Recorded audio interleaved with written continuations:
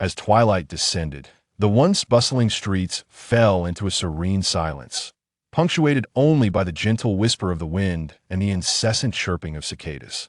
Lin Shun hummed the climactic notes of the Dragon Ball GT theme, having just concluded a day of overtime. Upon leaving the office, he found himself walking alone on the tranquil sidewalk.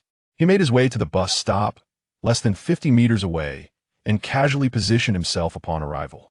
While awaiting the last bus of Route 18, he deftly retrieved his headphones from his pocket, donned them, and activated his music, instantly immersing himself in his own world. Listening to the rousing melodies of Dragon Ball, Lin Shun felt the weariness of the day dissipate. This invigorating music always had the power to rejuvenate him during moments of melancholy. Although his cramped rented space measured less than 20 square meters and his monthly salary hovered around 4,000, he had no relatives or friends, living a solitary life. Yet, this modest income sufficed for his daily needs, allowing him to enjoy life to a certain extent. Suddenly, a sharp honk shattered the tranquility emanating from around the corner. Following the sound, Lin Shun beheld a speeding truck hurtling towards him. "What the hell?" he exclaimed in shock, his reflexes honed from a decade of playing Counter-Strike kicking in. Without a moment's hesitation, he leaped backward, landing in the roadside greenery, trampling several plants in the process. Bang! The thunderous crash echoed, and as Lin Shun gingerly touched the wound he had sustained during his fall, he rose to survey the bus stop. To his horror, half of the bus shelter had been demolished, while the truck bore an even more dismal fate, its front end crumpled inward. Gazing at the devastation before him, cold sweat broke out on Lin Shen's forehead. Had he not dodged in time, he might have met a grim end. After a moment's hesitation, he resolved to check on the driver of the truck, his 9 years of compulsory education instilling a basic sense of compassion within him. Just as he prepared to pry open the shattered window, boom! The truck erupted in an unexpected explosion. What the hell? A spontaneous detonation was the last thought that flickered through Lin Shun's mind as consciousness faded. Vegeta's planet, breeding room. The blinding white light gradually receded, revealing a new scene before Lin Shun's eyes. Observing the meticulously arranged cylindrical containers, each cradling a small figure, he blinked in astonishment. It was then that he noticed the unusual characteristics of the infants inside: upright hair and a tail reminiscent of a monkey. Such traits could only signify one thing. They were Saiyans. Particularly, one infant with the iconic spiky, shaped bald head Vegeta. Upon recognizing Vegeta, Lin Shun became certain that he had traversed into the Dragon Ball universe. Regaining his composure, he glanced down at his own body, noting his tiny hands and the small tuft of hair below. Suddenly, his hand shot behind him, and he felt the plush sensation of a tail. Have I traversed into the world of Dragon Ball and transformed into a Saiyan infant? Lin pondered, unable to contain his thoughts. In the realm of Dragon Ball, becoming a Saiyan undoubtedly represents an extraordinary beginning, for the narrative predominantly revolves around the Saiyan race. Hey! Lin was about to articulate his thoughts when he realized that he could only emit a peculiar infantile cry, as his vocal cords had yet to fully develop. System? Golden finger? Grandfather? After a mental invocation, Lin resigned himself to the fact that he had not acquired the standard system typically bestowed upon traversers. However, Lin soon rallied his spirits, raising his tender little hand to pat his own face, but he reassured himself, thinking, as a Saiyan, I am destined for invincibility. There is no need for a system to assist me. Transforming into a Saiyan was already a remarkable fortune, far superior to becoming a mere frog on Namek. After all, even as a lower-class Saiyan, the potential he possessed was sufficient to elevate him to the pinnacle of the Dragon Ball universe. Having calmed his restless heart, Lin lifted his gaze to observe his surroundings. Not far from the cultivation pod on his left, a team of caretakers, resembling green, fish-headed beings, was scurrying between the pods. Each time they approached a pod, they would pause, raising their right hands to press the battle power detector affixed to their right eyes, subjecting the newly born Saiyan infants to a merciless classification. XXX, battle power, 58, rank evaluation, intermediate, recommendation, engage in primary training camp after 3 years in the cultivation pod. Vegeta, battle power, 101,056. The caretaker responsible for assessing Vegeta was instantly struck dumb. exclaiming in disbelief. His astonished voice attracted the attention of nearby personnel, who were equally taken aback by the astonishing battle power reading. It is known that according to the Saiyan classification system, infants with a battle power below 50 at birth are categorized as lower-class warriors, while those exceeding 50 are deemed intermediate warriors. The requirement for upper-class warriors mandates a battle power of 100 or more. A battle power of 1,000 is sufficient to command a small team within Frieza's army. Vegeta's astonishing strength at birth left them utterly flabbergasted. Phew, what's there to be surprised about? He is the son of King Vegeta. Possessing such battle power is only natural, one of the medical staff asserted, feigning composure after a slight gasp. The others quickly grasped the implication of his words. After all, he was the offspring of the Saiyan King, which made it entirely reasonable. The caretaker who had assessed Vegeta quietly set down the recording panel in his hands, recognizing that such a battle power in a Saiyan infant was beyond his capacity to evaluate. After a brief silence, the other caretakers resumed their work, and one approached Lin's direction, seemingly preparing to conduct an assessment on him. As a traverser, my battle power should be quite impressive, right? He mused, settling his thoughts and attuning himself to the formidable power lurking within his youthful form, his heart swelling with anticipation. The combat prowess of Prince Vegeta is already remarkably impressive now. Let me observe your capabilities, said the caregiver, a smile gracing his face as he approached Lin Shun with anticipation. As he spoke, he activated the combat power detector in his right eye, directing it towards Lin Shen. Beep beep beep. Escalon, combat power. 9. After a brief silence, the caregiver regarded Lin Shun with a mixture of pity and derision before proceeding to document the data on his panel. Escalon level. Inferior recommendation. Post-basic development in the cultivation chamber. Deploy to a lower-tier planet for mission execution. Chapter 1. The journey begins. Note: I have made some modifications to the original settings and did not adhere strictly to the source material. The early part is largely original, with a slow pacing that may take around 200,000 words before reaching a transformation. Both the protagonist's mindset and strength will gradually evolve. For instance, the main character is not particularly proactive in his initial training. If this does not suit your taste, feel free to discontinue reading without any obligation. Ding, ding. The echoes of a playful tune resonate. The twilight envelopes the surroundings, leaving only the soft whispers of the wind and the incessant chirping of cicadas. Lin Shun hums the climactic melody of the Dragon Ball theme song, having just concluded his daily overtime work. As he steps away from the office, he finds himself alone on the tranquil sidewalk. He walks briskly towards the bus stop, barely 50 meters away, and casually stands there, awaiting the arrival of the last bus on Route 18. While he waits, he skillfully retrieves his headphones from his pocket and puts them on, activating his music and immersing himself in his own world. Listening to the exhilarating tunes of Dragon Ball, Lin Shen feels the weariness of the day dissipate. Such invigorating music invariably restores his spirits during times of melancholy. Though his rented room is less than 20 square meters and his monthly salary hovers around 4,000. He lives alone without any relatives or friends. This income suffices for his daily needs, allowing him to lead a fulfilling life. Suddenly, a jarring horn blares from around the corner of the street. Following the sound, Lin Shen spots a speeding truck hurtling towards his position. What the? He gasps. Instinctively tapping into the reflexes he honed over a decade of training in sharpshooting. Without a moment to ponder, he leaps backward, landing in the roadside greenery and crushing several plants in his wake. Bang! A deafening crash reverberates through the air as Lin Shun, feeling the sting of a scrape from his fall, rises to survey the bus stop. The once intact shelter is now half destroyed, while the truck that collided with it appears even worse for wear, its front end utterly crumpled. As Lin Shen gazes at the devastation before him, beads of cold sweat form on his forehead. Had he not dodged in time, he might have become a mere statistic. After a brief hesitation, he resolves to check on the driver of the truck, driven by a fundamental goodness instilled in him through 9 years of compulsory education. Just as he prepares to reach for the shattered window, a thunderous explosion erupts without warning. What a sudden blast. This is Lin Shen's final thought before consciousness fades.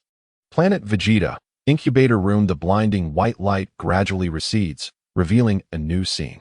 Lin Shen finds himself surrounded by meticulously arranged cylindrical containers, each housing a small, floating figure. He blinks in surprise, immediately noticing the unusual characteristics of the infants within: upright hair and a monkey-like tail. It is evident that these beings are none other than Saiyans. Especially that Saiyan child with the iconic spiky bald hairstyle, Vegeta. Upon seeing him, Lin Shen became certain that he had traversed into the world of Dragon Ball. As he regained his senses, he glanced down at his current form, observing his tender little hands and the small tuft below. He suddenly reached back to touch his behind. The sensation was plush and soft. His tail. Has he really crossed over into the Dragon Ball universe as a Saiyan infant? Lin Shen mused, unable to contain his excitement. In the Dragon Ball realm, transforming into a Saiyan undoubtedly represents a fortuitous beginning, as the narrative primarily revolves around the Saiyans. Hey, Lin Shen attempted to speak, only to find himself emitting a peculiar infantile cry. His vocal cords were yet to develop fully. System? Golden Finger? Grandpa? After an internal call for assistance, Lin Shun could only accept that he had not acquired the standard system bestowed upon other travelers. However, he quickly rallied his spirits, raising his delicate little hand to pat his face, reassuring himself. Being a Saiyan is already a path to invincibility. Who needs a system for aid? Transforming into a Saiyan was indeed a remarkable fortune, far superior to becoming a frog from Namek, for even as a lowly Saiyan, his potential was sufficient to reach the apex of the Dragon Ball universe. Once he calmed his restless heart, Lin Shen lifted his head to survey his surroundings. To his left, not far from the incubation chamber, a group of caretakers with green fish-like appearances scurried between the pods. Each time they arrived at a chamber, they would pause, raising their right hand to press the combat power detector affixed to their right eye, ruthlessly categorizing the newly born Saiyan infants. Combat power, 58 points. Level evaluation, intermediate, recommendation. Enroll in the primary training camp after 3 years in the incubation pod. Vegeta, combat power, 101,056. The caretaker responsible for assessing Vegeta stood frozen in disbelief, exclaiming in astonishment. His voice drew the attention of nearby personnel, who were equally startled by this astonishing combat power reading. It is known that according to the Saiyan classification, infants born with a power level below 50 are deemed lower-class warriors, while those exceeding 50 are classified as intermediate warriors. To be recognized as a higher-class warrior, one must possess a power level of 100 or above. A power level of 1,000 could secure a position as a squad leader in Frieza's army. Yet, Vegeta had attained such strength immediately upon birth, leaving them all in shock. What's there to be surprised about? He is the son of King Vegeta. Possessing such combat power is only to be expected, one medical staff member remarked, forcing a semblance of calm after a slight gasp. The others, upon hearing his words, immediately understood. After all, this was the offspring of the Saiyan King, making it entirely reasonable. The caretaker, tasked with measuring Vegeta, quietly set down the recording panel. A Saiyan infant with such combat power was beyond his capacity to evaluate or record. In the depths of the forest, Lin Shun observed the nursing staff resuming their duties after a brief silence. One of them approached him, seemingly intent on conducting a test. As a time traveler, I should possess considerable combat prowess, he mused, delving into the terrifying power that lay dormant within his youthful form, his heart swelling with anticipation. Prince Vegeta's combat strength was already remarkable. Now, let me see how you measure up. The nurse, with a smile upon his face, directed his attention towards Lin Shun, expressing his expectations. As he spoke, he activated the combat power detector in his right eye, aiming it at Lin Shun. Beep, beep, beep. Escalon, combat power, 9 points. Following a brief silence, the nurse regarded Lin Shun with a gaze that mingled pity and mockery before jotting down the data. Escalon, level, lower tier.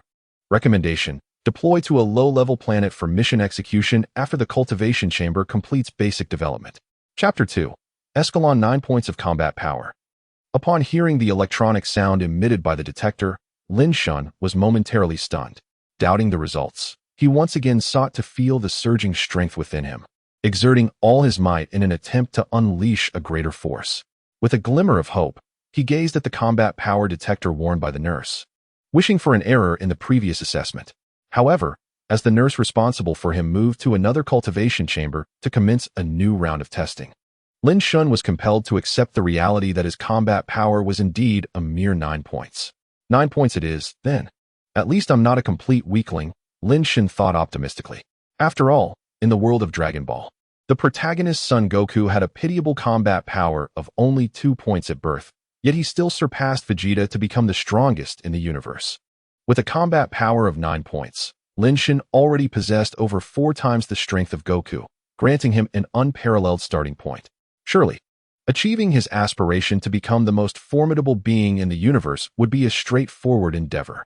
Motivated by his spirit, Lin Shen declared, "I, Lin Shun, or rather I, Escalon, shall undoubtedly become the strongest in the Dragon Ball universe." He resolved to abandon his past identity and embrace the persona of a Saiyan, aspiring to stand atop the world. Regaining his composure, Escalon glanced at Vegeta in the adjacent cultivation chamber, contemplating his current situation. Vegeta remained within his pod, and having recently undergone a combat power assessment alongside Lin Shun, it indicated that he, too, had only just been born. If memory served him correctly, Planet Vegeta had been destroyed shortly after Goku's birth, specifically in the year 737 of the Age of the Dragon. It was widely known that Vegeta was approximately 5 years older than Goku, placing the current timeline around the year 732 of the Age of the Dragon. With the time period established, Escalon felt a wave of relief wash over him as he turned to look at Vegeta next door. "Thank you, Vegeta," he expressed sincerely, despite the chaotic nature of his exclamation. In response, Vegeta seemed disturbed by his outburst, furrowing his icy brow and casting a fierce glare in Escalon's direction. Is Vegeta already so cold-hearted at this age? The character in question is rather unlovable, mused Escalon as he observed Vegeta glaring at him. Time flowed slowly, and in the blink of an eye, 2 months had passed. Throughout this period, Escalon had not rested for a moment. In the beginning, he endeavored to master the energy within him, seeking to condense it into a single energy sphere. Perseverance bore fruit. By the end of the 2nd month, he succeeded in forming an energy sphere. Although this solitary orb had drained him of his energy, the sight of the white sphere shifting under his control filled him with a sense of accomplishment. Is this the essence of energy? He pondered, a smile creeping upon his lips as he gazed at the radiant orb in his hand. However, his joy was short-lived, as a sudden and urgent alarm blared from the concealed detector overhead. Beep, beep, beep. Energy response detected. Location: incubation chamber. Requesting nearby units for inspection. The cold electronic warning extinguished the white sphere in an instant. Upon hearing the alarm, the on-duty caregivers hurriedly crawled into the incubation chamber to investigate. Upon learning of the energy fluctuations, their hearts sank. After all, the incubation chamber was a sanctuary for Saiyan infants. Any issue here could lead to the loss of several lives, posing a significant problem. Of course, if it were merely a few lower-class Saiyans, the ramifications would be less severe. Most Saiyans were battle maniacs, easily succumbing to reckless behavior during missions, which led to a high mortality rate. However, these infants, especially those with the potential of higher-class warriors, were regarded as their Achilles heel. Any harm to them was intolerable. Before long, a squad of Saiyans arrived, scouring the area. After a thorough search of the incubation chamber, the team and caregivers found nothing amiss, concluding that the alarm had likely been triggered by a malfunctioning detector. As they departed, Escalon scrutinized their retreating figures and recognized one familiar silhouette, Bardock.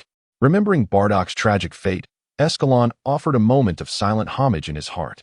Though he had survived the destruction of planet Vegeta and traversed into ancient times, leaving behind the legend of the Super Saiyan, he had never returned to his own timeline. After reflecting on Bardock's fate, Escalon steeled himself, preparing to engage in some simple exercises to enhance his physique. His movements soon caught the attention of the caregivers, who regarded the Saiyan infant splashing energetically in the nutrient solution with puzzled expressions. After a brief silence, one could not help but exclaim, "What vitality!" Another voice, laced with sarcasm, chimed in, "Isn't he the one with a single-digit battle power from the last assessment?" Indeed, witnessing his exuberance reassured me. After all, he would soon be dispatched to a lesser planet to fulfill his mission. Another voice chimed in. Escalon had originally intended to disregard the onlookers who had gathered to observe his training, but upon hearing their mention of his imminent assignment, he was momentarily taken aback. He recalled that according to the latest lore of Dragon Ball, newly born lower-class Saiyans were required to remain in incubation chambers for 3 years before being sent to inferior planets. Could it be that I have not traversed into the world of Dragon Ball Super, but rather into a parallel universe? Lost in contemplation, Escalon found his motivation for training dissipating and the staff observing him gradually dispersed upon noticing his halt. As time passed, the moment arrived for Escalon to be assigned to a lower-class planet for his task. A caregiver approached him, accompanied by a silvery, spherical flying apparatus floating behind. With a casual press of a button on the incubation chamber, a hissing sound echoed as the nutrient liquid was expelled, and the chamber opened, revealing the diminutive Escalon within. The caregiver roughly seized him, lifting him as one might a chick. "Ouch! Could you be gentler?" Escalon protested, feeling the pressure on his neck. Ignoring his cries, the caregiver stuffed him into a single-person spacecraft and swiftly manipulated the control panel inside. Click! The hatch sealed, and the vessel ascended. Beep, beep, beep. Destination, 104, level, low. Estimated travel time, 3 years. What? Before Escalon could fully comprehend the situation, an alarm indicated that the duration of the journey was excessive, triggering the automatic sleep mode. Instantly, a cloud of white gas enveloped his face, and Escalon gradually succumbed to unconsciousness. Chapter 3, 104, Southern edge of the northern galaxy is silvery. Spherical spacecraft traversed the vast expanse of the cosmos, racing toward a tawny-hued planet, leaving behind a trail of shimmering exhaust. As the vessel breached the atmosphere of Planet 104, Escalon was roused from his prolonged slumber by the chilling electronic voice. Upon opening his eyes, he beheld the desolate terrain rapidly approaching through the observation window. Boom! With a thunderous crash, the spacecraft plummeted violently into the tawny Earth, leaving behind a crater over 10 meters in diameter. The intense impact thrust Escalon forcefully against the backrest, jolting his internal organs. Hiss! Following the sound, the hatch of the spacecraft automatically opened, revealing Escalon, still not fully recovered from his extended slumber. Was the landing this tumultuous? After a brief moment of recovery within the cabin, Escalon began to voice his discontent while surveying his surroundings. Dust swirled in the air, and the ground was marred with fissures due to prolonged drought, with only a hint of green visible at the horizon. Gazing at the barren landscape, Escalon fell into silence, pondering, what am I here for? Wasn't I supposed to undertake a conquest mission? What merit is there in standing in this desolate place? He couldn't help but curse aloud. Yet, Escalon ultimately had to come to terms with his predicament. He turned to a compartment within the spacecraft, opening it to retrieve a silver combat suit and a monocle-style combat power detector. Swiftly donning the suit and the detector, he gazed at the barren land before him, contemplating his next course of action. Should he leave this planet for Earth? No, that would be unwise. The spacecraft might be equipped with listening devices and locators. If he inadvertently brought unknown influences to Earth, it could disrupt the narrative. During his voyage to 104, Escalon had absorbed the consciousness of the spacecraft while in slumber, which primarily imparted mission details, fundamental knowledge, and combat experience. Perhaps it would be prudent to first ascertain whether there were any inhabitants nearby. If their technological level was sufficient, he might be able to procure a spacecraft. As Escalon emerged from the spacecraft, he pondered these thoughts. Just as his feet touched the ground, he keenly sensed a subtle tremor beneath him. Beep, beep. A life form detected nearby. Combat power, 48 points. The detector on his right eye emitted an alarm. Suddenly, a massive legless creature burst forth from the cracked earth beneath Escalon, its gaping maw lunging toward him. Good heavens! In a split second, Escalon instinctively leaped to the right, narrowly avoiding the creature's ravenous bite. Crack! Crack! After narrowly evading the attack, the monstrous worm clamped down on the nearby spacecraft, swallowing it whole in an instant. My spacecraft! Escalon howled in fury upon witnessing his vehicle devoured. The giant worm continued to pursue him with relentless speed. Escalon could only evade clumsily while seeking a means to either eliminate the beast or escape. He glanced around, assessing the terrain. After barely dodging once more, Escalon sprinted behind a massive rock, the colossal worm still in hot pursuit. Observing the creature behind him, Escalon raised his right hand and swiftly condensed a white sphere of light, hurling it at the giant worm without hesitation. Boom! With a resounding explosion, a cloud of dust erupted at the point of impact, momentarily disrupting the worm's senses. Seeing his attack had succeeded, Escalon hurriedly ran further away. Hiss! The giant worm quickly broke free from the dust cloud, sniffing the air for Escalon's scent. With an enraged hiss, it burrowed underground, rapidly closing in on his location. Escalon's speed was impressive. Soon, he had escaped the desert and found himself amidst a grove of withered trees. Beep! Beep! Life form detected. Target direction, underground. Upon hearing the detector's warning, he instantly leaped onto a dead tree, weaving back and forth. The very spot where he had been standing erupted with the head of a worm, its maw agape. As Escalon continued to leap among the desiccated branches without a backward glance, he soon sensed something amiss. The enormous long worm had, unbeknownst to him, succumbed to silence. He perched atop the tallest dead tree, turning back to observe the once volatile giant worm now trembling uncontrollably, as if it had encountered a formidable adversary. Suddenly, a resounding call echoed through the sky, and a colossal figure swooped down towards the quaking worm. With a pair of razor-sharp talons, it seized the worm's corpulent body, effortlessly tearing through its skin to reveal the greenish flesh beneath. The giant worm convulsed twice before falling silent. Escalon, rigid with fear, concealed himself behind the branches, perplexed as to why the worm had not burrowed into the ground as it had when it pursued him. However, upon catching a glimpse from the great bird, he instantly felt his body lose all control. Despite his desperate attempts to move, only tremors coursed through him. He comprehended that this was the creature's unique ability. Fortunately, it seemed disinterested in him, casting only a fleeting glance before returning to its delectable feast. Once the bird's gaze shifted away from him, Escalon felt a wave of relief wash over him, his body relaxing as he gasped for breath. Observing the great bird indulging in its meal, he cautiously turned away, fearful that any sudden movement might attract its attention, and began to make his way towards the nearby mountains at a slow pace.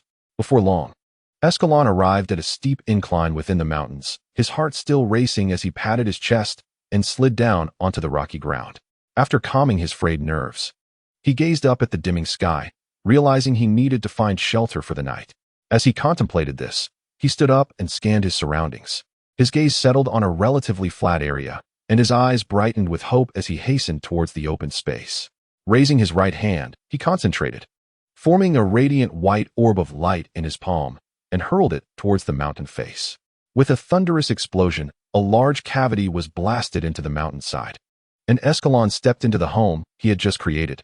After clearing away the debris within, he gathered several rocks to seal the entrance, leaving only a few narrow gaps for ventilation.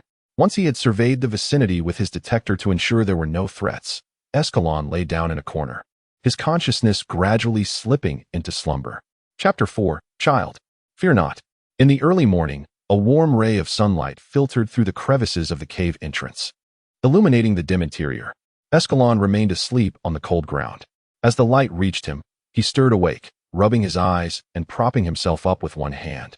Mustering the strength to rise, stretching his right arm upwards while resting his left hand on his right elbow, he let out a languid yawn. Gurgle, gurgle. As he fully awakened, a wave of hunger struck him, his stomach rumbling like distant thunder. Starving. Driven by this hunger, Escalon approached the cave entrance, extending his hands to clear away the rocks that obstructed the passage. Escalon surveyed his surroundings, and what met his eyes was a desolate wasteland. There was not a morsel of food to be found, nor a blade of grass in sight. With a hint of resignation, he tapped his forehead, questioning whether he had become foolish with hunger. Why not simply utilize the detector? Regaining his composure, he raised his right hand to activate the device affixed to his right eye. Beep, beep. The detector pointed east. Beep. Nothing. West. Beep. Still nothing. North. Beep. A life form detected. Direction. South. Distance. 3 kilometers. With the detector indicating a direction, Escalon's spirits lifted. The absence of life signs in the previous 3 attempts had nearly plunged him into despair. If he couldn't find food, he would be reduced to digging in the dirt for sustenance. Following the guidance of the detector, Escalon approached a small hill. Before him lay a verdant expanse, brimming with lush vegetation and towering trees, instantly revitalizing him. The presence of flora signified the potential for life activity in the area. Thud, thud, thud. A dull thumping resonated as the ground trembled slightly. Escalon spotted a colossal creature with horns approaching from a distance, and his heart leaped with joy. However, he did not rush headlong.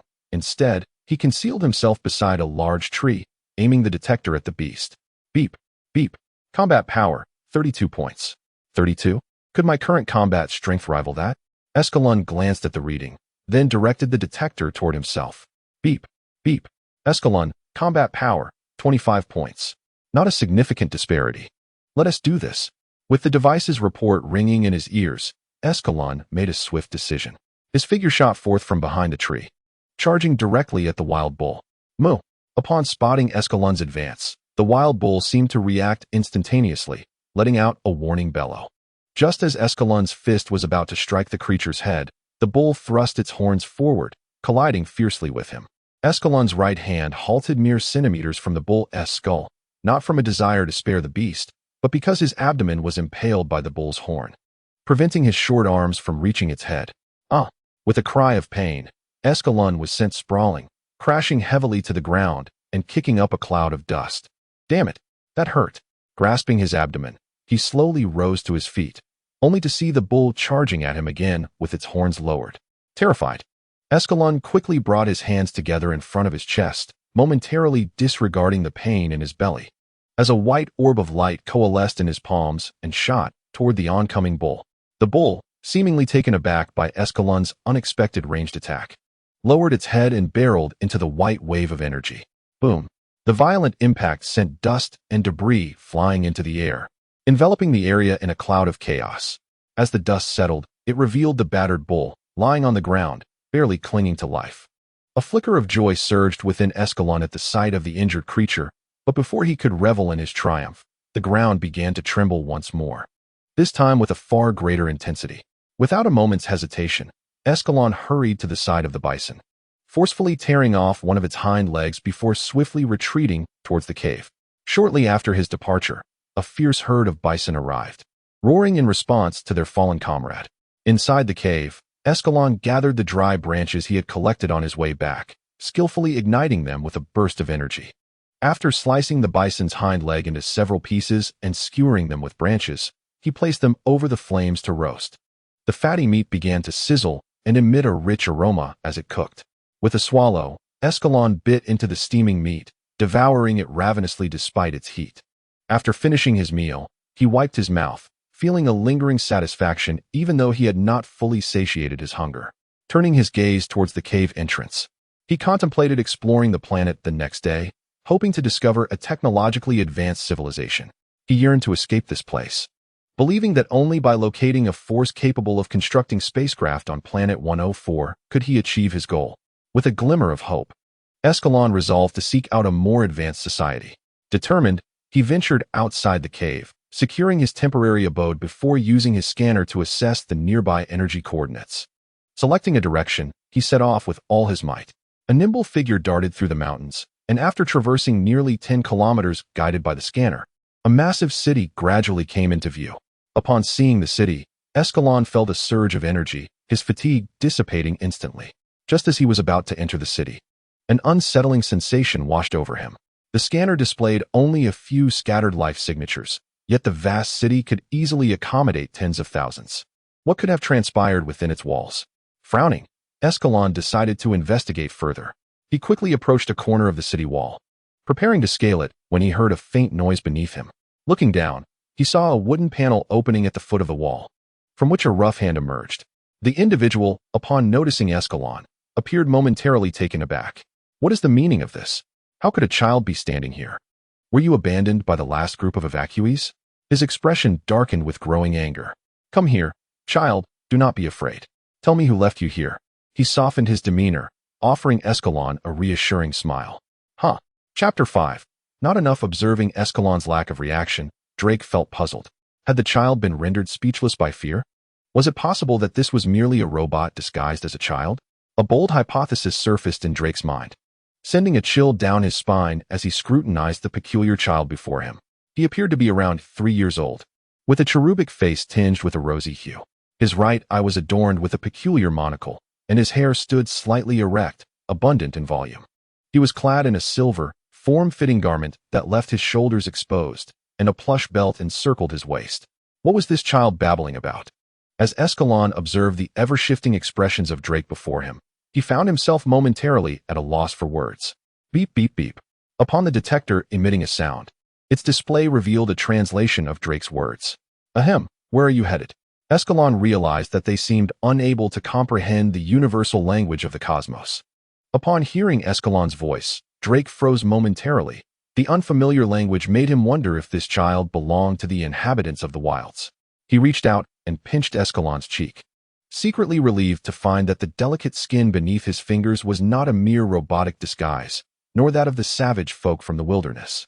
Escalon felt a shiver run down his spine as the imposing figure before him touched his face, instinctively taking a step back. Goodness, could this be some sort of pervert? Escalon thought uneasily, raising his hand, ready to deliver a decisive blow. Regardless, we must take this child back. We cannot leave him here. Drake spoke with a hint of urgency, and his companions, clearly following his lead, refrained from voicing any objections. Upon hearing his words, Escalon hesitated, abandoning his initial intention to strike, opting instead to follow along and glean more information.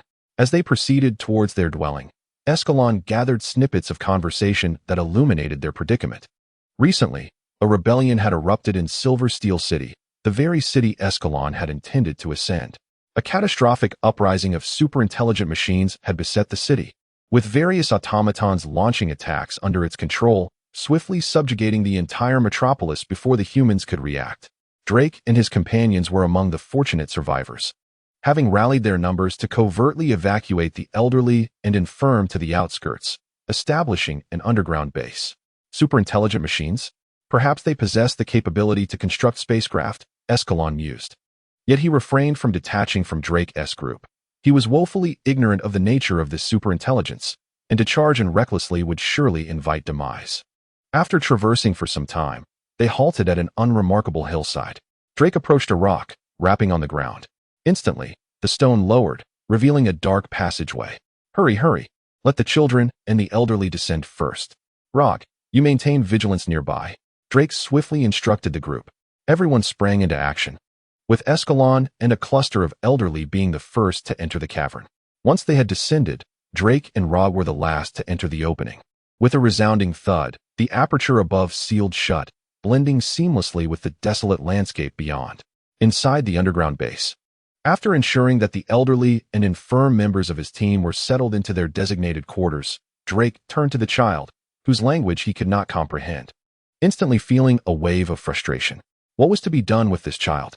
Suddenly, a deep rumble emanated from Escalon's belly, akin to distant thunder. Upon hearing this sound, Drake quickly regained his composure. You must be starving. Come, let me take you for a meal, he said with a warm smile, observing Escalon clutching his stomach. Thanks to the translator device and Drake's gestures, Escalon's eyes sparkled with excitement. Was food finally within reach? His stomach had long been in a state of hunger. Without considering whether Escalon understood his words, Drake took the child's hand and led him towards the dining hall. After traversing a brightly lit corridor, Drake pushed open a wooden door to enter the cafeteria. The atmosphere within was bustling, with the kitchen and dining tables arranged together. Against the wall stood a large pot, simmering with a medley of dishes. Could someone please serve this child a portion? Drake's voice momentarily hushed the cafeteria, and before long, a server approached with a bowl of meat soup. Drake took the soup and handed it to Escalon, saying, Here, eat slowly. There's plenty more if you need it. Escalon eagerly peered into the bowl, revealing chunks of unfamiliar meat and several green vegetables. The aroma was delightful, confirming that the food before him was indeed palatable. Escalon lifted the bowl and began to gulp it down hastily. Drake watched in astonishment at Escalon's voraciousness, realizing that this was freshly prepared soup. Hadn't he just advised the child to eat slowly? But then it struck him. Escalon likely did not comprehend his words. So, the issue lay with him? Before Drake could dwell on his guilt, he felt a weight against his waist. Glancing down, he found Escalon pressing his empty bowl against him, looking up with a sense of longing, as if to say, I want more. As Escalon once again extended the empty bowl towards Drake, the previously bustling crowd ceased their activities, eyes wide in disbelief as they observed the child, whose belly showed no signs of fullness. How could this child consume so much? Had he devoured nearly an entire wild bull? Whispers filled the air. Drake awkwardly accepted the empty bowl, his mind momentarily blank as a troubling thought emerged. Could it be that this child had been abandoned for his insatiable appetite? Observing Drake's stunned expression and the mountain of empty bowls on the table, Escalon sheepishly wiped his mouth. He patted his belly, seemingly indicating that he had had his fill.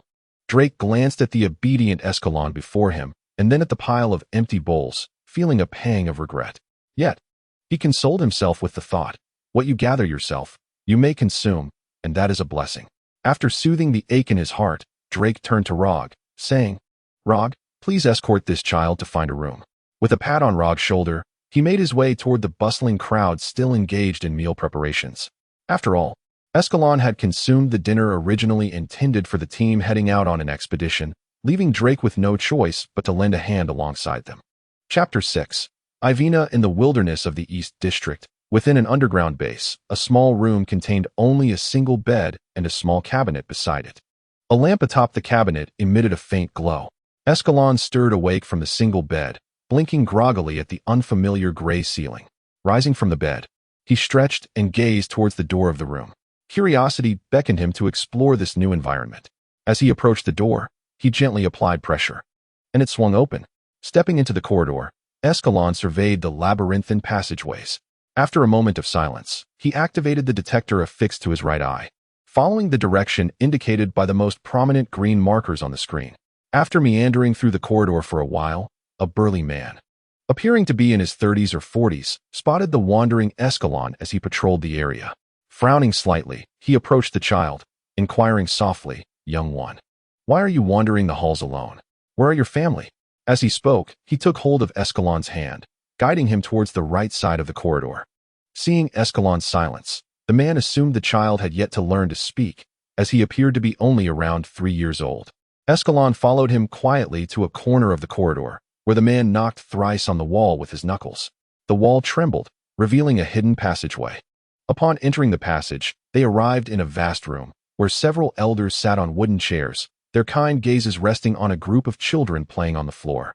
The children were engaged in a game of make-believe, while a little girl sat alone in the corner, absorbed in a book. Her solitude either a result of isolation or an innate disposition. At the far end of the room, the walls and floor seemed to conceal several more passages, leading Escalon to speculate that these were emergency exits designed for unforeseen circumstances. What is this? Have I stumbled into a rabbit's warren? Escalon couldn't help but wonder. Noting the extensive network of hidden doors and passages even underground, it appeared they had not yet completely escaped danger. "This child will be a burden for you to care for," the burly man said earnestly to one of the elders as he gently nudged Escalon forward. "Not a burden at all. Come here, let Grandpa have a look," an elderly man with graying hair said with a smile, grasping Escalon's hand. "Oh dear, this little one is quite the handsome lad. Just look at him. He will surely grow into a striking young man." An elderly woman praised as she pulled Escalon closer to her. "Seeing that you have grown thin from hunger, here, have this to eat." The elderly woman placed a large flatbread from the table behind her into Escalon's embrace. Escalon was momentarily taken aback, gazing down at the enormous bread, and his previously unperturbed stomach began to protest. In no time, he devoured the bread, which was larger than his own face, with just a few bites. Observing Escalon finish the flatbread so quickly, the elders' expressions turned to concern, and they eagerly offered their own breads to him. It was evident that the child was truly famished. "Here, take mine as well, but eat slowly." After feeling their warmth, Escalon, having consumed 3 flatbreads, paused his eating. "Once you're full, go and play with them." As Escalon ceased his actions, the elderly woman pointed towards a group of children playing nearby. Nodding in acknowledgement, Escalon made his way towards them. A little boy was amusing himself by tugging at his own face, making silly expressions to entertain the surrounding children. Upon noticing Escalon's approach, the children's gazes shifted towards him, filled with curiosity and scrutiny. However, upon realizing that Escalon bore no extraordinary qualities, they returned to their play. After observing them for a while and finding himself ignored, Escalon retreated to a corner, as he had no intention of joining their games. Sitting cross-legged on the ground, Escalon appeared to be resting but was, in fact, utilizing a translator device to gather information from the elders' conversations. Yet, their discussions revolved solely around mundane matters and the exploration team, lacking any intelligence regarding Silver Steel City. "Hey, why are you sitting here all alone?" Just as Escalon was organizing his thoughts, a soft, melodic voice reached his ears. He looked up to find a little girl with striking golden hair, clad in white garments, and possessing delicate, rosy skin, squatting before him with an expressionless gaze. Are you unable to speak?" Evelina inquired, examining the peculiar boy before her. She scrutinized his silver, off-shoulder bodysuit, pondering the strange, upward hairstyle. "What is that around your waist? A belt?" "No, it's a tail. Evelina was engulfed in a whirlwind of thoughts. As Escalon's features bore no resemblance to either a robot or the wild folk of the wasteland, and he possessed a tail unlike any she had seen before. A bold hypothesis flashed through her mind. Could it be that you are an alien? Evelina's serious expression intensified as she regarded Escalon. Escalon was taken aback. The child's imagination was rather unrestrained. You've discerned my identity without me uttering a word? You don't speak our language. Yet you comprehend what I'm saying, correct? If so, nod your head. Evelina pressed on, observing Escalon's astonished demeanor. Escalon nodded, feeling no sense of danger from his identity being revealed, as he had previously scanned the area for combatants and found their fighting capabilities to be negligible, posing no threat to him. Follow me. Ivina gazed at the nodding Escalon, her expression brightening with delight as she grasped his wrist and dashed towards a corridor behind them. Escalon offered no resistance and followed her into a brilliantly lit room. The space was filled with an array of scientific apparatus, with various components strewn across the floor and tables, seemingly haphazardly crammed into the area. Releasing Escalon's hand, Ivina knelt down, busily tinkering with something. Escalon stood quietly to the side, observing as a square device rapidly took shape in her hands. Once assembled, Ivina fetched a stool, positioned it in front of a cabinet, and climbed up to open the door, retrieving a small card from within. After inserting the card into a device resembling a radio, she approached Escalon, presenting it to him. After he uttered a few words, she extracted the card, turned, and picked up the square box she had just crafted, inserting the card into it. With a cheerful spin, she exclaimed, "Behold, Ivina's homemade translator." Holding the device aloft, she regarded Escalon with pride. Clap, clap, clap. Chapter 7. Ogun. As Escalon applauded, Ivina's joy was unmistakably magnified. Tentatively, he inquired, "So, can you understand what I'm saying?" "Of course. My translator works flawlessly," Ivina declared, hands on her hips, casting a slightly displeased glance at Escalon. "Impressive. You managed to create this translator in such a short span," Escalon complimented with an exaggerated tone. Ivina's ability to craft a device capable of translating the universal language of the cosmos at her tender age truly marked her as a prodigy, especially considering she appeared no older than 5 or 6. Fostering a good relationship with Ivina posed no detriment for Escalon. Should he find upon his arrival in Silver Steel City that the robots lacked the capability to construct spaceships, perhaps Ivina could assist him in that endeavor. Embarrassed by Escalon's grandiose praise, Ivina shyly touched her cheek. Then, with a serious demeanor, she addressed him, saying, "If there's anything you desire, I can create it for you. But you must promise me one thing." "Certainly. What is the condition?" Escalon replied with a smile. Ivina, somewhat bashful, said, "Could you be my friend?" Her voice grew increasingly tentative as she spoke. "Of course, that is no problem." Escalon was momentarily taken aback by her request, finding it quite characteristic of a child. "But don't you have other friends? I saw you reading alone just a moment ago," he asked, puzzled. Upon hearing Escalon's agreement to be her friend, Ivina's eyes sparkled, but she fell silent at his subsequent question. "Oh no, I've misspoken." Escalon felt a pang of regret as he noticed her sudden quietness. After a brief pause, Ivina responded, "No, they're all too foolish. They don't deserve to be friends with a genius like me." Her tone dipped into a melancholic cadence. As Escalon gradually comprehended the situation, he realized that Ivina must have been isolated. Although she had adapted to solitude, deep within, she yearned for a companion with whom to share joyful moments. He contemplated this silently. Observing Escalon's lack of reaction, Ivina quickly added, "Of course. Do not misunderstand. You are different from them. After all, you are an extraterrestrial. And you are indeed qualified to be my friend."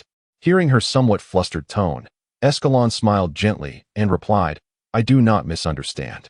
Their refusal to befriend you only illustrates their inability to recognize greatness." Although Ivina did not grasp the meaning of greatness, she understood that Escalon had not misinterpreted her, and a joyful expression illuminated her face. Once she calmed her excitement, Ivina stated earnestly, "Then we are friends now. Is there anything you desire?"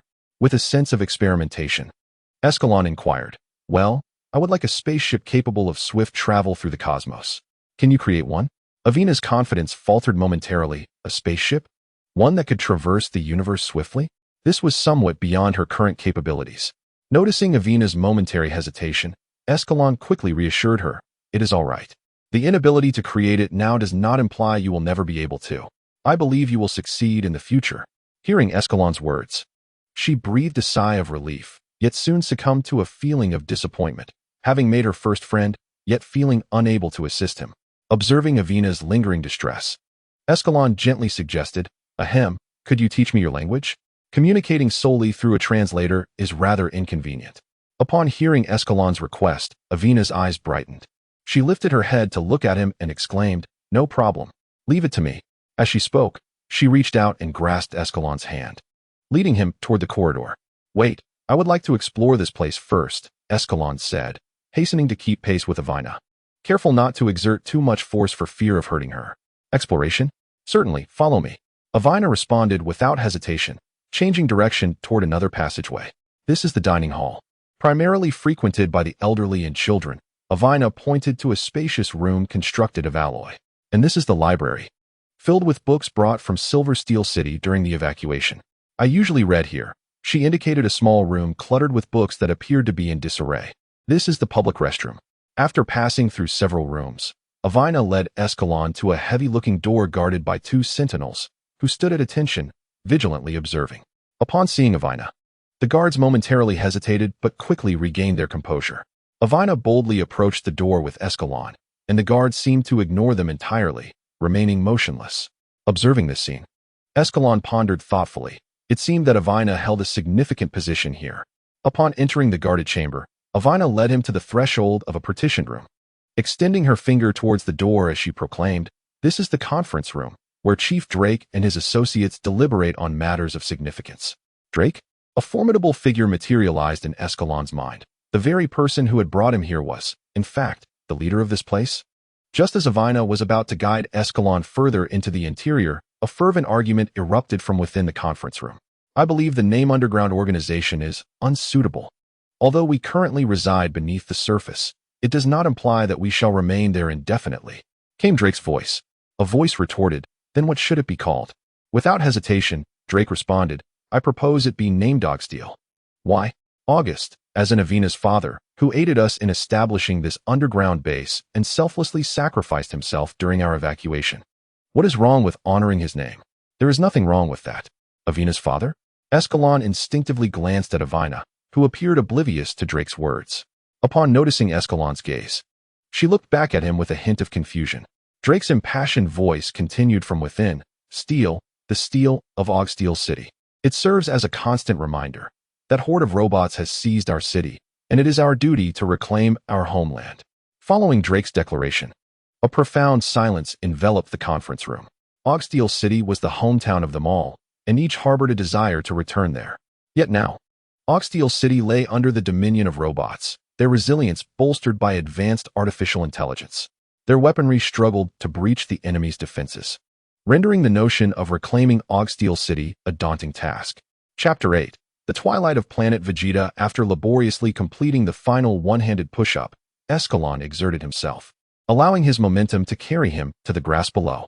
He gazed up at the azure sky, lost in reflection. It had been 2 years since his arrival on Planet 104. During this time, with Avina's assistance, he had mastered the local language. Once he was able to communicate effectively with the denizens of Ogsteel, Escalon took the initiative to disclose his true identity to Drake and the others. He hailed from the warrior race, known as the Saiyans. Initially taken aback, they soon embraced Escalon as one of their own. After all, the young lad had quite the appetite, but he possessed remarkable strength. Escalon frequently lent his aid to the inhabitants of the base, effortlessly lifting heavy cargo and completing arduous tasks with ease. One could scarcely believe their eyes as they watched a child under 5 years old, standing less than 5 feet tall, deftly carrying a box thrice his size through the base with remarkable agility. Recently, Escalon had hinted to Drake about his desire to accompany Rog on hunting expeditions and resource gathering, yet Drake had declined, citing that Ogsteel was not yet at a stage where a child should be risked on such ventures. After showcasing her remarkable scientific talent, Avina was promptly recruited by Drake into the research laboratory. Naturally intrigued by all things technological, she became increasingly elusive. In the midst of this, Escalon found himself at a loss, and in the monotony of his daily routine, he resolved to embark on a regimen of physical training. Seeking Avina's assistance, he had her craft a weighted vest exceeding 20 kilograms. Although he initially desired a heavier load, Ivina, concerned about the potential impact on Escalon's growth, especially since he had not grown an inch in 2 years, reluctantly declined, fearing he might be adversely affected. Thus, Escalon commenced his training. With Drake's consent, he ventured from the underground base to a flat expanse of grass, where he trained daily. However, the tedium of prolonged workouts soon wore on him.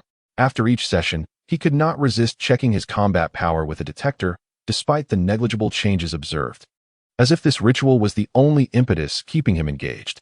Yet, Escalon found himself oscillating between dedication and indifference, aware of the formidable adversities that lay ahead, but lacking a tangible sense of urgency, which rendered his training unsustainable. Suddenly, regaining his focus, Escalon supported himself with one hand, exerting slight force in his arm, and leaped off the ground, landing gracefully. Habitually, he activated the detector, and a mechanical voice announced, "Beep, beep, combat power, 32. After a brief glance, he made his way back toward the base. On the return journey, he deftly caught a few wild rabbits, intending to bring them back for a hearty meal. Before long, he arrived at the entrance of the base, knocked thrice, and leaped into the dark abyss.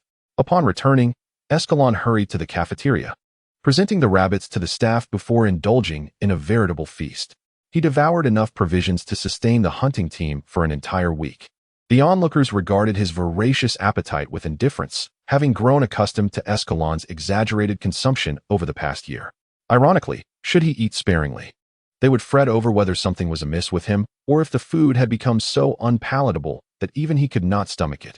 Once satiated, Escalon proceeded to Drake's office, eager to join the hunting expedition. Given his prodigious appetite, he felt somewhat embarrassed about his unearned sustenance. A knock resounded. "Come in."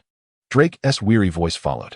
Upon hearing the response, Escalon pushed the door open and, observing Drake engrossed in his tasks, quickly implored, "Let me accompany the hunting team.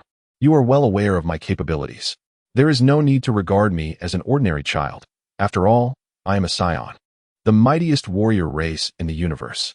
Drake, exasperated by Escalon's persistent interruptions and his boastful declarations, rubbed his forehead in resignation and then turned to him earnestly. "Are you truly certain you wish to join the hunting team? It is fraught with peril."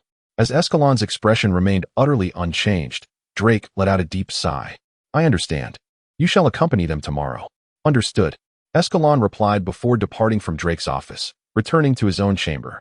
He lay upon his bed, embraced by the anticipation of his inaugural hunt the following day, and soon drifted into slumber. Meanwhile, in the distant recesses of the cosmos, a planet named Vegeta was approaching its final moments. In the vastness of space surrounding Vegeta, the colossal fleet of Frieza's army cast an immense shadow over the planet. At the heart of the fleet, Frieza lounged in his hovering pod, a mocking grin adorning his face as he observed Bardock. "Stop him," commanded Zarbon, who stood beside Frieza. The elite soldiers of Frieza's army surged toward Bardock in a relentless tide. "Get away," Bardock bellowed, white flames erupting around him, his speed only increasing. With sweeping motions of his hands, he unleashed a barrage of scorching energy blasts that cascaded like a meteor shower, striking down the interceptors with pinpoint accuracy. Boom, boom, boom. The soldiers attempting to block him were obliterated in the ferocious explosions. Bardock, propelled by an indomitable spirit, charged directly toward Frieza at the center of the fleet. A flicker of surprise flashed in Frieza's eyes, swiftly morphing into a chilling intent to kill. "Ho ho ho!" Frieza let out his signature laughter, watching the Saiyan, radiating an astonishing aura, break through the layers of resistance, drawing ever closer. How pathetic! Alas, a monkey will always be a monkey. Frieza disdainfully raised his right hand, extending his index finger. A suffocatingly terrifying energy coalesced at his fingertip, rapidly forming into an enormous energy sphere. The force contained within was capable of annihilating an entire planet. "Farewell, Science." Frieza cruelly chuckled, gently thrusting his right index finger forward. The massive energy sphere detached from his finger, advancing with an irresistible might toward Bardock and the planet Vegeta behind him. Bardock furiously lunged in front of the energy sphere, attempting to intercept it. Yet, Frieza's destructive energy sphere was far too immense and potent. The mere overflow of energy engulfed him entirely. Ugh!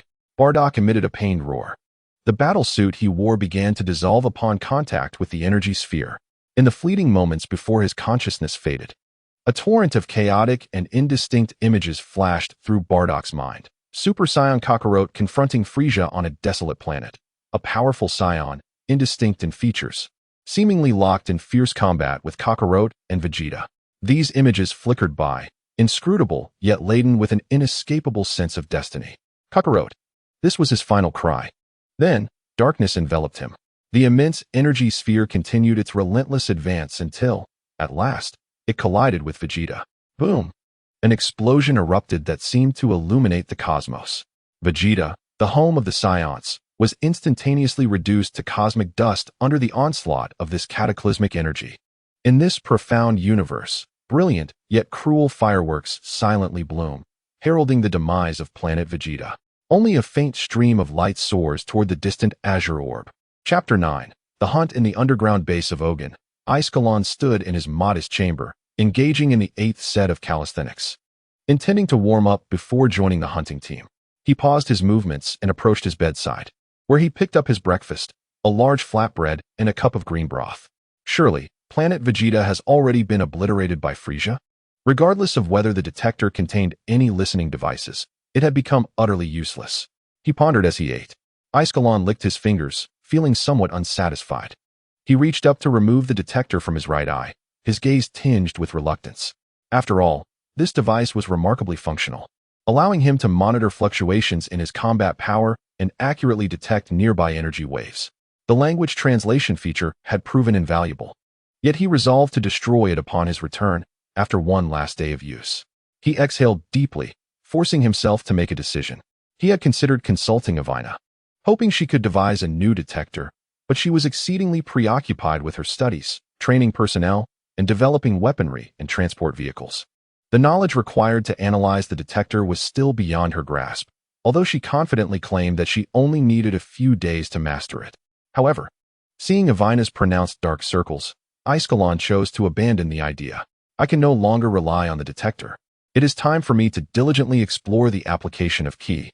Escalon inhaled sharply, his resolve solidifying. Beep, beep, beep. Combat power, 35 points.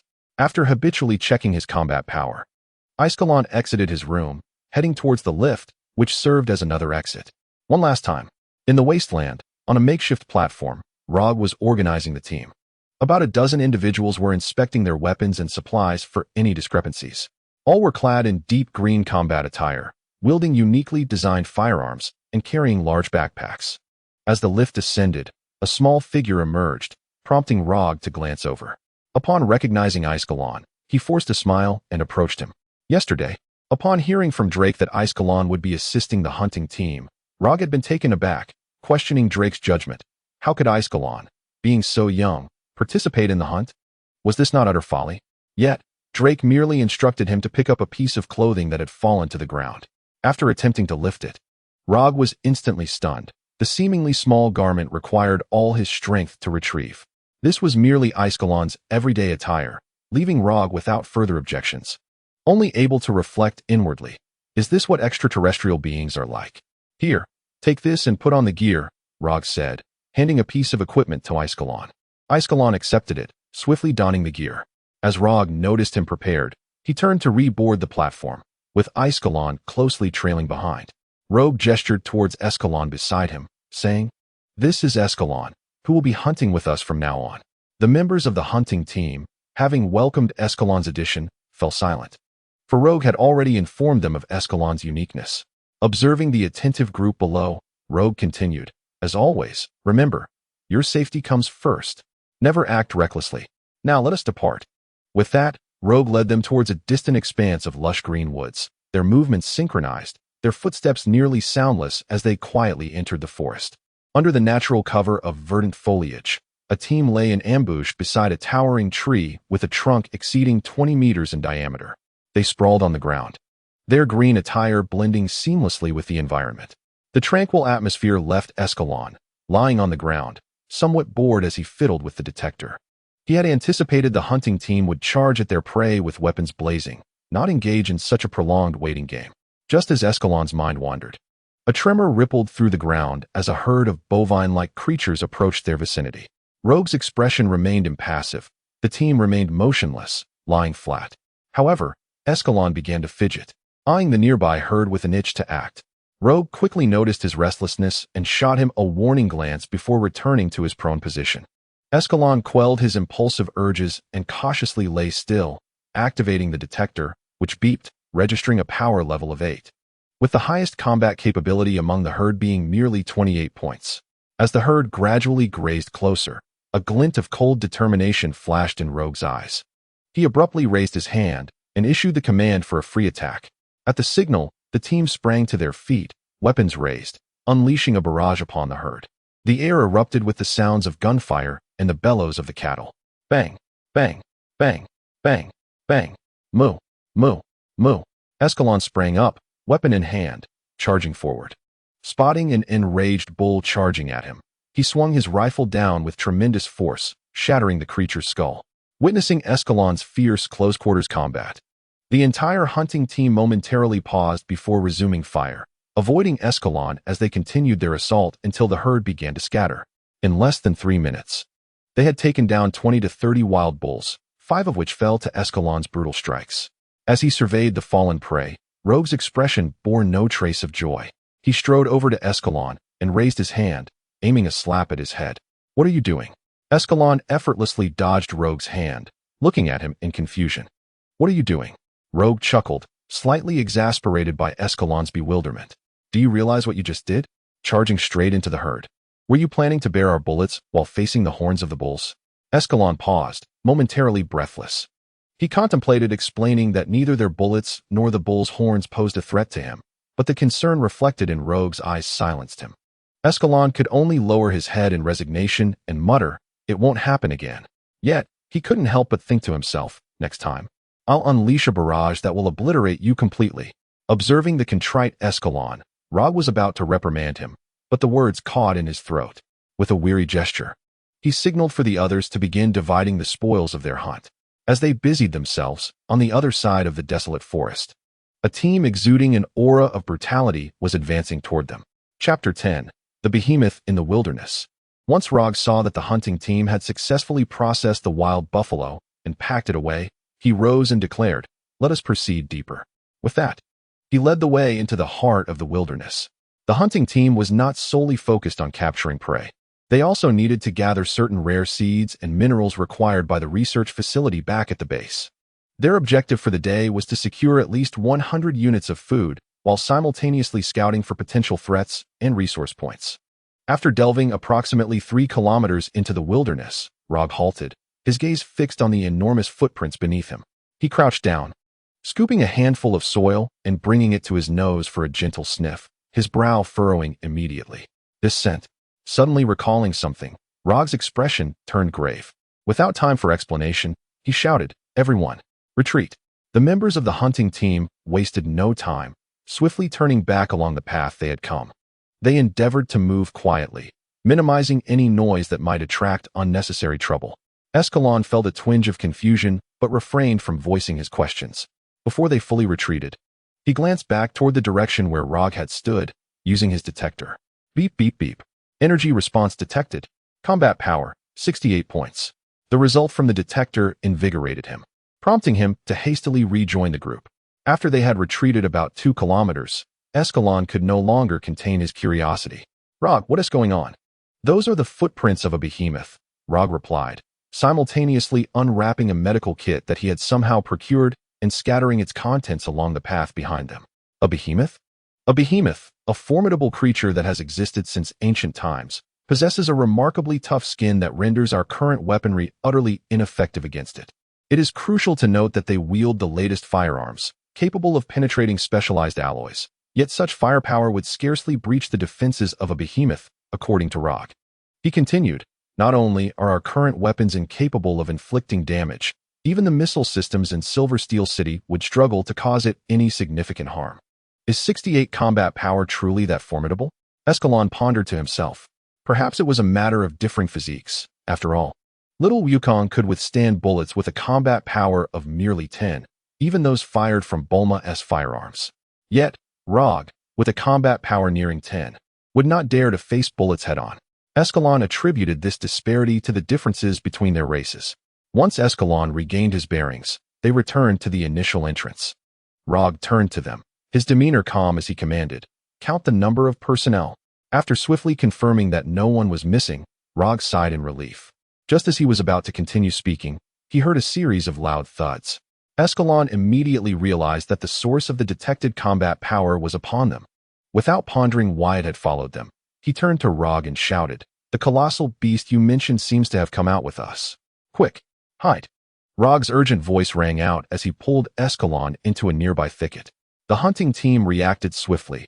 Upon sensing the tremors beneath them, they dispersed, seeking refuge in various hiding spots. A thunderous noise drew closer, and a beast towering over 30 meters burst forth from the dense forest. Its body was covered in hard scales that shimmered with a deep green hue under the sunlight, its head and mouth flattened, resembling a standing crocodile. The once impenetrable scales were pierced by several oddly shaped steel forks, deeply embedded in its flesh, causing the beast to roar in agony. With a furious bellow, it slammed its back against the surrounding trees and rock walls, seemingly attempting to dislodge the protruding steel forks. "Damn it!" Rog's expression shifted as he noticed his teammates were perilously close to the rampaging beast. Without a moment to hide, he emerged from the thicket, with Escalon following suit. Rog raised his weapon and unleashed a barrage of gunfire. The bullets ricocheted off the beast's deep green scales, as if striking an unyielding steel wall, sparking a shower of metallic glimmers. Infuriated by Rog's assault, the beast turned and charged toward him. Escalon, observing the oncoming behemoth, summoned all his strength, and the ground caved beneath his powerful stance. With a resounding crash, he propelled himself forward at an astonishing speed. "Escalon!" Rog exclaimed in alarm. Witnessing the little figure charge headlong rather than retreat, the beast's fury intensified. It let out another deafening roar and barreled toward Escalon. With a tremendous impact, Escalon was sent flying into a nearby tree, snapping it in two under the force. Yet, the beast was momentarily halted in its tracks. Coughing, Escalon rose from the ground. Wiping the blood from the corner of his mouth, his eyes gradually igniting with excitement. After exhaling deeply, he vanished from his spot and charged once more at the colossal beast. The beast, slightly dazed, surged forward as well. However, this time, Escalon did not choose to confront it head-on. Utilizing his diminutive stature, he darted back and forth around the beast's feet, occasionally landing a punch on its toes. After a few rounds of this evasive maneuvering, Escalon narrowly avoided the beast's gaping maw. Seizing the opportunity as the beast opened its mouth, he summoned all his strength and delivered a powerful punch to its jaw. With a resounding thud, the beast howled in pain, swinging its short forelimbs furiously at Escalon. Escalon swiftly dodged to the right as the colossal beast's attack struck the ground with a thunderous crash.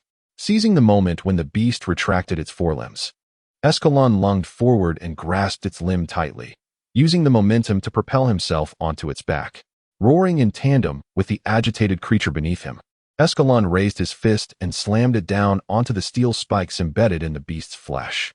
Bang, bang, bang, bang, bang, bang. With relentless force, he drove the spikes deeper into its body, akin to hammering nails. With a resounding thud, the beast collapsed in agony, thrashing wildly on the ground in a desperate attempt to dislodge Escalon. Taken by surprise, Escalon found himself rolling on the ground alongside the creature.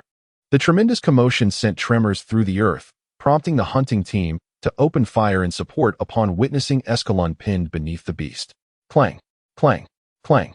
Their attacks, though ineffective in breaching the creature's defenses, momentarily halted its movements, granting Escalon the opportunity to leap off its back.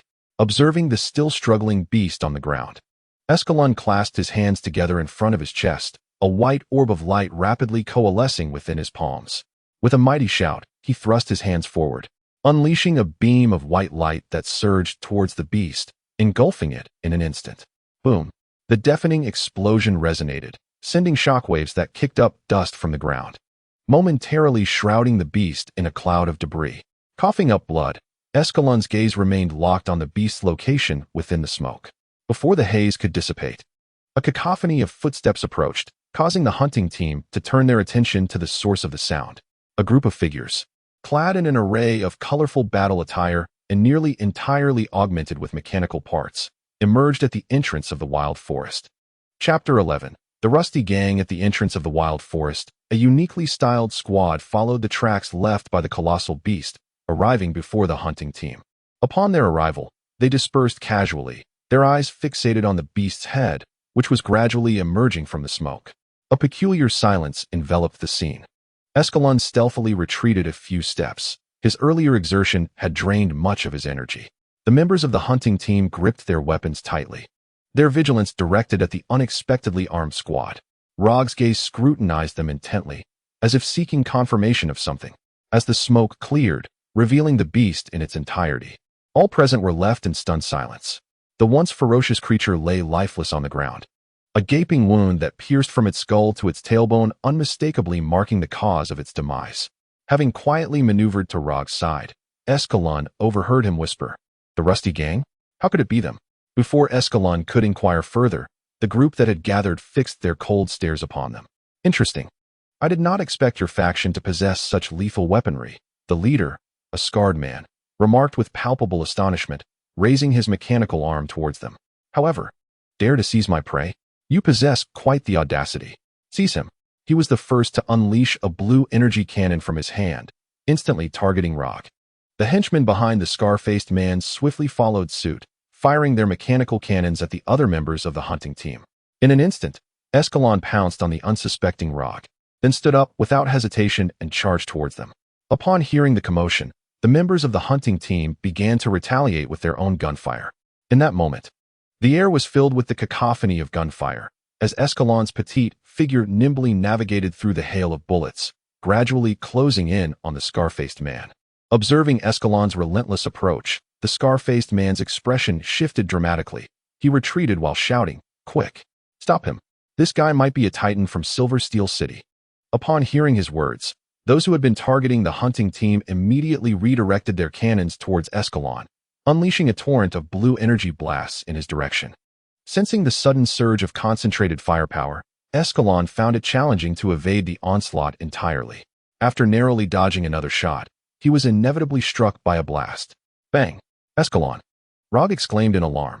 The energy blast struck Escalon squarely on the forehead, causing him to lose his balance momentarily, stumbling to the ground, but he quickly regained his footing.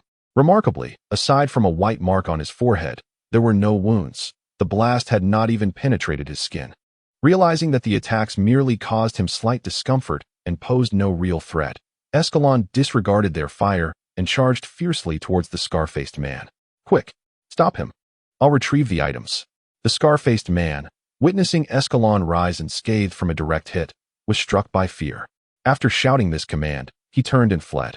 Hearing his orders, the others surged forward, preparing to engage Escalon in close combat in an attempt to obstruct him. "Huh, close combat with me?"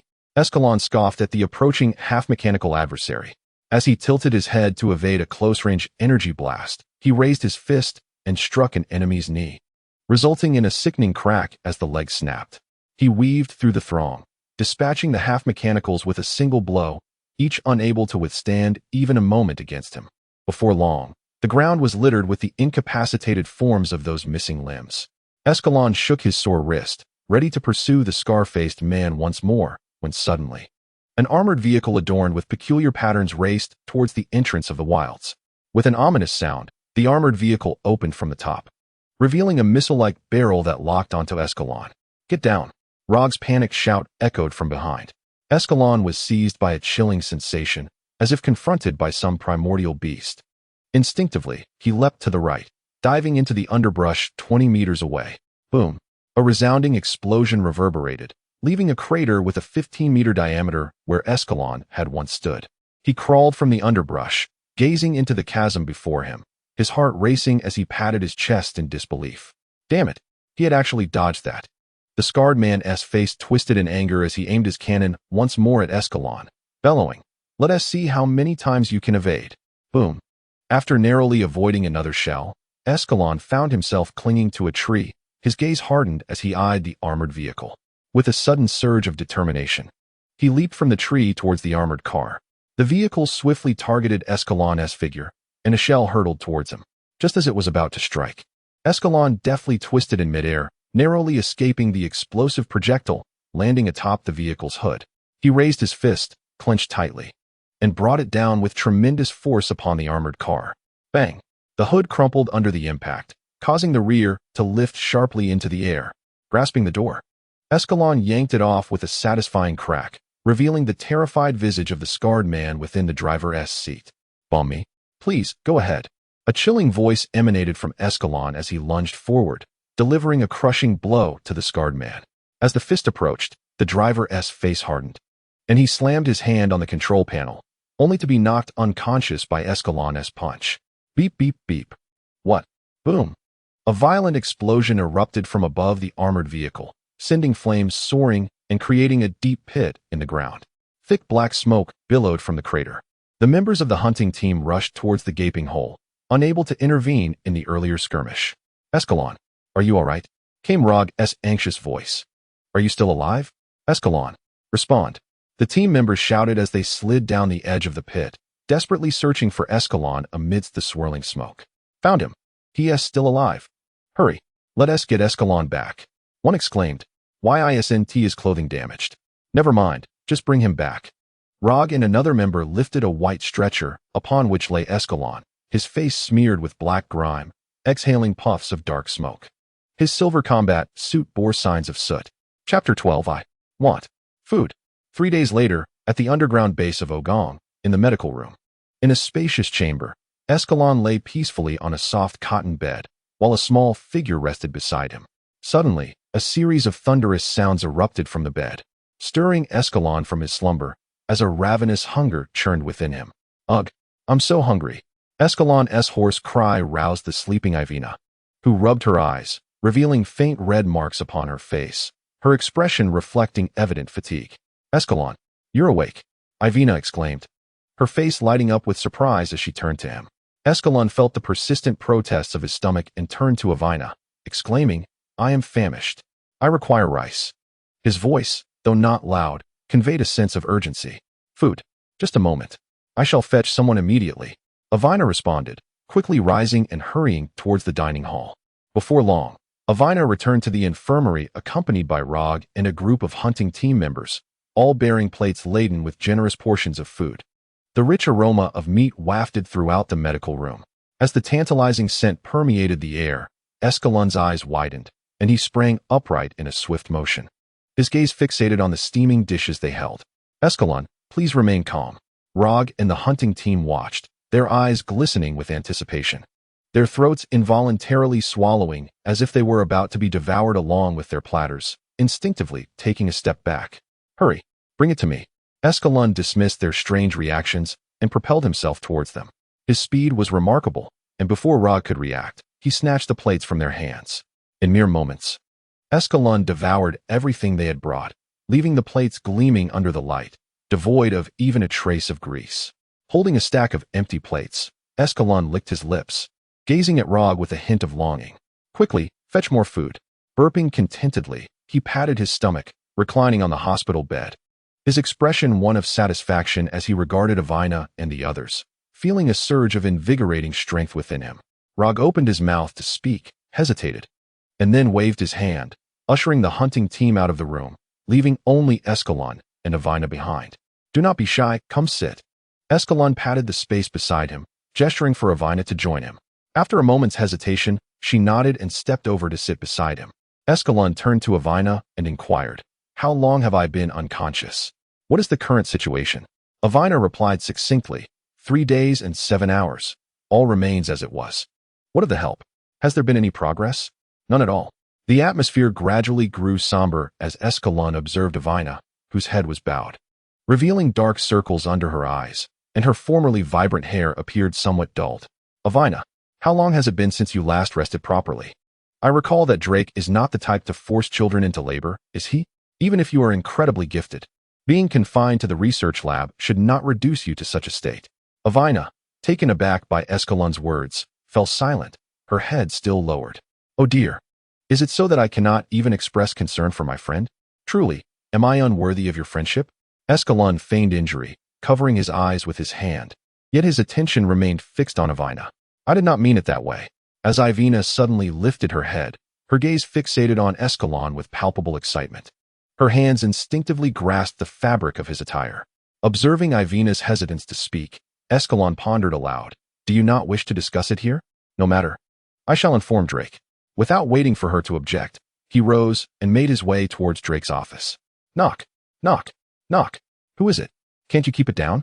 It's me, Escalon. I need to speak with you briefly. As Escalon entered, he was momentarily taken aback by the mountain of documents cluttering Drake's desk, prompting him to soften his tone. Speak, what is it? Drake inquired, rubbing his throbbing temples. He had never before engaged in such bureaucratic tasks, but now he could only rely on time to adapt gradually. I intend to take Ivina out for some relaxation. Just wanted to give you a heads up. Go ahead. Go ahead. Just remember to return early. After a moment's hesitation, recalling Escalon's prowess, Drake nodded in agreement. You carry on with your work. I shall take my leave. Where are we headed? Ivina inquired, having closely followed Escalon since departing the underground base, her apprehension growing as the environment became increasingly desolate. We have arrived. This is the place. Escalon halted, gesturing towards a small cluster of blooming flowers nearby, vibrant in a multitude of colors. This was a patch he had discovered during his previous training excursions, a sanctuary where he would unwind after rigorous sessions. Ivina gazed at the blossoms, momentarily entranced.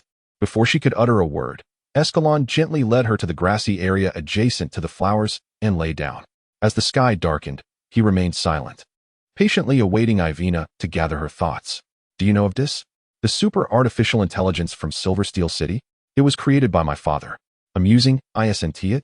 The inhabitants of Algong regard him as a hero, yet they remain oblivious to the calamity that his creation brought upon Silver Steel City. So, she seeks to atone for her father's sins?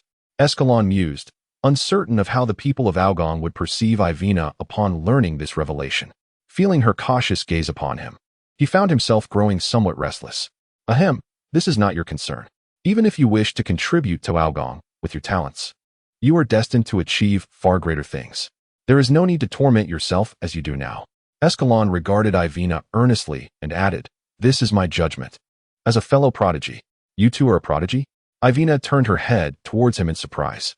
Indeed, you are a genius in technology, while I am a genius in combat, the future's strongest in the cosmos. Escalon's confident declaration resonated beneath the night sky. Chapter 13, A Decade Huff. A crimson beam of light surged towards a towering peak of over 10 meters in height, the intense heat distorting the surrounding air and creating rippling waves. Boom. The violent explosion instantaneously leveled a small hill. Debris and earth scattered in all directions, and a colossal mushroom cloud billowed forth from the ground. A youth, appearing to stand at a mere 1.5 meters, maintained a posture of pushing forward with his hands clasped together. His chest heaved violently, and he gasped for breath. This individual was none other than Escalon. At last, he had succeeded. Escalon gazed upon the masterpiece he had created, retracting his outstretched hands. A wave of exhilaration washing over him, his tail swaying in tandem with his fervent emotions. This particular attack was a meticulously crafted energy cannon, exhibiting moderate power yet an exceedingly high temperature, born from a decade of his own contemplation. Indeed, it had been a full 10 years since Escalon last engaged in heartfelt conversation with Ivina. During this decade, he had come to realize his own inadequacy. He could scarcely withstand a barrage of projectiles. Initially, he sought Ivina's assistance in constructing training apparatuses, followed by enlisting Drake's aid in locating suitable training grounds. Once their tasks were accomplished, Escalon immersed himself in rigorous training. However, perhaps due to his tender age, the enhancements from his training were marginal. Thus, he turned his focus to the energy within his own being. Through this exploration, Escalon discovered that his energy possessed a peculiar nature. As it gradually intensified, it seemed to emanate a warm current that enveloped his body, fortifying his physical strength. This revelation ignited a fervor within Escalon. Although each enhancement was slight, he believed that, over time, he would be capable of confronting most adversaries relying solely on his physical prowess, without the aid of energy. This newfound conviction significantly amplified his enthusiasm for training, leading him to master the manipulation and sensing of energy. He developed two unique techniques. One was the recently unleashed Crimson Flame Cannon, a moderate yet high-temperature offensive. The other was the energy doppelganger, which, as the name suggests, created a replica of Escalon that bore his likeness, albeit with limited efficacy. As it only proved effective against foes lacking energy perception, the doppelgangers were as fragile as bubbles, shattering upon contact. Escalon estimated that his combat potential in a normal state hovered around 110, while a full exertion could elevate him to nearly 200. With these two techniques at his disposal, Escalon had, several years prior, led a team alongside Ogun to eradicate all members of the Rust Gang near their base, thereby enhancing Ogun's fortunes. Recently, emboldened by his growing strength, Escalon began to entertain ambitions of reclaiming Silver Steel City. After discussions with Drake and the others, he dispatched Rogue to scout intelligence in Silver Steel City. Escalon refrained from direct involvement, merely instructing them to choose a night of the full moon for their assault. As Escalon re-entered the underground base, Ivina hurriedly approached him, her cool hand grasping his wrist, urging him toward the research laboratory. "Ivina, what is the matter?" Escalon inquired, puzzled by her urgency. As they walked, Ivina replied, "I have made progress regarding the gravity chamber you mentioned. Come with me." In no time, they arrived at Ivina's dedicated research room, filled with intricate instruments and walls adorned with perplexing equations, each sheet of paper seemingly more daunting than the last. Ivina released Escalon's wrist and approached a massive computer. After a swift series of operations, she summoned a plethora of images.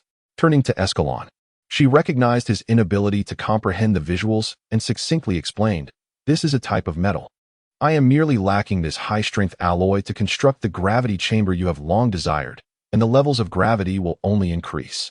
As she amplified one image, she pointed with her index finger at the metal depicted, stating, "This is what you need to help me acquire. Its raw materials were completely mined over a decade ago, and it can now only be found in Silver Steel City. Aren't you planning a trip there soon? Please keep an eye out for this metal." Understood.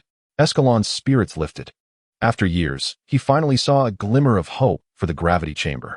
It is worth noting that the gravity chamber is an extraordinary training artifact from the early to mid stages of Dragon Ball. Possessing it would allow Escalon to rapidly enhance his combat prowess and attain sufficient self-defense capabilities. After a brief chat with Ivina, Escalon departed the laboratory and arrived at the entrance of Drake's office, his eagerness to visit Silver Steel City intensifying. "Knock, knock. Drake, are you in there?" Escalon rapped quickly on the door. "Come in." Drake's fatigued voice echoed from within. Escalon pushed the door open. Observing the increased pile of documents and Drake's receding hairline compared to a few years ago, prompting him to silently mourn for a moment, Escalon rapidly inquired, "Have you decided when to head to Silver Steel City?" According to Rog's intel, Silver Steel City is unusually quiet at the moment. "We plan to commence our mission in 2 days. Remember to call for me then," Drake replied. After Escalon finished speaking, he exited the office, making his way to his room. "What?" Drake, bewildered by Escalon's words, pondered whether he had just heard some alien language. On the outskirts of Silver Steel City, at a corner of the city wall, a uniformed squad was steadily entering a passageway at the wall's edge.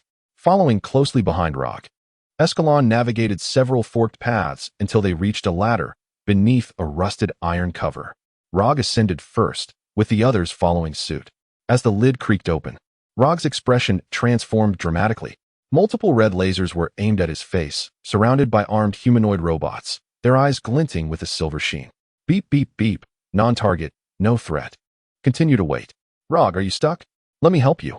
Escalon observed Rog frozen at the entryway and promptly pushed him forward. With a thud, Rog landed in a nearby heap of trash, his upper body completely ensconced, leaving only his wriggling behind exposed. Escalon peered out from the entrance, surveying the surroundings. Upon spotting the robots, a red energy orb coalesced in his palm. "Misunderstanding. Please rest assured, we will not initiate an attack against you." The robot's cold electronic voice resonated. As Escalon moved cautiously, he remained vigilant, observing them intently. The leading robot, noticing Escalon's silence, spoke. "Esteemed extraterrestrial visitor, we have been commanded by Lord Dis to invite you to our office for a discussion." Taken aback, Escalon realized that they had evidently been waiting for quite some time. They could have launched an attack the moment he emerged, yet they chose to extend an invitation at this juncture. Something was amiss. "Very well, I shall meet with them." Escalon conceded with a nod, then turned to the squatting Rogue, saying, "Rogue, you should take the others back. I will return shortly." "What?" Rogue began to protest, but upon seeing the resolute expression in Escalon's eyes, he swallowed his words. Chapter 14. Collaboration? Under the guidance of a humanoid robot, they arrived before a wall made of alloy. The robot, identifying itself as number 7, stepped aside, bowing slightly and indicating that this was the entrance. Escalon glanced around before confidently striding toward the wall. As his body made contact with the shimmering silver surface, it rippled like a pebble dropped into water, and his figure vanished into the wall. After a flash of white light, Escalon surveyed his surroundings. The room was enclosed by specially crafted alloy walls, with a conference table and 2 chairs positioned in the center. A familiar yet foreign silhouette caught Escalon's eye: radiant golden hair, exquisite features, and delicate skin. Strikingly similar to Avina's appearance, evoked a sense of discomfort within him. The presence of number 7 awaiting him upon his entrance to Silver Steel City, as well as Dis's current form, indicated that the underground base of Aogong had been thoroughly infiltrated. Observing Escalon's stiff expression and increasingly frigid gaze, Dis tilted his head slightly and spoke gently. "What troubles you? Do you find my appearance displeasing? According to my database analysis, you have spent the most time with beings possessing these traits, with the highest frequency of interaction. I presumed this form would offer you comfort. Enough with the trivialities. What is it that you seek?" Escalon's voice was icy and laced with menace, his hands poised to strike at any moment. Undeterred by Escalon's cold stare, Dis waved his hand, projecting fragmented images and information onto the wall behind him. Upon seeing the information displayed, Escalon was momentarily rendered speechless. Mission: Conquer 104. Information: Subordinate soldier. Estimated time: 3 years. Coordinates of Vegeta star. The collaboration between Science and Frieza. Where did he obtain this information? Has Dis constructed a spacecraft? No. The data appeared disjointed. Could it be? Indeed, you are correct in your conjecture. I acquired this information from your descending spacecraft. However, since it was extracted from the remnants of the stomach of a Huangchong, much of the information is incomplete, and even I cannot fully restore its contents. Observing the ever-changing expressions of Escalon, Dis casually revealed the source of his information. Escalon inwardly acknowledged the truth of it, becoming increasingly cautious as he tightly coiled his tail around his waist. I presume your mission is to eradicate all life on this planet and subsequently sell it to an individual known as Frieza. Am I correct? Furthermore, your race seems to hold the principle of might above all in high regard, and being deemed inferior, having failed your mission and lost your ship. Your situation must be quite dire. Dis did not allow Escalon an opportunity to speak, continuously articulating his deductions. So what? Escalon retorted, stealthily surveying the arrangement of the room in search of his surroundings. Therefore, I surmise that since arriving on this planet and losing your ship, no one has come to seek you out, indicating that you are not well regarded among your kin. Based on the intelligence I have gathered, it appears you are in desperate need of a spacecraft to depart from here, even if it is not to return to your home planet. It must surely be to a place of significant importance to you. The energy Escalon had been subtly gathering began to dissipate as he regarded Dis with uncertainty. Indeed, I possess the technology to construct a spacecraft. Should you collaborate with me, I can facilitate your return to the cosmos. You require my expertise, while I seek your formidable combat prowess as a safeguard for my ventures into the universe. Naturally, I can also manufacture the high-gravity chamber you previously proposed. Furthermore, aside from a minor conflict with the humans of this planet, I harbor no animosity towards you, nor do we have any conflicting interests. Cooperation would merely serve as a mutually beneficial arrangement. I believe you have no reason to decline. Dis continued to present enticing propositions to Escalon: the high-gravity chamber and the spacecraft, conditions that merely ensured his own advancement in the cosmos. A benevolent smile graced Escalon's face as he remarked, "That sounds promising." Upon hearing Escalon's response, Dis's smile softened further, as if he had already anticipated this outcome. Gazing upon the visage strikingly reminiscent of Ivina, Escalon's resolute voice rang out, "However, I must decline." The expression on Dis's face vanished in an instant. He could not comprehend Escalon's choice. Surely, collaborating with him would be the most prudent decision. Why would he refuse? In his bewilderment, Dis directly inquired, "I cannot comprehend. Your needs and my needs represent the optimal solution under the current circumstances. What benefit does refusal confer upon you?" "It is quite simple. I do not know you. Who are you to approach me with an offer of collaboration? Do you believe yourself worthy?" Escalon had expected Dis to divulge some crucial intelligence, yet he found only this triviality. This is not artificial intelligence. It is rather akin to artificial ignorance. Dis's figure began to flicker under Escalon's barrage of inquiries, but he soon stabilized. Emotional variables exceeded anticipated thresholds. Dis remained silent for several seconds, his expression once again adopting a gentle smile. It appears our negotiations have collapsed. Do you now wish to obliterate me? Escalon remained silent, his palm gathering a crimson orb of light. This was his response. However, this was sufficient to dispel the assault of a small mountain, leaving no discernible change in Dis's expression, which bore a look of regret as it regarded Escalon. There is no need for such trouble. My essence had already been transferred long before your entry into Silver Steel City. Your ability to sense energy within living beings holds no significance for me. Once I successfully relocated, your chance to extinguish my existence vanished. I hope that when we meet again, our relationship will no longer be fraught with tension. Until we meet again, Lord Escalon. With those words, Dis's form shattered like a bubble, vanishing without a trace. Only after confirming that not a single robot remained in Silver Steel City did Escalon reluctantly return to the underground base of Algong. After elucidating the situation, and following a brief moment of astonishment, Drake dispatched personnel to reconfirm the status of Silver Steel City. In the dead of night, the members of Algong hastily began packing their belongings. Within just a few days, they had relocated back to Silver Steel City, and a flurry of activity ensued.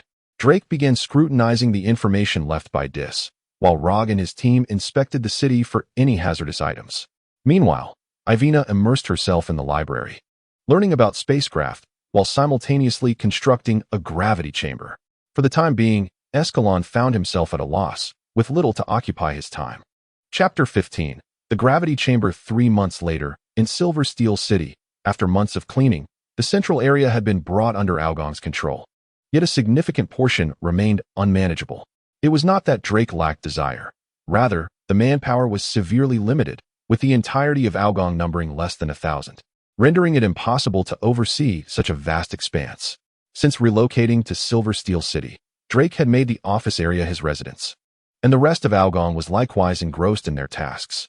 As time passed, Ivina eventually arrived at the cafeteria in search of Escalon. Escalon, come with me. Escalon, who was busy gnawing on a massive leg of meat, looked up, slightly bewildered, as Ivina briskly approached, uttered her words, and then turned to leave. What is going on? Though puzzled, Escalon hastened his consumption, quickly finishing the meat and standing to follow her. After navigating several intersections, Escalon trailed Ivina to a secluded corner where a circular structure, approximately 30 meters in diameter, stood tall. Ivina halted, turned to Escalon, and declared, "We have arrived. This is the gravity training chamber I recently constructed. The intensity can currently be adjusted to a maximum of around 50 times." She continued, "Inside, I have installed the detector you previously mentioned, with functionality similar to your earlier model. However, the detected values have been calibrated based on the data you provided, so they may differ from those of your previous detector." A gravity chamber detector? So soon? Escalon exclaimed with excitement, eager to finally experience the long-awaited gravity chamber. "Yes, you may enter and give it a try. I have prepared clothing for you inside. Remember to change. I will be in another room recording your status." As Ivina gestured toward the small room connected to the gravity chamber, she proceeded after seeing him nod in agreement.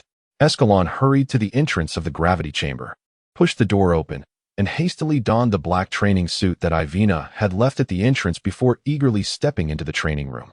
The interior was crafted entirely from a specialized alloy, with a sleek silver device positioned at the center, clearly the control panel for adjusting gravity levels. Approaching the panel, Escalon examined it briefly before manipulating the controls to set the gravity to 10 times its normal force. Feeling the weight pressing down on him, his body sank slightly, and his breath momentarily caught, but soon he regained his composure. This tenfold gravity felt reminiscent of returning home. After a brief warm-up, he returned to the control panel and activated the nearby sensor. Beep, beep, beep. Combat power, 107 points. 107? That aligns closely with my expectations. Gravity chamber. Show me how much stronger you can make me. As he spoke, Escalon adjusted the gravity to 30 times its normal force. With a sudden, overwhelming pressure, he stumbled and was flattened against the floor. Goodness, is it this heavy? Unable to suppress a sound, he writhed slightly on the ground as his body gradually acclimated to the intense weight. After a few minutes on the floor, he slowly adapted to the pressure and, with some effort, managed to rise. Breathing heavily, Escalon began his training with the simplest of exercises, starting with push-ups and advancing to one-handed handstand push-ups. Once he regained his mobility, He focused on improving his reflexes within the gravity chamber. He conjured several white orbs of light in his hands and hurled them forward, watching them swirl around the control panel under his command. Whoosh, whoosh, whoosh, swish, swish, swish. The gravity chamber was illuminated by the flickering white lights, while a blurred shadow moved swiftly within. Time passed unnoticed until Ivina called out to him, prompting Escalon to halt his training, disperse the rapidly flying orbs, and exit the training room. His black training suit was completely drenched in sweat, and he accepted the towel Ivina offered to wipe his brow. You've trained for nearly 8 hours. It's time for a break. I trained for that long. Escalon was taken aback. Previously, he could only manage 2 hours of training outdoors before exhausting his energy. Yet here, he had lost track of time. He stretched out his hand and clenched it tightly, feeling a significant increase in his strength, which brought him joy. He turned and pressed the sensor once more. Beep, beep, beep. Combat power, 154. An increase of 47 points in 8 hours? No wonder I became so engrossed.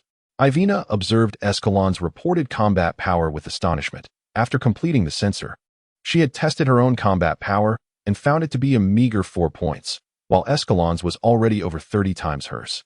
Chewing thoughtfully, Ivina observed Escalon devouring his meal with fervor across the dining table.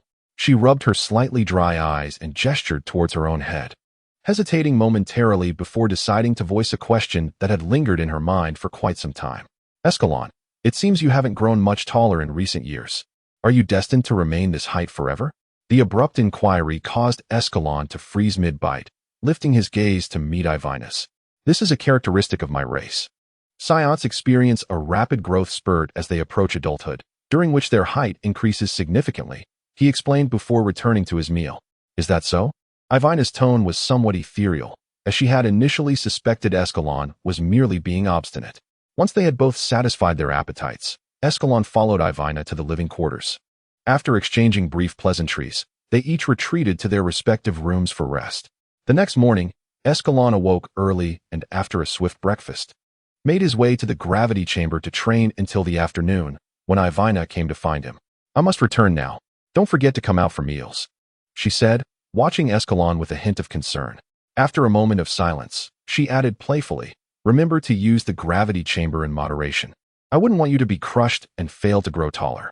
Escalon's previously cheerful expression abruptly froze, and he raised his gaze towards the azure sky at a 45-degree angle, his demeanor growing increasingly serious. Ivina, go back and inform Drake and the others to hide immediately. Ivina was taken aback by Escalon's sudden shift to a cold expression, fearing her jest had angered him. Just as she was about to apologize, she heard his grave tone and quickly straightened up, refraining from inquiring about the situation as she turned and sprinted back to the base. Chapter 16. Frieza's team in the depths of the cosmos. A flattened, oval-shaped spaceship was en route to a dusty, yellow-hued planet at the edge of the northern galaxy. Within the command room of the vessel, a member of Frieza's team, clad in a uniform of silver, was reporting to their captain, whose head bore an uncanny resemblance to that of a green frog. Lord Balagon, we are approaching the target planet. Should we dispatch a reconnaissance team to investigate? It's merely a low-level planet. Such precautions are unnecessary. Inform them to prepare. Meanwhile, Drake was inquiring of Ivina what had transpired to prompt her urgent notification for evacuation. What is happening? A formidable energy signature had appeared in outer space, one that posed a lethal threat even to Escalon. Just how powerful could the opposition be? He was acutely aware of his own capabilities, able to obliterate a small mountain with a mere wave of his hand. Furthermore, based on Escalon's suspicions, the adversary possessed a device capable of detecting nearby life forms. Realizing the gravity of the situation, Drake hastily commanded Rog to arrange for their retreat to their previous underground base, uncertain of the detection range of the enemy's sensor, hoping that their subterranean hideout would evade scrutiny. This way. Hurry. Line up. Let the children board first. Rogue stood before several hovering vehicles, where orderly lines of individuals had formed at the entrance. He was diligently overseeing the proceedings. Ivina, get on board, he called out, spotting Ivina amidst the throng, seemingly intent on fleeing in the opposite direction. The significance of Ivina to the organization was undeniable. Her absence would be felt acutely. Thus, Rogue, dismissing the need to maintain order, pushed Ivina directly into the hovercraft. A spacecraft plunged into the atmosphere of Zone 104, hurtling toward the desolate forest below. Just before making contact with the ground, several spider-like landing gear extended from the vessel's sides. The thundering descent of the spaceship shattered nearby trees, sending clouds of dust spiraling into the air. With a hiss, the hatch opened, revealing a squad clad in uniform, led by a figure whose head resembled that of a green fish, dressed in a silver-gray combat suit. Berrigan. Beep, beep, beep. The detector registered an unknown life form with a combat power of 125. Berrigan glanced at the ocular device affixed to his right eye, locked onto the target, and raised his hand to unleash a violet energy projectile. Boom. A cataclysmic explosion created a massive crater with a diameter of nearly 100 meters. Thick black smoke billowed upwards from the pit. As the smoke dissipated, a gruesome sight emerged. The remains of a formidable beast. One that could not withstand even a casual strike from Berrigan. Truly, Berrigan's prowess was astonishing. It seemed he had already attained the strength of an elite warrior. I wonder when I might achieve such power. Some members of the combat team murmured in a cacophony of awe, envy, and admiration, inspired by the crater Berrigan had created. Hearing the praises echoing behind him, Berrigan's flat lips curled slightly. After regaining his composure, he turned to face his comrades. All right, everyone quiet down. As his words settled, the team fell silent, their gazes fixed on him, awaiting his command. The most formidable life form detected by the ship was this creature, which I have slain. Now, seek out the natives of this planet. The usual protocol. Oh. Upon receiving Berrigan's orders, the squad erupted into a chorus of wild howls before dispersing to search the vicinity. East Sector has spotted a group of natives. After a brief report via the communicator, Lick turned to a squad station below, their limbs nearly all replaced by mechanical prosthetics, revealing their affiliation with the Rust Gang. Habitually, Lick pressed the button on his detector and scanned the individuals below. Beep, beep, beep, 46555. TCH, just a bunch of trash. Very well, let us eliminate them first. A flicker of disdain passed through Lick's eyes upon assessing their combat potential. Who are you? Bellowed a burly man with iron arms, seemingly bewildered. Without hesitation, Lick unleashed a wave of energy, instantly piercing the man's chest. After he let out a piercing scream, his body crumpled to the ground, swiftly losing all signs of life. Fire now. Bang, bang, bang, bang, bang. Lick effortlessly caught the incoming bullets, allowing them to slip through the gaps in his palms. With a gleeful gaze, he observed the Rust Gang members below, their faces contorted in terror. This was his favorite sight, the expression of these insignificant creatures. Raising his hand once more, he slowly coalesced a purple orb of light in his palm, relishing the despair emanating from below. Boom! A crimson beam of light surged forth from a nearby thicket, instantly searing through Lick's chest and sending his body crashing heavily to the ground. Thud! Squish! Whoosh! More white beams of light erupted from the underbrush, piercing through the Rust Gang members who were still frozen in shock. Crack! Crack! Escalon cautiously poked his head out from the foliage, surveying his surroundings for threats. Once he was certain of the absence of danger, he stepped out slowly. Upon reaching Lick's fallen form, he crouched beside him and meticulously searched his body, retrieving a communicator and a detector. Trouble lies ahead. It truly is Frieza's squad, Escalon thought, a hint of frustration crossing his face as he glanced at their attire. After all, if this planet caught Frieza's attention, even if he annihilated all the invading enemies, the next time foes arrived, they would undoubtedly be far more formidable. I am still too weak. Escalon's expression darkened. His combat power was merely 157. The minion he had just ambushed and killed had a combat power comparable to his own, and there were many such enemies. He sensed at least 20, not including a presence that was several times stronger than him. Escalon estimated that their combat power was at least over 1,000. If he encountered one head-on, he might not even see their movements before perishing. Suppressing his agitation, he looked up at the dimming sky. Several silver flying ants buzzed around his ears, and his inner turmoil began to settle. I can still transform into a giant ape, enhancing my power tenfold. There is still a chance. Chapter 17. The Black Forest in the Wilderness. Near a 100-meter-wide pit, beeping sounds resonated. Energy response detected. Combat power. 210. Direction. East. 210? Bari Jin raised his thick brows, astonished as he gazed towards the east. He lifted his hand to the communicator, reaching out to the members responsible for the eastern sector. Beep. The communication channel was met with a busy signal, yielding no response. Barajan's expression grew increasingly cold. His fingers pressed several times on the communicator. Switching to another channel to contact another squad. Miko. 200 energy signals detected to the east. That brat lick should be dead. Go check it out. Be cautious and don't fall into a trap. Understood. On the other end of the communicator, Mike put down the device, brushing his sausage-like lips with his fingers. He turned to his subordinates, announcing, "A mission has arisen. There is a target with a combat power of 210 to the east. The Master has commanded us to investigate. Once the target is located, notify me immediately. Is that clear?" Understood. In the desolate wilderness, a shadow darted swiftly through the terrain, racing towards the rocky region in the northeast. As Escalon confirmed the origins of these individuals, he was en route to the underground base, preparing to rendezvous with the others from Augang. Suddenly, he halted midair, sharply pivoting to face behind him. In his perception, formidable energies were rapidly approaching his position. This is troublesome. Has the previous attack been detected? Escalon's expression tightened. He could not allow them to discover the location of the underground base.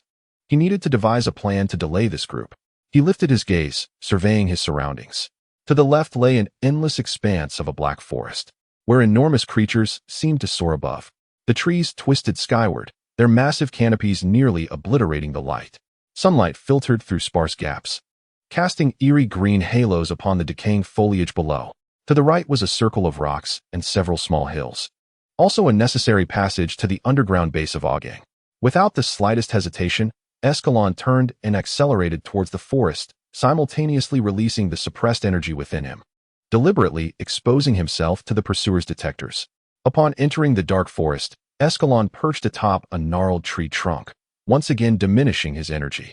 Shortly after his entry, a squad clad in uniform silver combat suits arrived at the location where Escalon had previously unleashed his energy. "Captain, the signal has vanished from here." "No kidding. I can see that." Mike stood at the forest's entrance, his expression fluctuating between uncertainty and resolve as he scrutinized the threshold. Is this forest truly so peculiar? And why is this energy signal so intermittent? "Captain, should we proceed inside? Or perhaps we should simply detonate the forest and force whatever lies within to reveal itself? That seems unnecessary, doesn't it? Aside from wasting our strength, it would yield little effect." "Are you afraid?" "Who said I was afraid?"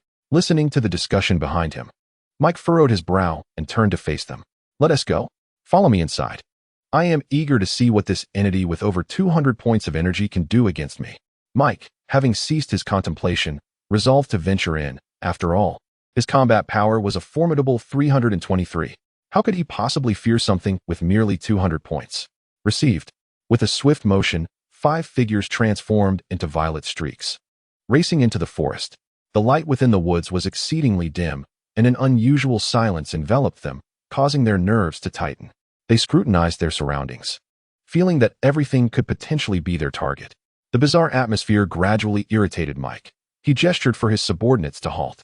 The 5 of them landed on the ground, covered in decaying leaves. "This place is truly peculiar. I feel as though I am being watched by something unseen." A voice, tinged with fear, echoed in the air, reminiscent of his grandmother, that old hag who always frightened him with strange tales. Miko cursed vehemently. "Damn it, there's no one here to fear. I'm still present." Continuing in this manner would yield no results. They must separate and search. "However, Captain, our combat strength is merely over 100. If we act alone, silence. If you discover anything, call for me immediately. I shall arrive swiftly." Observing the hesitation in his companions, Miko's voice rose sharply. "Do you understand?" The group trembled at his outburst, quickly responding in unison. "Understood." With that, the 5 transformed into violet beams of light, vanishing from sight. Not far away, a dark figure on a massive tree trunk was intently observing them. It seemed there was no need for me to devise a means to separate them. Escalon exhaled in relief. They had dispersed on their own, saving him some time. He had initially planned to employ a scene from a horror film he had seen in a past life to frighten them apart. He had already set several traps nearby, but it appeared they would not be needed after all. Sensing their auras, Escalon chose to follow a relatively weaker presence. In no time, he caught up with a rather lecherous figure ahead. Concealed behind the tree trunk, Escalon scrutinized the scene below, observing Miko's squad member kicking at decaying leaves while cursing. He stealthily gathered strength in his fist. Damn it, why separate? Does he think everyone possesses 300 combat strength? What if I die? Complaining to himself. He raised his leg and forcefully kicked the obstructing tree, snapping it in two. Crack. Boom. Taking advantage of the sound of the tree's rupture, Escalon instantly clenched his fist and propelled himself downward. Whoosh. Bang. Without granting his opponent a moment to react, Escalon's fist pierced through his chest. With a swift motion, he removed the device from the fallen individual. Uncertain if his previous attack had drawn attention, he crushed it without hesitation. After completing these actions, Escalon once again concealed himself within the shadows of the forest. Almost a second before he vanished, Miko's figure rushed in at high speed. Upon seeing the lifeless body of his subordinate lying on the ground, his expression turned icy, and he gathered a purple energy sphere in his hand. Let's see how fast you can run. With that, he hurled the energy orb to the ground. Boom. The tremendous explosion ignited the trees within 100 meters, causing the ground to crack and collapse, debris flying in all directions. Escalon, hiding in the shadows, was also affected, raising his arms to shield himself from the shockwave. Found you. Miko observed Escalon, still bracing against the onslaught, a cruel smile spreading across his face as he vanished from sight. Chapter 18. An unexpected ally. As Miko charged towards him, Escalon quickly raised his arms to defend himself. Bang! A shadowy figure was abruptly sent flying, crashing through numerous trees before finally landing on the ground. Staring at the downed Escalon, Miko was momentarily taken aback. A tail? A scion? Seizing the opportunity while his opponent was bewildered, Escalon rose from the ground and clenched his fists, a radiant white aura manifesting around him. 5 identical figures emerged from his body, dispersing in all directions.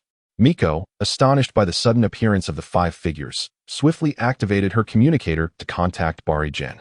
Sir, the target is a scion child. Moreover, he possesses the ability to create clones. A scion. Excellent. I will be there immediately. Remember, do not kill him. Leave him for me. Whoosh, whoosh, whoosh. Upon hearing the sound of a massive explosion, the remaining 3 comrades hurriedly arrived. Hovering in midair, Miko respectfully inquired, Captain, what has transpired? After glancing at them, Miko pointed in several directions and commanded, It's a scion child, and the turtle egg is dead. You all go search for him. That child can create clones, so be cautious. Hurry. Lord Bari-Gen will arrive soon. What are you afraid of? Yes. Escalon concealed himself behind a twisted tree, rubbing his sore arm. He found the situation somewhat troublesome. His opponent's speed and strength exceeded his expectations. Yet, victory was not entirely out of reach. The adversary's defenses did not render his attacks completely ineffective. However, he was uncertain if the ominous energy that had remained stationary since his descent would make an appearance. Escalon gazed skyward at the darkening heavens, inhaled deeply, and attuned himself to the surrounding energies. They have grouped together? A nuisance. It appeared that his opponents had taken precautions, leaving him with no choice but to try his traps. Once more, he clashed his fists together, sending several clones toward them to lure them into a predetermined position. He then concealed himself amidst the nearby foliage, using his senses to observe the surroundings. Before long, 3 figures were drawn toward his clones. They cautiously huddled together. Approaching a tree trunk, Escalon deliberately exuded an aura to capture their attention. Beep, beep, beep. Energy reaction detected. Combat power, 32 points. What is that? The group instinctively turned toward Escalon's hiding place. After exchanging glances, they crept closer to the foliage. Crack! With the sound of a branch snapping, a strange figure fell from the tree. Its face was contorted, its pupils entirely black, and as it descended, blood began to spurt profusely from its body. This unexpected scene caused the group to instinctively scatter before they could comprehend what had transpired. Suddenly, a shadowy figure leaped from the nearby foliage, charging at one of them. Escalon raised his fist and struck the assailant's head with tremendous force, instantly obliterating it and showering the surroundings with various fluids. Without the slightest hesitation, Escalon's body glowed with white light as he pivoted and charged toward the remaining 2 adversaries. Time did not permit them to mourn their fallen comrade. They hastily raised their hands to launch light projectiles, and the violet orbs swiftly struck their target. In an instant, Escalon's figure dissipated like a mere bubble. Before they could comprehend the situation, Two crimson beams shot forth from behind them, immediately engulfing their forms. Escalon exhaled softly, still catching his breath when a piercing sound sliced through the air beside him. Whoosh! Bang! Caught off guard. Escalon was abruptly struck by Miko from the side, his body propelled backward, crashing through several large trees. The Scion had barely a moment to react before Escalon charged at him once more. Miko instinctively raised his hand to counter, fist meeting elbow. Bang! Bang! Bang! The two engaged in a fierce aerial battle, intermittently sending one another crashing to the ground, creating deep craters upon impact, only to rise again. Miko grew increasingly alarmed. He could distinctly sense his opponent's strength augmenting with each exchange. Realizing that the battle could not continue in this manner, Miko let out a thunderous shout. His body enveloped in a swirling violet aura, which forcefully propelled Escalon away. As he watched Escalon fly through the air, Miko raised both hands, conjuring a barrage of purple energy spheres, relentlessly bombarding Escalon. Bang! Bang! Bang! The relentless onslaught obliterated the surrounding forest for miles. Clouds of dust billowing into the air. Gazing at the haze before him, Miko felt a twinge of concern. Could the boy be dead? After all, Bali Jin had instructed him to spare this Scion's life. If he were to slay a target entrusted to him by his superior, would he not face dire consequences? While lost in thought, several dark figures emerged from the smoke. Escalon, entwined with his doppelgangers, charged swiftly toward Miko. Observing this, Miko unleashed several energy blasts, striking the illusions which vanished like mere phantoms. Another clone? Suddenly, Escalon appeared behind him, delivering a crushing blow to Miko's side, sending him plummeting to the ground. Bang! As Miko lay on the ground, Escalon raised his hands towards him, a halo of white light emanating from his palms. Whoosh! Whoosh! Whoosh! Countless energy blasts erupted forth, instantly engulfing Miko below. Bang! Bang! Bang! Bang! Bang! The incessant bombardment carved a massive crater into the earth, plunging hundreds of meters deep, from which thick black smoke billowed. Racked with pain and seething with rage, Miko roared in fury. He had completely disregarded Balajan's orders, consumed only with the desire to mercilessly vanquish the monkey that had inflicted such agony upon him. With a sudden surge of power, Miko's form vanished from the depths of the pit. In a heartbeat, he materialized behind Escalon, lifting his leg high and crashing it down. Escalon, having keenly sensed his presence, remained alert. With remarkable agility, he swiftly turned and clasped Miko's thigh, using the momentum to propel them both away at breakneck speed. The white light flickered, and once again, several figures dispersed into the surroundings. Miko watched as Escalon, having split into five once more while tumbling back, twitched his lips. The violet flames surrounding his body intensified, and he accelerated upwards, soaring above the forest, his hands coalescing into a massive energy orb aimed below. Let us see how you escape this time. Suddenly, a piercing shriek echoed from the sky, followed by a colossal bird obscuring the sun as it swooped towards Miko. What kind of beast is this? Miko exclaimed, seeing the razor-sharp talons approaching him. With no other choice, he hurled the energy orb he had gathered at the gigantic bird. Just as he was maneuvering the energy orb to confront the giant avian, a bellow from behind sent chills down his spine. Instantly, he relinquished control of the energy sphere and turned to look behind him. To his shock, multiple Escalons had gathered, their palms aglow with crimson waves rushing towards him. Miko's expression shifted dramatically as he hastily raised his hand to condense a light wave in response, but at that moment, a sharp tearing sensation erupted from his back, causing him to stagger and interrupt his concentration. The giant bird, perceiving the sudden threat that had just destroyed its nest, glared with a chilling glint in its eyes. Just as it prepared to attack again, its feathers exploded uncontrollably. It sensed a fatal threat approaching from behind and instinctively soared higher into the sky. Crimson Cannon. A blazing red beam shot from behind Miko, striking his back with pinpoint accuracy, instantly searing through him with its scorching heat. Chapter 19, Brother Bird. He instinctively lowered his head to glance at his chest. A gaping void materialized before his eyes, charred muscle sizzling within. He opened his mouth, but the ferocity in his gaze extinguished, leaving only emptiness. With a crash, Miko's body plummeted to the ground, lifeless. Observing Miko's demise, Escalon gradually descended to the earth. His chest heaved violently, and his hands trembled uncontrollably, a clear indication of exhaustion. After confirming Miko's complete death, Escalon turned his gaze towards the giant bird, cautiously observing its movements. The colossal creature flapped its somewhat stiff wings, coming back to its senses after the lethal assault. It regarded the vigilant Escalon below, hesitated for a moment, then flapped its wings and flew deeper into the forest. Watching the giant bird retreat into the distance, Escalon let out a sigh of relief. That last strike had drained him completely. Had he failed to eliminate Miko, he would have been left to face his own demise. With the easing of mental tension, his body relaxed, and he collapsed to the ground, a wave of drowsiness washing over him. Peering up at the now darkened sky, he searched for the moon, but found no trace of its presence.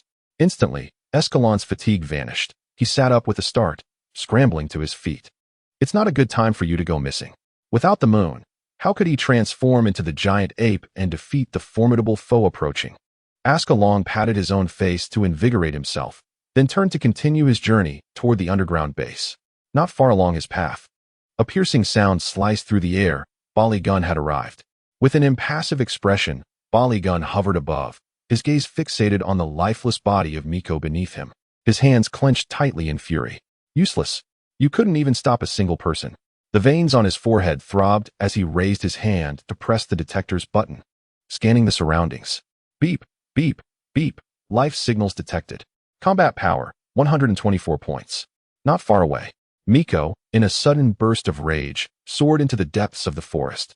Once he departed, Escalon, who had been concealing himself in a pit, cautiously poked his head out to survey the area. After confirming that Bali Gun had moved on, he hastily crawled out of the pit and sprinted toward the underground base. Soon, he reached the entrance, but just as he was about to enter, a deafening explosion resonated behind him. Boom. The sound emanated from the black forest, and Escalon instantly understood. Bird Brother had sacrificed himself to cover his escape. Fear not, Bird Brother, I shall avenge you. After a brief moment of silence and tribute, Escalon swiftly entered the base and, within a few steps, arrived at the cafeteria. Escalon, you're back. Are you hurt? What is the situation outside? Drake and the others had been waiting anxiously, surrounding Escalon. It's quite dangerous outside. It's best not to go out. I feel a bit tired. Before Escalon could finish, he collapsed onto a chair in the cafeteria. Escalon. In the depths of the forest, Bali Gun stared coldly at the giant bird's corpse in the deep pit below. He picked up his communicator and began contacting the other squads. Everyone, now, immediately, find that scion brat for me. I will only give you half a day. Received. The squad leader on the other end responded, promptly discarding the supplies in hand and initiating a thorough search of the vicinity. That fool Miko is dead. I never expected him to perish on this lowly planet. What a waste. A squad leader donned in silver battle attire, with a helmet resembling a pot, scoffed. That fool could never compare to you, Lord Libby. Indeed. How could Miko even be worthy of your rank, Captain? Listening to the flattery from his subordinates, Libby's lips curled into an exaggerated smirk as he casually reduced a member of the rusty gang beneath his feet to mere dust. All right, time to hunt for that scion. With that, a green aura emanated from Libby as he ascended into the sky, followed closely by several purple flames. Shortly after their departure, a few silver ants emerged from the nearby grass. Beep, beep, beep. Collection complete.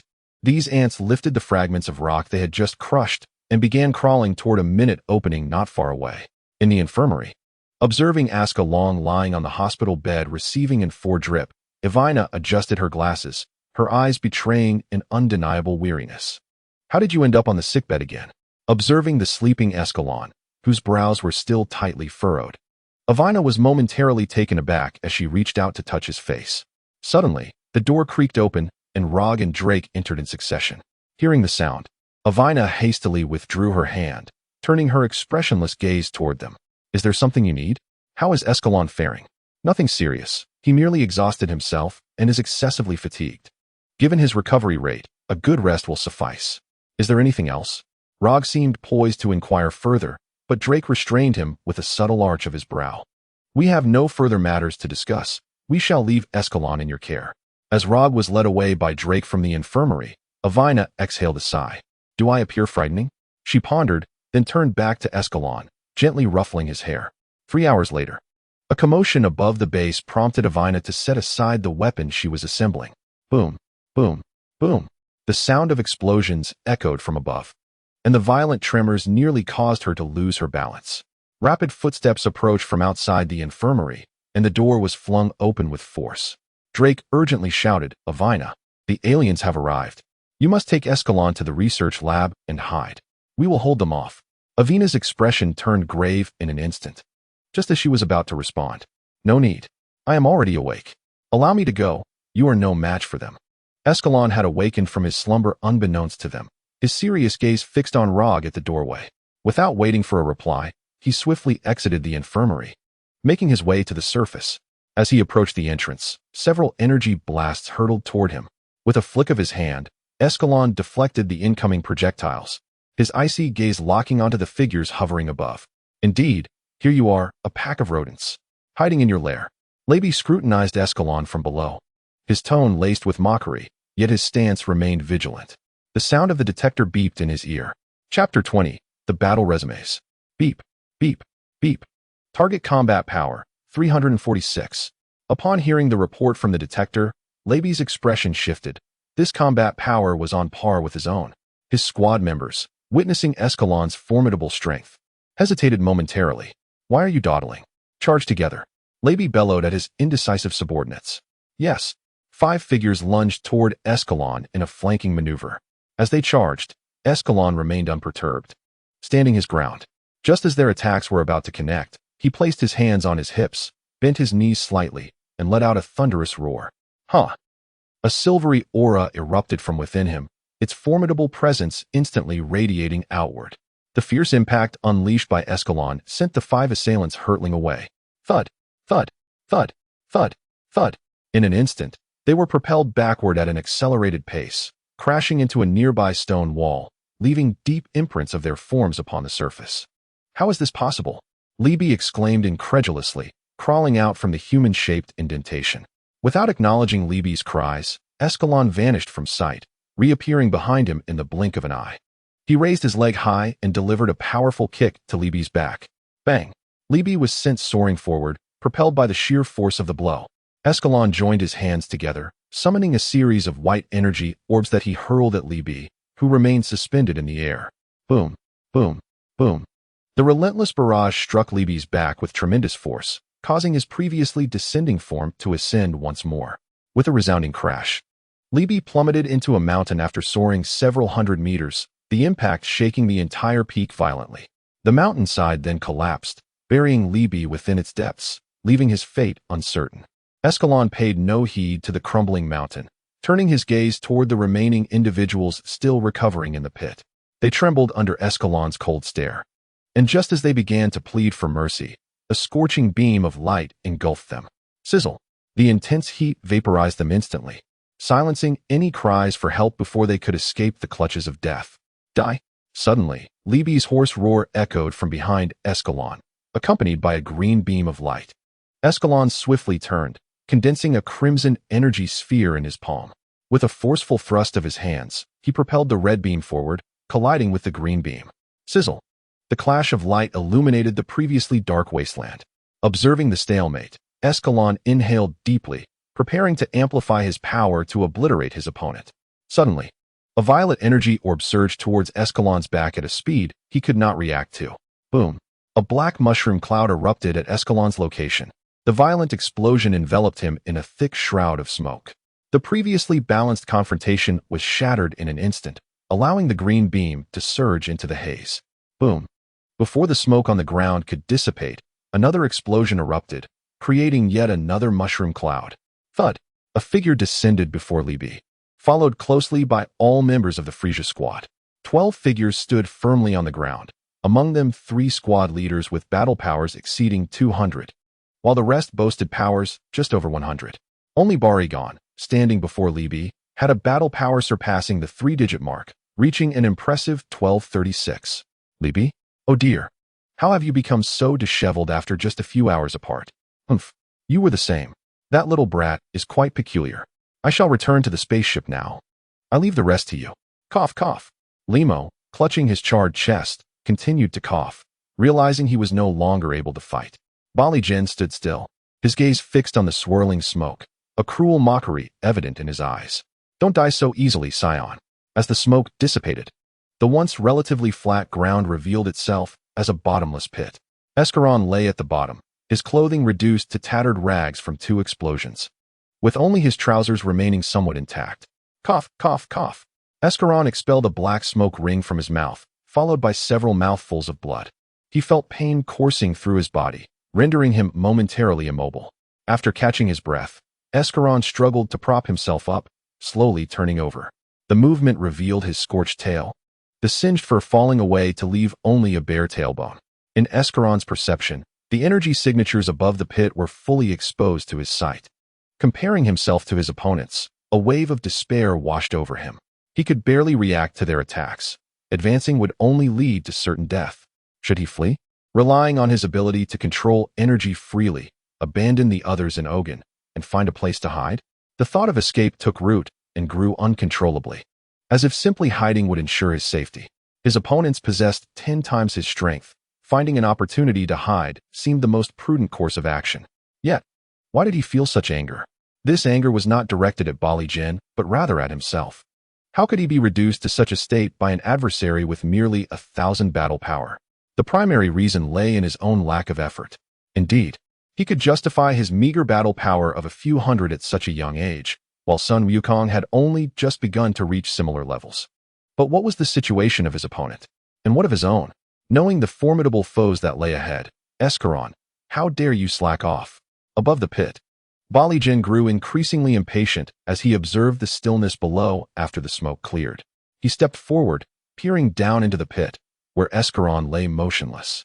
Is he dead? Beep, beep, beep. Energy fluctuations detected. Battle power, 621 points. Bali Jin's brow twitched, followed by a cruel smile. Grown stronger? How intriguing. I hope you can entertain me a while longer.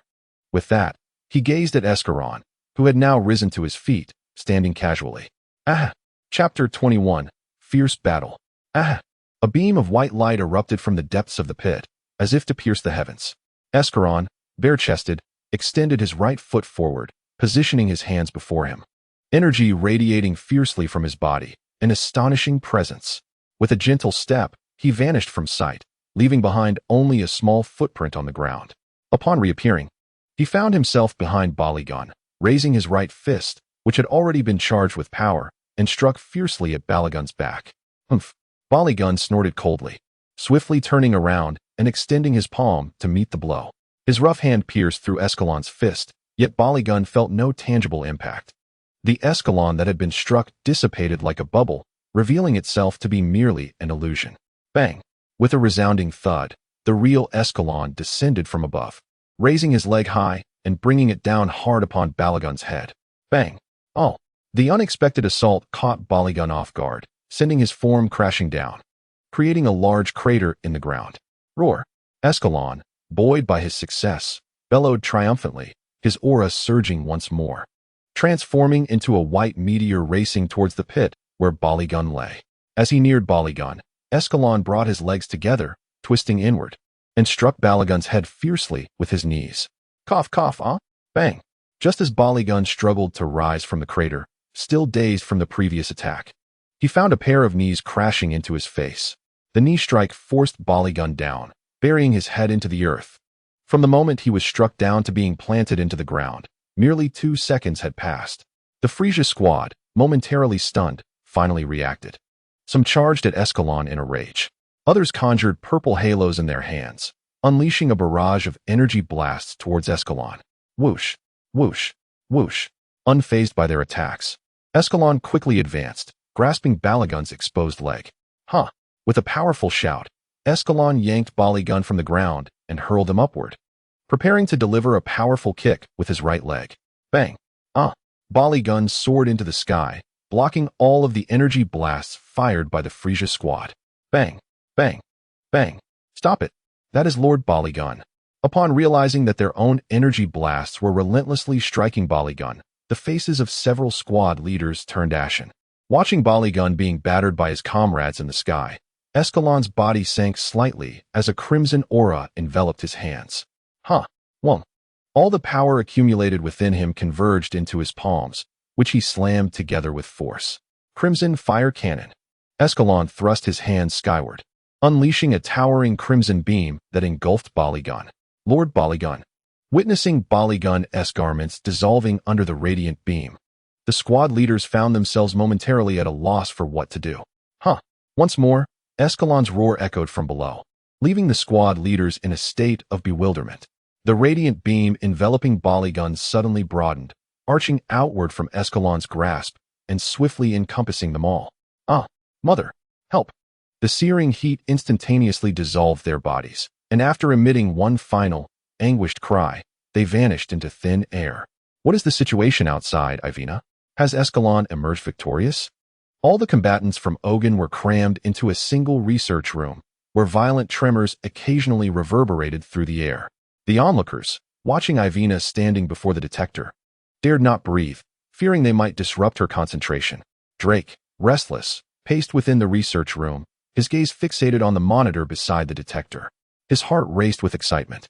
Although he could not decipher the intricate interface of the device, he comprehended the significance of the few light points that had abruptly vanished from the screen. It seemed that Escalon had eliminated a considerable number of enemies. Surely, the battle outside was nearing its conclusion. However, Ivina's brow was furrowed in concern as she stood before the detector. The light points representing Escalon were gradually dimming, indicating that his energy was nearly depleted. In contrast, the energy symbolizing Baligan had remained unwavering throughout. This could only mean one thing. The opponent had not exerted his full strength, and the current disadvantage was merely a game for him. What troubles Escalon? Ivina. Seeing Ivina's troubled expression, Drake's previously relaxed demeanor tightened once more.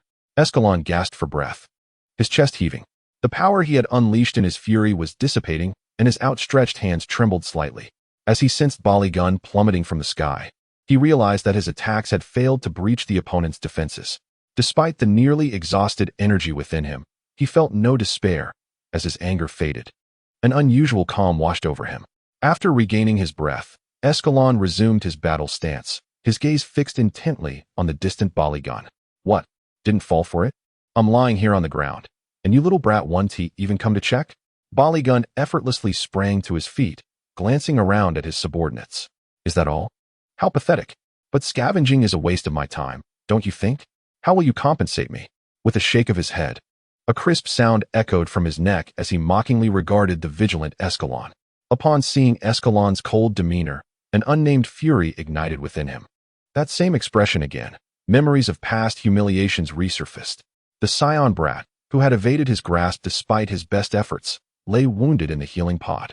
The icy expression of that scion, with taunting words still vivid in his mind, flickered before him. Baligan's previously mocking gaze vanished in an instant, replaced by a chilling intensity, and his figure abruptly disappeared from sight. Bang!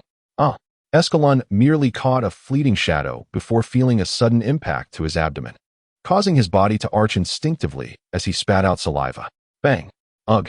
Baligan appeared behind Escalon, lifting his right foot to deliver a powerful kick that sent him soaring into the sky. Whoosh! Whoosh! Whoosh! In a flurry of movements, Baligan swiftly closed the distance to Escalon, launching a relentless assault upon him. Whoosh! Whoosh! Whoosh! Whoosh! Whoosh! Bang! Bang! Bang! Bang! Bang! Escalon's figure was tossed about in the air, treated like a mere ball being kicked. Boom! After yet another blow, Escalon's form was smashed into the ground. Observing the still composed Escalon, Baligan's expression turned ferocious. Why? How can you remain calm? Whoosh! Baligan raised both hands above his head, gathering a massive energy sphere in his palms. Die? Chapter 22 Endless, is it? Die? A violet energy sphere continuously expanded in Baligan's grasp as he glared down at Escalon with murderous intent. Is this where it ends? After enduring several heavy hits, Escalon's body had become utterly immobile. He lay in a humanoid pit on the ground, his gaze vacant as he stared upward. Thud! Thud! Thud! A hurried sound of footsteps approached as a squad clad in uniform green combat attire emerged from the rocky cave. Without a moment's hesitation, they raised their long rifles and aimed at Baligan above. Rat-a-tat! Rat-a-tat!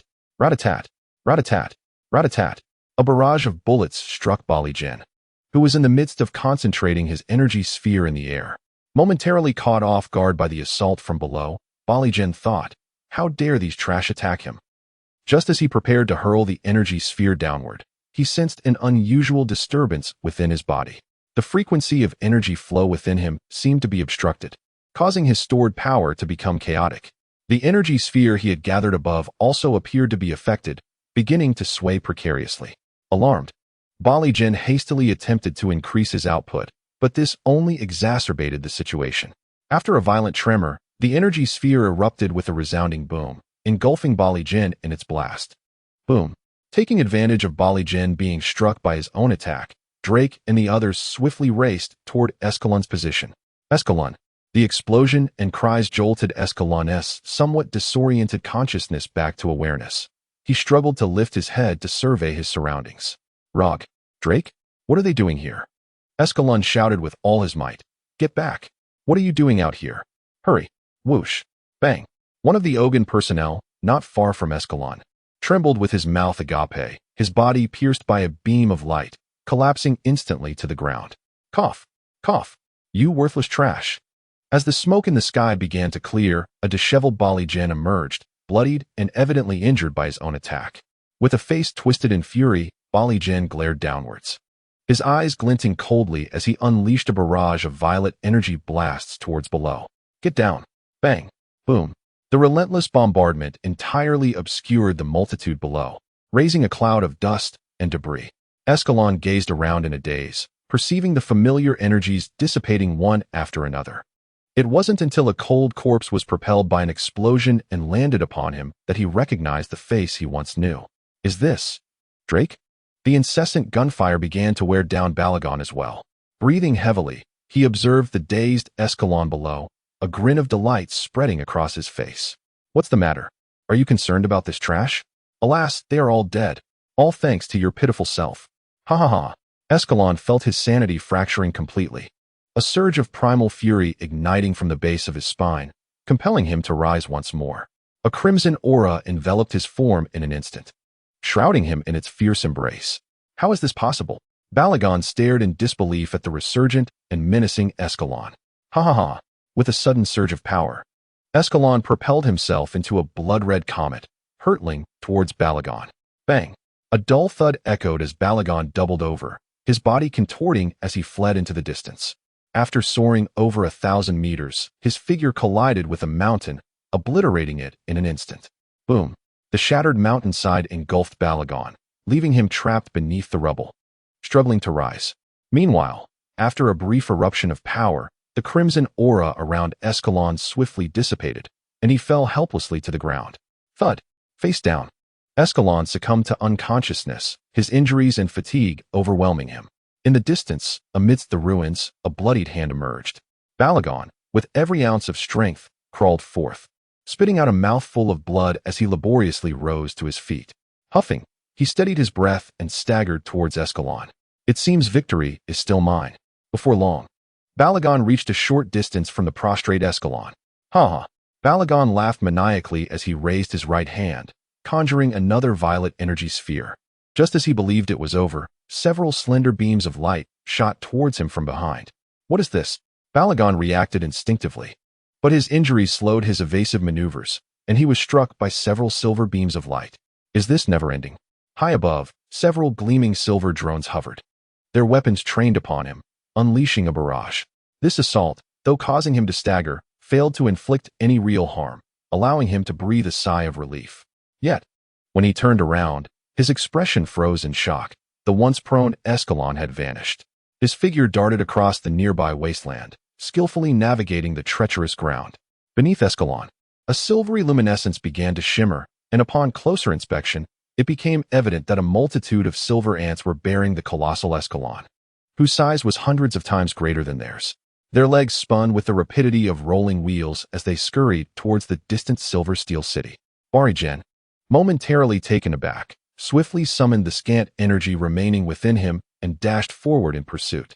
Despite his grievous injuries, his speed remained formidable, allowing him to quickly catch up to Escalon. At that moment, the sound of propellers filled the air as several aircraft circled around a circular flying machine, hovering above them. The hatch opened, revealing silver figures within, an assembly of intelligent robots. Beep beep beep. Target locked. Requesting fire support. Beep beep beep. Acknowledged. Whoosh. Whoosh. Whoosh. Countless missiles were instantly launched towards Bari Jin, the tremendous commotion halting his advance.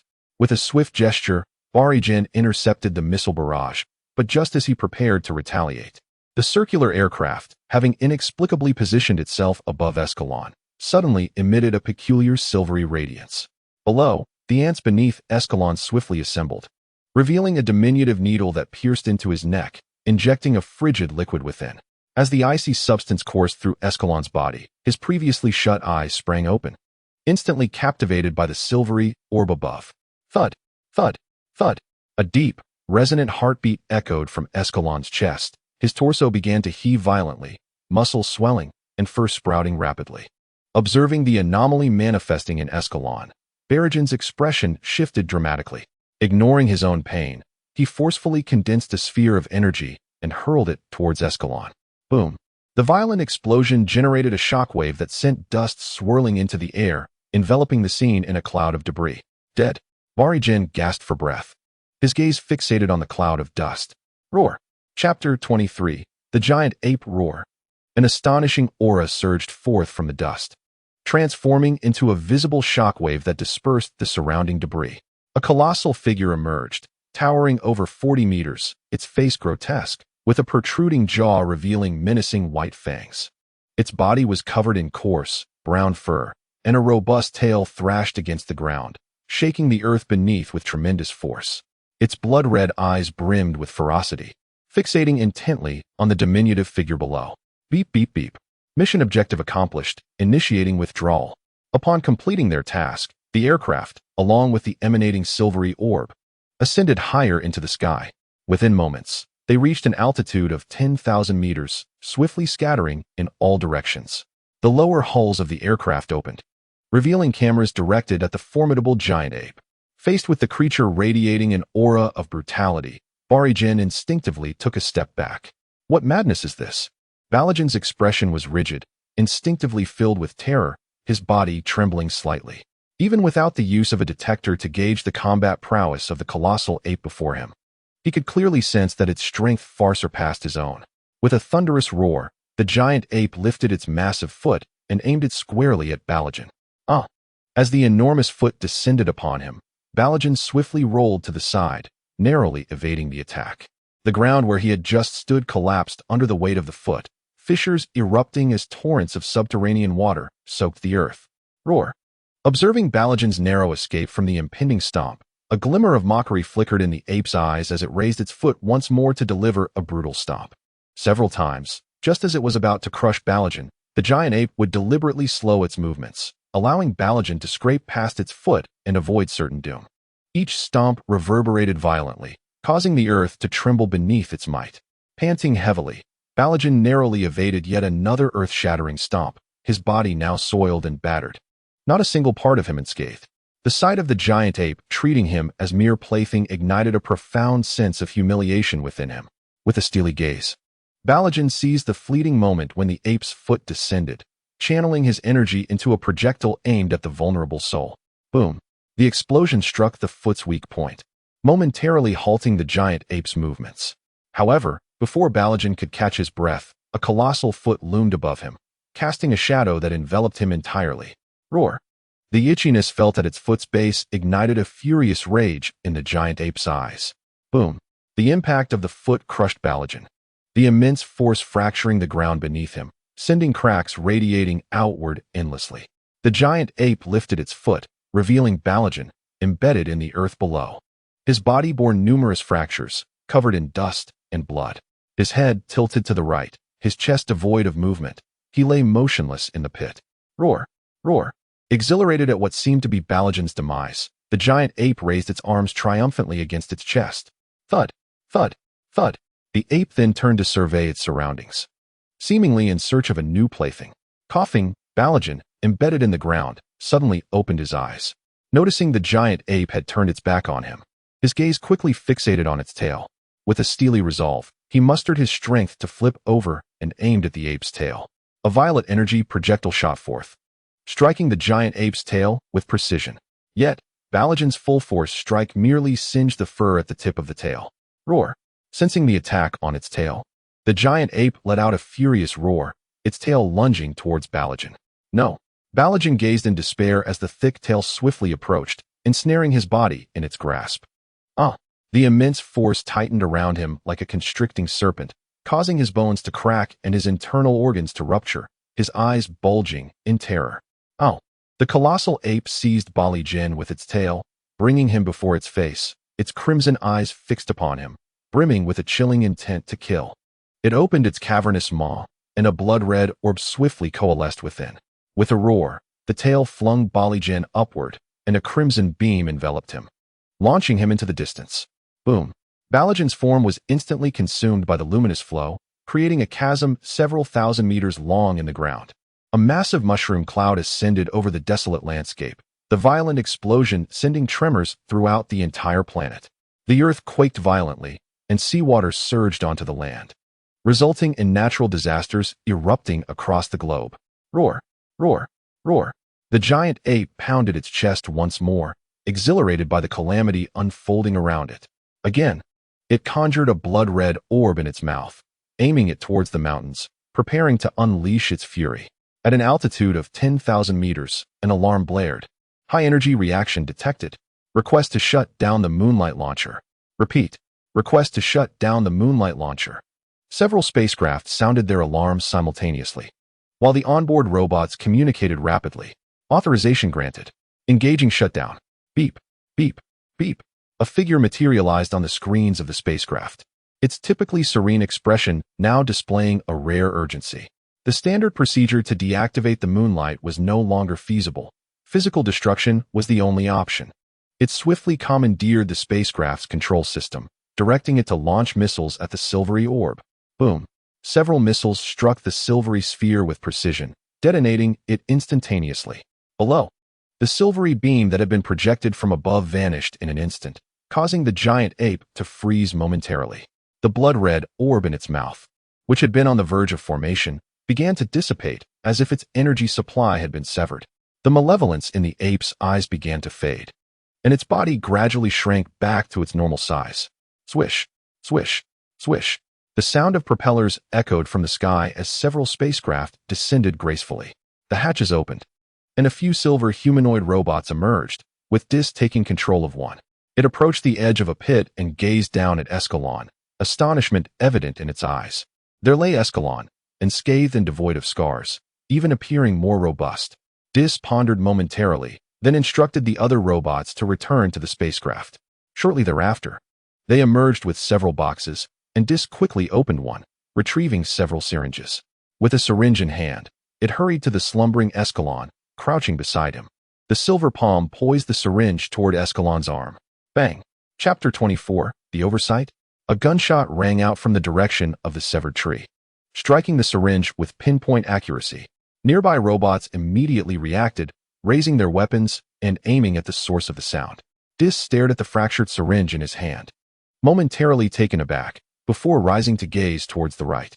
There, near a pile of rubble, a hovering vehicle idled, its engine still emitting wisps of white smoke. Beside it stood a diminutive figure, gripping a silver handgun with both hands, the muzzle unwaveringly aimed at Dis. Evina's expression was devoid of emotion as she scrutinized Dis's every movement, as if poised to pull the trigger at the slightest hint of a threat. "Who are you?" Dis inquired, contemplating the vigilant Evina. His gaze softened as he raised a hand, signaling the wary robot to lower its weapon. "Evina, my sister?" At the sound of Dis's words, a glint of cold light flickered in Evina's eyes, and her fingers swiftly pressed the trigger, a white energy bolt striking Dis's arm. "Shut up." Bang! A sharp crack echoed from Dis's mechanical arm. The joint at his right elbow melted through, dangling precariously. Yet Dis maintained his gentle smile. Grasping his right arm with his left, and, with a slight exertion, detached it, tossing it aside carelessly. "What is the matter? After all, I am the first child of the doctor, who has always regarded himself as my father. Is there an issue with me calling you sister? He created you, yet you have slain so many." Evina's accusation caused the warmth in Dis's demeanor to fade gradually. "Indeed, he fashioned me, yet he also sought my demise. They deny my existence, perceiving me as a threat to their status, desiring to obliterate me. Eliminating those who harbor hostility towards me is my assurance of survival." Dis articulated in a calm tone. Following his words, He turned and walked towards the entrance of the vehicle, the robot promptly trailing behind him. Farewell. As Dis ascended in the vehicle, gradually ascending into the sky, Evina remained alert, scanning her surroundings. Upon confirming the absence of danger, she hurried to the smooth figure of Escalon, inspecting his condition. After finding no wounds on his back, she flipped him over so he lay face up. Evina paused in her examination, a hint of panic prompting her to drape her clothing over Escalon. Her eyes widened in surprise. He bore no injuries and appeared even stronger. Once assured of Escalon's well-being, Evina exerted herself to lift his upper body, dragging him onto the hovering vehicle. After more than 3 hours of travel, Evina brought Escalon to a clearing above the former underground base of Osteel. Shortly after Drake's team departed, explosions intermittently reverberated overhead. The successive blasts caused the base's load-bearing walls to collapse, the entire underground facility beginning to tremble violently.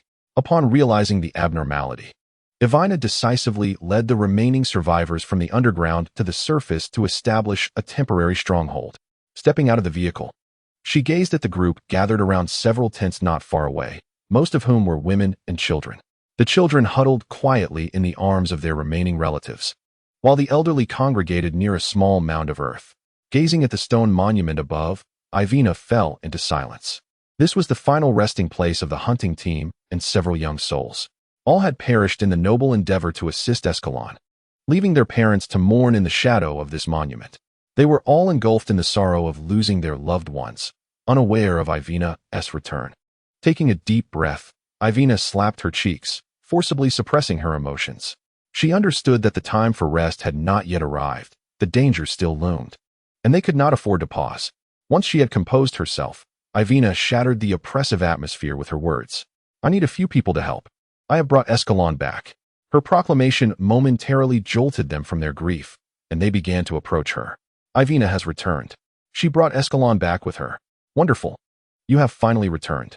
Before long, Escalon was collectively transported to a temporary medical tent. He was laid upon a mat covered with animal pelts.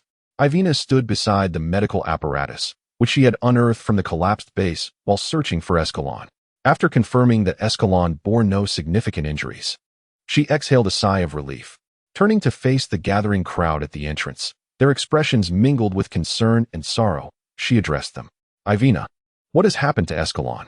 Did those fiends perish? Their voices were hushed, as if fearing to disturb the slumbering Escalon. Observing their anxious faces, Evina spoke rapidly. Escalon is merely resting. He will be fine. The enemies have been vanquished. That is a relief. Truly? Those extraterrestrial scoundrels are dead? Shoo. Keep your voices down. Don't wake Escalon. Upon hearing the reassuring news of Escalon's well-being and the demise of their invaders, the sorrow on their faces began to dissipate, replaced by a renewed vigor. Noticing the joy reflected in their eyes, Evina hesitated for a moment before continuing. However, we are not yet free from peril. The foes we faced were merely pawns of a larger force. We must leave this planet and venture into space to find a glimmer of hope. I will search for their spacecraft. You all stay here and tend to Escalon. With that, Evina turned and made her way towards the hovercraft, swiftly entering the vehicle.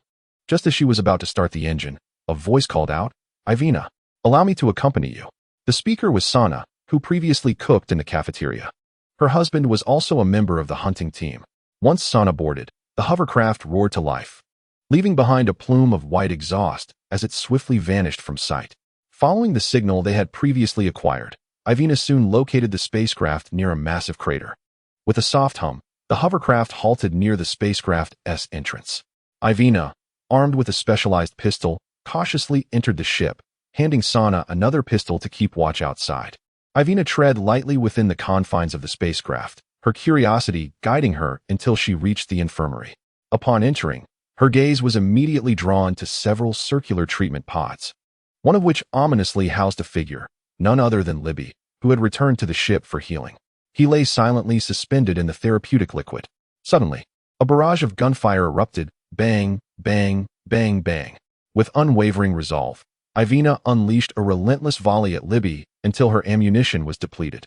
The bullets, charged with the essence of Escalon's weapon, possessed the lethal power to extinguish the life of the unconscious and gravely injured Libby.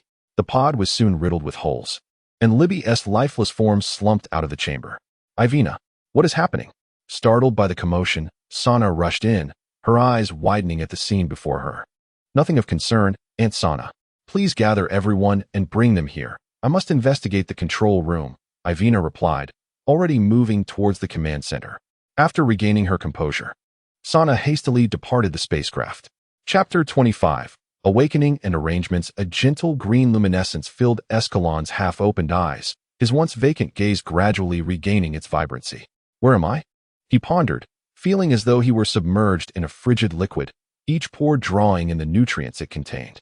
Through the transparent green window, he discerned rows of treatment pods outside, suddenly comprehending his location. With a soft hiss, the pod recognized his regained consciousness, emitting faint sounds as the liquid began to recede, and the door slid open automatically. Removing the oxygen mask from his face, Escalon grasped the pod's walls and climbed out. Standing bare on the slightly damp floor, the reflection from the green pod revealed the transformation he had undergone. His hair had grown denser, and he had gained at least 5 centimeters in height, now standing at approximately 160 centimeters. His eyes sparkled with a fierce intensity, brimming with vitality. His exposed physique was muscular and robust, exuding an inherent strength. Gazing at his palm, he clenched it tightly, feeling the surge of power coursing through him, magnified several times over. However, he refrained from delving deeper into his physical alterations. His immediate priority was to seek others and ascertain the current situation. While acclimating to his newfound strength, Escalon donned the clothing that lay beside the treatment pod. He swiftly approached the exit of the infirmary, pressing the button beside the door, which opened to reveal a dimly lit corridor. Upon sensing the presence of others aboard the ship, he hastened toward the control room. With a resounding whoosh, the metallic doors slid open in response to his approach. Inside, he beheld a gathering of the elderly and children, their faces etched with sorrow, clearly still engulfed in grief. As the sound of the opening door reached their ears, all eyes turned toward him. Escalon, you have finally awakened, they exclaimed in unison. How is your recovery? As Escalon felt the mixed gazes of concern and sorrow from the crowd, he paused for a moment before inquiring, I am fine, so there is no need for worry. What is the current situation? It's a relief to hear you are well. As for the present circumstances, we are not entirely sure. Perhaps you should ask Ivina, they said, parting to reveal Ivina, who was engrossed in examining something at the console behind them. Escalon hastened to her side, noticing the rapid succession of various symbols flashing across the screen, leaving him somewhat perplexed. Ivina, what are you working on? He asked. I am searching for a suitable neutral trading planet. This ship is too conspicuous in the northern galaxy, and we must procure a new vessel. Our current course is approaching the fringes of the northern galaxy, which is relatively safer, she explained. As she spoke, Ivina's actions paused, her gaze fixating on a dark red planet. This is the one, Newman Trading Planet. Beep beep beep. Destination, Newman Trading Planet. Estimated time of arrival, 5 days. After setting the latest course, Ivina turned to face Escalon. Is there anything else? Observing the calmness on Ivina's face, Escalon understood that she was merely using her busyness to shield herself from negative emotions. After a moment of silence, he quietly said to Ivina, actually, there may still be hope for Drake and the others. Upon hearing Escalon's words, Ivina's expression sharpened instantly, and she quickly tugged at the hem of Escalon's clothing. Confused, Escalon looked at Ivina, unsure of her intentions at that moment. However, upon seeing the determined look she gave him to follow, she exited the control room and stepped into the corridor. Escalon hastily followed suit, and the control room door closed automatically behind them. The crowd behind them watched their departure, quickly falling silent upon witnessing Ivina's actions. They prepared to wait in the conference room, anticipating the outcome of their discussion. After all, at present, only Ivina and Escalon among the Ogan crew could take charge of the situation. Once Ivina and Escalon left, the control room descended into silence once more, the atmosphere feeling somewhat oppressive. At the corner of the corridor, Ivina stood quietly at the entrance of a room, and as Escalon approached, she pulled him inside. They seated themselves at a small round table adorned with snacks and beverages. With arms crossed and a serious expression, Ivina gazed intently at Escalon and said, You may speak now. Escalon, noticing her grave demeanor, also grew serious. In the cosmos, there exists a remarkable treasure known as the Dragon Balls.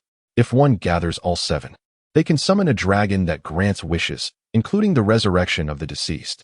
As Escalon recounted this, Ivina, standing beside him, displayed a flicker of surprise in her eyes. The Dragon Balls he described reminded her of tales she had encountered in illustrated stories from her past. Ivina?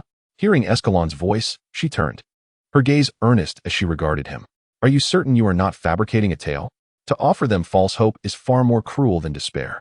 Upon hearing Ivina's inquiry, Escalon was momentarily taken aback before hastily approaching her. Locking eyes with her in earnestness, he gravely declared, I am not fabricating tales. The Dragon Balls are indeed real. As far as I am aware, there exist two sets of Dragon Balls, one on Namek and the other on a planet known as Earth. Namek? Earth? Ivina repeated, her curiosity piqued. Indeed, the dragon on Namek can grant 3 wishes, and the Namekians are rumored to be a peace-loving race. Conversely, the dragon on Earth can only fulfill a single wish, which is my next objective.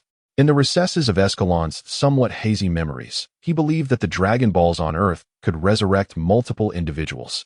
After contemplating his description, Ivina inquired once more, cannot we directly travel to Namek? The Namekians are formidable. Given my current strength, I cannot ensure a successful acquisition of the Dragon Balls. Escalon explained swiftly, his expression darkening. He felt woefully inadequate, lacking the confidence to confront the Namekians. After all, in a tangible universe, he could not ascertain whether Namek was as amicable as he recalled. It was a risk he could not afford. Meanwhile, the strongest beings on Earth possessed merely a combat power in the hundreds, making it feasible for him to overpower them without much difficulty. Ivina remained silent for a moment. Feeling a sense of helplessness, her continual inability to act due to her weakness frustrated her. I intend to assess the supplies aboard this spaceship. Would you like to join me? She suggested, aiming to evaluate the worth of the materials on the vessel to determine if they were sufficient for either replacing the ship or acquiring materials to construct one. No, I am heading to the training room, Escalon replied. Then I will seek you out once I have finished, Ivina said. After a swift exchange, the two parted ways, each heading towards their respective destinations. In the conference room, the others were left pondering the situation. Chapter 26. Changes within training room. Escalon surveyed the array of training targets and testing apparatus before him, momentarily uncertain of which to utilize. After a brief internal struggle, he resolved to first ascertain the extent of his current combat power. He approached the combat power detection device, an advanced model built into the spaceship, boasting a far superior detection capacity compared to the handheld versions. He pressed the activation button, and the device emitted a subtle sound before illuminating. Relaxing his body, he positioned himself fully within the detection range. Beep, beep, beep. Combat power, 1,600 points. 1,600? An increase of over 1,000 in normal conditions? Escalon mused, nodding at the figure displayed on the screen. This enhancement was within his expectations. Next, let us test my explosive power. With that, Escalon slightly bent his knees, placing his hands on his hips, summoning all his strength. With a powerful shout, a faint crimson aura erupted from his body, creating invisible shockwaves that rattled the training targets. The detection platform immediately emitted a rapid electronic alert. Beep, beep, beep. Combat power, 176, 019, 992, 350 surged rapidly, ultimately stabilizing at 350. With a full force eruption, I possess a combat power of 350, and it seems I can maintain this for an extended period. Escalon distinctly sensed that, following this complete exertion, his body felt no strain. Instantly, he recalled his unique energy, which seemed to have undergone another transformation following his transformation into a giant ape. He could clearly perceive his body growing stronger in every conceivable aspect, moment by moment. Were this a game, a display above his head might continuously read, Strength 1, Speed 1, Intelligence 1, Defense 1, Stamina 1, Appetite 1. With my current physical prowess, should I encounter an adversary of Baragon's caliber, my innate strength alone would suffice to vanquish him without the need for energy expenditure. Escalon clenched his fists tightly, unable to suppress his thoughts. As he felt the surging power within him, a primal desire for combat arose from the depths of his bloodline. Suddenly, he felt exhilarated, his hands itching with an insatiable craving for a fight. He promptly decided to channel his abundant energy, swiftly approaching the metallic target. Originally intended for honing the precision of energy projectiles, it had now become Escalon's punching bag. Bang, bang, bang. Without a trace of energy enveloping his hands, He effortlessly reduced the target to dust using only the strength of his body. The training room echoed with the sounds of destruction, the once orderly space now in disarray, with instruments haphazardly strewn about, and the floor littered with the ashes of destroyed targets. After obliterating the entire target family, Escalon still felt unfulfilled and immediately inverted himself onto the ground. Balancing on a single finger, he fervently exerted himself for nearly 2 hours before gradually calming down. Once tranquility returned, Escalon surveyed the chaotic room and chose a relatively clean spot to sit cross-legged. He closed his eyes, delving his awareness deep within, striving to uncover the source of the transformation in his energy. Observing the flow of the faintly crimson energy within him, he soon detected an anomaly at the tip of his tail. The energy there was distinctly more vibrant, even radiating a bloody luminescence. As he extended his awareness towards his tail, the scene before him began to blur, accompanied by a resonating hum in his ears. Gradually, the image clarified, revealing a desolate, pitch-black cosmic expanse. A throng of giant apes traversed the barren universe, enveloped in a shield of blood-red energy. The giant apes dominated the cosmos, proving formidable against any opponent they encountered. They roamed the universe for an extended period until they descended upon a dark red planet. There, the giant apes recuperated and proliferated. Over the course of eons, the giant apes gradually evolved into 2 distinct, yet similar races. One resembled a diminutive version of the giant ape, covered in fur, possessing robust musculature, glaring crimson eyes, and exuding an aura of malevolence and brutality. The other, having forsaken all semblance of the giant ape save for its tail, morphed into the humanoid form familiar to Escalon. Due to their differing personalities and habits, a fierce conflict soon erupted between the 2 parties. Initially, the ape men clearly held the upper hand. However, as time progressed, a formidable warrior, radiating golden light, suddenly emerged from the humanoid side. His appearance instantly turned the tide of battle, leaving the ape men on the brink of annihilation. Yet, the intense fighting had already led to irrevocable devastation on their planet. As the planet teetered on the edge of destruction, the humanoid departed, venturing back into the cosmos in search of a new home. Amidst the violent explosions engulfing the planet, Escalon's vision gradually blurred, but before it faded entirely, he beheld a battered giant ape roaring in fury amid the cataclysm. With a sudden jolt, Escalon's consciousness returned, echoing with a solitary, wrathful roar.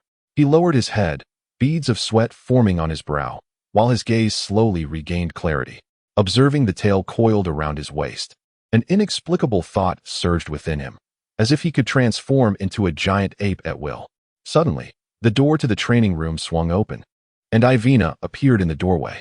She surveyed the disheveled room, reminiscent of a havoc-wreaked space, and cast a peculiar glance at Escalon. What on earth happened here? If you have excess energy, perhaps you could assist me in inventorying supplies in the warehouse. I am quite fatigued, so please refrain from adding to my workload. Escalon turned his head, glancing around at the scattered instruments that had once been neatly stacked. Ahem, Ivina, is there something you need? He nonchalantly rose from the floor, completely disregarding her earlier remark. Ivina, with an expression devoid of emotion, scrutinized Escalon's attempt to divert the conversation. After a prolonged gaze, she sighed. Don't you need to eat? 3 days have passed since you fell unconscious. Are you not hungry? At her words, Escalon suddenly became acutely aware of the gnawing emptiness in his stomach. I suppose I feel all right. Not really. Suddenly, a loud growl emanated from his belly, shattering his composure. Perhaps I should go eat. Escalon awkwardly rubbed the back of his head. He swiftly approached Ivina, placing a hand on her shoulder and playfully turning her around, ready to guide her away.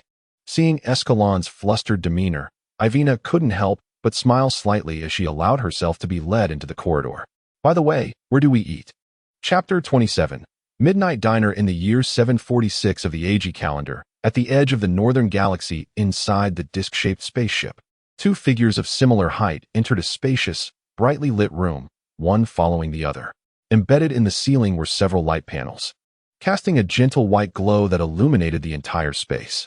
To the right, several long tables connected to metallic walls were arranged, accompanied by sofas crafted from an unknown fur, appearing quite soft and inviting.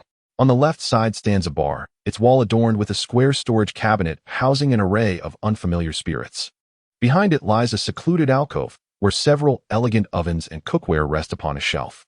The decor of the kitchen starkly contrasts with the exterior, clearly indicating its makeshift nature. Escalon follows Avina to a pristine long table, which bears the remnants of previous meals, suggesting that others have dined here before. After all, he and Avina have been preoccupied, one acclimatizing to physical training and the other inventorying supplies, each absorbed in their respective tasks, likely wishing not to intrude upon the others. Escalon pulls open a leather sofa and instinctively settles into a corner, resting one hand casually on the tabletop. Avina stands outside the table, holding a list that details the provisions aboard the ship, meticulously compiled by Sana. She places the list on the long table, her finger pressing down on the paper as she slides it toward Escalon. What would you like to eat? This is the food inventory organized by Aunt Sana. I'll take a look, Escalon replies, glancing down at the list that catalogs the ship's available sustenance. Among the offerings are nutrient-dense compression bricks, rectangular in shape, approximately 10 centimeters long, and of a pale gray hue, reminiscent of concrete bricks from his previous life. Advantages: rich in nutrients, long shelf life, high energy content, minimal spatial footprint, and easy to carry. The drawbacks are equally evident. They possess an extraordinarily hard texture, necessitating the soaking in copious amounts of synthetic water for consumption. Eating them directly is akin to gnawing on stones. Next, there is nutrient gel, contained within transparent tubes and sealed bags. It's semi-translucent. Viscous appearance adorned with numerous green and yellow specks. Its benefits are similar to the compression bricks, yet it suffers from a bitter taste, with a gritty texture reminiscent of sand and an overwhelmingly metallic odor. What's this nonsense? Are these aliens really consuming this rubbish? A disgruntled comment from an unknown member of the crew reads. The preceding entries were documented by the logistics personnel of the crew after their personal tastings. As Escalon surveys the disheartening descriptions and comments on the list, he finds his appetite waning. Avina, watching him stare blankly at the list, queries, "Is there something peculiar about the food?" She had only glanced at the list, not scrutinizing it closely, as she had been busy inventorying supplies and had not frequented the mess hall, which was Sana's responsibility. "What's the matter? Is there an issue with the list?" Avina asks, settling beside Escalon and leaning over to examine the list herself. Upon closer inspection, her expression shifts. "How about I prepare something instead? I believe that would be a splendid choice. However, it would be my first attempt, so the flavor may not be ideal. What does it matter? No matter how it turns out, I will finish it, rest assured." Escalon chuckles. "I used to live off takeout in my previous life. Why would I fear your cooking?" Listening to Escalon's earnest words, Avina nodded slightly and rose to walk towards the back chamber. Upon entering, she retrieved the ingredients she had brought from Star 104 from the lower cabinet. After thoroughly cleaning them, she placed a simple cutting board on the counter and swiftly began chopping the vegetables with a steady hand, efficiently preparing the meal. Through the open kitchen door, Escalon observed Avina's precise and rapid movements, and a sense of anticipation welled up within him. As he awaited Avina's culinary creation, a rich aroma wafted from the kitchen. Inhaling the delightful scent, Escalon felt his stomach's protests grow increasingly louder. Gurgle, gurgle. A rumbling akin to distant thunder emanated from his belly, as if sharp claws were scraping against his stomach. This intense hunger caused golden stars to flicker before his eyes, rendering his body somewhat feeble. Instinctively, he leaned against the long table. "Avina, how much longer?" His voice was laced with fatigue. "Almost ready," Avina replied, maneuvering a cart laden with a dozen plates of food toward him, swiftly placing them on the long table. At the sound, Escalon, who had been slumped over the table, immediately straightened his posture.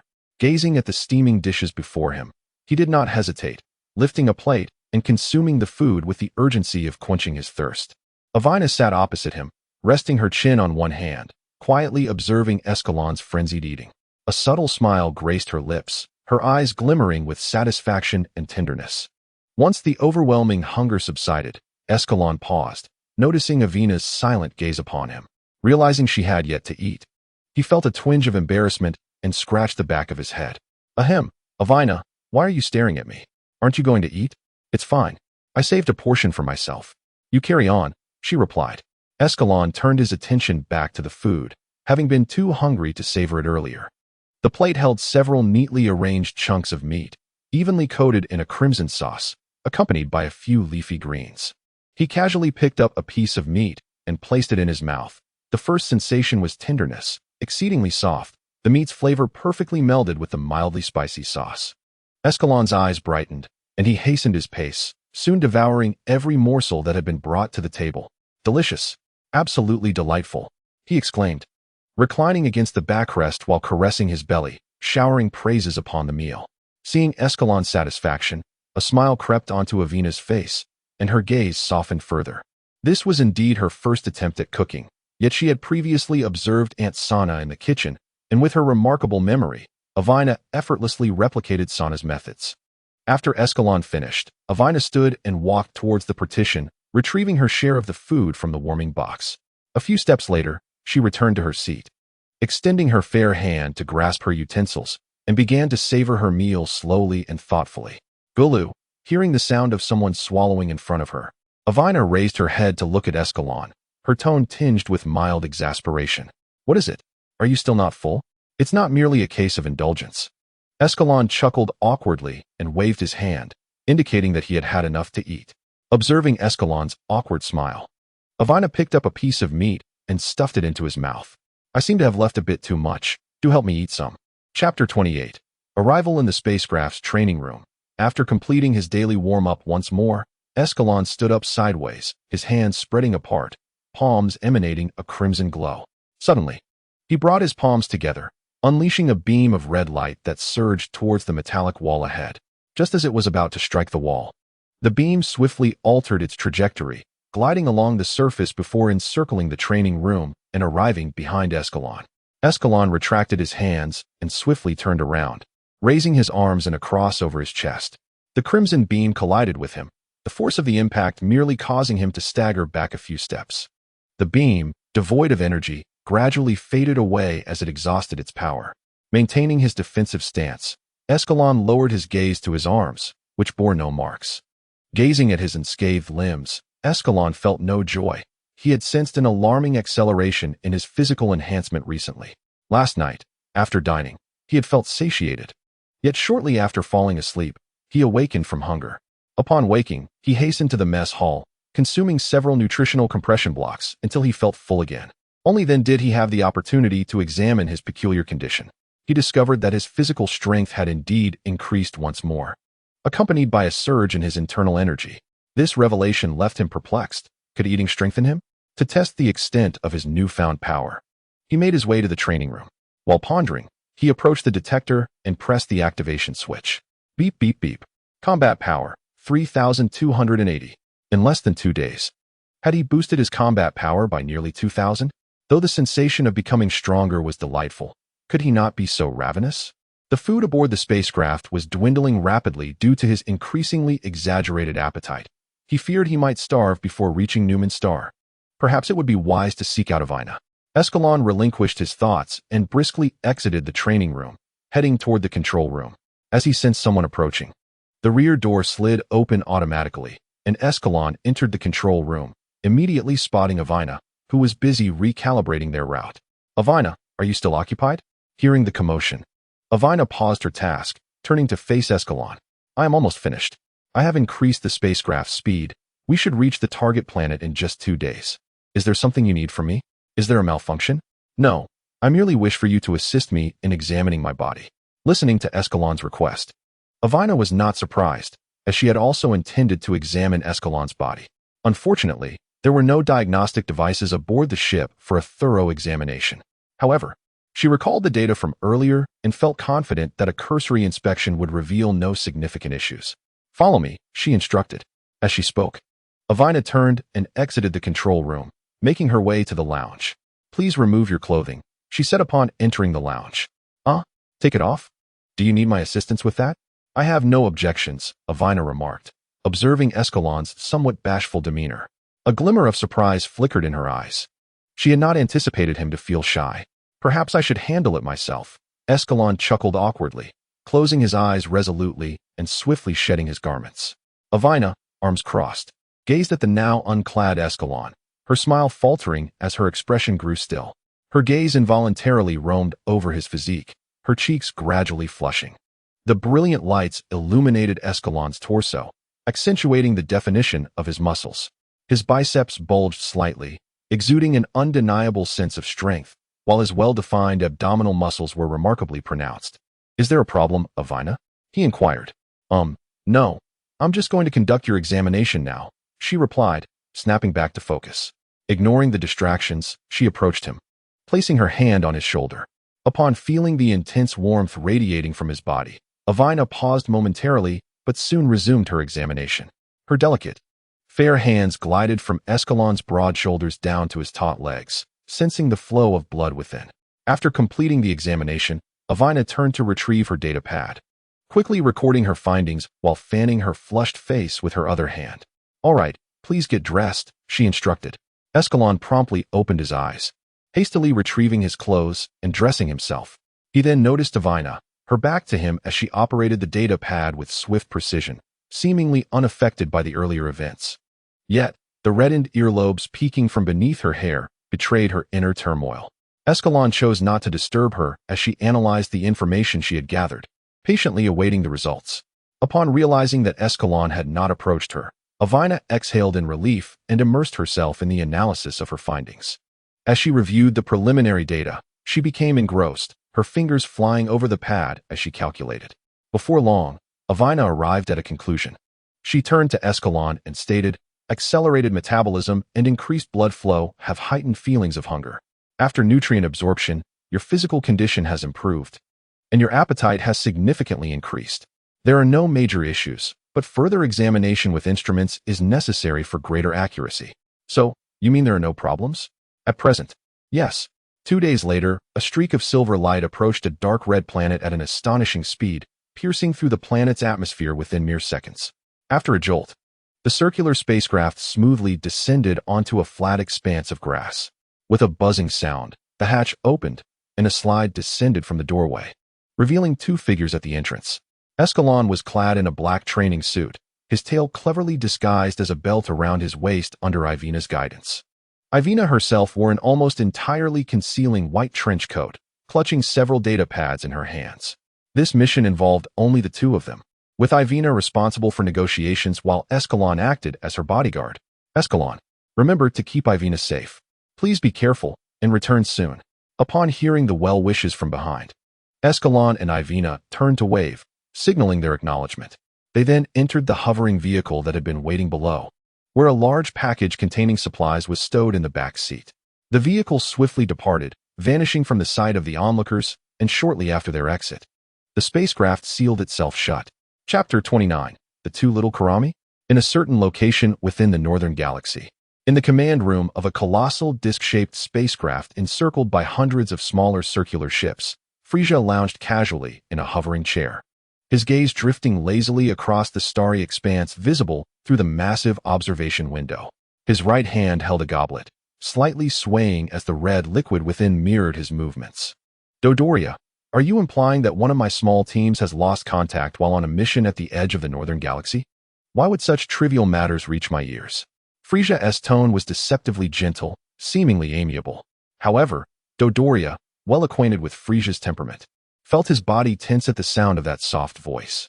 "Lord Frieza, according to the last message they transmitted, the culprit behind their disappearance is a Saiyan child." Crack! The red liquid splattered across the silver floor as the goblet shattered. "A Saiyan child?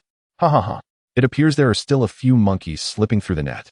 At the sound of that familiar laughter, Dodoria broke out in a cold sweat, instinctively bowing respectfully as he stood to the side. "Dodoria, do I need to instruct you on how to handle such minor affairs?" As Dodoria straightened from his bow, he quickly responded, "I understand. I shall dispatch someone to deal with that Scion brat at once." Frieza made no response to Dodoria's declaration, merely withdrawing a handkerchief from his side to wipe his slightly damp palms. "I take my leave then." After respectfully stating this, Dodoria swiftly exited the command room, casting a glance back at the unresponsive Frieza. Once Dodoria's figure had completely vanished, a shadow emerged from the depths of the command room, prompting Frieza to pivot his floating chair to face it. "Have you located a suitable life-bearing planet?" "Not suitable." Outside the entrance of a modest shop, measuring about 10 square meters, several figures were embroiled in a heated argument. A humanoid creature resembling a bullfrog gesticulated wildly, seemingly expressing its dissatisfaction. He donned a yellow trench coat, his shoes sharply pointed at the toes, with an identity badge hanging from his chest. "How can you bargain like this? You want to cut the price in half and still demand more? Why not just rob us?" He bellowed at the two individuals before him, his fervor causing saliva to fly from his mouth. What is inappropriate about this? I researched the prices on Newman before coming here. Your prices are nearly 3 times higher than market value. What? Do you regard us as easy prey just because we're outsiders? Ivina furrowed her brow, retorting sharply, while Escalon silently deflected the spittle that flew their way. After locating the nearest trade market, Escalon and Ivina had swiftly familiarized themselves with the local pricing. They spent the better part of the day wandering through the Monu Central Market, which primarily offered weaponry and dining establishments. With only a handful of shops selling spaceship parts or entire vessels, the shop they were currently disputing with was one of these, owned by a man named Missin, who had a decent reputation in the area.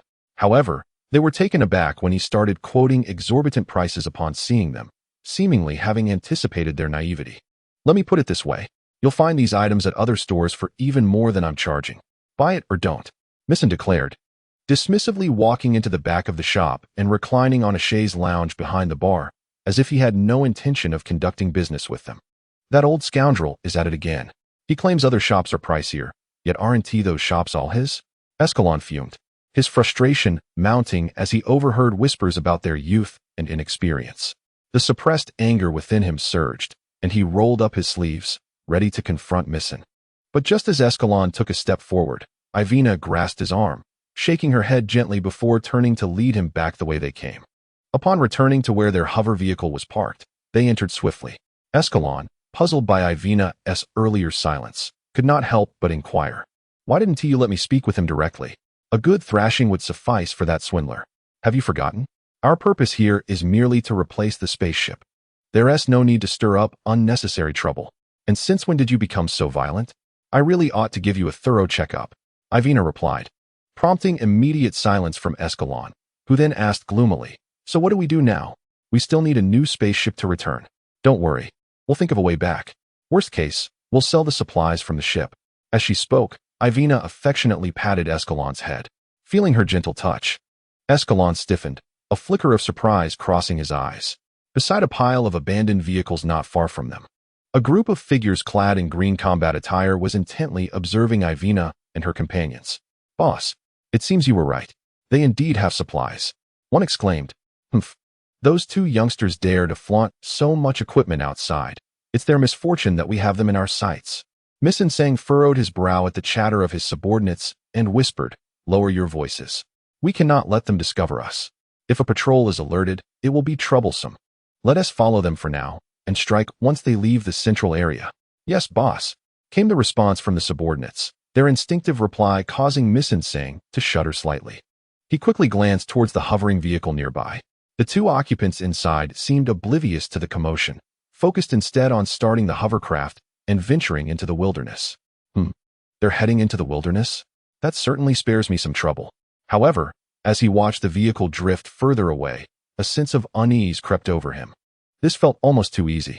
Compelled by his instincts, he activated his detector once more to confirm their combat capabilities. Beep, beep, beep. Male combat power, 158 points. Beep, beep, beep. Female combat power, 6 points. He startled himself. Missin Sang's caution dissipated in an instant, and he waved his hand at his subordinates, signaling them to hurry along. Chapter 30. A failed attempt backfires. Newman Star. Wilderness. On a patch of parched yellow grass, a hovercraft sped deeper into the wilderness. The dry grass below contorted under the repulsive force, leaving a distinct mark on the ground. "Escalon, are they following us?" Ivina asked, gripping the steering wheel with both hands. Her gaze fixed ahead. "Indeed, my senses indicate that 11 presences are trailing us, including that unscrupulous merchant," Escalon replied, reclining against the passenger seat. One hand resting on the window, his lush hair tousled by the wind. "You performed splendidly earlier, but it would be best not to improvise next time." "Oh, what's this? Are you feeling bashful?" Ivina's tone was lighthearted, deliberately slowing her speech as she turned her head, a smile in her eyes. Escalon paused, momentarily caught off guard, and silently pressed his hand against the door, enveloping the entire vehicle in an invisible force. Ivina was suddenly thrust back by a powerful surge, and the hovercraft transformed into a silver flash, vanishing across the desolate grassland. "Escalon, boss, did you hear something strange?" A tall, muscular man nervously tugged at Missin Sang's sleeve. "What are you afraid of? You're wasting that physique." And keep your filthy hands off my clothes. Lin Shen glared in disgust at the man who clung to his sleeve, feeling a wave of nausea. The other subordinates around them regarded the muscular man's demeanor with indifference, entirely unfazed by their interaction. They were all seated in 5 armored vehicles, paired off inside. Due to the reluctance of others to accompany the burly man, it fell upon the leader, Lin Shen, to share the same vehicle with him. Suddenly, with a screech, Lin Shen's armored vehicle came to a halt, prompting the others to stop as well. What is going on, boss? Something's amiss. Their signal has vanished. What? Vanished?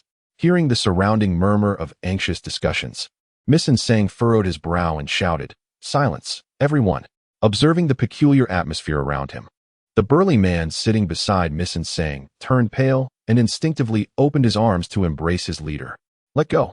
At Lin Shen's furious roar, the burly man immediately released his grip, shrinking back in fear. "Everyone, disembark. Split up and search. Those 2 brats cannot have gone far." After calming himself, Lin Shen extended his trembling hand to open the vehicle door and leapt out. The others followed suit, glancing around the desolate area, their anxiety palpable. Split into 3 groups. "Isn't that Lin Shen? Are you looking for us?" Upon hearing the commotion behind him, Lin Shen froze, slowly turning to face the source. The 2 individuals he had been pursuing had, unbeknownst to him, arrived behind them, observing with keen interest. Judging by Escalon's mocking gaze, it seemed these 2 had been watching them for quite some time. "Humph, you 2 certainly have some audacity to follow us." The burly man beside Lin Shen wrapped an arm around him, casting a disdainful glance at the pair, who collectively seemed no match for him.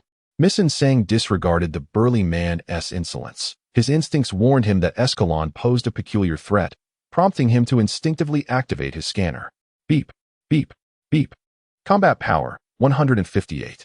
6. Observing the unchanged reading, Lin Shen finally felt a sense of relief. Pushing the burly man aside with one hand as his gaze greedily fell upon Avina. "Humph. Hand over your supplies promptly, and perhaps I shall spare your lives." Escalon raised an eyebrow, a slight smirk playing on his lips as he regarded Lin Shen with mockery. "Do you truly believe you have us cornered? What gives you such confidence? That metal piece dangling from your ear? Perhaps you should take another look at it." Lin Shen's expression faltered as he instinctively glanced at the scanner's screen, the values unchanged, causing his countenance to darken in an instant. "Are you mocking me?" Beep, beep, beep. Combat power, 1200, 2600. Bang. Ah. The lens over Lin Shen's left eye exploded, sending metal shards piercing into his eye, the intense agony causing him to collapse in a struggle.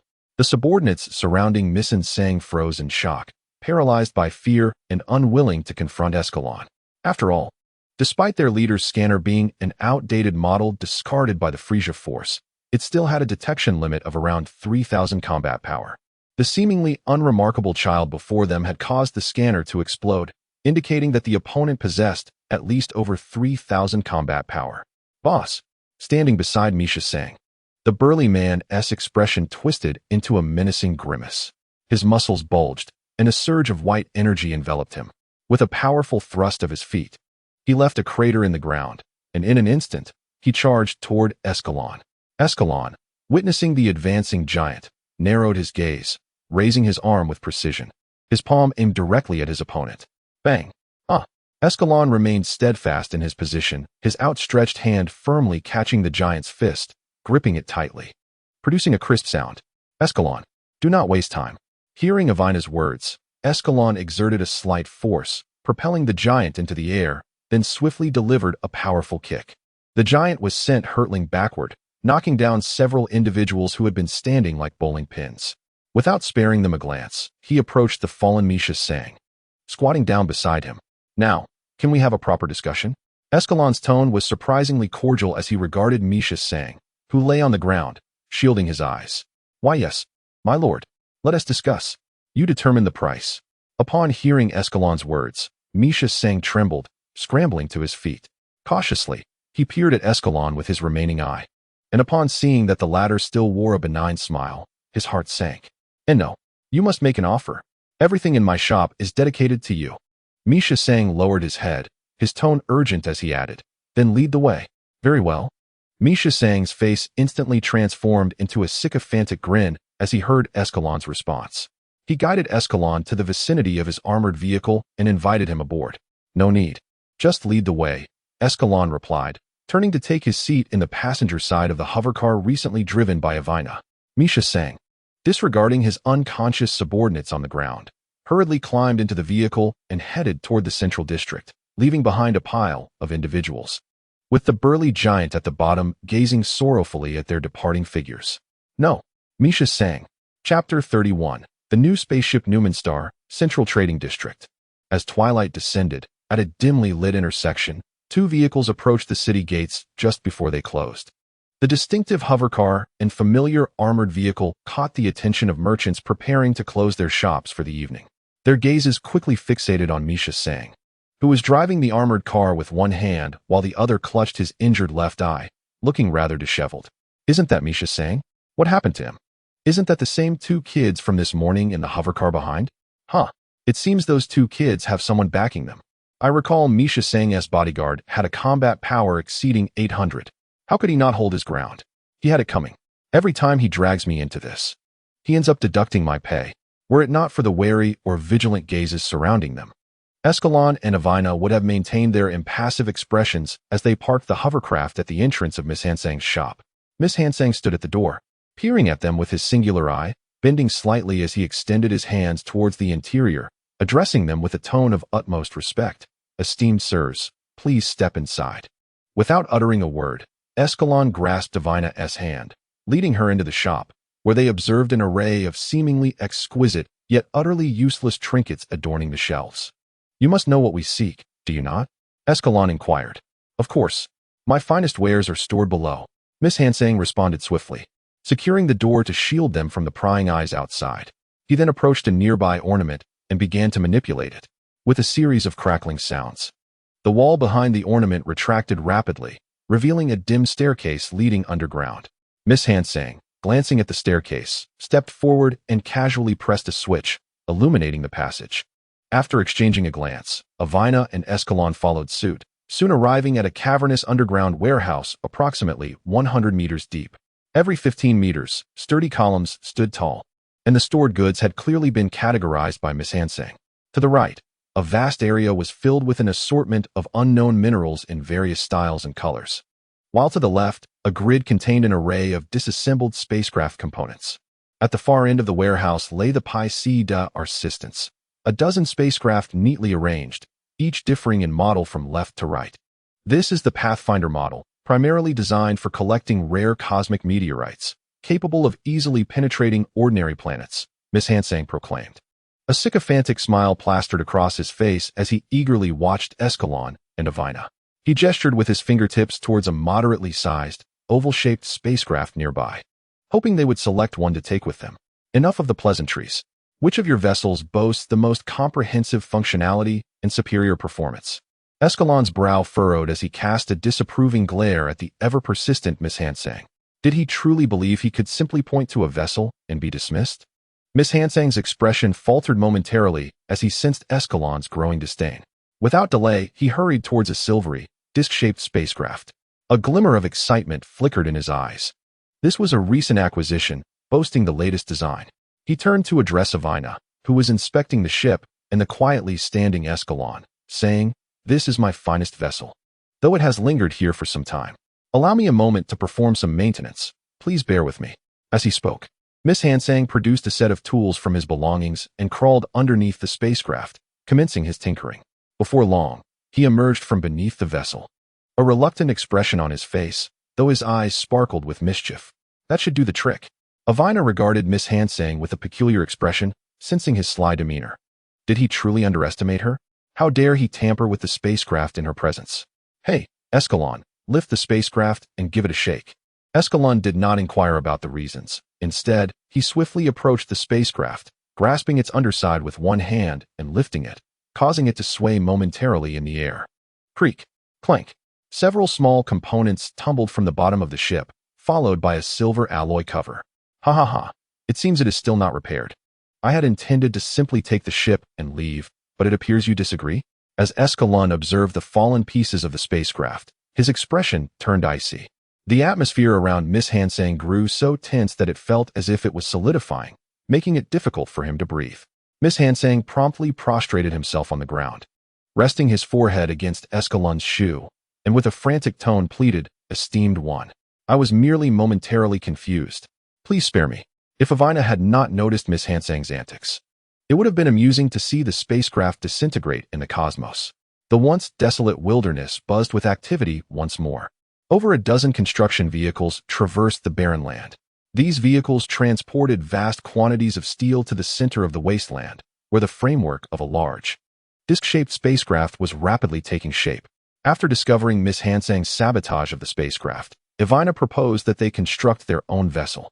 Naturally, the materials and manpower were generously sponsored by Miss Hansang, who had accumulated considerable resources over years of hard work and deception. According to Escalon's recollection, upon learning that his supplies would be used to build the spacecraft, Miss Hansang was overcome with emotion, weeping profusely. With the assistance of Miss Hansang's financial prowess, Ivina's design for the spacecraft was nearly completed in less than a day. In the center of the wasteland stood a massive black-gray disc-shaped spacecraft, firmly anchored in the scorched earth. The interior was spacious, featuring over 10 individual bedrooms, a control room, a medical bay, a dining area, a bathing and sanitation area, a storage room, and a gravity training room. Although they had prior experience in constructing a gravity chamber, the multiplier remained at 50 due to the time constraints of the ship's completion. By 3 in the afternoon, Ivina had thoroughly inspected and calibrated the various systems within the spacecraft. Once she confirmed that everything was functioning correctly, Escalon brought the members of the O Gang, who had been waiting at the edge of the wilderness, over, having destroyed the ship they had arrived in beforehand. After quickly filling the ship's storage, Ivina activated the propulsion system, and with a tremendous roar, they once again ventured into the cosmic expanse. As he watched the vessel, which had nearly depleted all his assets, depart, Miss Hansang's body went limp, and he sank to his knees in the dirt. "It's gone. It's finally gone. Ha. Everything is gone. Ha. Tears streamed down his face as he beat the ground with his right hand, his eyes filled with regret. "Boss, you still have me, boss." Not far away, a muscular man who had been waiting rushed over and gently lifted him. As Miss Hansang felt the rigidity of the man's grip, a look of terror instantly crossed his face. A few days later, several uniformly styled spacecraft descended upon Newman Star, instantly stirring all factions on the planet. Chapter 32. The vanished Namek inside the new spacecraft. In the main control room, Escalon stood quietly behind Ivina, gazing at the rapidly flickering screens before him, his eyelids gradually drooping as he squinted. Time passed swiftly, and after Ivina pressed the final key, she turned to Escalon, her expression grave. "Have you located the coordinates for Earth and Namek?" "The situation is not particularly promising," Ivina replied. "The star chart does contain the coordinates for Earth, but we currently find ourselves on the western edge of the northern galaxy, while Earth lies on the eastern edge. This implies that we must traverse the entirety of the northern galaxy to reach Earth, and even under optimal circumstances, it would take at least 5 years to arrive. Moreover, the northern galaxy is, after all, Frieza's territory. Crossing it directly could lead to unforeseen complications." "And what of Namek?" Escalon inquired, eager to find a closer destination, as the lengthy journey to Earth was daunting. If Namek were nearer, they could venture there first. With the 50-fold gravity training room at his disposal, Escalon's strength was rapidly escalating, and given a bit more time, he would feel confident in facing any potential challenges that might arise on Namek. "That is precisely what I was about to mention," Ivina continued. "I have scoured every star chart, yet I could not find the current coordinates for Namek. According to the records, Namek vanished hundreds of years ago." "Vanished?" Escalon's pupils constricted in shock. The disappearance of Namek was entirely beyond his expectations. Could it be a consequence of his traversing the dimensions? Had he inadvertently triggered some sort of Dolly Garden effect? Observing Escalon lost in a whirlwind of thoughts, Ivina stepped forward to alleviate the heavy silence. "This information and these coordinates are merely what we have from Newman Star, which is situated at the edge of the northern galaxy. It is entirely possible that there are delays or inaccuracies in the intelligence here. We can gradually gather more information on our journey to Earth." Gravity training room. Huff. Under 50-fold gravity, Escalon engaged in fundamental training, feeling a renewed sense of pressure. Although the repetitive and monotonous exercises were somewhat tedious, the visibly accelerating strength within him made Escalon utterly addicted to gravity training. He lay suspended in the air, not utilizing his energy, but instead supporting his body with his tail. The fur of his tail drooped under the force of gravity, trembling rhythmically as he controlled its movements. A dark, humanoid stain on the ground bore witness to the intensity of his training, and beads of sweat had thoroughly soaked his training suit, clinging tightly to his well-defined muscles. After surpassing his previous record once more, Escalon exerted force with his tail, executing a 180-degree turn in midair before landing steadily on the floor. Exhaling a deep breath, Escalon casually grabbed a towel from the side and wiped his face before swiftly approaching the control console to deactivate the gravity device. Instantly, a sense of lightness enveloped him, as if he had shed several towering mountains. His core muscles engaged ever so slightly, and his physique, robust with muscle, filled his training attire to the brim. It appeared that the 50-fold gravity no longer imposed any significant strain upon him. Regrettably, without the aid of the magical beans, he could not initiate high-gravity training before his body had acclimated. He had contemplated the notion of inflicting severe injuries upon himself under unadapted high gravity, only to recover swiftly and enhance his abilities. However, the absence of such miraculous treasures and the inability to install a medical system within the training room rendered his plans unfeasible. After all, such a training method could prove fatal without immediate medical intervention. Habitually, he approached the detection console to ascertain the extent of his combat power enhancement. Beep, beep, beep. Escalon. Combat power, 13,000. Observing the screen, which displayed results closely aligned with his expectations, Escalon felt no surprise and promptly exited the training room. The hatch hissed open, and Escalon entered Avina's laboratory, where she had been diligently researching ways to augment the spaceship's velocity. His primary objective for visiting was to conduct a comprehensive examination of his body, especially since the ship was equipped with a plethora of facilities, lacking little besides sustenance. Upon hearing his approach, Avina paused her work, turning to him and gesturing towards a medical apparatus reminiscent of those found in hospitals. Escalon nodded in acknowledgement and swiftly made his way to the device, resting one hand on the edge of the bed before lying down. With a buzz, as Avina activated the device, the examination bed slid into the machine, and multiple screens above projected beams of colored light that rapidly scanned his entire form. Subsequently, various tests commenced, measuring blood pressure and conducting an electrocardiogram. As he observed Avina seated upright, holding several test reports, a wave of unease washed over Escalon. Avina? No issues here. Your blood and metabolism align with my previous expectations. The cells within your body are remarkably active, showing an increase of at least 300% compared to before we reached Silver Steel City. As she spoke, Avina pressed her index finger firmly against Escalon's chest, her tone taking on an inexplicably significant air. This is not detrimental for you. Although the energy consumption within your body has escalated, the enhancement of your strength is palpably evident. However, our journey to Earth may be delayed, as we must replenish supplies in a timely manner to prevent you from starving. It seems I don't eat that much, do I? Besides, I am still in a phase of growth. It is quite normal to consume more. After confirming that his body was in good condition, Escalon exhaled in relief, a smile illuminating his face as his tail swayed gently behind him. However, when he heard her remark about his appetite, he couldn't help but retort, insisting that he had been mindful of his eating habits and had rarely felt full. The rigorous training in the gravity chamber had indeed caused his appetite to surge, with his recent food intake exceeding threefold compared to before. Not much. I anticipate that. Including yourself, you could consume a year's worth of provisions, yet whether your current eating habits will sustain you until the next trade planet is uncertain. Should you fail to reach the trade planet, you may find yourself resorting to those emergency compressed rations. Avina gazed at Escalon with a playful smile, swiftly approaching him to tap her hand against his abdomen. Where do all those heavier items go once they enter your stomach? Her tone was laced with teasing, her fingers gliding across Escalon's somewhat rigid abdominal muscles. Chapter 33, Rainbow Meat Soup? Spaceship. Mess hall. Escalon sat at a table near the entrance, his hands crossed as he leaned on the surface, awaiting mealtime. Not far in front of him sat the elderly and children of Ogun, all seated in an orderly fashion, engaged in quiet conversation. The nearby children were also calm. After enduring so many events, they had learned to maintain silence, their eyes expectantly fixed on the kitchen.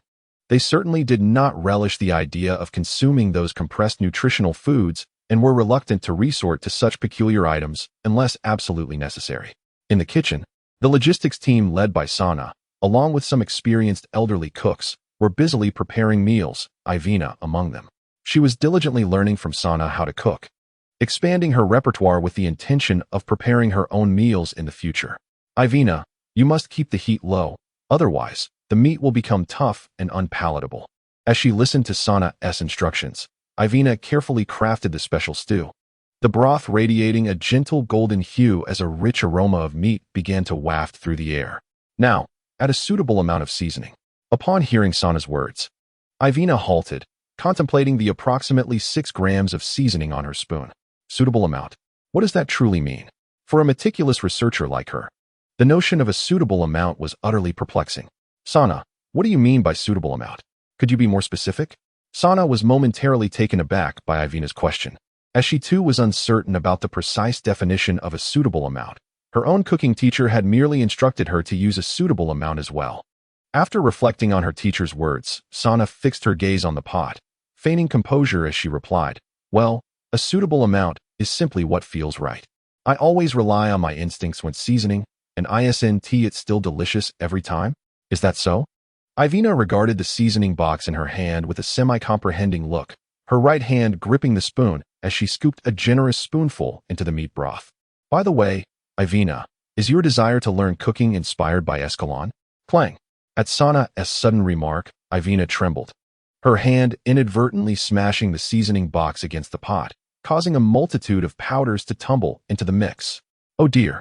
Observing the pot transform into a kaleidoscope of colors, Ivina instinctively stepped back, flustered as she grasped the ladle. Noticing Ivina's flustered movements, Sana promptly closed her mouth, refraining from further inquiries. Ivina swiftly regained her composure, glancing at the peculiar broth simmering in the pot before hastily turning to Sana. And Sana, what should we do now? Is there any way to salvage this? Sana also noticed the oddity in the pot and, after a moment of contemplation, replied, it may be beyond saving, but it should still be edible. After all, these seasonings won't undergo any chemical reactions. It might just taste a bit unusual. Escalon isn't particularly picky. Why not let him have a taste? Given your close relationship, I'm sure he won't mind. Upon hearing her words, Ivina felt a slight sense of relief, her eyes sparkling as they fell upon the colorful broth. Let us give it to Escalon. I remember him saying that he would eat whatever I made. Sana silently stepped aside, continuing to prepare other dishes, quietly apologizing to Escalon in her heart. 2 hours later, Ivina pushed a cart and slowly approached the table where Escalon had been waiting patiently.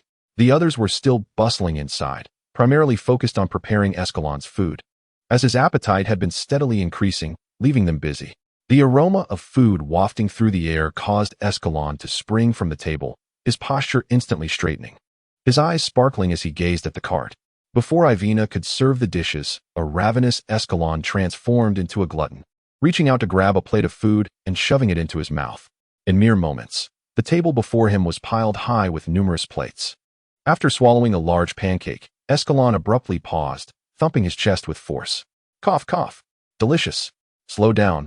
No one is competing with you, Ivina said with a tone of resignation, watching Escalon's wild eating behavior, feeling a pang of hunger herself. Her gaze drifted to the insulated container beneath the cart, her thoughts wavering. Should she really give this to him? She had no idea what the soup actually tasted like. After forcing down an obstruction lodged in his throat, Escalon followed Ivina's gaze to the insulated container, his eyes lighting up. Oh, there's still broth. Let me give it a try. With that, Escalon swiftly seized the insulated container, lifting it with one hand and removing the lid to inspect the colorful broth inside, momentarily halting his actions. Ivina, is this the latest dish you've developed? What on earth happened? Hearing Escalon's inquiry, Ivina froze for a moment before resolutely meeting his gaze. The broth didn't turn out quite right this time. The flavor might not be very pleasant. Perhaps you should skip it. Escalon, observing Ivina's sudden seriousness, casually replied, it's fine. Even if it tastes bad, it can't be worse than those nutrient solutions. Recalling the delicious meal Ivina had prepared previously, he looked at the broth that seemed to contain a rainbow and eagerly raised both hands to pour it into his mouth. Gulp, gulp, clank. After finishing every last drop, Escalon forcefully set the insulated container down on the table, casually wiping the grease from the corner of his mouth. Escalon confidently glanced at the somewhat anxious Ivina beside him, poised to extol the virtues of the broth. when he suddenly felt as though his tongue had ignited a cataclysm akin to the First World War. The broth's potent aftertaste instantaneously detonated his taste buds. An indescribable and bizarre flavor surged into his mouth and nostrils, causing Escalon to collapse onto the table, his pupils dilating and turning pale, while a trickle of white foam escaped the corners of his mouth. Escalon, a distinctive disc-shaped spacecraft, meandered at the edge of the northern galaxy, emblazoned with a prominent purple insignia. Lord Trell, over here. We have discovered a vessel that perfectly matches the description provided by that merchant. Near star 333. A uniformed alien, resembling a frog, bent respectfully before the ruddy-faced captain as he reported the current intelligence. The captain, donned in a silver, shoulderless combat suit, sported a sharp, pointed crest atop his head that bobbed as he moved. Upon hearing his subordinate's report, Trell's face broke into a confident smile, brimming with determination. With his hands placed on his hips, he gazed nonchalantly at the frog-like figure. Found it. Splendid. I hope this achievement is sufficient to facilitate my departure from this forsaken locale. Chapter 34. The number you dialed. It's so hot. Phew. Escalon jolted awake from his dreams, springing up from his bed, gasping for air as his chest heaved with fervent emotion. Goodness. How could I dream such a peculiar dream? His hands trembled slightly as he patted his chest, and after a moment of calming his racing heart, he fell into contemplation. In his dream, he had been voraciously devouring a colossal steak like a caterpillar, when suddenly a chill ran down his spine. Turning around, he beheld a surreal, serpentine rainbow, vibrant and flowing, swiftly approaching him. Upon realizing this bizarre creature was drawing near, Escalon instinctively prepared to unleash a blast of energy. However, before the crimson aura could be released, it succumbed to white smoke, the unformed energy fizzling out. Thus, he found himself fleeing from the pursuing rainbow. As the surroundings grew increasingly surreal, the ground morphing into an array of foods he had previously consumed. Various cuts of meat sprang to life, clamoring, Escalon, it has always been you consuming me. This time, let me taste your flavor. Hee. Terrified, he fired another energy blast that again fell flat. Before turning on his heel to run, the scene shifting from fruitcakes to savory crepes. To his astonishment, he discovered Ivina at the end of the crepe, clad in a peculiar papal attire, bearing a yellow flag, and wielding a large pot with an exceptionally serious expression, chanting incantations, Nanmia, Me Too, Nyai, Zhuangzai Zhaoni. A tremendous suction ensued, drawing him and the food behind him into the pot. As the temperature began to rise, Escalon found himself cramped within, struggling helplessly amidst the food, growing increasingly at ease, until he finally awakened. How utterly terrifying. Is the side effect of the rainbow meat soup made by Ivina truly so severe? As Escalon rose, a lingering sense of dread gripped him. After consuming the rainbow meat soup yesterday, he had unexpectedly succumbed to dizziness, taking several minutes to regain his composure. With a hint of confusion, Escalon surveyed his surroundings before realizing he was in his own room, a space reminiscent of his previous life's rental, modest in size. Featuring a single bed near the observation window, a nightstand, a simple wardrobe, and a washroom. A wave of nostalgia washed over him as he gazed around the room, and he promptly made his way to the door, stepping into the corridor where an elderly man was diligently cleaning. Escalon has awakened. It's time for a meal. If you don't hurry to the cafeteria, there may be nothing left to eat, the elder called out. Escalon, somewhat embarrassed, opened and closed his mouth. Having lived in Ogong for over a decade, yet barely recalling anyone's name beyond those he interacted with in the hunting squad and Ivina. He nodded in acknowledgement and swiftly headed towards the cafeteria, his strides brisk, disappearing down the corridor in mere moments. In the cafeteria, a chorus of sounds accompanied his enjoyment of the meal, munching, crunching, and swallowing. A look of contentment graced Escalon's face as he stacked his used plate and reached for a nearby cup of water. Suddenly, a loud crash reverberated through the air. With a startled expression still etched on his face, Escalon found himself tumbling to the ground, his upper body and head drenched in water due to the ship's unexpected inertia. Beeping alarms blared. Warning. High-energy reactions detected nearby. All personnel, please secure yourselves. The repeated alerts emanated from a device at Escalon's waist. A simple communicator signaling an urgent request. Quickly, he grasped the communicator, resembling a large brick, and saw Ivina's image materialize on the screen. Without hesitation, he pressed the answer button. Escalon, Ensure the safety of others. Lead them to the emergency shelter below. I will take control of the ship. With a quick beep, Escalon terminated the call, instantly vanishing from his spot.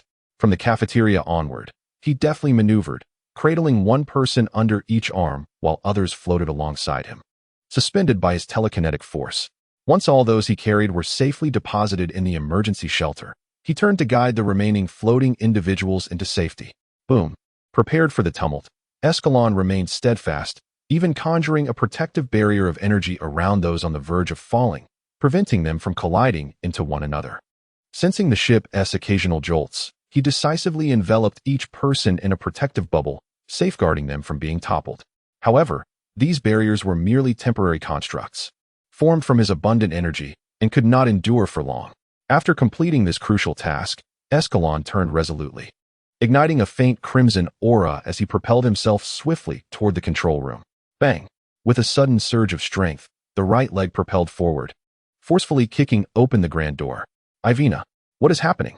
Escalon exclaimed as he rushed into the control room, directing his inquiry towards Ivina, who was securely fastened in her seat at the helm. There's a ship outside. It's attacking us. Their vessel is superior to ours. I can't shake it off. Ivina's gaze remained fixed on the ship's display screen, her right hand gripping the control lever tightly, while her left hand danced across the keyboard, her palms reddening from exertion. Escalon furrowed his brow as a daring notion emerged in his mind. He turned sharply to Ivina and shouted, "Help me open the ship's hatch. I will confront them." What? Ivina's body froze momentarily. After deftly maneuvering the ship to evade the enemy's onslaught, she cast a glance at Escalon. Are you joking? The vacuum of space is not, trust me. Originally intent on admonishing Escalon, Ivina found herself silenced by his calm, yet confident declaration. Recalling Escalon's previous exploits, his formidable physique that she had personally verified, and his recent meteoric rise in strength, she nodded quickly, refraining from further protest. Perhaps he indeed possessed the capability to survive in the cosmos. After all, Escalon hailed from another planet, and there might be truth to his ability to combat in the vastness of space. Seeing Ivina acquiesce, Escalon exhaled with slight relief. Had she refused, he would have been compelled to breach the door himself. Without hesitation, Escalon erupted with a soft crimson aura, racing towards the ship's hatch at an incredible speed.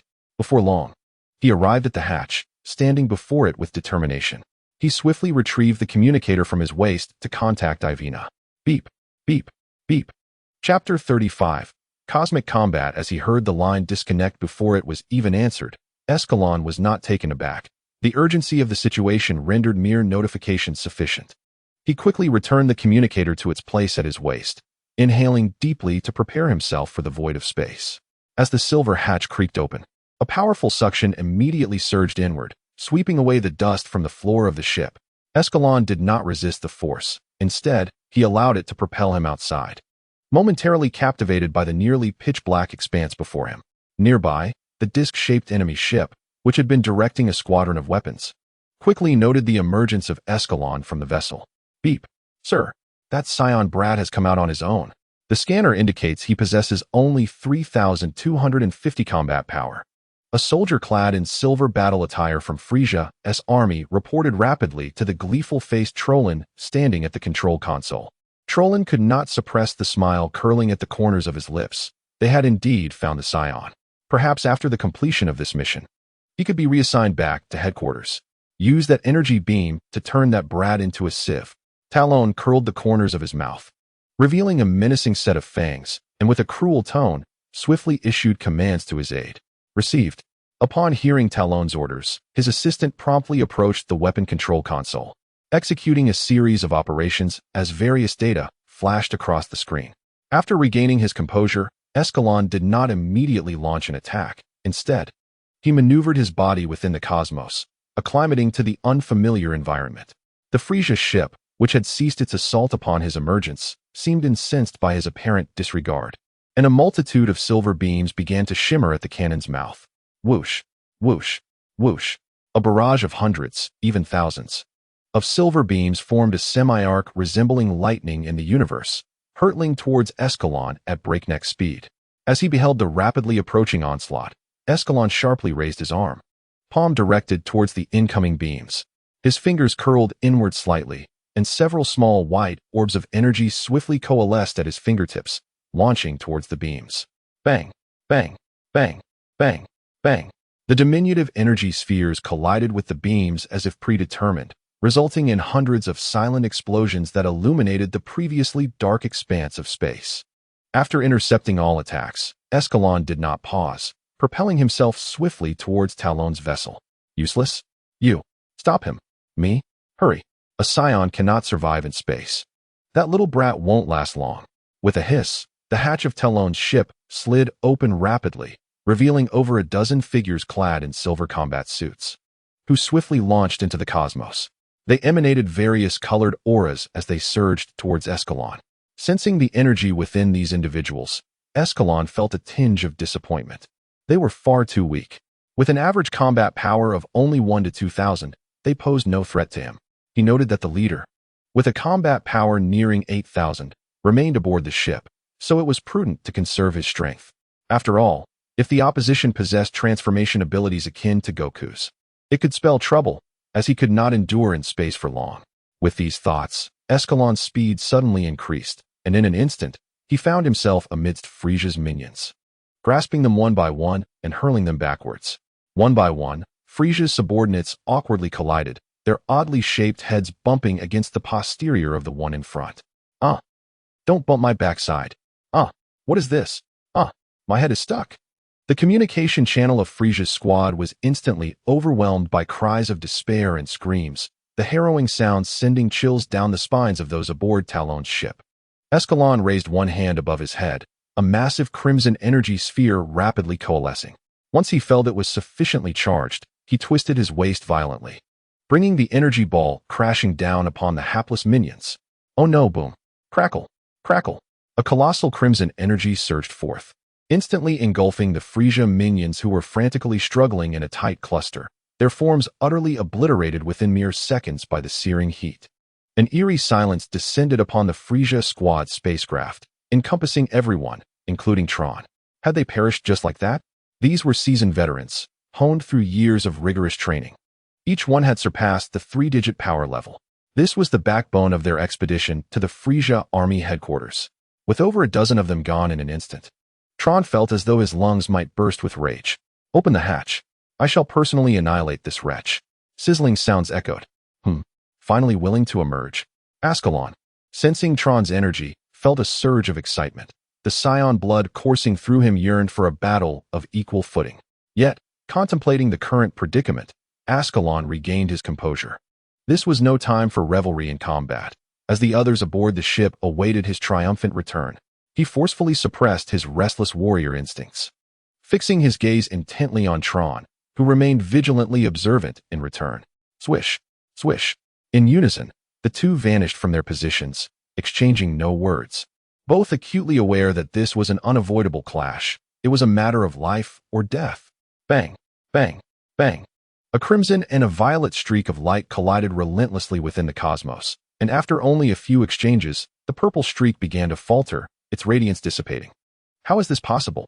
Your battle power cannot possibly be 3,000. After a fierce collision, they separated, revealing a completely unscathed Escalon and a battered Tron, whose face bore an expression of disbelief. He could not fathom how this Saiyan whelp, whose combat power was reported to be less than 1,000, could have grown so formidable in such a brief span. After all, he, Tron, was the division commander with a battle power nearing 10,000. Even at the Frieza Army headquarters, he would have been among the elite. Escalon had no intention of acknowledging Tron's futile howls. Having engaged in several skirmishes, he had gauged his opponent's strength. Convinced that Tron possessed no extraordinary abilities, Escalon ceased to hold back.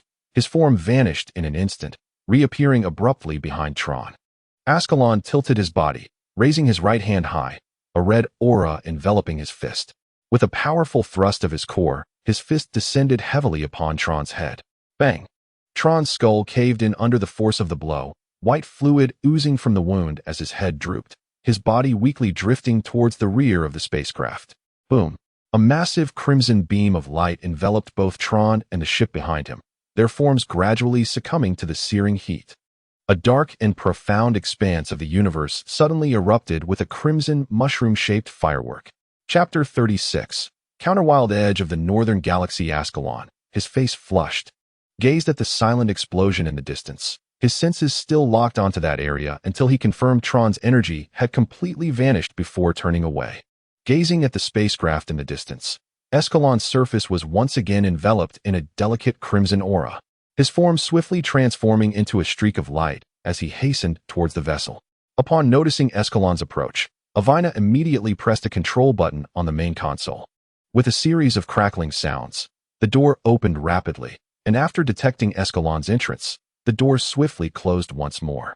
Upon entering the spacecraft, Escalon made his way without pause to the emergency shelter, assuring those inside of their safety before quickly arriving at the entrance of the control room. As he stepped inside, Escalon beheld Avina standing before the console, her gaze fixed intently on the monitor above, which displayed a comprehensive diagram of the spacecraft. Multiple areas of the vessel were marked in red, with several others highlighted in yellow. The right side power system was damaged, and a slight fissure had appeared in the upper right corner of the spacecraft.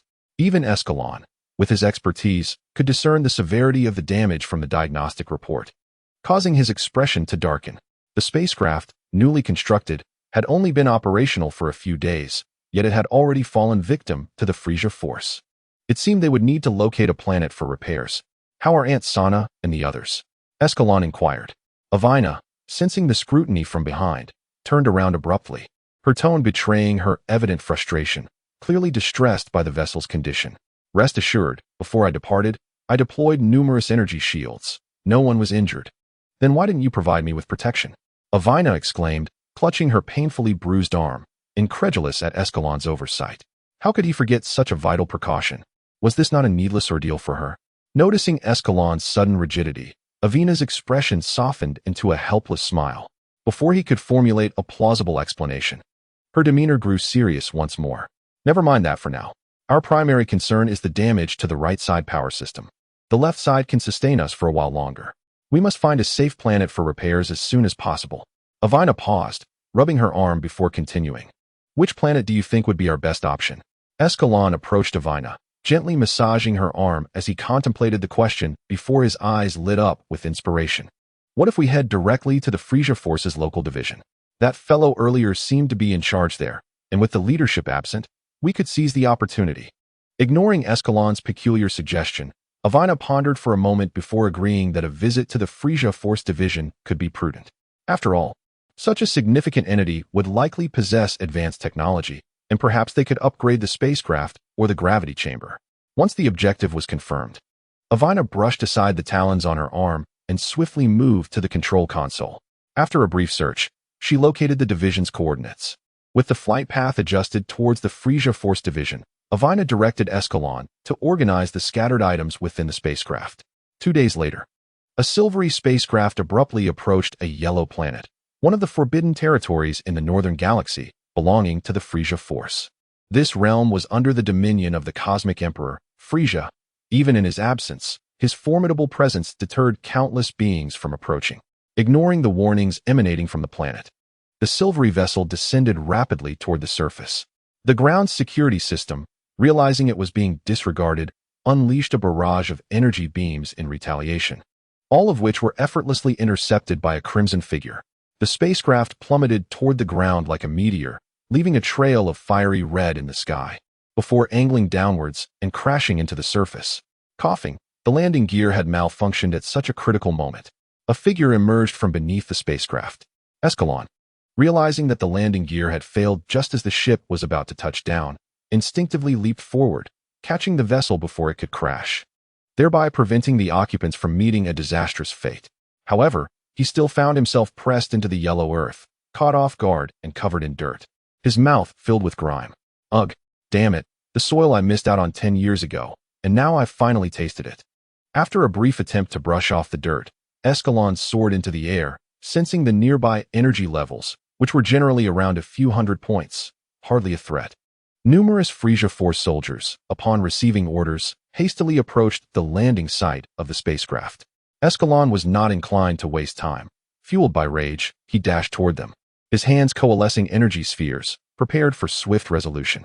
This mission was solely his own, as the highest combat power among those aboard the ship was merely 6 points, rendering them incapable of assistance. Who goes there? Immediately, bang. Discover, boom. Monster. Quick, PSA Scion. Everyone run. A colossal black mushroom cloud erupted into the sky above the yellow earth, the tremendous explosion causing the planet to tremble. This was still a restrained display of power from Escalon. Had he unleashed his full might, the entire planet would have been reduced to cosmic dust, along with himself. After all, Escalon had yet to acquire the ability or techniques to survive in space, and he had no desire to perish alongside these lowly soldiers. Escalon steadily advanced toward the enemy base, the nearby foot soldiers appearing as conspicuous beacons of light in the dark night to his heightened senses. No matter where they hid, he would unerringly locate them, and with a simple, unadorned white energy sphere, he would humanely annihilate them. What is that? Show yourself. Escalon, initially heading toward the base, sensed something amiss and cast a sharp gaze back at the ruins he had just trampled. There was no movement. It seemed as if the faint energy he had detected was merely an illusion.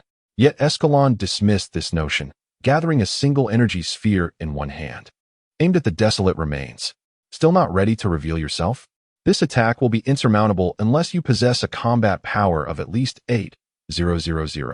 Escalon's calm voice echoed through the remnants of the wreckage. 3, 2, wait a moment. We are coming out. A voice, laced with trepidation and fear, emerged from beneath the rubble. Gradually, 5 tall and slender figures materialized from the hollow below. Chapter 37. Repairs and upgrades. Do not be alarmed. We are not affiliated with the Frieza Force.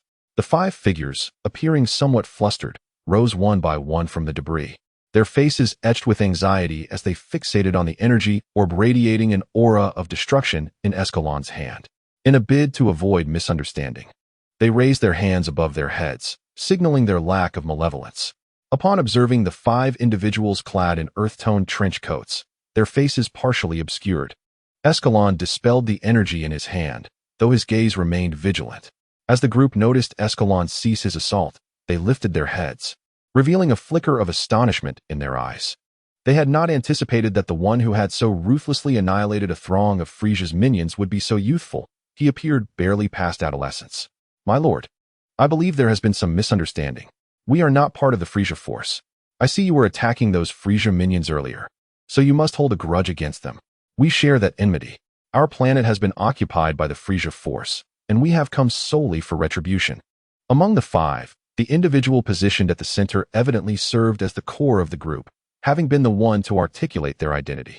Listening to their rather unrefined cosmic lingua franca and sensing their barely perceptible energy, Escalon furrowed his brow in contemplation and inquired, "How can you prove your identity? How did you evade detection here?" The leader hesitated momentarily, perhaps realizing the improbability of evading Escalon's scrutiny, and eventually spoke. "This is a special technique I developed called the concealment technique.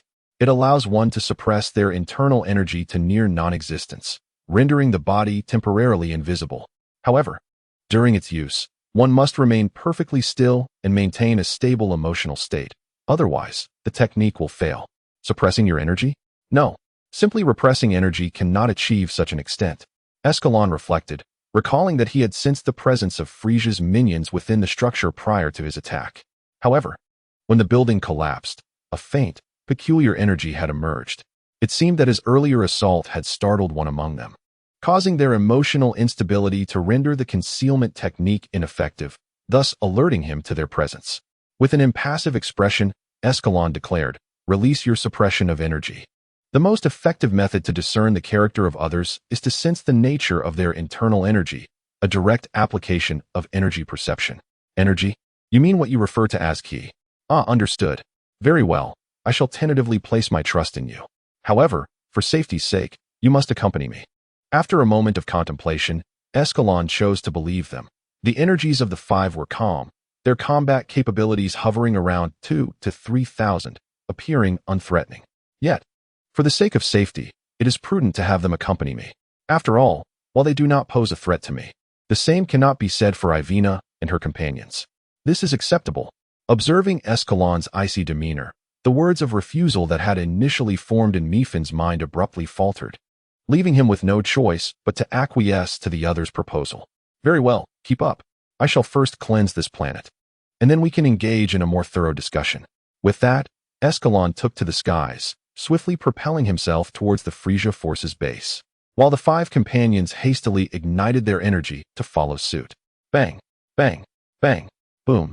The devastating effects of the Red Star meteor were unleashed upon the enemies in the open terrain, rendering the low-level minions with combat powers in the hundreds utterly incapable of evading such extensive attacks. However, navigating through some vital structures proved to be slightly more challenging, as care was needed to avoid demolishing the buildings. After all, they housed his spoils. The companions of Escalon, witnessing him clear the base with the ease of dispatching poultry, experienced a gradual shift from astonishment to numbness. Once the final adversary was vanquished, Escalon halted before the entrance of a warehouse marked with a warning: restricted area for supplies, no entry. Disregarding the lock on the door, Escalon delivered a powerful punch that sent the alloy door flying, completely ignoring the blaring alarm as he strode into the warehouse. Inside, an array of supplies was meticulously organized: food, spacecraft, several safes, and boxes filled with star coins, almost everything one could desire. After capturing a photograph with his communicator to send back to the ship, Escalon noticed a fleeting glimmer of longing in Mifin's eyes behind him. What is it? Are you in dire need of supplies? Mifin was momentarily taken aback, surprised that Escalon had noticed his unusual reaction from behind. Fearing that Escalon might misinterpret his interest in the spoils, Mifin quickly clarified, "No, we have no intentions regarding those supplies." His tone was noticeably urgent. Really?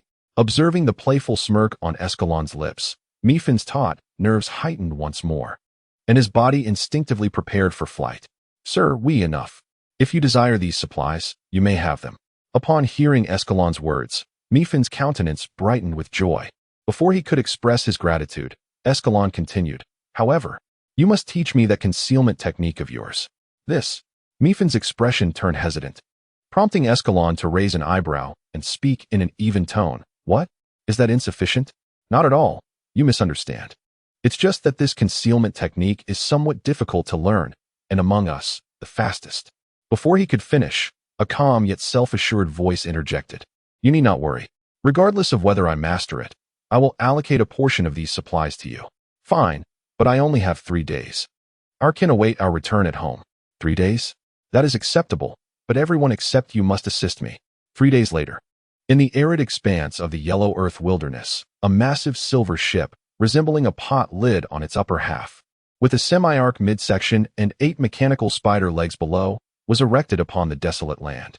This was the newly upgraded ship, the Aogong, swiftly repaired with the assistance of Mifin's 4 companions. Avelina has upgraded the fundamental spatial dimensions of the spacecraft, enhancing its storage capacity, navigational power, defense systems, and offensive capabilities, culminating in the gravity training room, which has reached an astonishing multiplier of 300, regardless of the cost. Furthermore, the art of concealment was mastered in a mere 3 days, a learning speed exhibited by Escalon that left Mifin utterly astounded. After dedicating over 30 years to develop the concealment technique, witnessing Escalon grasp it so swiftly plunged Mifin into a state of despair.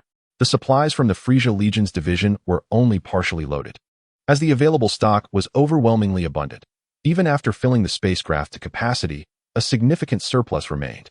Despite their recent upgrades, the vessel couldn't accommodate all the supplies, leaving a substantial portion behind as a form of tuition for Escalon.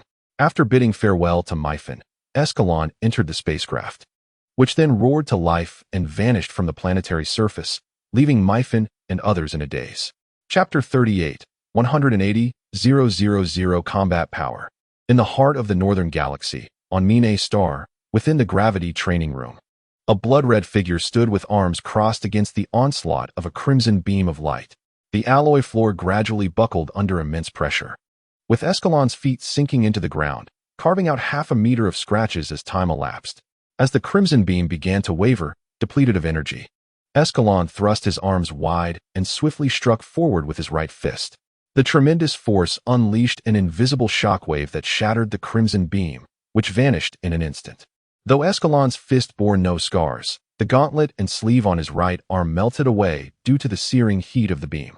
In disbelief, Escalon gazed at his still smoldering fist, opening and closing his palm repeatedly as he savored the newfound strength within. Astonishingly, he had managed to shatter the full-force attack of the Crimson Cannon using only the raw power of his physical form, without any enhancement from energy. He found himself at a crossroads, unsure whether to feel elated or disheartened, for his most powerful technique could not even breach his own physical defenses. It appeared he would need to contemplate an improvement to his technique. Shaking his head, Escalon tore off his tattered training uniform, his tail curling around to cover his modesty. He approached the gravity control console and pressed the shutdown button, instantly extinguishing the display of 300, illuminating the once dimly lit chamber. Concluding his day of training, Escalon walked directly to the alloy door on the right side of the training room, which led to his exclusive rest area. Grabbing a towel from the rack by the door with his left hand, he wiped the sweat from his brow, while his right hand lifted a cup of now-cold floral tea. After downing the tea in one go, Escalon set the cup down and made his way to the nearby shower room, eager to wash away the fatigue. With a splash, the sound of water filled the air. Amidst the gentle patter of water, Escalon, while toying with his damp hair, cast a glance towards the adjacent mirror, its surface veiled in steam. After rinsing away the soapy residue from his body, he approached the mirror and wiped a hand across the obscured glass, revealing a clear reflection of himself. His hair, still moist, tousled slightly upwards, while two strands of bangs tilted to the left, framing a pair of sharp, spirited eyes that betrayed an undeniable brilliance. His visage was rugged, with well-defined features, standing tall at 1.86 meters, his musculature subtly pronounced, exuding a potent strength. Truly, I am remarkable. Escalon crossed his arms and admired his reflection, unable to suppress a smile that curled at the corners of his mouth. It had been over 4 years since the last upgrade of the spaceship, during which time they had been relentlessly pursued by the forces of Frieza. Although their adversaries were not particularly formidable, Escalon consistently maintained a precarious victory to avoid drawing Frieza's attention too soon. However, the prolonged encounters with such feeble opponents had dulled his excitement for battle. They offered neither the thrill of combat nor the pressure he craved. Consequently, his strength had seen minimal advancement over these 4 years, merely reaching around 180,000. He estimated that in a full-force eruption, he could contend with those boasting a combat power exceeding 200,000 without faltering, perhaps even gaining an advantage due to his physical resilience. After a brief drying of his body, Escalon emerged from the bathroom clad only in a pair of boxers, intending to meditate in his room for a while. As he stepped out, he spotted a graceful figure seated on the sofa not far away, her golden hair shimmering under the light. Avina was bent over, grasping a device reminiscent of a smartphone, her delicate fingers gliding across its surface. Over the course of 4 years, Avina had transformed from a young girl of approximately 1.6 meters into a poised woman exceeding 1.7 meters in height. With striking beauty, her golden locks appeared somewhat disheveled from her busy endeavors, her brow slightly furrowed as she focused intently on her work, her exquisite features and slender waist accentuating her elegance. For a moment, Escalon found himself entranced, but he quickly regained his composure, realizing he had not called out to Avina. Evidently, she sought his attention. Clearing his throat, he caught Avina's notice, prompting her to return from her work state. Adjusting her falling hair with her right hand, she lifted her gaze towards the bathroom entrance. Escalon, I don't recall you having such a peculiar habit, Avina remarked coolly. Pardon? Escalon replied, as Avina placed her data pad aside and stood, her tone still frosty. Are you an exhibitionist? Why are you not dressed after your shower? Taken aback, Escalon glanced down at his boxers, feeling a twitch at the corners of his mouth. But I am wearing something, aren't I? As he spoke, he tugged at the waistband of his boxers, which arched momentarily before swiftly settling back against his thighs. Eva could not help but cover her face with her hands as she witnessed the scene before her, expressing an unmistakable look of distress. Is there really any difference between that and being unclothed? Hearing this, Escalon paused, raising his hands, his left hand resting below while his right supported his chin, feigning deep contemplation. Though his gaze remained fixed upon Eva, through the gaps of her fingers pressed against her face, Escalon caught a glimpse of an enticing blush, the ears hidden beneath her hair slowly turning crimson. Observing this, a subtle smile graced Escalon's lips as he folded his arms and gradually leaned closer to Eva, saying, It appears there is little distinction, but I do believe this is my room. Upon reaching the vicinity of the sofa, Escalon leaped, landing precisely beside Eva. causing her to bounce slightly. Eva continued to shield her face, feeling the warmth emanating from beside her, her body instantly stiffening, rendered speechless. A glimmer of inexplicable delight flashed in Escalon's eyes as he wore a cheerful smile and placed his right hand on Eva's shoulder. With a sudden motion, as his arm rested on her shoulder, her body tensed even more, and her right hand instinctively swatted at him before she abruptly stood up. In any case, now, immediately, put on your clothes. Do you understand? Seeing Eva's face flush with embarrassment, her brows knitted together, and her eyes seemingly ablaze with fury, Escalon's previously cheerful demeanor froze in an instant. Oh no, I've gone too far. Escalon quickly stood upright, his hands falling naturally to his sides, palms pressed firmly against his thighs, his entire being tense as he snapped to attention. Understood. Chapter 39, Moonlight in the Lounge of the Ogun Ship. After responding loudly to Eva, Escalon hurriedly made his way toward his bedroom, casually grabbing a handful of snacks from the coffee table. Once Escalon's figure had completely vanished from the lounge, Eva slowly returned to the sofa, reaching for the floral tea resting on the table. Cradling the transparent teacup with both hands, she stared vacantly at the flowers within, then took small sips, attempting to soothe her inner turmoil. Before long, Escalon returned from his bedroom, clad in a black casual outfit, a silver belt cinched around his waist, and slippers adorning his feet. He walked directly to the sofa, casually picking up a nearby chair and placing it in front of the coffee table before sitting down opposite Eva. As she sat facing Escalon, Eva's eyes involuntarily darted to him several times, the blush that had somewhat faded from her cheeks resurfacing once more. The clothing he wore seemed somewhat snug, his increasingly muscular physique stretching the fabric, clearly outlining the contours of his well-defined muscles. When did this transformation begin?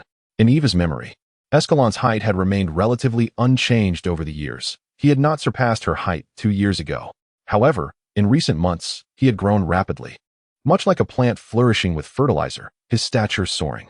He had transformed from a diminutive figure of around 1.60 meters to a striking gentleman standing over 1.80 meters. This left Ivina momentarily struggling to adapt to Escalon's transformation.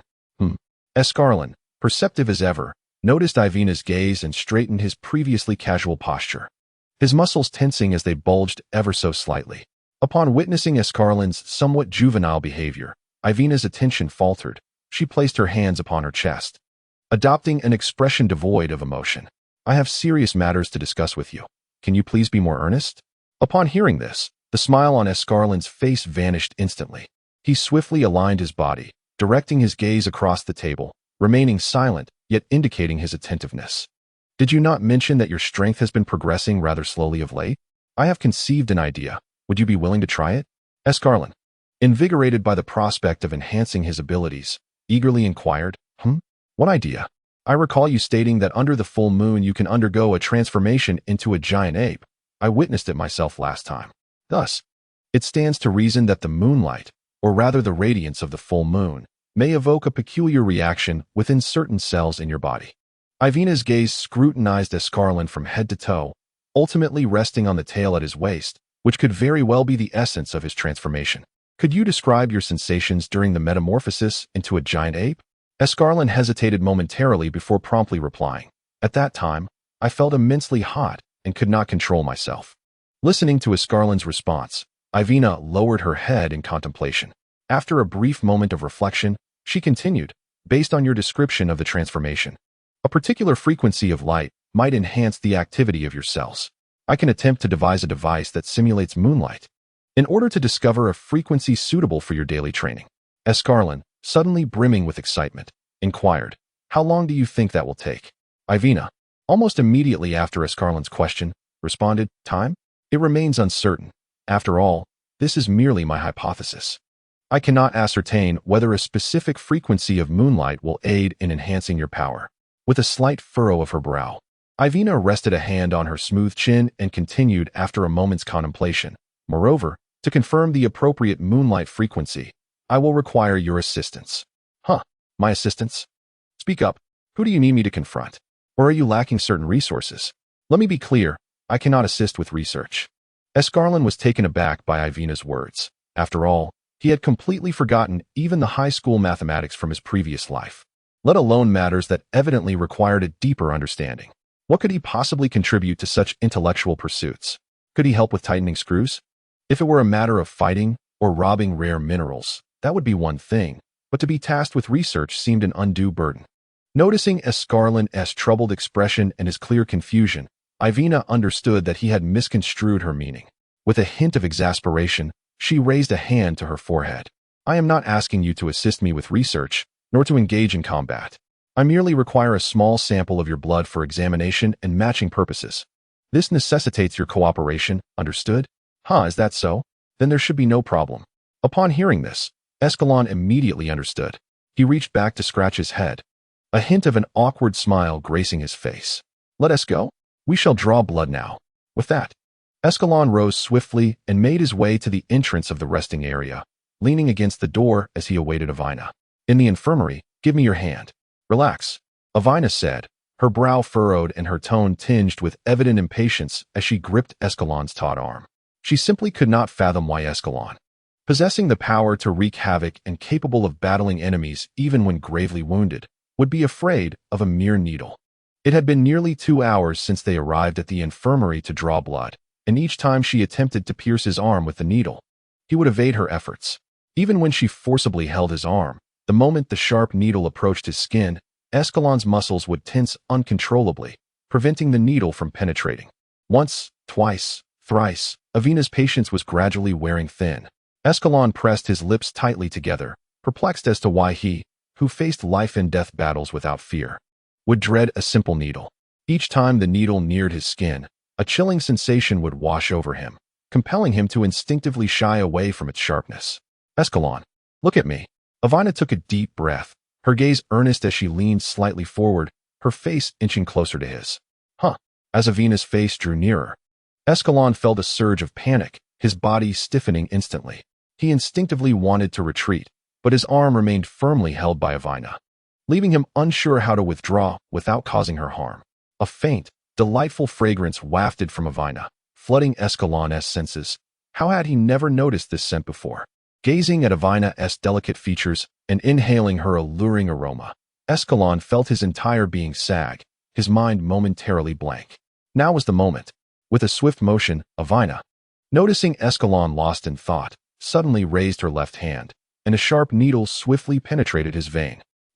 Ignoring Escalon's expression of dismay, Ivina quickly collected the blood sample and placed it in a storage container before hastily exiting the infirmary. Chapter 40. Refinement of Techniques in the Early Morning.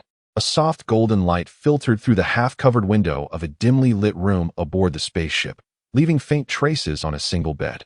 The warm sunlight roused the slumbering Escalon, who, seemingly unaccustomed to the brightness, raised his right hand to shield his eyes. The weather is quite pleasant today. Once he adjusted to the light, Escalon sat up, rubbed his somewhat dry eyes, and casually grabbed a cup beside him for a sip of water. He had experienced an inexplicable bout of insomnia the previous night, and after finally drifting to sleep, he dreamt of peculiar things, resulting in a restless night. How could I have dreamt such a thing? It seems I have too much time on my hands.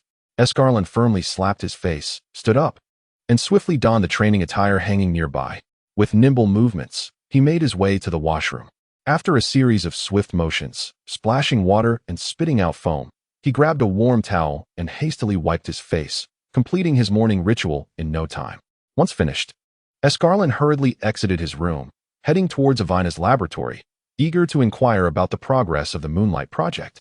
However, before he could reach her, his communicator buzzed at his waist, revealing a message from Ivina, which simply read, "No progress on Moonlight.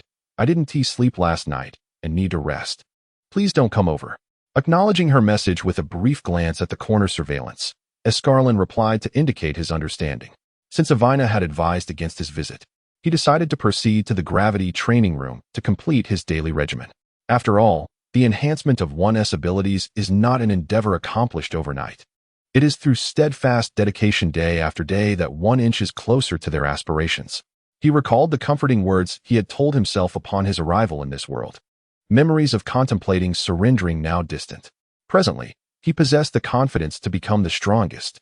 With this resolve, Escalon arrived at the gravity training room, swiftly approached the control panel, and expertly adjusted the gravity multiplier to 300. As the gravity activated, the air around him seemed to solidify, an invisible pressure enveloping his body uniformly. Yet, this formidable weight no longer discomforted him, prompting him to don a long and used weighted suit to further amplify the challenge. The several hundred kilograms of the suit merely slowed his movements slightly, proving to have limited effect. Positioning his right index finger against the floor, Escalon inverted himself, stabilizing the weighted suit with his left hand to prevent it from slipping off. With a powerful thrust of his finger, he briefly soared into the air before crashing down heavily, the combined force of gravity and the additional weight causing the floor to indent significantly. How could it be damaged again? Escalon mused, observing the cracked floor beneath him with a hint of exasperation. What should have been a simple warm-up had escalated into this. It appeared that the materials of this gravity room would struggle to withstand the rigors of his forthcoming training. He had initially intended to refine his techniques, but it seemed a change of venue was now necessary.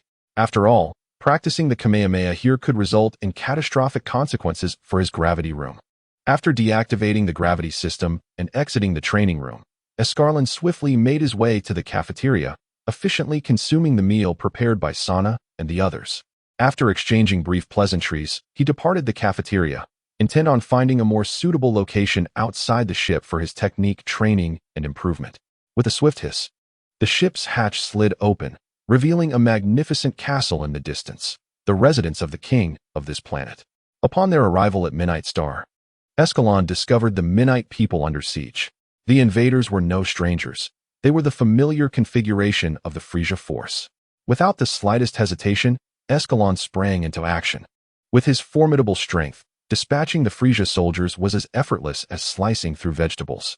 The Midnight inhabitants, in turn, honored Escalon and his companions as esteemed guests, openly expressing that should they require anything, they could inform them directly. Escalon surveyed his surroundings and ultimately selected a seemingly flat stretch of wild grassland as their destination.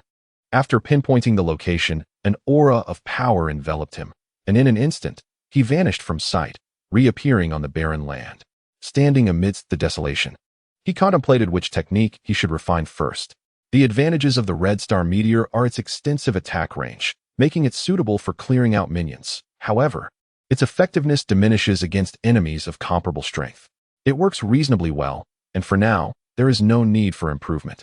Air Clone, a manifestation of condensed energy. Its effectiveness is adequate, and it currently requires no modification. Crimson Cannon. Its strengths lie in its high temperature and energy amplification, yet its power has been gradually waning. As the energy within him surged, what once appeared to be practical techniques began to reveal numerous flaws. The efficiency of his energy utilization declined, which contributed to his perception of the diminishing power of the Crimson Cannon. If he merely sought destructive power, he could concentrate all his energy into one strike, resulting in astonishing damage. However, such an approach would deplete his energy reserves entirely. If he failed to eliminate his adversary in one blow, his own demise would be imminent. The primary purpose of a technique is to deliver maximum damage with minimal consumption, with an emphasis on sustainability and explosiveness. Escalon was faced with two choices: either enhance the Crimson Cannon or develop a new technique. He seated himself cross-legged on the ground and began to practice the concealment technique, which originated from Mifin and possessed applications even he had yet to uncover. Beyond merely cloaking one's presence, this technique allowed him to suppress his emotions, forcing himself into a state of calm. Although the sensation of suppressing his emotions was quite uncomfortable, he persevered, striving to enhance his technique. Before long, several ideas sprang to mind. Escalon rose, extending his arms outward, palms glowing with a crimson radiance, and then forcefully brought his hands together. An energy sphere rapidly took shape, resembling a pale red orb encasing a slightly smaller deep red sphere. As the improved version of the Crimson Cannon coalesced, the air around him warped under the intense heat, as if threatening to rend the very fabric of space itself. Upon completion, Escalon refrained from launching it, for this attack, regardless of its target, could easily obliterate the planet. Now, it was time to develop a new technique. Chapter 41. Developing a New Technique. As Escalon furrowed his brow, he began to reminisce about the time spent idly at the company, engrossed in Dragon Ball. He realized he could draw some inspiration from that experience. The Kamehameha, a classic technique from Dragon Ball, was something he had attempted to replicate while developing the Crimson Cannon in the past. However, as Escalon assumed the stance for the Kamehameha, and concentrated a white energy sphere in his palm. He soon discovered that the technique was far more complex than he had anticipated. The Kamehameha he produced bore no distinction from a standard energy wave. Aside from the correct posture, everything else was flawed. Reflecting on it now, it was evident that the Kamehameha, which took Master Roshi decades to perfect, could not be easily replicated through mere recollection. In contrast, the principles behind Krillin's Ki Sphere Slash and Piccolo's Special Beam Cannon were considerably more comprehensible, as they could be discerned from the animation. The Ki Sphere Slash could be approached by focusing on the shape during its formation, beginning with transforming the energy into a disc. By spinning it at high speeds, the resulting cutting force could inflict devastating damage. Meanwhile, the Special Beam Cannon involved compressing the energy into a spiral form, and upon release, it would pierce through enemies with lethal precision. Both techniques demonstrated remarkable potency, particularly Krillin's Ki Sphere Slash, which had previously inflicted damage on adversaries with power hundreds of times greater than his own. Although Krillin's limitations allowed some enemies to evade it, the technique's practical value was undeniable, affirming his reputation as the mightiest human on Earth. Regrettably, the enemies in the latter parts of Dragon Ball possessed formidable regenerative abilities, rendering them nearly immortal, which diminished the efficacy of the Ki Sphere Slash. Nevertheless, during the present time, the Ki Sphere Slash could be regarded as a dimensional strike. With this thought in mind, Escalon resolved on his developmental direction. It was decided, the Ki Sphere Slash. Resolutely, Escalon swiftly raised his arm, lifting his right hand above his head, palm facing upward, as a golden orb of light rapidly coalesced. Buzzing, he then attempted to compress the energy into a disc.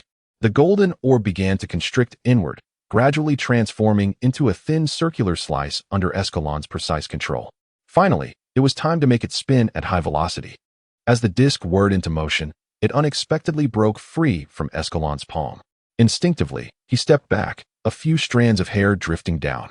The half-formed Ki Sphere Slash hurtled towards the ground, effortlessly cleaving through the earth, racing straight towards the planet's core. Oh no! Witnessing this unfolding scene, Escalon's expression changed dramatically as a pale red aura surged from his body, propelling him towards the impending attack. Boom! A thunderous sound echoed as the powerful shockwave caused the entire planet to tremble. A bottomless pit suddenly appeared near a fissure. Ultimately, Escalon managed to intercept the attack just before it reached the planet's core, averting a catastrophic crisis and once again saving this world. It seems a bit presumptuous. Perhaps I should first attempt it with a lower configuration. Escalon wiped the cold sweat from his forehead, feeling a lingering trepidation. Once again, he raised his right hand above his head, this time moderating the flow of energy. Soon, a rapidly spinning golden disc materialized once more. Yet this time he did not release it. After several attempts, Escalon increased his output, and after a series of practices, he ultimately succeeded in developing the Chi Circular Slash. Phew, that was barely a success. Next, let us give it a try.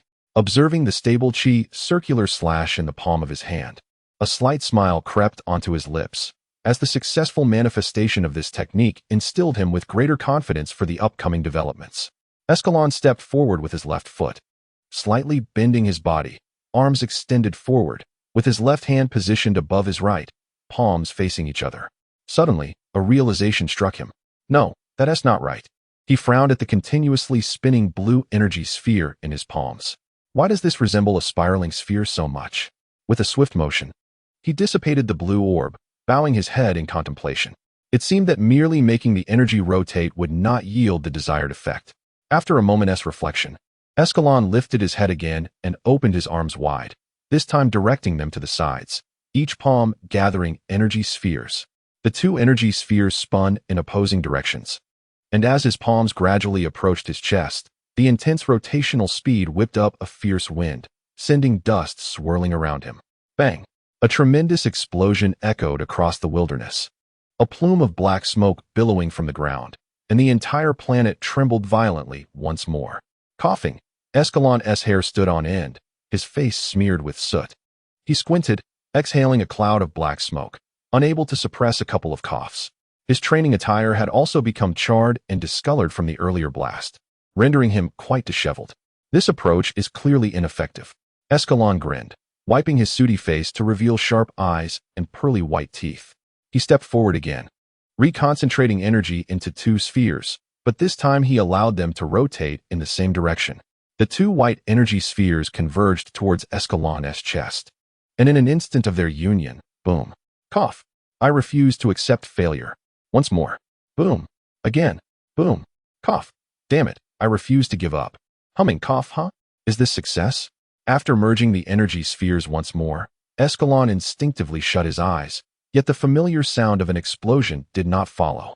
He suddenly opened his eyes wide, his gaze fixed on the blue spiraling energy sphere at the center of his hands. Upon confirming that he had truly succeeded, a broad smile broke across his face. Ha! At last I've done it. Unable to contain his laughter, Escalon released the spiraling energy sphere from his palms and surveyed his surroundings. The once relatively flat wasteland had transformed into a basin dotted with dozens of deep craters, and even a lake formed from subterranean water. As time quietly slipped into dusk, the dim glow of the setting sun cast a slanting light upon Escalon, elongating his shadow behind him. Casually tearing off his tattered shirt, Escalon sat cross-legged on the ground, closing his eyes to meticulously examine any overlooked details. However, before he could delve into his thoughts, the communicator at his waist rang out abruptly, disrupting his concentration. He halted his actions and answered the call. Hello, Escalon. What are you doing out there? Aunt Sana and the others are waiting to clean up. If you don't return soon, you might as well skip dinner. Listening to the furious reprimand from Avina on the communicator, Escalon's body stiffened in an instant. He quickly replied, No, please, I'll be back right away. Chapter 42. With a soft whoosh, a slender figure descended swiftly to the entrance of the Ogun ship, and Escalon hurriedly stepped inside. Upon traversing the silver corridor to the entrance of the dining hall, he extended his hand to push the door open, but hesitated at the sight of his grimy arms. Entering in such a state would surely invite ridicule. Perhaps it would be wiser to change first. With that thought, Escalon turned to return to his room for a quick cleanup. Suddenly, as he pivoted, the dining hall's large door swung open from within, revealing a tall figure at the entrance. Hearing the movement behind him, Escalon froze in place, mechanically turning to face the doorway. Indeed, it was Avina. In that moment, the tension in Escalon's heart dissipated, shattered like glass. Resigned, he closed his eyes, awaiting Avina's judgment. In the ensuing silence, beads of cold sweat formed on Escalon's forehead. Yet the expected scolding did not come. Cautiously, he opened his eyes to find Avina gazing at him with a mixture of concern and exasperation. Her voice tinged with a gentle reproach. Escalon, have you been mining coal underground? How did you manage to get yourself into such a state? The softness in Avina's tone, reminiscent of a caregiver addressing a mischievous child, left Escalon momentarily speechless. Observing his immobile form, Avina shook her head slightly, then quickly approached him, grasping his soiled hand as they made their way to the dining hall. Let us eat first. I'll fetch your clothes. Oh, okay. Escalon stammered as he entered the dining hall, where a long table was laden with an array of food, predominantly meat, with only a few vegetable dishes. The spread appeared abundant, yet most of it had long since cooled, indicating it had been left out for quite a while.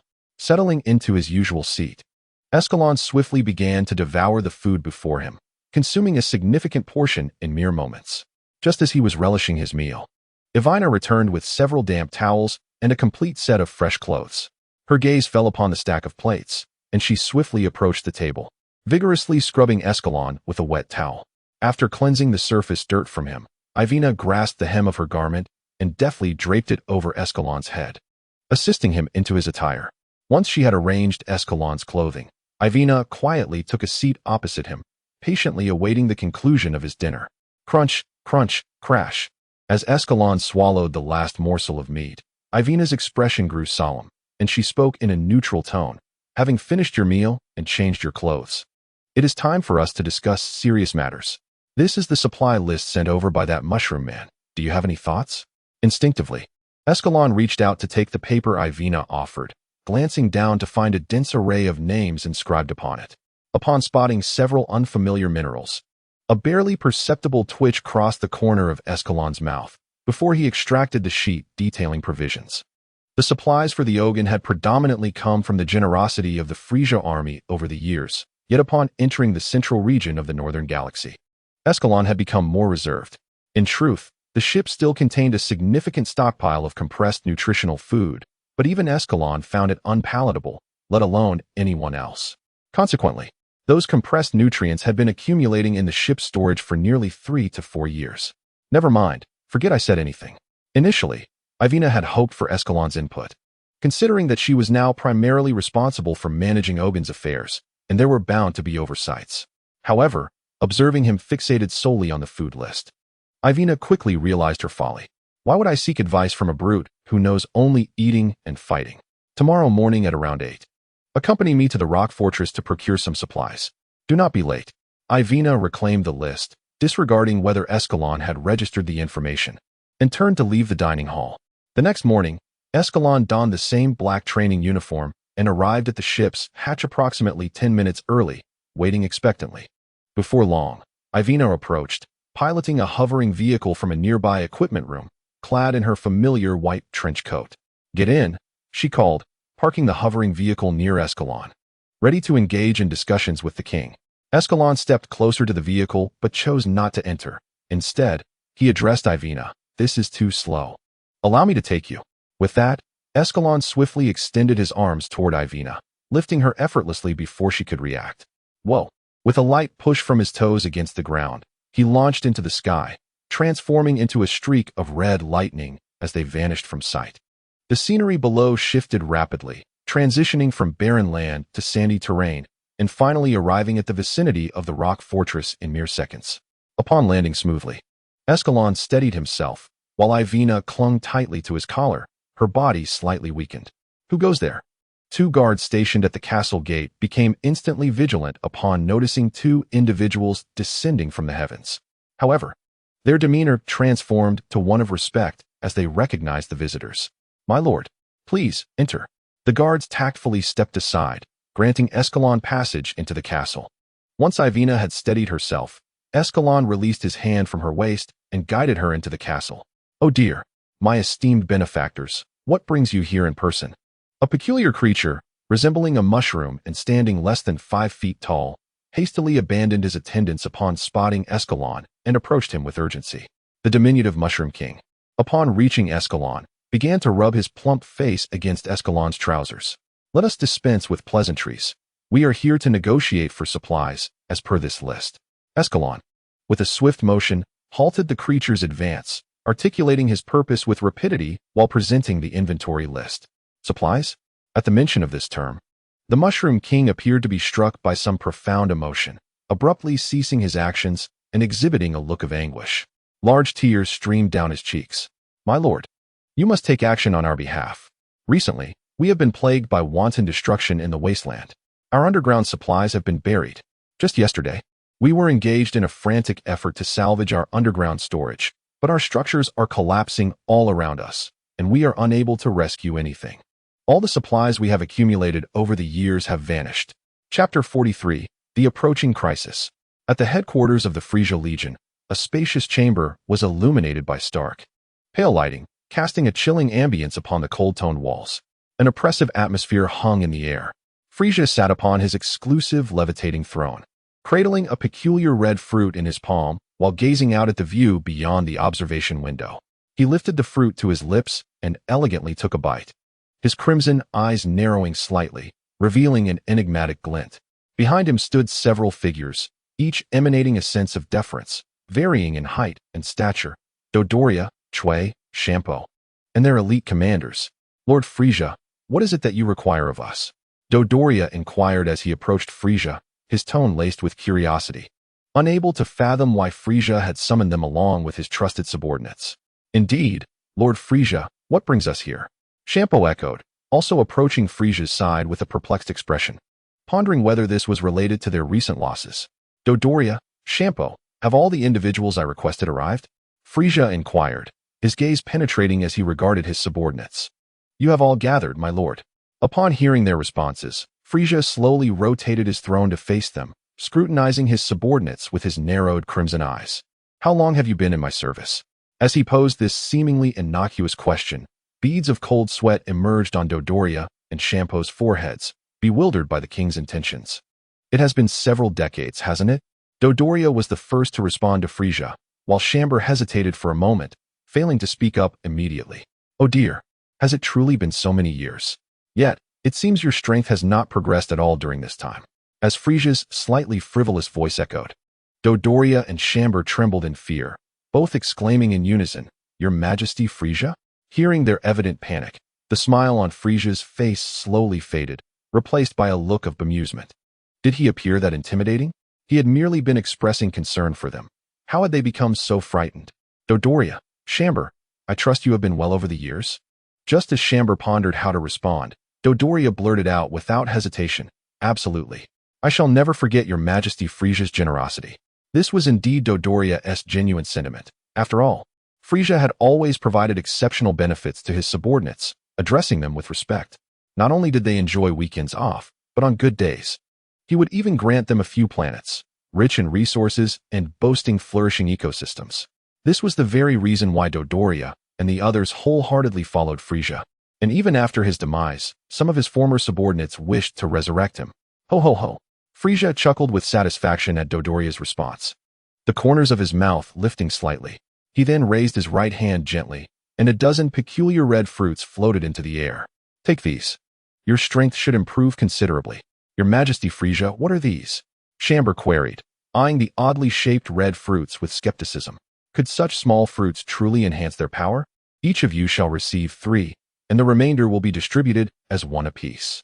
Frieza continued, as for the effects of these fruits, you may find that your combat power could multiply by several tens. Several tens. Shock registered on the faces of Dodoria and Chamber. Considering their current battle prowess, they were already among the most formidable in the North Galaxy. If they could indeed amplify their strength by a factor of 10, they would possess a combat power in the hundreds of thousands. Would they not be able to stride confidently across the universe? Upon hearing Frieza's description, the individuals present were instantly captivated, their eyes gleaming with excitement as they focused on the floating red fruits. Dodoria and Chamber exchanged a quick glance before hastening forward to collect the spiritual tree fruits, and after bowing to Frieza, they eagerly retreated to their chambers. After their departure, Frieza remained seated in his floating chair, the fruits in his hand emanating a purplish-red glow, as if he were awaiting someone. With a soft thud, a figure emerged from the shadows of the corner. He bore a crab-like head, his facial features sharply defined, clad in a sleeveless combat suit. His skin a deep shade of black. His appearance was strikingly reminiscent of Sun Wukong from Escalon's memories. The newcomer was none other than the dark-skinned athletic version of Sun Wukong, Dales. Your Majesty Frieza, I apologize for the wait. Dale's lips curled into a sinister smile as he crossed his arms, his piercing gaze fixed upon Frieza, who had his back turned. Dale-san, have you completed your task? Frieza turned around, his tone flippant, yet his eyes grew increasingly frosty. Dales had been growing increasingly unruly of late. The number of advanced life planets had reached a sufficient threshold. It was time to proceed to the next phase. Oh, after deliberating on our plans, Frieza suddenly produced a battle report, a cold smirk gracing his lips. Your kin have recently inflicted considerable losses upon me, Dales. Dales was momentarily taken aback upon hearing this, his eyes darting to the report in Frieza's hand, which detailed significant losses incurred due to a certain individual. Division 10437 has suffered grave losses due to the Scion Escalon. Estimated battle power around 13,000. Escalon, an unfamiliar name, yet a Scion? Dales found himself lost in thought, his brow furrowing deeper. Had my arrival altered the course of history? A battle power of 13,000, nearly rivaling that of my Scion Prince. Dale-san, what do you think would happen if I sent Vegeta to deal with this Escalon? At Frieza's words, Dales was abruptly pulled from his reverie, a smirk beginning to form on his lips. Vegeta? Given his nature, he might consider recruiting the opponent. However, should a conflict arise, the outcome could be unpredictable. Oh ho ho ho, sounds quite intriguing. Let us make it so. On an unknown planet, a tremendous rumble echoed. 3 giant apes wreaked havoc on the once verdant world, obliterating all life beneath their terrifying might. In no time, only the roars of the 3 colossal beasts remained, and after a flash of light, 3 figures materialized at the sight. The bald-headed Vegeta, the slightly haired Nappa, and the long-haired Raditz, all bearing their share of wounds. Weak as they are. And they consume so much flesh. Truly worthless. Vegeta spat with disdain, clutching a severed arm, blue blood oozing from the gaping wound. Nappa and Raditz stood silently beside him, wary, as their typical strength was barely a match for the indigenous foes that had just assaulted them. Beep, beep. The scouter Vegeta wore emitted a series of sounds, revealing a plethora of information. Scion Escalon, Battle Power 13,000. Escalon. How amusing. Chapter 44. The Seven-Colored Mushroom Soup. On Minette Star, in the former underground warehouse. Now a ruined Buzz. It's nearly stabilized. We can descend. Escalon wiped the dirt from his face, pointing toward the seemingly bottomless pit he had excavated overnight. This passage led directly to the underground warehouse of the Mushroom Kingdom. If it were merely about digging, Escalon could have completed it in no time. But maintaining stability within the tunnel was of paramount importance. To prevent the occurrence of collapses within the depths of the cavern, the inexperienced Escalon dedicated considerable time to learning, ultimately stabilizing the passage. Thank you, Lord Escalon. Long live Lord Escalon. A crowd of mushroom enthusiasts cheered, their hands linked as they danced around the cavern entrance. Ahem. There's really no need for that. As Escalon listened to their exuberant applause, he noticed the adoring gazes directed at him, eliciting an embarrassed smile. It felt rather awkward, especially since the state of their storage facility was a result of his training the previous day. Upon hearing the lamentations of the Mushroom King, Escalon had felt utterly overwhelmed. He could only endure the king's tears and the increasingly peculiar glances from Ivina while assuring the monarch that he would assist in salvaging their underground storehouse. Escalon recalled how overjoyed the Mushroom King had been at that moment, immediately offering to provide supplies as a token of gratitude. However, feeling a sense of guilt, Escalon lacked the courage to accept the king's generous proposal and helplessly allowed Ivina, who was more amenable, to agree on their behalf. Although he bore the weight of his conscience and Ivina's disdainful looks on the return journey, he silently persevered for the sake of reaching Earth swiftly. All right, everyone disperse. Go attend to your own matters. No more crowding around here. The Mushroom King commanded, brandishing a staff adorned with a magnificent ruby, directing the departing crowd. Once the onlookers had left, he instructed his loyal guards to enter the cavern and retrieve the accumulated treasures of the Mushroom Kingdom from decades past. It's truly unfortunate we couldn't capture that wretched vandal. Surely, he feared Lord Escalon's might and dared not reveal himself. The Mushroom King grumbled indignantly, leaning against Escalon's leg like a pendant, for the earthquake that day had genuinely terrified him. Only Escalon's muscular thigh provided him with a modicum of security, deepening his reluctance to part from the formidable figure. What extraordinary strength and such a kind disposition. How can such a powerful being be so approachable? My fortune is truly remarkable. Ahem, Your Majesty, might I trouble you to release me? I am preparing to return for dinner, Escalon said, feeling a flush of embarrassment as the Mushroom King clung to his leg, resembling a small dog, which made him uncomfortable. You are a king. Your subjects are watching nearby. Could you please be mindful of your image? I care about my reputation. Escalon silently pleaded, desperate to avoid any misunderstanding from Ivina. Could you please let go quickly? If you don't, I swear I shall stew you. Lord Escalon, please wait a moment. Perhaps sensing Escalon's reluctance, the Mushroom King reluctantly released his grip and beckoned to the nearby mushrooms. Soon, a large bowl of mushroom soup was presented to him, adorned with a vibrant medley of colorful mushrooms, the soup itself radiating a rich, enticing aroma. Upon encountering the familiar hues and scents, Escalon instinctively recoiled, eyeing the bowl of mushroom soup with suspicion. What? You truly prepared mushroom soup for me? Why is it this color? After all the assistance I provided, you would dare to poison me? As he inhaled the fragrant aroma wafting through the air, Escalon's throat involuntarily shifted, and he felt an insatiable hunger gnawing at his insides. Though it appeared to resemble a toxic concoction, the scent was simply too alluring. Should he take a taste? After all, a Scion's stomach typically renders most poisons ineffective. My lord, do you not care for mushroom soup? The Mushroom King gazed at Escalon, who had instinctively stepped back, a forced smile etched upon his face, his eyes glistening with unshed tears. What? Lord Escalon does not relish mushroom soup. Unthinkable. How could anyone dislike such delightful fungi? Hearing the mingled sounds of disappointment and sorrow from the surrounding mushrooms, Escalon felt a wave of exasperation wash over him. Was it truly reasonable for mushroom beings to consume mushrooms? It does smell quite appealing. Perhaps I shall sample it. Taking the bowl of colorful mushroom soup, Escalon hesitated for a moment before tipping it to his lips, consuming both the soup and its contents in one swift motion. This flavor is rather delightful. He licked his lips, regretting not savoring it more slowly. The taste reminded him of the old duck soup he had enjoyed in his past life, perhaps even fresher. Well, the path is cleared, the soup has been consumed, and it is time for my departure. After a brief farewell, Escalon exited the wasteland, returned to the Ogun, and after dining, headed straight to his chamber. Gazing out of the window, he observed the towering mountains, their peaks stretching across the horizon, adorned with robust trees exuding a serene and distant aura. Sitting at the edge of his bed, Escalon's heart calmed as he took in the view. Allowing the tranquility to envelop him, he gradually settled into a meditative posture, sinking his thoughts deep within. In a vast expanse of blank white space, Escalon's figure began to materialize. This was his mental realm, created to prevent catastrophic destruction of the planet during his training. Drawing inspiration from his memories of Sun Wukong and others engaging in simulated battles within their consciousness, he fashioned this space. While it differed somewhat from reality, it served perfectly for combat simulations and technique experimentation. The blank space, under his command, gradually transformed into a rocky terrain, dotted with stone hills reminiscent of his memories. With a flash of white light, Escalon's form split into two distinct humanoid figures.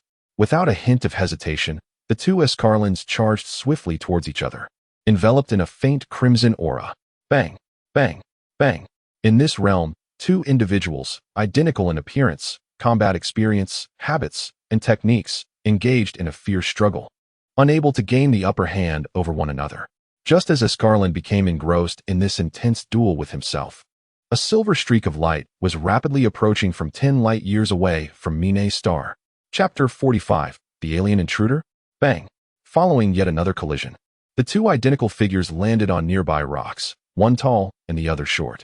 The exhilarating sensation of battling against oneself ignited a thrill within Escarlan, as if every cell in his body were celebrating. Although he was aware of the subtle movements made during their clashes, this also significantly enhanced his ability to anticipate. With each encounter, Escarlan discovered minor flaws in his combat style reflected in the other version of himself. Excessive force, reckless strikes, overly complex maneuvers, indecisiveness. While his actions appeared ferocious, they lacked coherence and were merely brute force unleashed in chaos. Learning to conserve energy, he aimed to exert 7 parts while reserving 3. However, due to misjudging the intensity of his own strikes, he found himself vulnerable to a relentless counterattack.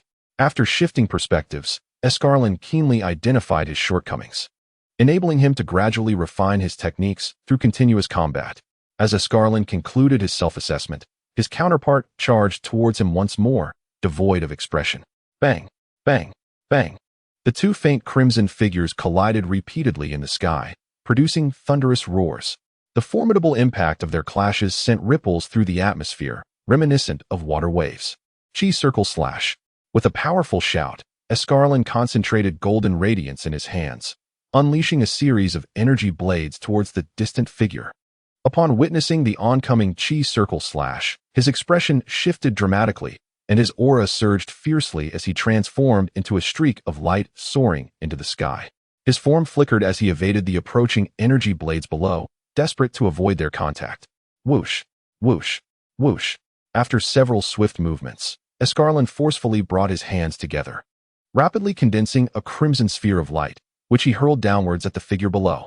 Unyielding, Escarlan emitted a dazzling glow from his own hands, retaliating with a spiraling wave of blue light. Spiraling light wave. The blue spiral wave, akin to a high-speed rotating drill, mercilessly pierced through the crimson beam, continuing its ascent with unyielding momentum. Boom! A violent explosion instantaneously engulfed Escarlan's figure, yet as the smoke dissipated, it revealed nothing within. The battle raged on.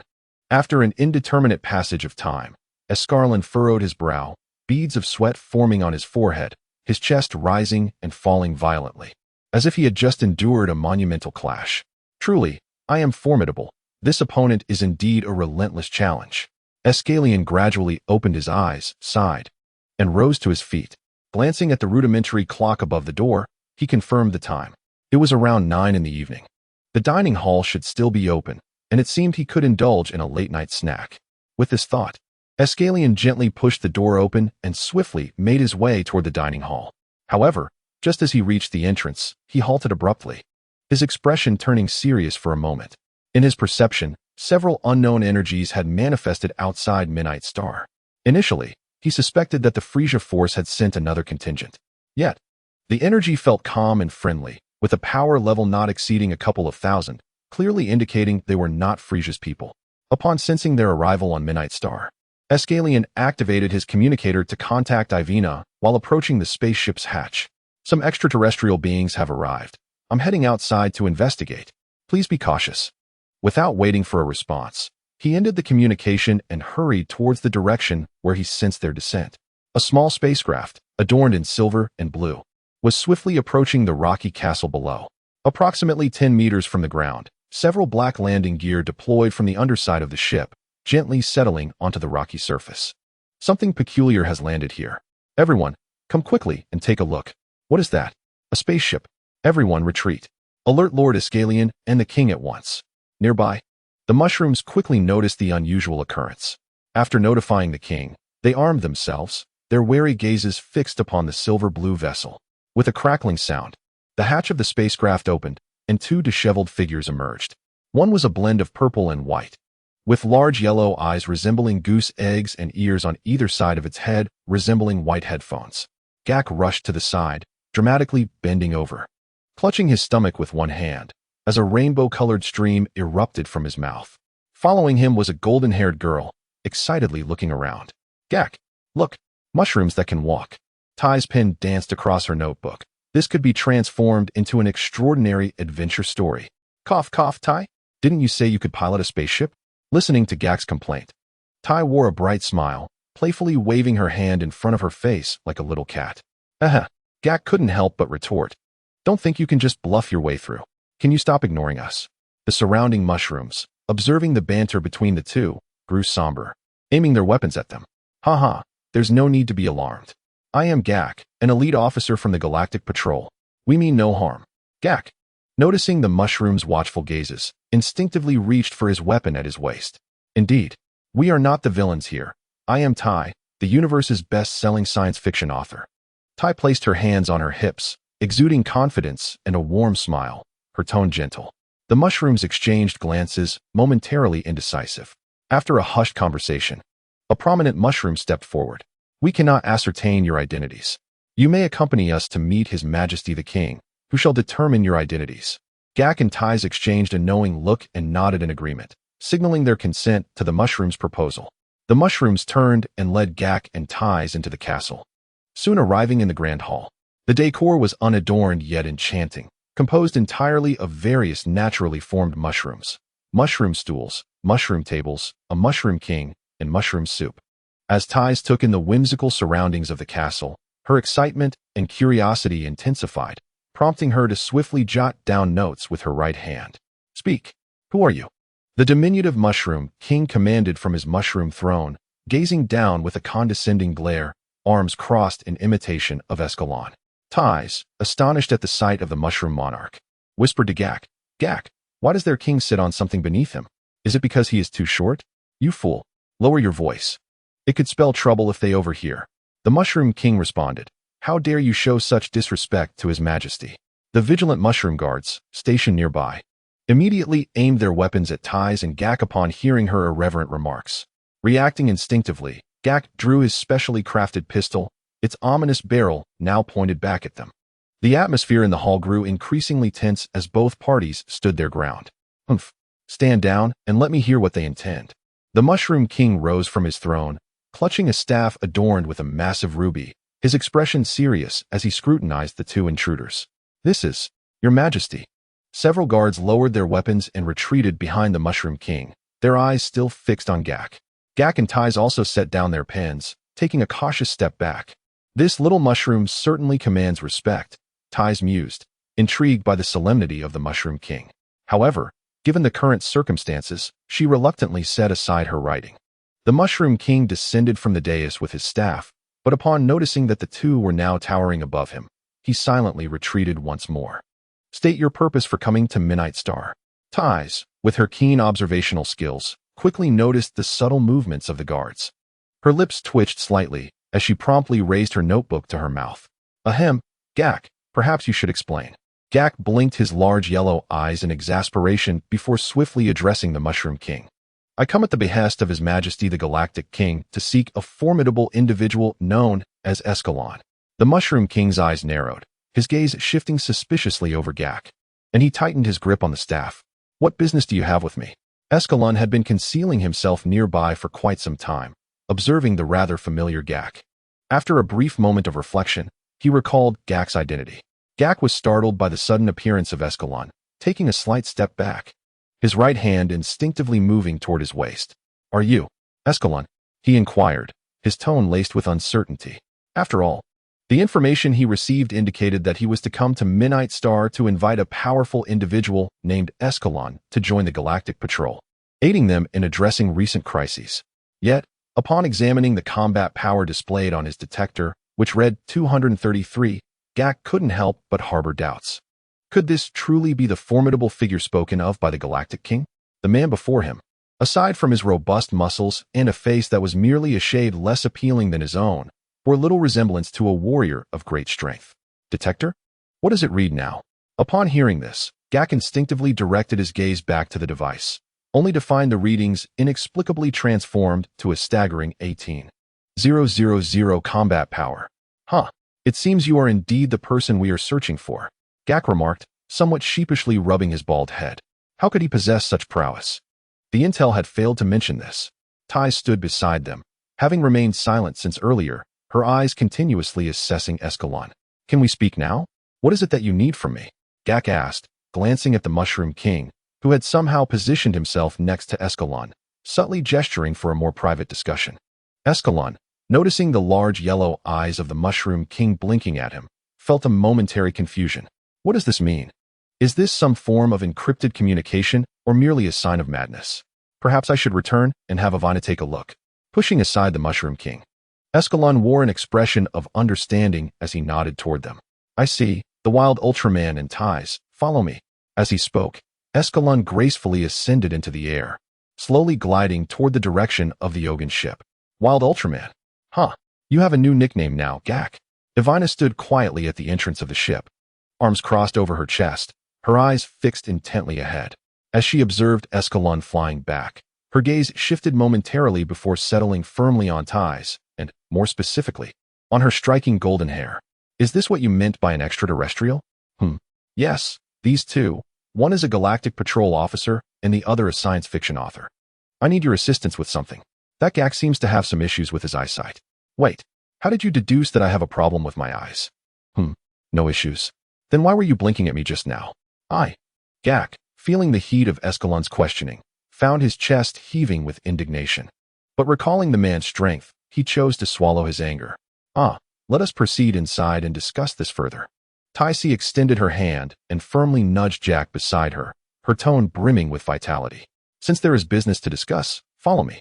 Ivana cast a blank glance at Escalon before swiftly turning and striding toward the internal conference room. On board the Ogan, the conference room was illuminated by bright lights, which cast a glow over the slightly sparse space. For figures sat facing each other at a long table, 2 by 2. Jack, with a serious expression, addressed Escalon earnestly. Mr. Escalon, on behalf of the Galactic Patrol, I invite you to join us. Recently, we have discovered a multitude of dead planets in the northern galaxy. They share a common characteristic. They were once advanced life planets. Based on the residual traces at the scene, we have reason to suspect the involvement of the Frieza force. As Escalon listened to Jack's account, his previously calm demeanor gradually shifted to one of gravity. This description bears an uncanny resemblance to the Tree of Might. But wasn't that tree supposed to be with Dales? It's possible that Dales hasn't even acquired it yet. If the Tree of Might truly rests in Frieza's hands, that would spell significant trouble. If I recall correctly, its amplification factor is several times, or even dozens of times. Isn't it? It sounds strikingly like the Tree of Might. Hearing Escalon's mutterings, the 3 individuals nearby simultaneously inquired with curiosity. What is that? The Tree of Might's fruit, said to be mere ordinary fruit consumed by deities, is regarded as the true divine fruit for mortals.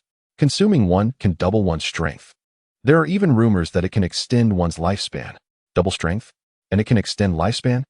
Chapter 47.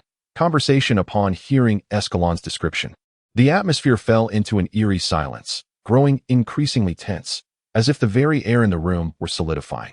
Why would the divine tree of might manifest in the mortal realm, and it appears so malevolent? Tai Si, observing the grave expressions of the three, could no longer suppress her curiosity. After all, in various tales, deities are typically depicted as benevolent figures. Why would the tree of might transform life planets in such a manner? Escalon, pulled from his complex thoughts by Tai Si's inquiry, raised his gaze towards her, intertwining his fingers atop the conference table. This is due to the influences of the tree of might's growth environment. It requires ample life energy as sustenance. In the realm of the divine, life energy is abundant enough for it to thrive. Pausing momentarily, Escalon took a sip of the floral tea at the table, then, after gathering his thoughts, continued. However, in the mortal realm, ordinary life planets simply do not provide sufficient support for its growth. Once its seeds are sown, it will absorb all the life energy from the planet, leading it to turn into a desolate wasteland. As for how the Tree of Might came to be in the mortal realm, I have no knowledge of that. Listening to Escalon's account, Avina, sitting upright, furrowed her brow. She withdrew her gaze from observing the opposite side, feeling a sense of confusion. Where did Escalon acquire this knowledge? The archives within Silver Steel City contain no records on this matter. Could it be the information is inherent to his spaceship? Although internally perplexed, Ivina refrained from voicing her inquiries at that moment, opting instead to engage in a private conversation later. As you mentioned, this is merely a rumor. I shall investigate the records of the spirit tree at headquarters to verify the information you have provided. The expression on Jack's rounded face shifted continually, his right hand nervously rubbing against his pistol as he resolved to return to headquarters for a thorough investigation of the spirit tree. But before that, Escalon, have you made a decision about joining us? To become a great galactic patrol officer and join us in the fight against the nefarious Frieza? Why should I assist you in confronting Frieza? Surely, you are aware of his formidable power? With my current strength, seeking him out would be tantamount to courting death. Upon hearing this, Escalon raised an eyebrow, crossing his arms over his chest, and regarded Jack with a somewhat flippant demeanor. Haven't you been causing trouble for Frieza's army of late? And you possess such considerable strength. Why the hesitation? Indeed, I have been stirring up trouble for Frieza's army. But that does not imply I am prepared to confront Frieza at this moment. Do you understand? Oh, come now, that is not our intention. We do not expect you to face Frieza immediately. We merely wish to collaborate with you. Thais, sensing the atmosphere becoming tense, quickly tugged at Jack's side, signaling him to remain composed, as they were the ones seeking assistance. Collaboration? Escalon instinctively glanced at Ivina, intending to signal her to speak, but found her lost in thought, her head bowed. He slightly lowered his own gaze, feigning contemplation, yet his right hand discreetly reached beneath the conference table, patting Ivina's thigh. Ivina instantly jolted, her entire body shivering as she gasped softly, quickly raising her head to shoot a fierce glare at Escalon. With a serious expression, Escalon patted her twice more, swiftly retracting his hand and tilting his face towards Thais and the others, gesturing for Ivina to look in that direction. Ivina's expression instantly turned serious as she directed her gaze towards the bewildered pair across the table, her tone devoid of inflection. What were we discussing? As she spoke, Ivina's left hand swiftly reached for Escalon's waist beneath the long table, pinching a handful of soft flesh, only to find it too firm to twist. We were just discussing the prospect of collaboration. Thais interjected, ahem. Ivina replied earnestly, collaboration is possible, but it must wait until we reach our destination. Oh, and what is your destination? Earth. Upon hearing Ivina's succinct reply, Thais became instantly animated, her voice filled with excitement. That is my home. If you're going there, we can help. I know a faster route to reach Earth. Once we arrive, I can also introduce you to it. Ivina paused momentarily, surprised by the serendipity of encountering a local, and then nodded in agreement, indicating they could proceed with their earlier discussion of collaboration. Thus, it can be generally accepted. Yet I believe there are aspects that require modification. Observing a few individuals engaged in discussions regarding their collaboration, Escalon gradually succumbed to drowsiness, leaning languidly against his seat. Time slipped by unnoticed until, with Avina's nod of agreement, their partnership was officially established, culminating in the signing of a formal agreement, which broadly outlined the following. The Galactic Police Force would provide Escalon with various material assistance, while Escalon would occasionally aid them against the Frieza Corps. The agreement would take effect upon arrival on Earth. This included, but was not limited to, technical support, spaceship maintenance, supply provisions, and intelligence, while Escalon enjoyed greater flexibility, allowing him to choose missions freely without any mandatory requirements. Awake! Do not sleep here. Escalon was roused from his slumber by a gentle shove, blinking his still drowsy eyes to find a delicate, exquisite face drawing ever closer. Ah, Divina, what are you doing? Startled, Escalon instantly regained his composure, reflexively grasping Evina's shoulders with both hands. Ouch! How long will you hold on? Let go. Evina grimaced at the pain in her shoulders, frowning and glaring at him with a touch of annoyance. With a swift motion, Escalon released her, retreating a short distance while gripping the chair beneath him. He rubbed his face and asked earnestly, Ahem, have you concluded your discussions? What about Ties and the others? Glancing around, he noticed that Ties and the others were absent, leaving only him and Evina in the conference room. It is already late at night. I arranged 2 rooms for them. They should be resting now.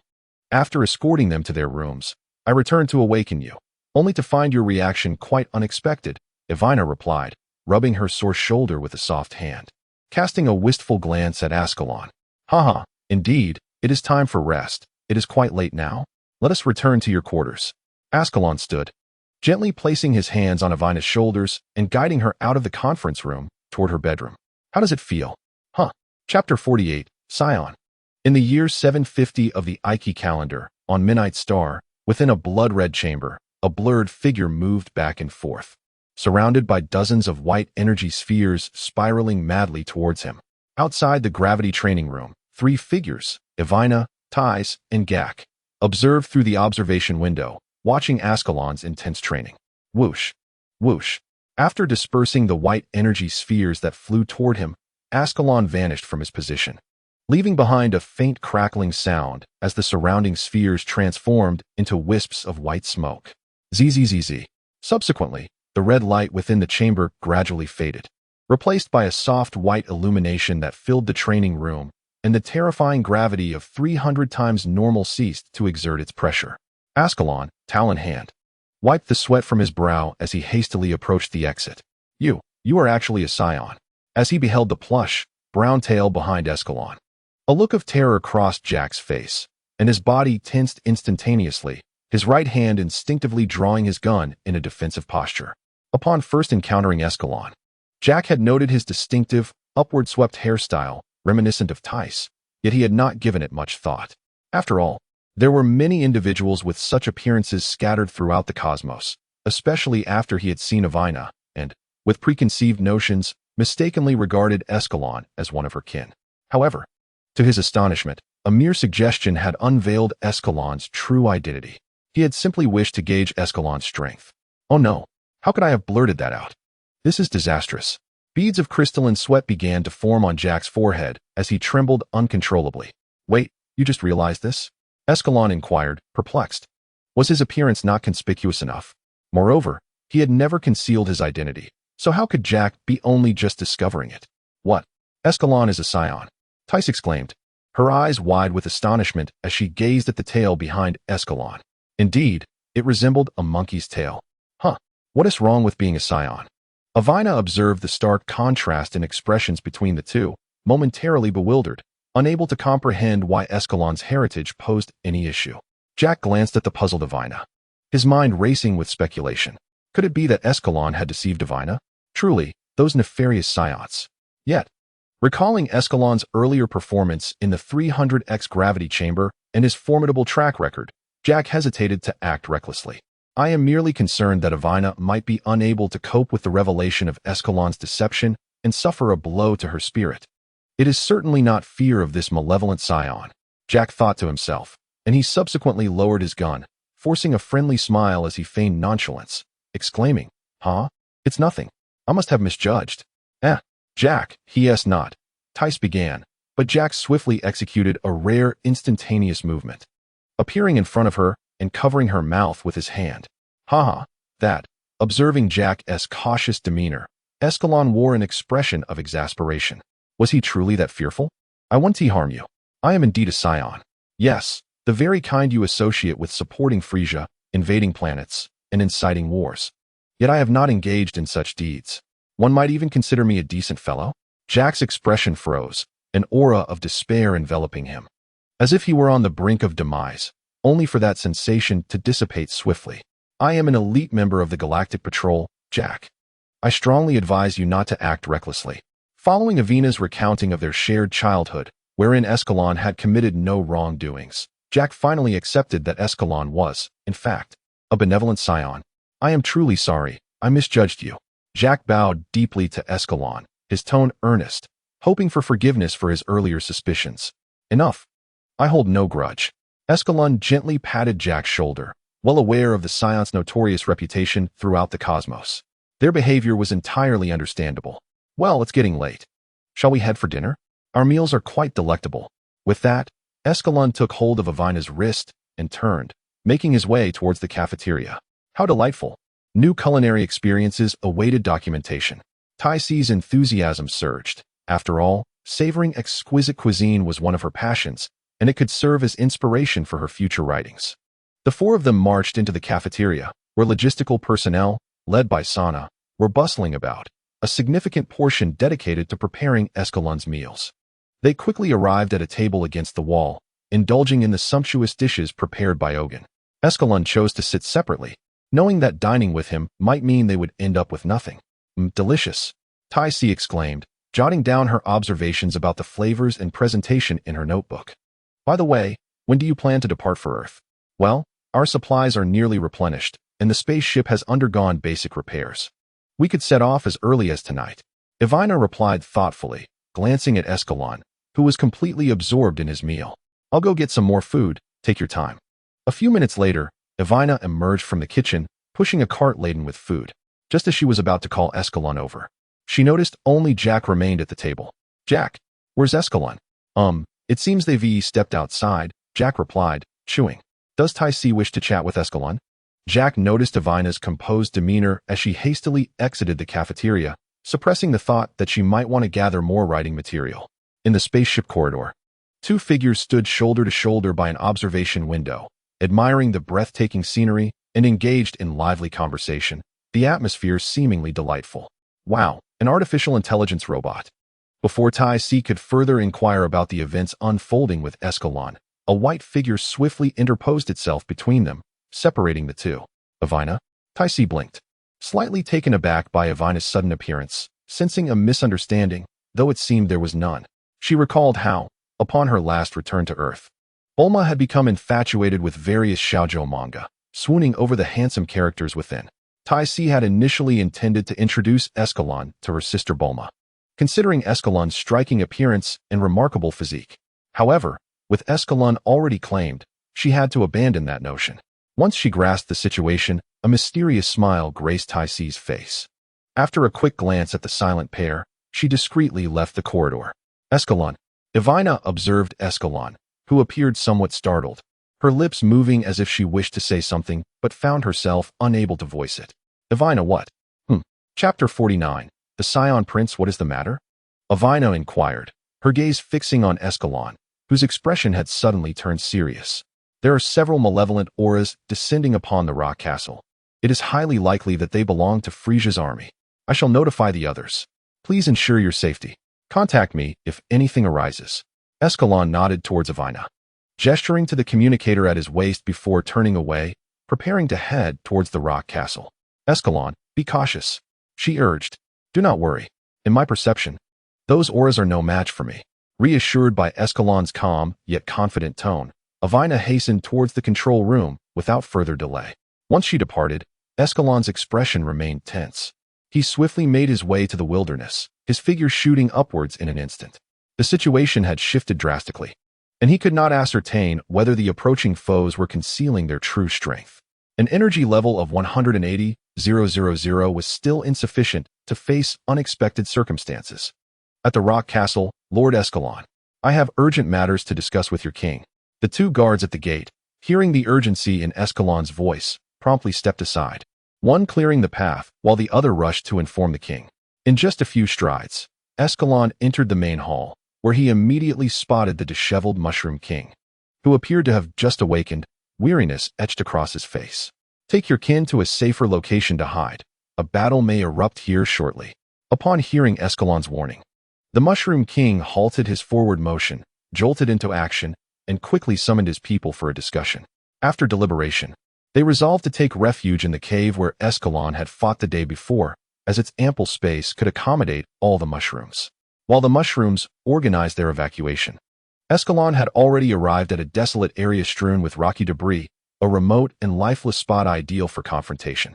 Escalon immediately unleashed his energy, regulating it to around 5,000 battle points, intending to draw the enemies towards him. Indeed, the malevolent auras abandoned their course to the rock castle, redirecting swiftly towards Escalon's chosen location. Before long, 3 silver streaks blazed across the sky, hurtling towards the rocky wasteland with immense force. Boom, boom, boom. The ground trembled violently under the onslaught, craters emerging on the surface as dust erupted, obscuring the scene. With a hissing sound, 3 figures emerged from the swirling dust, 2 towering silhouettes flanking a comparatively shorter figure. Escalon instantly recognized the trio: Prince Vegeta of the Saiyans, the brutish Nappa, and the Super Saiyan-haired Raditz. Beep beep beep. Energy readings detected in the vicinity. Battle power, 5,600. Vegeta, with one hand resting on the detector near his right eye, raised an eyebrow slightly as he peered through the lingering smoke towards the location of Escalon. Who is this individual? Observing the power level displayed on the device, Nappa scratched the back of his head in confusion, for the reading was evidently not as high as the intelligence report suggested. Yet, upon noticing Escalon's striking resemblance to them, Nappa found himself momentarily unable to ascertain whether he was indeed a Saiyan. Fool! This individual is clearly concealing his true strength. He must be Escalon. Vegeta reprimanded Nappa sharply, then crossed his arms over his chest, a smirk of intrigue playing at the corners of his mouth as he scrutinized Escalon from head to toe. Standing opposite them, Escalon quietly observed Vegeta and his companions. Their appearances were reminiscent of those from his memories. In his perception, Vegeta's power level was approximately 17,000, Nappa's around 5,000, and Raditz a mere 1,000 or so. Amidst their silent standoff, Raditz quietly slipped behind Vegeta, recognizing that Escalon's power was beyond his reach. It was best left to Vegeta and Nappa to confront him. Escalon, a lowly warrior, had somehow managed to elevate his combat prowess beyond 10,000. Quite impressive indeed. He is worthy of serving under me, Vegeta. Vegeta regarded Escalon with a haughty expression, his tone dripping with arrogance, as if suggesting that Escalon becoming his subordinate was a grand honor. You wish for me to serve under you? How audacious of you! What? Do you expect me to join you in serving as a dog for Frieza? Vegeta's demeanor instantly turned icy, his arms falling to his sides. However, before he could utter a word, Nappa interjected with palpable fury. Kid, you have some nerve. This is the Prince of the Saiyans, Lord Vegeta. Should you continue to show disrespect towards Lord Vegeta, beware, I shall tear your mouth apart. Upon hearing Nappa's words, Vegeta crossed his arms once more, silently observing Escalon, allowing Nappa to test his mettle first. Frieza is the culprit behind the destruction of planet Vegeta. Do you take issue with my assertion that you are serving him as a dog? What did you say? Upon grasping the implications of Escalon's words, Vegeta's eyes widened in shock, uncertainty clouding his gaze. He had harbored suspicions regarding the truth behind the annihilation of planet Vegeta. After all, how could a planet inhabited solely by warriors be easily destroyed by mere meteors? Yet, he had never imagined that Frieza himself had orchestrated the destruction of planet Vegeta. Even if Frieza had intended to obliterate it, dispatching the Ginyu Force would have sufficed. Why would he need to intervene personally? Could it be that he feared the Saiyan race might pose a threat to him? What a ridiculous notion. Vegeta glared coldly at Escalon, harboring doubts regarding his claims. After all, since Escalon had been dispatched to a lower-tier planet, he had never returned to planet Vegeta. From where did he acquire the knowledge of its destruction by Frieza? Nappa, go test his strength. Listening to Vegeta's words, Nappa's face revealed a cruel smile as he rubbed his fists and stepped out of the formation. It seemed that dialogue was futile. Action was required. Escalon felt no surprise, for Nappa's words merely confirmed his understanding of Vegeta's character, which was consistent with his memories. He stood nonchalantly in place, making no movements, silently retracting his outward energy as if his entire being was riddled with vulnerabilities. Observing Escalon, who stood still without even adopting a combat stance, Nappa's eyes flashed with a glimmer of anger. How dare he underestimate me? I shall teach you a lesson.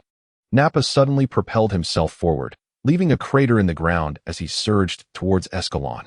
Bang! Just as Nappa's fist was about to make contact with Escalon's cheek, his body abruptly froze. It convulsed in midair as if struck by an invisible force. In an instant, he was sent flying backwards. Boom! After crashing through several rock pillars, Nappa's form collided with a small mountain, leaving behind a human-shaped imprint. Cough, cough, damn it. Chapter 50. Am I afraid of two individuals? Bastard. Nappa clumsily crawled out of the human-shaped pit. Wiping the blood from the corner of his mouth with his robust hand, his expression twisted in rage as he glared at Escalon. Ha ha ha. With a furious roar, Nappa's body shot towards Escalon like a cannonball, kicking up a cloud of dust and debris in his wake.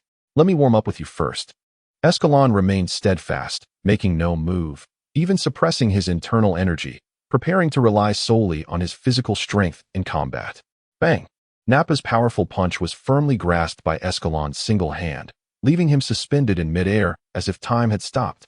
Escalon tightened his grip, eliciting a chilling sound of cracking bones. Ignoring Nappa's cries of agony, Escalon exerted force, hurling him into the air. With his right leg bent, he swiftly kicked towards Nappa. Bang! Nappa's form shot upwards, and before he could descend, a whooshing sound erupted from below. Escalon had already positioned himself above Nappa. With his hands clenched into fists and his body arched like a crescent moon, Escalon exerted power through his waist and struck down fiercely towards Nappa's back. Bang! Boom! Nappa plummeted like a falling stone, crashing into the ground and creating a massive crater. The tremendous impact reverberated through the earth with a thunderous roar. Step, step! Escalon landed steadily on the ground, disregarding Nappa, who was thrashing wildly in the pit, and directed his gaze towards Vegeta, who had been observing the entire scene. This big fool is no match for me. It's your turn now. Cough, cough, no? Vegeta, I can still fight. Napp emerged from the pit in a swaying manner. His gaze fixed intently on Vegeta, his voice tinged with anxiety, seemingly gripped by fear. Humph, you are no match for him alone. Raditz, join forces with Napp, Vegeta commanded, raising his head high, his nostrils flaring in disdain towards Raditz. The latter had inexplicably found himself behind Vegeta, and despite being a Saiyan for so many years, his strength had barely improved. What was worse, he seemed to possess an alarming lack of courage. Truly a worthless being. While it was one thing to be cunning during planetary invasions, given their separate operations, it was utterly unacceptable for him to be so brazenly lazy in Vegeta's presence. What? Raditz exclaimed in terror, realizing his power level barely exceeded 1,000. To thrust himself into this battle was tantamount to courting death. What? Do you dare defy my orders? As he observed Raditz's hesitance, Vegeta's expression turned icy, raising his right hand threateningly towards him, as if preparing to eliminate him. Your Highness Vegeta, that was not my intention. I shall comply at once. Raditz frantically waved his hands, channeling his energy and erupting in a crimson aura as he charged recklessly towards Escalon. Do I fear two of them? Escalon furrowed his brow, puzzled as to why Vegeta remained passive. Any discerning eye could see that these two were no match for him. Before he could ponder further, Napp and Raditz charged at him with fierce determination, flanking him from either side. Die! Napp roared, swinging his fists towards Escalon, with Raditz closely following suit. Boom! Boom! Boom! Boom! Boom! Escalon effortlessly parried their punches, slowly retreating towards the mountainside, appearing to be at a disadvantage.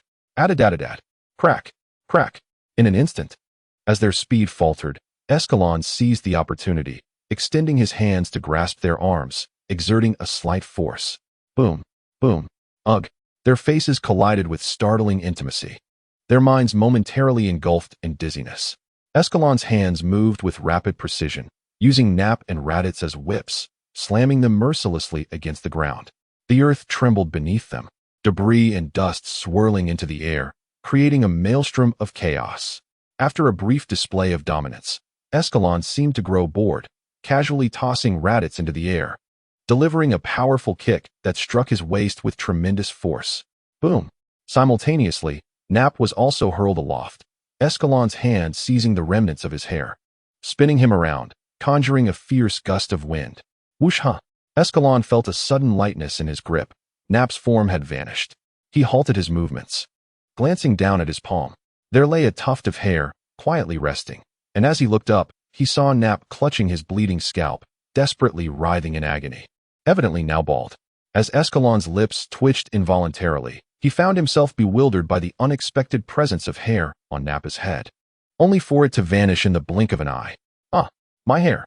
Nappa, jolted awake from the pain, struggled to rise, and upon lifting his gaze, beheld the short strands in Escalon's hand. The sudden recollection of his scalp's agony rendered his mind a blank slate. Beep, beep, beep. 580067007600. Vegeta, momentarily taken aback by Nappa's rapidly ascending power level, had been poised to intervene, aware that Nappa was no match for Escalon. His intention in allowing these two to engage was merely to discern Escalon's true capabilities. If he could be compelled to reveal his genuine strength, it would be ideal. And if not, it would not be a loss. Yet, he was astonished to observe that Escalon remained unchanged throughout the skirmish, seemingly possessing only a battle power of 5,400. But how could this be? Nappa, boasting over 5,000 in battle power, was being toyed with like a child, unable to even graze the hem of Escalon's garment. Bastard, I will end you. Nappa suddenly erupted with fury, his figure darting to Escalon's front, where he conjured a colossal energy sphere aimed directly at him. Boom!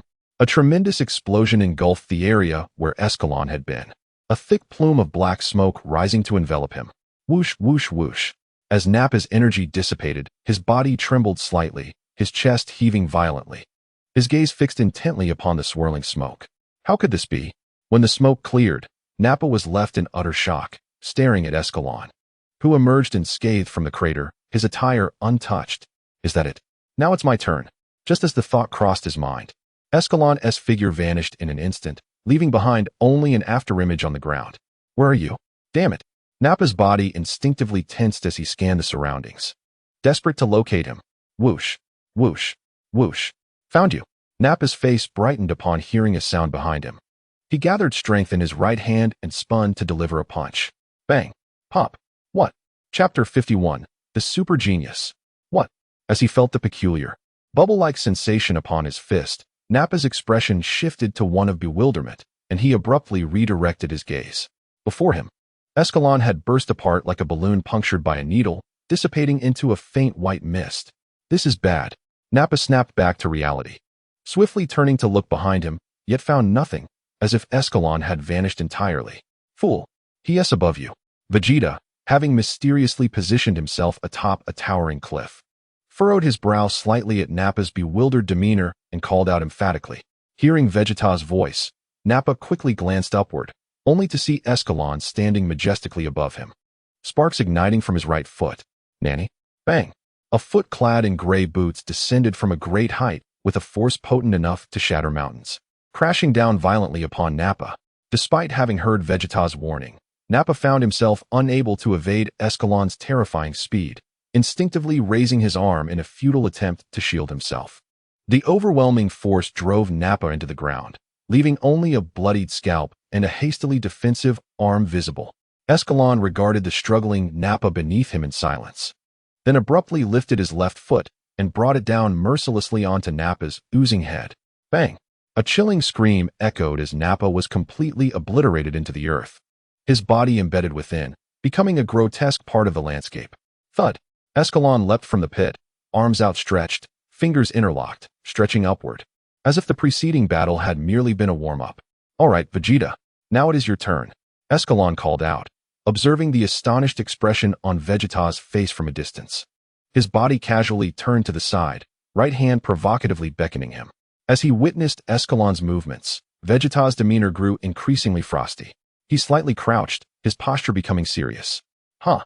I concede your strength is commendable, but do not presume that defeating Nappa and Raditz equates to overcoming me. Let me be frank.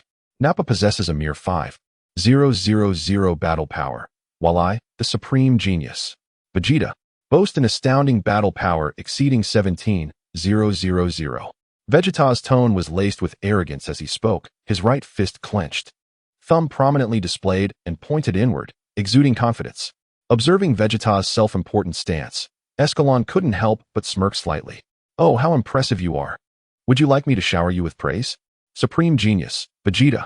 Escalon's tone dripped with theatricality as he raised his hands, palms swiftly coming together, producing a series of sharp sounds. Clap, clap, clap. Hearing Escalon's mocking words, Vegeta, though not dim-witted, fully grasped the ridicule directed at him, and his expression turned icy. You scoundrel! You had better hope your strength matches your tongue's sharpness. Huh!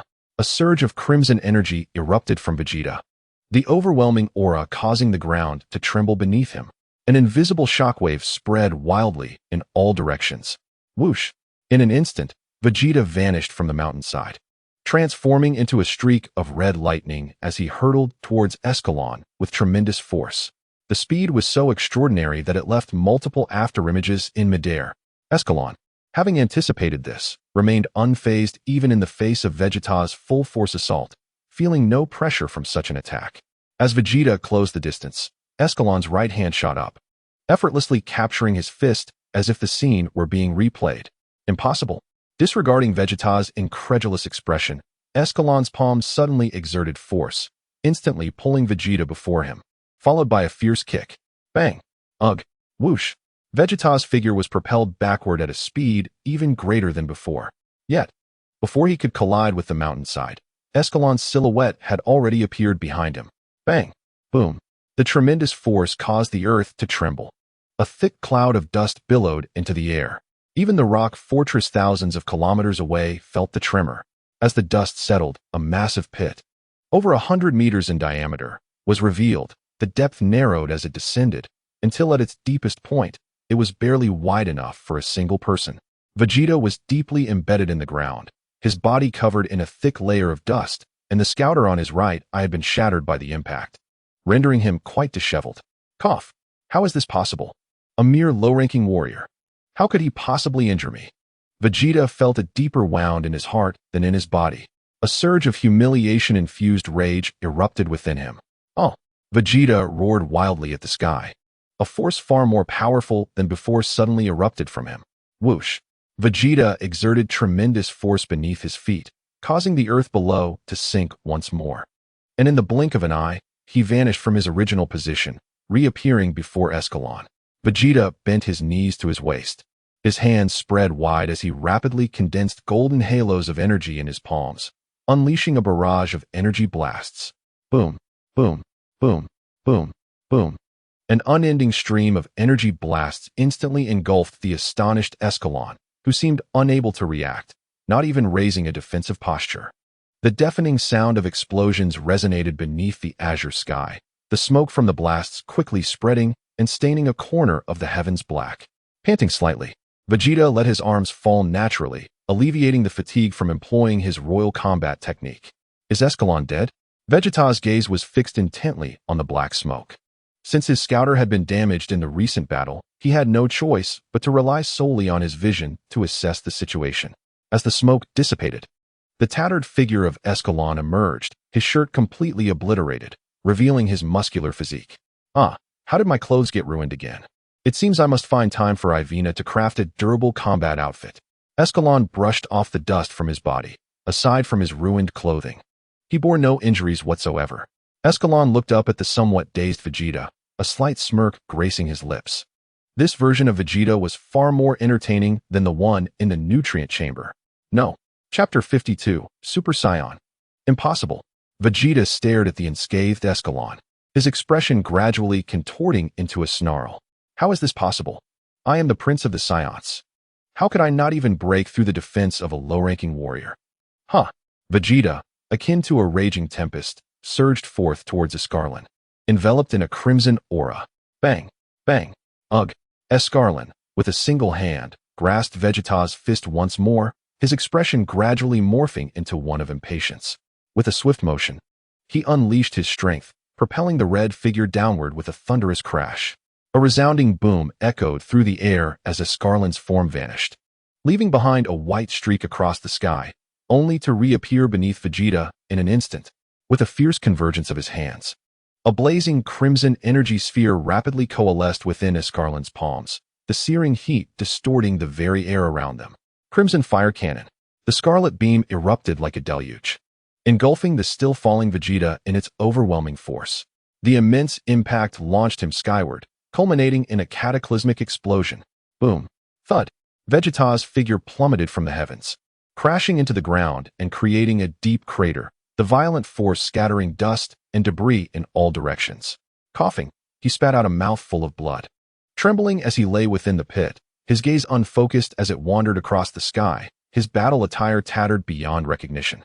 Thud, thud. A series of heavy footsteps approached from the distance, and Escalon appeared beside Vegeta, crouching down towards the pit. Can you now listen to me, Vegeta? A friendly smile graced Escalon's face as he extended his hand, seemingly prepared to assist him up. Get away. Vegeta forcefully swatted Escalon's hand aside, his visage marred with disdain and blood. Even in defeat, his pride would not allow him to accept pity. Vegeta, Escalon observed the obstinate warrior, his expression growing increasingly frigid. I extend my hand in kindness, and this is the attitude I receive? Buzz. A sudden sound of energy gathering resonated from behind. Escalon retracted the fist he had just raised and turned to face the source of the noise. There stood Raditz, having arrived beside Nappa, who had just been roused from slumber. Both turned their gazes towards Vegeta's location. Upon realizing that even Vegeta was no match for Escalon, Nappa and Raditz were taken aback and hastily prepared to assist. Positioned side by side, they stood with palms fervently gathering energy. As the energy spheres took shape, they simultaneously aimed at Escalon. Huh. Is this truly the extent of your capabilities? Then, it seems this game is about to conclude.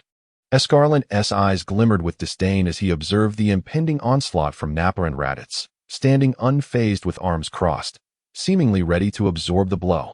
Huh. Nappa and Raditz, witnessing Escalon's contemptuous demeanor, felt a surge of unbridled fury, unleashing the energy spheres in unison. Boom. Ah! Did we succeed? Raditz. Nappa gasped for breath, his chest heaving violently as his eyes fixated on the dense fog before him. Unable to contain his anxiety, he turned to Raditz for clarification. Raditz, slumped on the ground, trembled all over, utterly exhausted, as if he lacked the strength to speak. Vegeta, as the mist dissipated, revealing the scene within. Escalon grasped Vegeta by the throat with his right hand, hoisting him aloft as a shield. Nappa and Raditz unleashed their most powerful strikes, which collided with Vegeta, utterly obliterating his already tattered battle attire.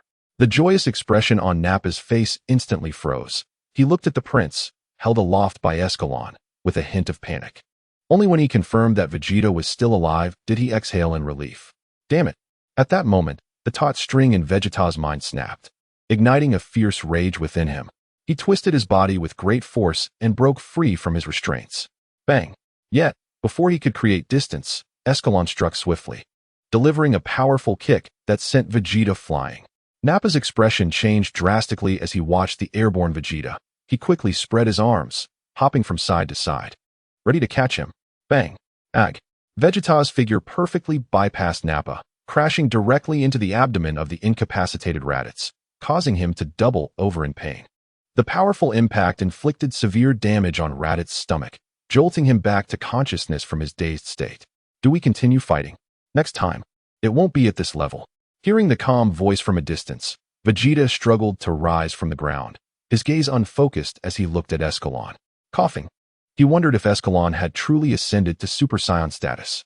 Half crouching, his eyes filled with unyielding determination, he glared at Escalon, questioning the audacity of this lesser warrior to surpass him. Was Escalon indeed a Super Saiyan? Shouldn't he, as the elite warrior and prince of the Saiyans, be the one destined to achieve such power? Escalon paused slightly in his approach, raising an eyebrow in intrigue at Vegeta's unexpected thoughts regarding the Super Saiyan. I am not a Super Saiyan. You lost to me simply because I am stronger. Escalon's nonchalant words reached Vegeta's ears, offering a mix of relief and disbelief. The notion that someone who was not a Super Saiyan could defeat him was even more disheartening. After a moment of silence, Vegeta straightened himself and spoke earnestly. Escalon, I concede that you are stronger at this moment. However, if you wish for me, Vegeta, to acknowledge you, then prepare to receive my final technique. Escalon's expression turned bemused at the beginning of Vegeta's declaration, who sought his approval. Yet, upon hearing the latter part, he grew serious. Are you ready? The Advanced Warrior's Technique. The Artificial Moon. As Escalon felt a surge of anticipation, he speculated that if Vegeta transformed into a great ape, his combat power would soar to around 170,000 to 180,000. This was sufficient to earn his serious attention. In their previous encounters, Escalon had always held back, fearing that excessive force might lead to their demise. But transforming into a great ape would change the dynamics entirely. With a tenfold increase in power, augmented strength, and enhanced defenses, wouldn't this serve as the perfect training dummy? After all these years, would he finally have the chance for a proper fight?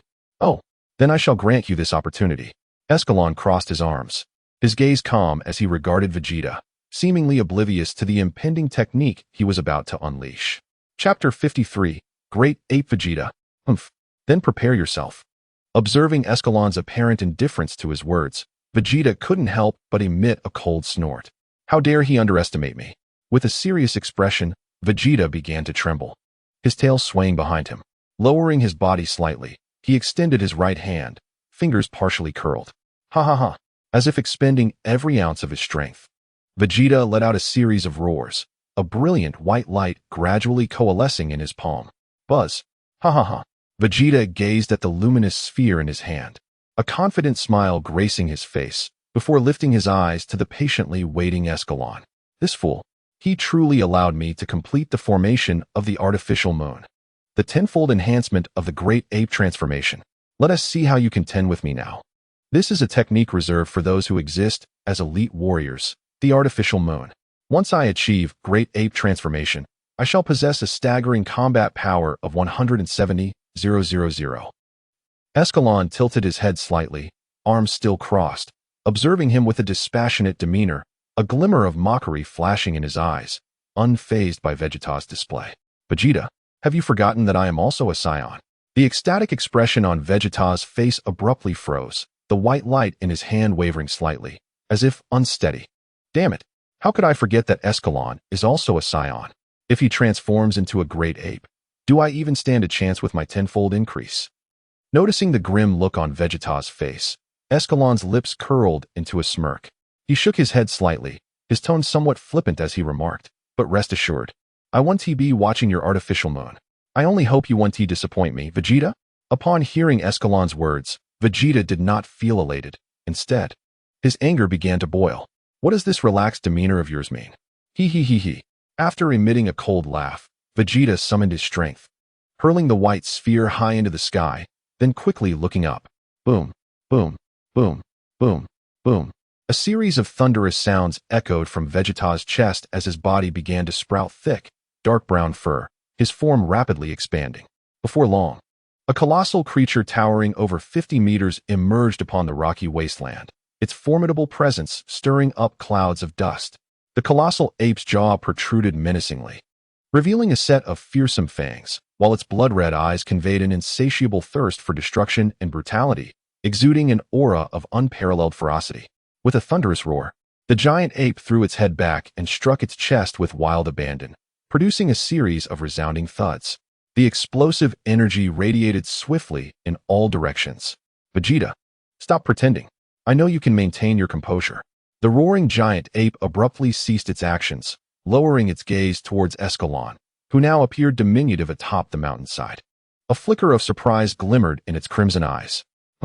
You seem to know quite a bit. Let us see if you can still maintain that ease from before. Vegeta's previously ferocious expression instantly returned to clarity, though remnants of agitation lingered in his gaze. Clearly, even Vegeta could not entirely suppress the raging emotions within. As he faced the imposing giant ape, Escalon's once tranquil eyes began to blaze with intensity, the primal urge to battle surging from the depths of his being. His center of gravity lowered gradually, his right hand extending sideways with fingers curled inward before him, while his left hand half clutched at his waist. Adopting a battle stance for the first time. Well then, it's time for me to get serious. With an exhilarating smile gracing his face, Escalon unleashed a tremendous surge of power, one that rivaled Vegeta's transformation into the giant ape. Impossible. The confident expression on Vegeta's face vanished in an instant as he stared in disbelief at the figure emanating a faint crimson aura below. He had anticipated that Escalon's battle prowess would far exceed his own, yet he never expected their power levels to be nearly comparable post-transformation. Disregarding Vegeta's astonishment, Escalon, having gathered his energy, vanished from the flat mountainside in an instant, causing the small hill to collapse in his wake. With a swift motion, Vegeta observed Escalon's sudden appearance without dwelling on the matter of power levels. He swung his massive fist downwards, aiming to strike Escalon with ferocity. Boom! The collision of their fists, one large, one small, created an astonishing shockwave that scattered the clouds in the sky. After a brief stalemate, both fighters simultaneously distanced themselves, assessing one another before crashing together once more. Bang! Bang! Bang! Escalon, undeterred by the advantage of his smaller size, engaged Vegeta head-on, reveling in the exhilarating clash of fists. Ha! Bring it on! Vegeta's astonishment grew with each strike. He had transformed into a giant ape, a tenfold increase in power that was not merely a boost to combat prowess, but also a significant enhancement to his physical strength. Yet, even with this increased strength, he found himself unable to gain the upper hand in direct confrontation with Escalon. How could this individual possess such resilience? Bang! Bang! Bang! As they once again created distance, Vegeta concentrated, summoning a red energy blast at the speed of light, unleashing it fiercely towards Escalon. Come on! Huh! Scarlet Fire Cannon! Escalon hovered in midair, his hands swiftly converging to form a crimson energy sphere, which he hurled towards Vegeta's mouth with a fierce intensity. The two beams of light collided with a resounding crackle, creating a dual-colored orb at the epicenter of their clash. For a moment, neither combatant could gain the upper hand. With a mighty roar, both Vegeta and Escalon intensified their energy output, causing the beams to swell in size. The colliding beams oscillated left and right, each trying to assert dominance, yet once again, they found themselves in a stalemate. Observing the deadlock, Escalon decisively released his grip, swiftly darting to the side. As he ceased his energy flow, the crimson beam was abruptly redirected by Vegeta's mouth blast, grazing his garment before crashing into the distant ground. The earth trembled with a thunderous roar, the immense force sending shockwaves rippling through the terrain. In an instant, Escalon materialized before the towering figure of the great ape Vegeta. He lifted his right leg high, delivering a powerful kick that struck Vegeta squarely in the face, momentarily disorienting him.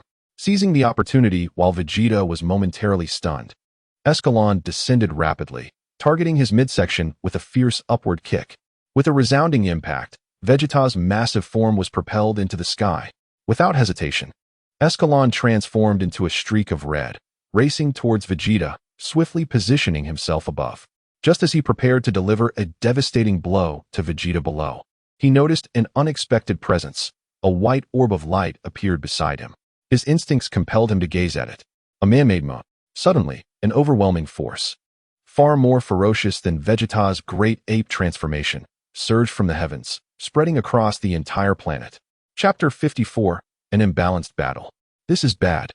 Escalon found his gaze uncontrollably drawn to the artificial moon, sensing an unimaginable allure emanating from the white orb. An ancient power erupted within him, overwhelming his rationality with a torrent of primal emotion, transforming his previously pale red aura into a deep crimson. For a moment, Escalon was frozen in midair, his body undergoing rapid transformation, dense fur sprouting forth as his teeth elongated with alarming speed. With a thunderous crash, something colossal struck the ground below. Regaining his senses, Escalon quickly delved into his consciousness, seeking the source of the great ape power within him. There, a blood-red energy surged forth from his tail. This energy, imbued with a savage will, began to spread throughout his entire being. Was it not merely an illusion? As Escalon's awareness approached the source of the great ape's might, the crimson energy abruptly ceased its flow, halting the transformation entirely. It appears that I might indeed be able to freely control my transformation into a colossal ape without the moon's influence. As Escalon observed the crimson energy within him obediently retracting back into his tail under his command, the frenzied emotions gradually subsided. Gallic gun! He roared. However, before Escalon could delve further into the power of the gigantic ape, a tremendous noise from below abruptly resurrected his sinking consciousness. Hastily, Escalon glanced downward, only to see a blood-red beam hurtling towards him with alarming speed. In an instant, it was upon him. What? Escalon hurriedly raised his arms in a somewhat frantic defense, yet was still overpowered by the force of the crimson beam, which propelled him higher into the sky. Boom! The already thin clouds at high altitude dispersed explosively in all directions, creating a void in the near-cosmic heights. Coughing, Escalon, despite his formidable physique, could not entirely disregard the immense attack that Vegeta had been charging for an unknown duration. Before the smoke from the explosion could clear, a colossal ape, moving with a frenetic velocity incongruous with its size, swung its fists mercilessly towards the obscuring haze. The violent rush of the ape's ascent scattered the smoke, revealing a disheveled Escalon, arms raised in a futile defense. He was now reduced to tattered shorts fashioned from his long pants, his body marred with numerous small wounds, from which blood flowed freely. Bang! With a resounding crash, Vegeta's massive fist, propelled by an overwhelming force, struck Escalon's bare torso. Ugh! After launching Escalon upward, a fleeting glimmer of satisfaction flickered in Vegeta's eyes, yet he did not relent. Instead, he pursued once more. Bang! Huh! After a brief moment of shock, Escalon quickly regained his composure. As Vegeta's fist came crashing towards him, he swiftly raised his right fist to counter. Bang! Bang! Bang! The air was filled with the sounds of fierce collisions, shockwaves cascading downward, sending dust and debris soaring into the air. Well done, Vegeta. You actually managed to injure me. As Escalon distanced himself from Vegeta, his eyes brimmed with fighting spirit, a smile intermingled with excitement and delight gracing his face, and his tone turned earnest.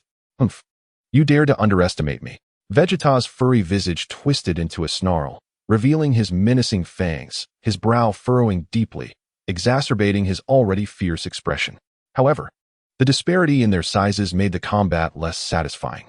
If only you possessed such strength in your normal form. Escalon felt a pang of regret, for he had been engaged in mock battles for several years.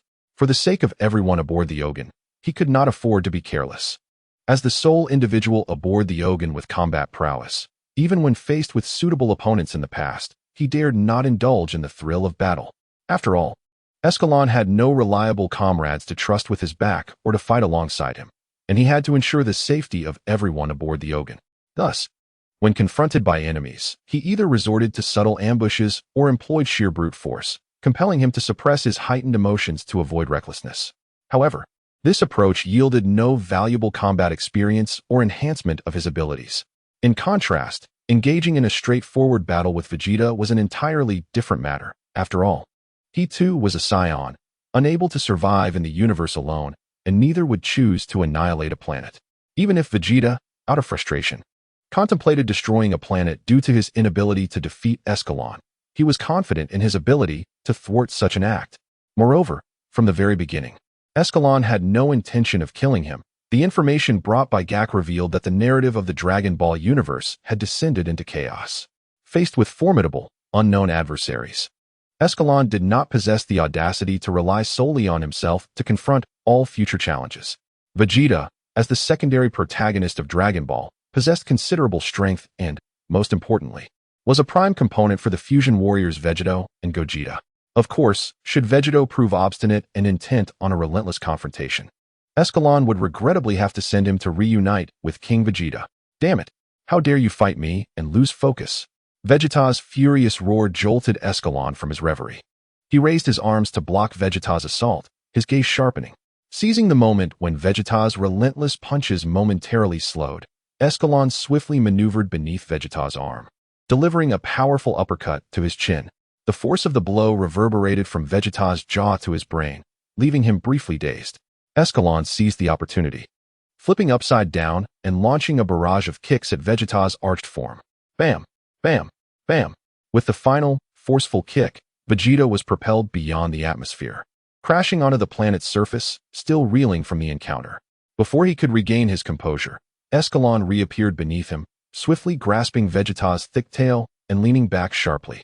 In an instant, he sent Vegeta plummeting from the planet's surface into the rocky wasteland below, controlling the great ape's body to prevent any escape from his grasp. In the void of space, a massive fireball hurtled towards the ground at a visibly alarming speed. The intense heat created a vacuum in the surrounding clouds. Damn it! Get down here! Vegeta reached back desperately, hoping to grasp Escalon, who clung to his tail, but it was utterly futile. With wide eyes, Vegeta watched as he hurtled headfirst towards the ground. Left with no choice, he placed his hands atop his head, hoping to shield himself. Boom! A resounding explosion reverberated as the entire planet trembled violently, with numerous massive fissures radiating outward from the epicenter of the impact. Chapter 55. He won't strike at the head, will he? 300 kilometers away in the desolate rocky expanse, the control room of the ship Algon was bustling with activity. After Escalon ventured out to confront the enemy, Avina swiftly alerted the others, and soon the crew of Algon gathered in the control room. All eyes were fixated on the display screen above the control panel, which illuminated several bright points of light, each accompanied by a series of numbers. Amidst the crowd, two petite figures strained to tiptoe and catch a glimpse of the screen that captivated everyone's attention. A hush fell over the room as all awaited Avina's words. The atmosphere thick with anticipation, interrupted only by the sound of breathing echoing within.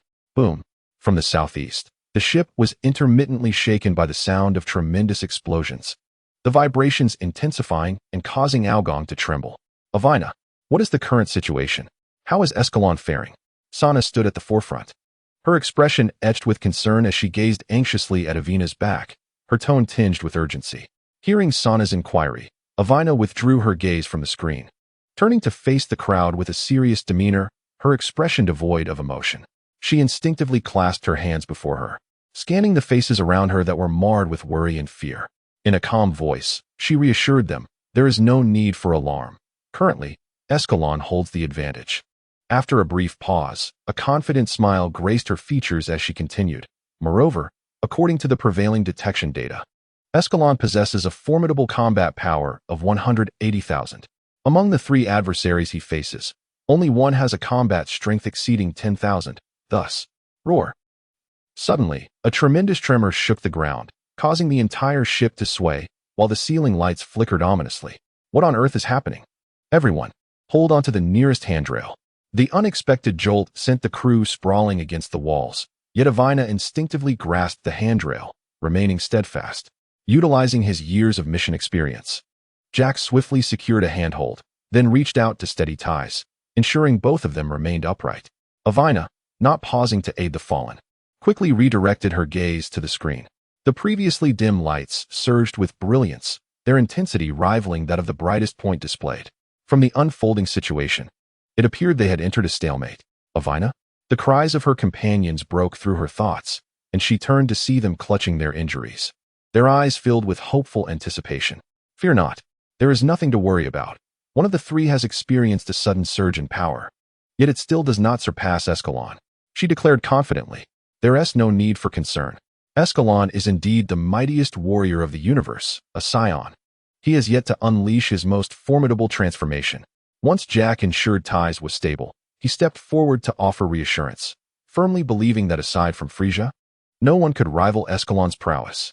After all, he typically possesses a combat power of 180,000, and upon transforming into a giant ape, his power escalates to an impressive 1,800,000. It seems that even Frieza would not stand a chance against him.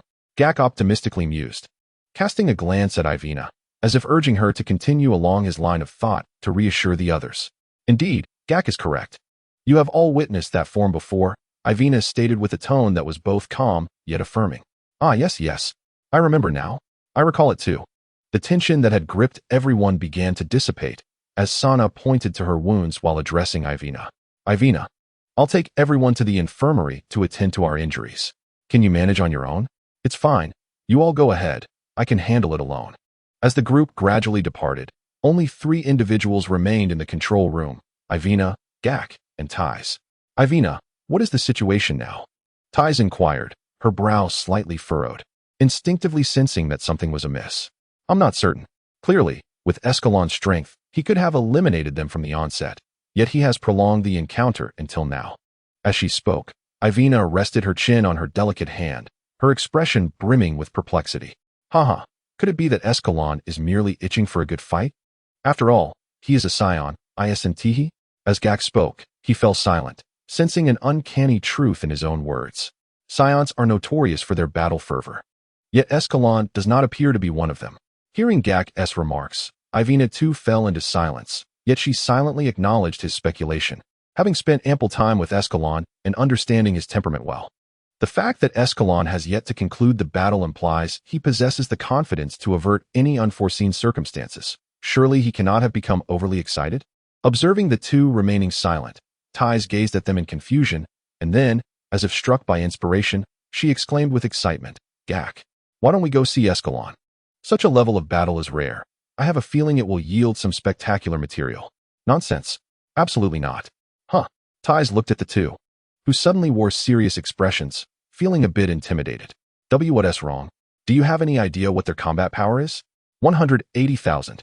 If even a single one of their attacks were to land on you, you would be done for. Gak expressed concern as he regarded Ties, bewildered by her audacity to consider meddling in such a formidable confrontation. Even merely observing, they were not qualified. Upon hearing Gak's admonition to Ties, Ivina ceased her intended reprimand, raising her hand to gently rub her forehead, appearing somewhat pained. Realizing the gravity of the situation, Ties promptly closed her mouth and directed her gaze toward the display screen above the control panel. There seemed to be 2 additional light points appearing on it. What? At her words, Ivina and Gak simultaneously turned, their heads snapping toward the screen with precision. The luminous points above flickered incessantly, and 2 bright spots unexpectedly appeared, marked with the numbers 56,000 and 11,000. Escalon, what on earth are you doing? Avina's expression gradually turned icy, and she could now confirm with absolute certainty that Escalon had indeed lost control. She understood that he had endured for several years. But why had he chosen to leave 2 weaker opponents unscathed? Was it reluctance to eliminate them? Did the adversary possess some otherworldly beauty that brought him such delight? Although she knew this was improbable, she found herself increasingly plagued by irrational thoughts lately, causing her to feel agitated. Observing Avina's sudden shift in demeanor, Jack and Ties exchanged glances before shaking their heads in unison, silently retreating from the control room. Outside, a fragmented conversation echoed. Jack, do you think Avina? It's possible that Escalon. Chapter 56. The battle concludes in the desolate rocky terrain. Escalon coughed, expelling the dust he had inadvertently inhaled, quickly wiping his mouth before glancing downwards. Below, Vegeta was headfirst lodged within a massive crevice, with only the bare tip of his tail visible, surrounded by countless tiny fissures. Roar! Just as Escalon prepared to extricate Vegeta, he was met by 2 resounding roars filled with rage and brutality from behind. Are you still intent on fighting me? Escalon turned to see that the 2 giant apes had somehow risen from the pit, now ensnared in a state of frenzy. What was happening? Were these not elite warriors? How had they lost control? Surely it couldn't be my doing. Escalon gazed into the crimson eyes of the 2 giant apes. The ferocity evident in their demeanor did not seem feigned, especially the bald-headed giant ape. Its fiery red gaze was almost ablaze with fury as it locked onto Escalon. Roar! Upon spotting Escalon, the bald-headed giant ape's expression twisted into a grotesque snarl, a blood-red aura erupting from its body as it charged madly towards him. Thud! Thud! Thud! Each step the giant ape took resonated with a thunderous sound, shaking the ground beneath them. The other giant ape followed closely, its surface also emanating a blood-red aura, eyes seething with rage as it rushed toward him. Witnessing the 2 ferocious giant apes, the exhilaration on Escalon's face gradually faded. He had no intention of squandering time with them. Just as he prepared to dispatch them, a deafening rush of air surged from behind, as a robust tail ensnared him tightly.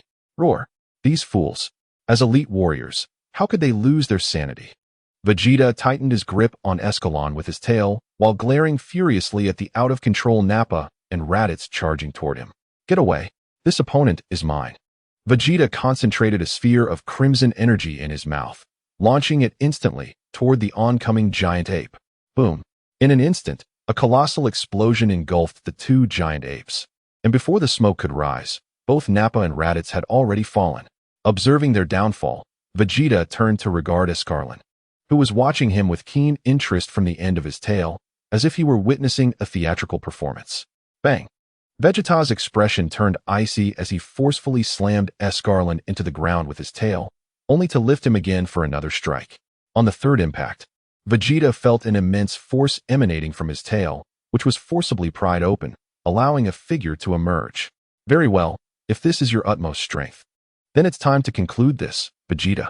Witness my true power, Escalon declared, arms crossed and suspended in midair, his gaze calm and condescending as he looked down at the somewhat dazed Vegeta. What? Vegeta was taken aback by Escalon's words. After such a long battle, this fellow had yet to unleash his full potential. Ignoring the astonished gaze below, Escalon assumed a squatting position in the air, his hands clenched at his waist. As a formidable aura surged forth. Huh! Waves of shock rippled through the sky, racing outward in all directions, dispersing the clouds for thousands of kilometers. Without uttering a single word, Escalon vanished from his original position, his form reappearing instantaneously before Vegeta. Bang! In a mere strike, Vegeta was rendered speechless. His massive frame froze momentarily before slowly collapsing backward. Boom! Thud thud. Escalon landed steadily on the ground, brushing off his shoulders while glancing at Vegeta. The giant ape lay on the ground in an unusual position, a lump on his forehead visibly swelling. Hey, Vegeta, you're not dead, are you? Observing the motionless form of Vegeta, Escalon rubbed his forehead, feeling a phantom ache in that area. Swish! He casually tossed an energy sphere, which instantly obliterated the silvery orb hanging in the sky. Bang! With the destruction of the artificial moon, the three giant apes on the ground gradually reverted to human size, their bodies marred with glaring scars. I'm in trouble. I've gone too far.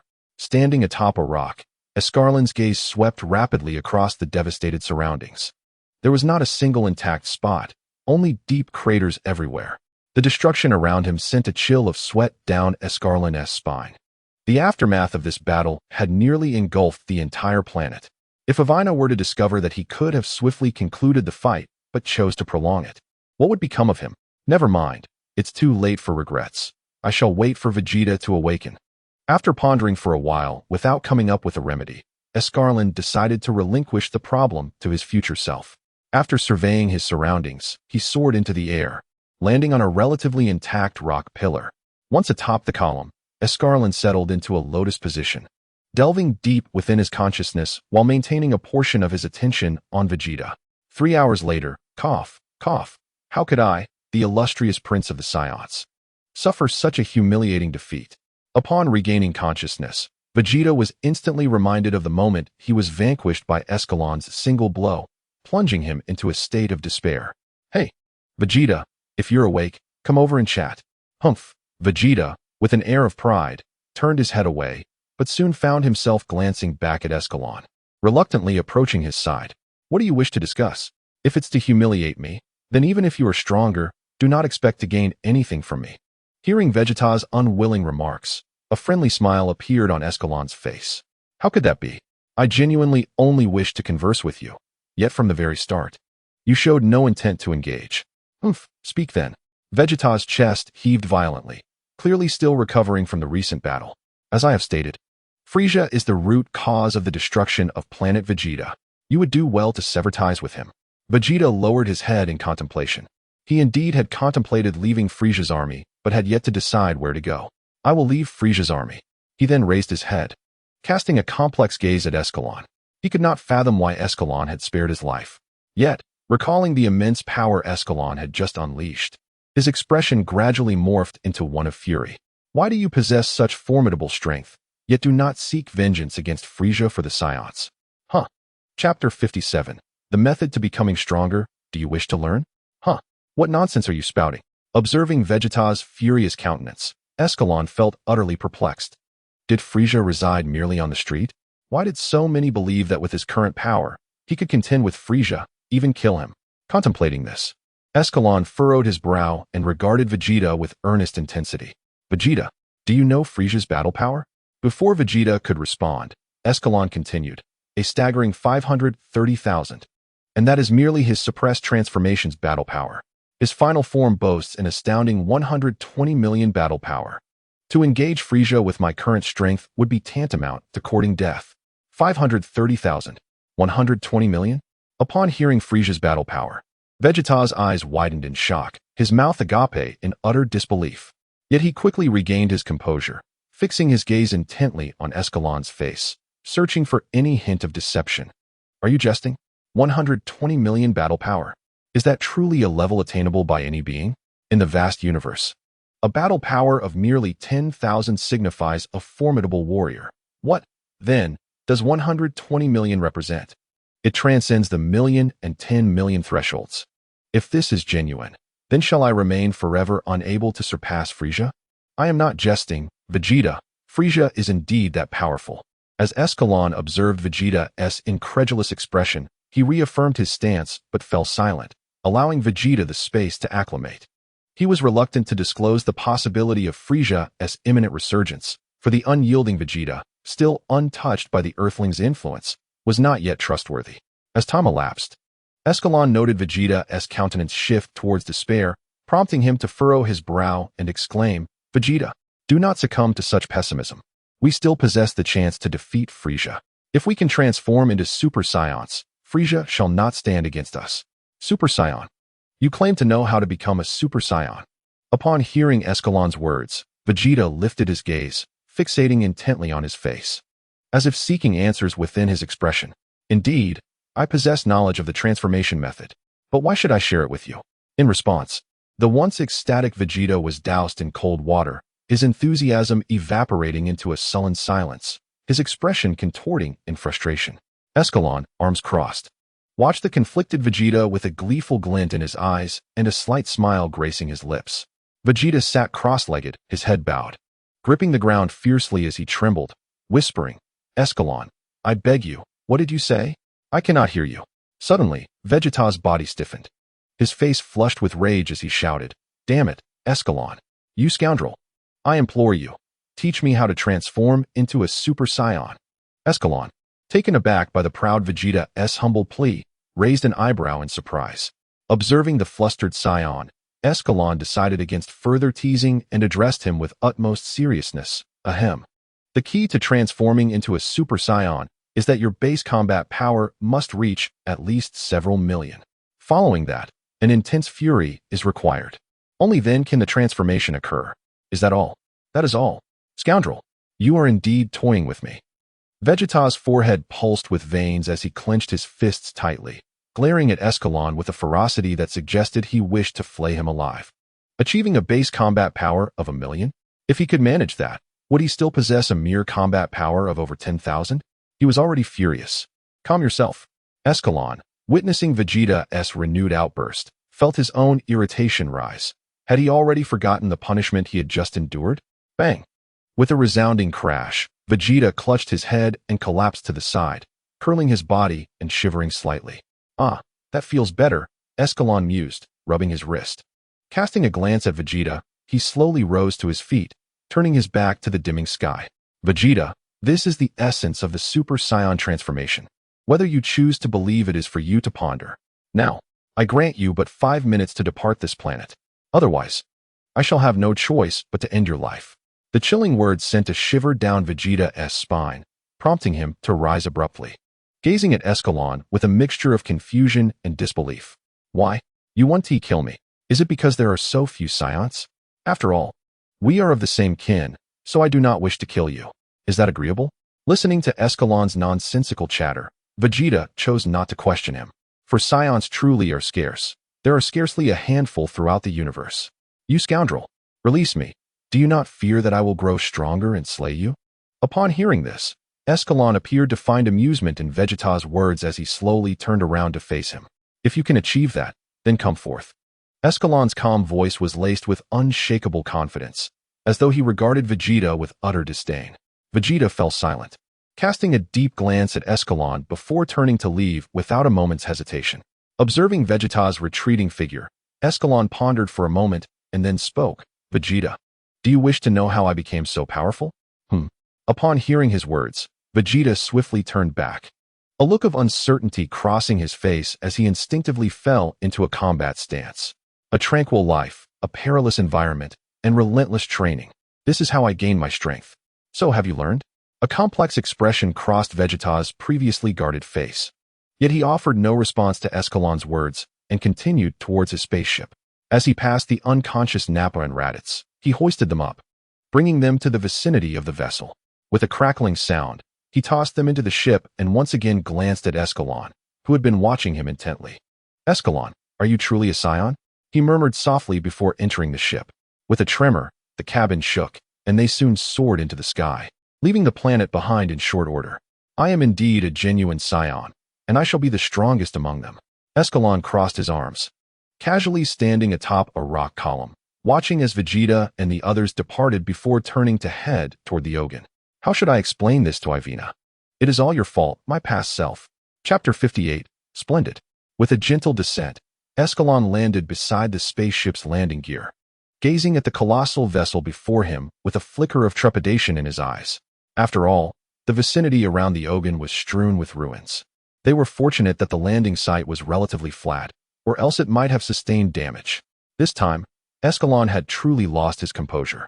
For it had been many years since anyone had withstood his onslaught, and his combative instincts could no longer be restrained. Alas, the hour is quite late. Ivina must surely be asleep by now. Escalon thought hopefully as he ascended the steps toward the spaceship's entrance, endeavoring to tread lightly. He retracted even the energy emanating from his body, daring not to sense what lay behind the door. If he perceived nothing, then surely there would be no one. As the door opened with a soft hiss, Escalon's flickering hope extinguished in an instant, leaving him frozen in place. Haha, Ivina, you're still awake. Ivina gazed expressionlessly at the grinning Escalon, leaning against the doorway with her arms crossed, remaining silent. Why the quietude? Are you too fatigued? If so, then hasten to your slumber. I find myself somewhat hungry, so I shall take my leave for a meal. Until tomorrow. With that, Escalon prepared to bypass Ivina and head straight to the dining hall. Ivina did not impede his movement, silently observing his retreating figure. Escalon, do you have nothing to say? Escalon's stride momentarily faltered before he turned back, looking at her with a hint of exasperation. What if I come to your room later? At this late hour? What business do you have in my room? Ivina furrowed her brow, taking a couple of steps back, her arms tightening over her chest, swiftly concealing the fruit she held. Are you serious with that retreat? And what else with that disdainful expression? Does my visiting your room render me a pervert? We used to play in your room when we were children. Escalon felt an emotional wound deeper than any he had sustained in a fierce battle with Vegeta. He rubbed his forehead, about to explain when Ivina's calm voice interrupted. Visiting my room at night could easily lead to misunderstandings. Therefore, I shall go to your room instead. What? Escalon's brows twitched uncontrollably, seemingly stunned by Ivina's words. It's too late for me to go to your room. It will be misconstrued. Is it acceptable for you to go to mine? Observing Escalon's increasingly perplexed expression, Ivina realized the absurdity of her statement. Covering her slightly flushed face with one hand, she hastily passed by him, striding briskly toward her own quarters. In the corridor, a somewhat annoyed voice lingered. In any case, I will come find you shortly. After your meal, be sure to stay in your room. Don't wander about. And remember, don't lock the door. With her footsteps diminishing, Ivina's tall figure gradually vanished from Escalon's line of sight. He shook his head, rubbing the back of his neck as he hastened toward the dining hall, his pace quickening. After all, he was genuinely hungry, since Vegeta's landing until his departure. They had been engaged in combat for nearly an entire day, and the exertion had intensified his hunger. Not long after he left, two heads peeked from a corner near the doorway, bobbing up and down, and when Escalon walked away, they discreetly retreated. Jack, they truly have something going on. Ties grasped Jack's head with her right hand, a curious smile gracing her face, her tone brimming with intrigue. I am a distinguished elite galactic patrol. Why am I here? Spying on others with you? Jack looked at her with a face devoid of hope, a resigned smile on his lips, silently enduring Ties' antics. Jack, how could the act of gathering material be deemed as spying? Ties looked at him with mild discontent, her hand playfully ruffling his hair. Stop it. You are right. We aren't spying. We are merely gathering intelligence. Jack felt the pressure above his head, a slight sheen of cold sweat forming on his forehead as he gently reassured Ties. They were soon to visit Escalon's room, were they not? Ties, bubbling with curiosity, suggested this but quickly dismissed her own idea before Jack could interject. No, that wouldn't do. Ivina would surely be displeased. Ties murmured, fully aware that they had only recently become acquainted and could hardly be called friends, their relationship not yet intimate enough for such familiarity. Listening in from the hatch was one thing, as it was a public space, but to eavesdrop outside someone's room would be rather unethical. It's good that you understand. Jack sighed in relief, knowing that should they be caught eavesdropping on Escalon, the repercussions would fall squarely on him, while Ties might escape unscathed. Fortunately, Ties had come to her senses and refrained from testing Escalon's boundaries. Well, I shall return to my room to rest.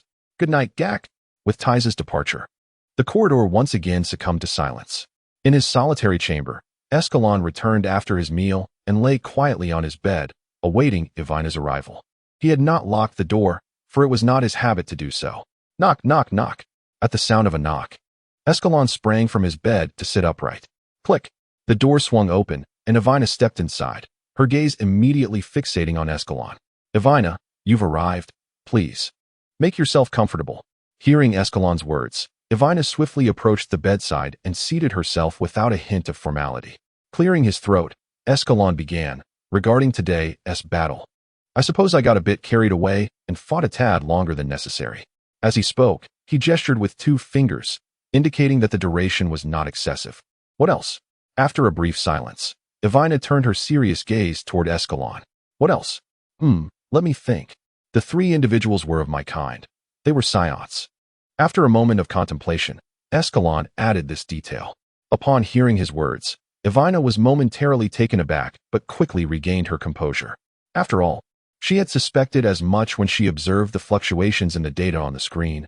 This was merely a confirmation of her hypothesis. And what else? Is there more? Noticing Evina's unchanging expression, which radiated a chilling aura, Escalon found himself at a loss for a moment. Male or female?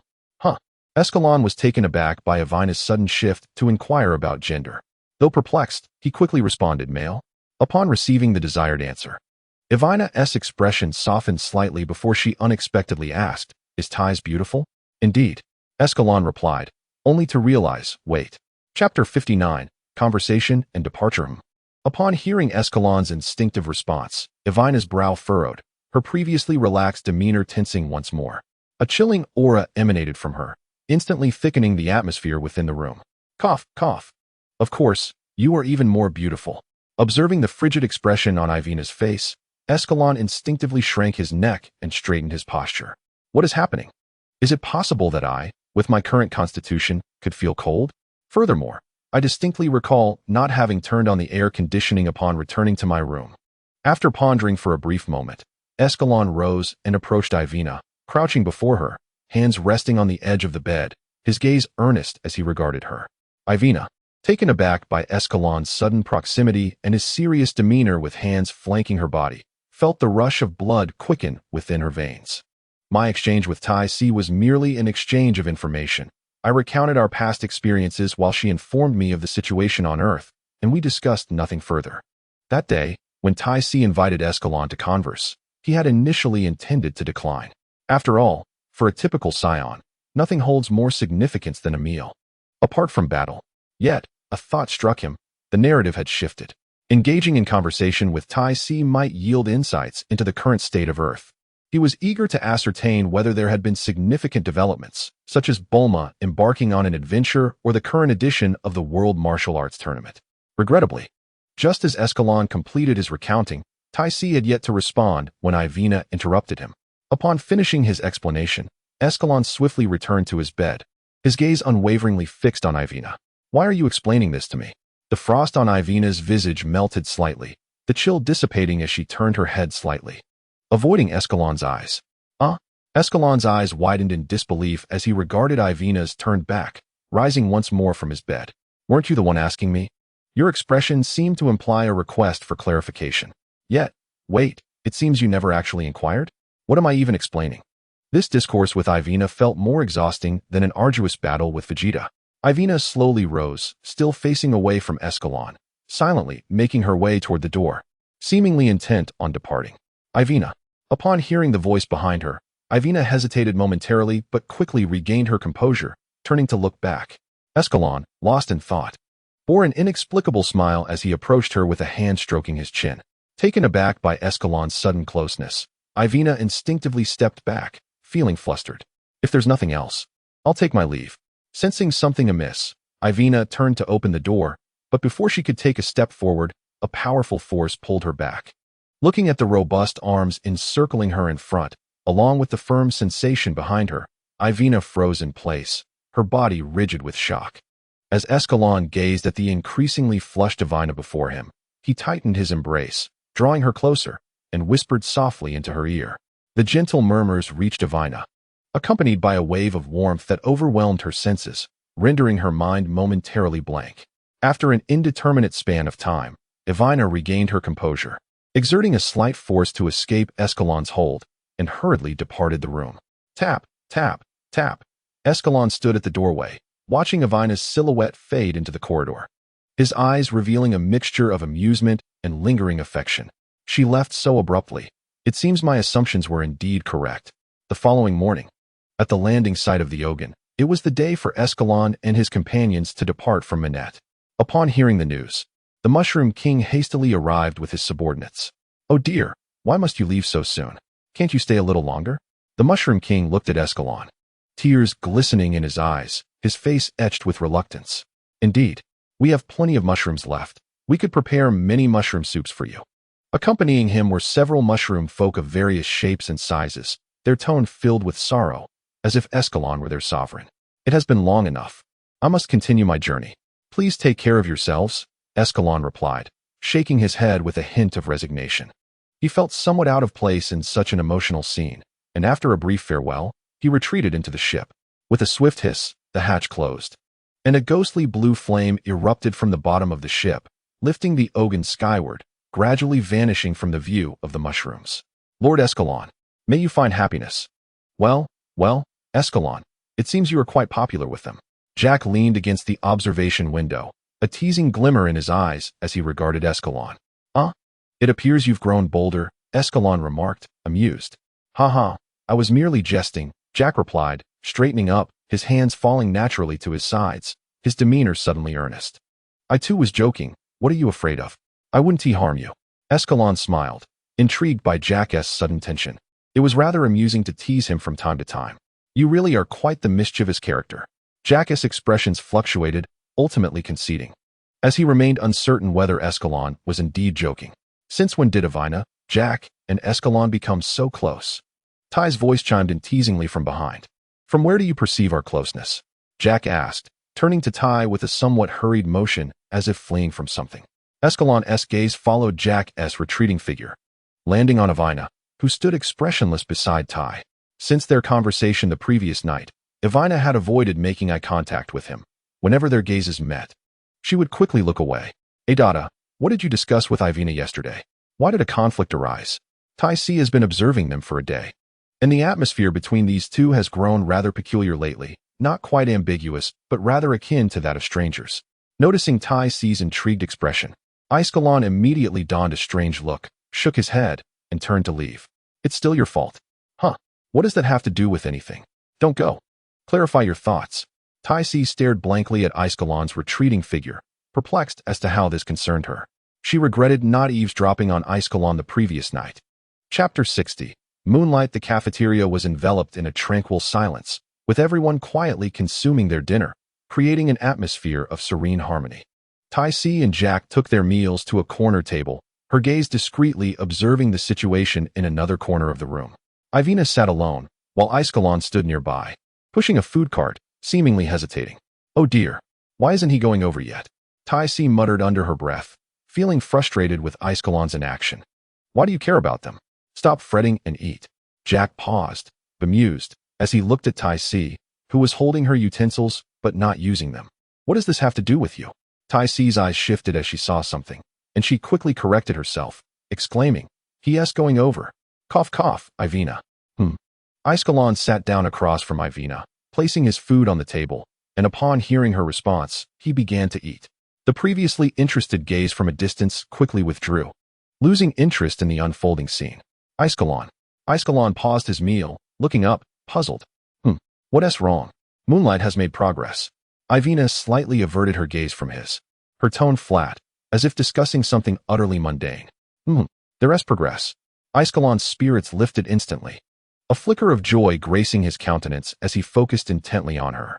"Yes, after dinner, we can install Moonlight in the gravity training room. However, it's a prototype, and the effects may not be optimal. I'll need to observe it further, so remember to share your feelings once we begin using it." Only then did Ivina turn her head, locking her serious gaze onto Escalon's eyes. "No problem," Escalon quickly replied, promptly devouring the food in the cart with great speed. Crunch, crunch, crunch. Clang. After hastily finishing his meal, Escalon wiped the grease from the corner of his mouth, looking at Ivina with eager eyes. "All right, let us go now." Let us go." In the gravity training chamber, with a series of soft clicks and whirs, Ivina gradually replaced the lighting apparatus above with a moonlight device. After confirming that everything was in order, She descended from the ladder and approached the control console. With deft movements, she manipulated the controls, and the screen illuminated with a cascade of intricate data, causing the entire room to glow. A gentle, warm silver light cascaded down from the above apparatus, creating a fantastical reflection in the observation window. With a decisive click, Ivina deactivated the moonlight device. After ensuring that the light frequency matched her preset configuration, she turned to Escalon. It's ready, but remember, do not activate the gravity device during use. Hearing Ivina's serious admonition, Escalon paused, perplexed, and inquired, "Why can't I activate the gravity device?" Ivina gazed at him with weary eyes, rubbing her forehead as she replied with a tone of resignation. "Because gravity will interfere with the light. The 300-fold gravity you are about to use is sufficient to disrupt the frequency I've set. So, to avoid any unnecessary complications, please refrain from activating the gravity device. Do you understand?" Listening to Ivina's tone, reminiscent of a teacher instructing a child, Escalon's lips twitched slightly as he responded. "Understood. I'll step out now. If you feel uncomfortable or overly comfortable, promptly deactivate the moonlight. I'll be in the observation chamber next door. Are you listening?" Noticing Escalon's eager demeanor, Ivina frowned, approached him, and patted him on the shoulder twice, confirming the precautions once more before departing. "Haha, no problem," Escalon replied with a forced smile as Ivina sighed softly and exited the gravity chamber. With swift steps, she entered the observation room, where two figures awaited, Ties and Jack, who had come upon the news. After Ivina entered, the three exchanged nods and gathered before the observation screen. Once Ivina had left, Escalon promptly advanced to the control console, swiftly pressing the moonlight switch. As the light enveloped him, an inexplicable tremor surged from within, as if something deep within him had awakened. Thud, thud, thud. A powerful heartbeat resonated within Escalon's chest, accompanied by an indescribable surge of exhilaration. It felt as though every cell in his body had activated in that moment. Racing into overdrive, and an uncontrollable energy began to boil within him. With a thunderous explosion, a deep crimson aura erupted from Escalon's surface, enveloping him entirely. "Ivina, what is happening to you?" Ivina's voice, laced with concern and a hint of electronic distortion, emanated from the console. "I feel incredible. I've never felt this good before." The overwhelming surge of power coursing through Escalon's body nearly elicited a groan from him. He felt an invigorating sensation that ignited a fervent desire for battle. After a brief moment of respite, Escalon retracted the aura enveloping him and turned his gaze toward the control panel, swiftly pressing the button for the detector. Beep, beep, beep. Target, Escalon, combat power, 230,000. Staring at the displayed number, Escalon was momentarily taken aback, but soon exhilaration surged within him, causing his body to tremble with anticipation. Merely basking in the moonlight for a short while had augmented his combat power by nearly 50,000. Even Escalon found it difficult to remain composed. How much time had elapsed? Not even a minute. This was far swifter than his arduous training. Wait, what am I thinking? But soon, Escalon sensed something amiss. He was overcome by an inexplicable urge to destroy everything in sight. Realizing the peculiarity of his feelings, Escalon hurriedly advanced to extinguish the moonlight and then turned to the observation window, where Ivina looked on with understanding. "Is there a problem?" Ivina inquired, her brow furrowed with concern. Without a moment's hesitation, Escalon replied, "After being exposed to the moonlight, I felt an overwhelming desire for destruction." "No, it's more than that. What else is there? Why aren't you saying anything? If you don't clarify, how can I assist you in resolving this issue?" Observing Escalon's hesitance, Ivina frowned, urging him to speak freely. Escalon's gaze drifted, surveying his surroundings before he attuned himself to the nearby energy. Upon realizing that Ties and the others were still in the adjacent observation room, Escalon paused briefly and leaned closer to Ivina, whispering, "Ahem. It is the most primal desire of life." Chapter 61. The Speculation of the Humanoid Giant Ape. Algong, training room. After Escalon conveyed his sensations, an eerie silence enveloped the gravity training chamber. Ivina could no longer maintain her calm demeanor. An alluring blush crept up her cheeks, rendering her immobile. After a moment of stunned silence, Ivina swiftly turned and fled the gravity training room, her steps hurried and frantic. Ties arrived at the entrance of the gravity training room in a brisk manner, Her brow knitted in confusion as she placed her hands on her hips and scrutinized Escalon. What is going on? Escalon, did you say something inappropriate to Ivina? She had seen the two engaged in a conversation through the observation window, only to witness Ivina's abrupt departure. This sparked Ty's speculation. Had Escalon uttered something untoward that prompted Ivina's hasty exit? Escalon stroked his chin, contemplating for a moment before responding. Well, in a certain sense, it was indeed rather inappropriate. Ty's, observing Escalon's nonchalant expression, felt a surge of frustration bubbling within her, and with an air of exasperation, she admonished, "Then you should hurry and apologize to Ivina." Upon hearing those words, Escalon's expression gradually grew peculiar. He shook his head and remarked, "I believe she does not wish to see me at this moment." What on earth does that mean? Tai Si, upon hearing Escalon's statement, was utterly perplexed, unable to grasp his meaning, leaving her somewhat bewildered. All right. I still have training to attend to." Escalon called out to Jack, who had been spectating by the door. "Jack, come in and take Tai Si away." Hearing this, Jack, who had been thoroughly engaged in the scene, could only enter reluctantly and pulled Tai Si out of the gravity training room. Finally, it was quiet. After they departed, Escalon sighed, feeling somewhat uneasy about being observed during his training, which elicited an inexplicable sense of shame within him. This discomfort had lingered since his previous life. He had always disliked being watched while working, as it made him feel rather ill at ease. Now, where should he begin? Escalon pondered as he looked down, realizing that his progress in enhancing his strength had once again plateaued.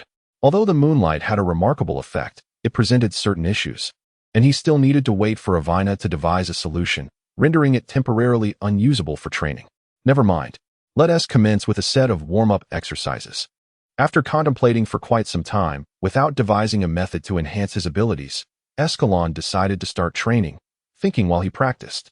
With a buzzing sound, the gravity switch was activated, and the training room was suddenly bathed in a deep crimson hue, a wave of pressure crashing down upon Escalon. I forgot to wear my training gear. Oh well. Escalon glanced at his garment, now sagging under the weight of gravity, and, with a hint of resignation in his eyes, grasped the collar and stripped off his shirt.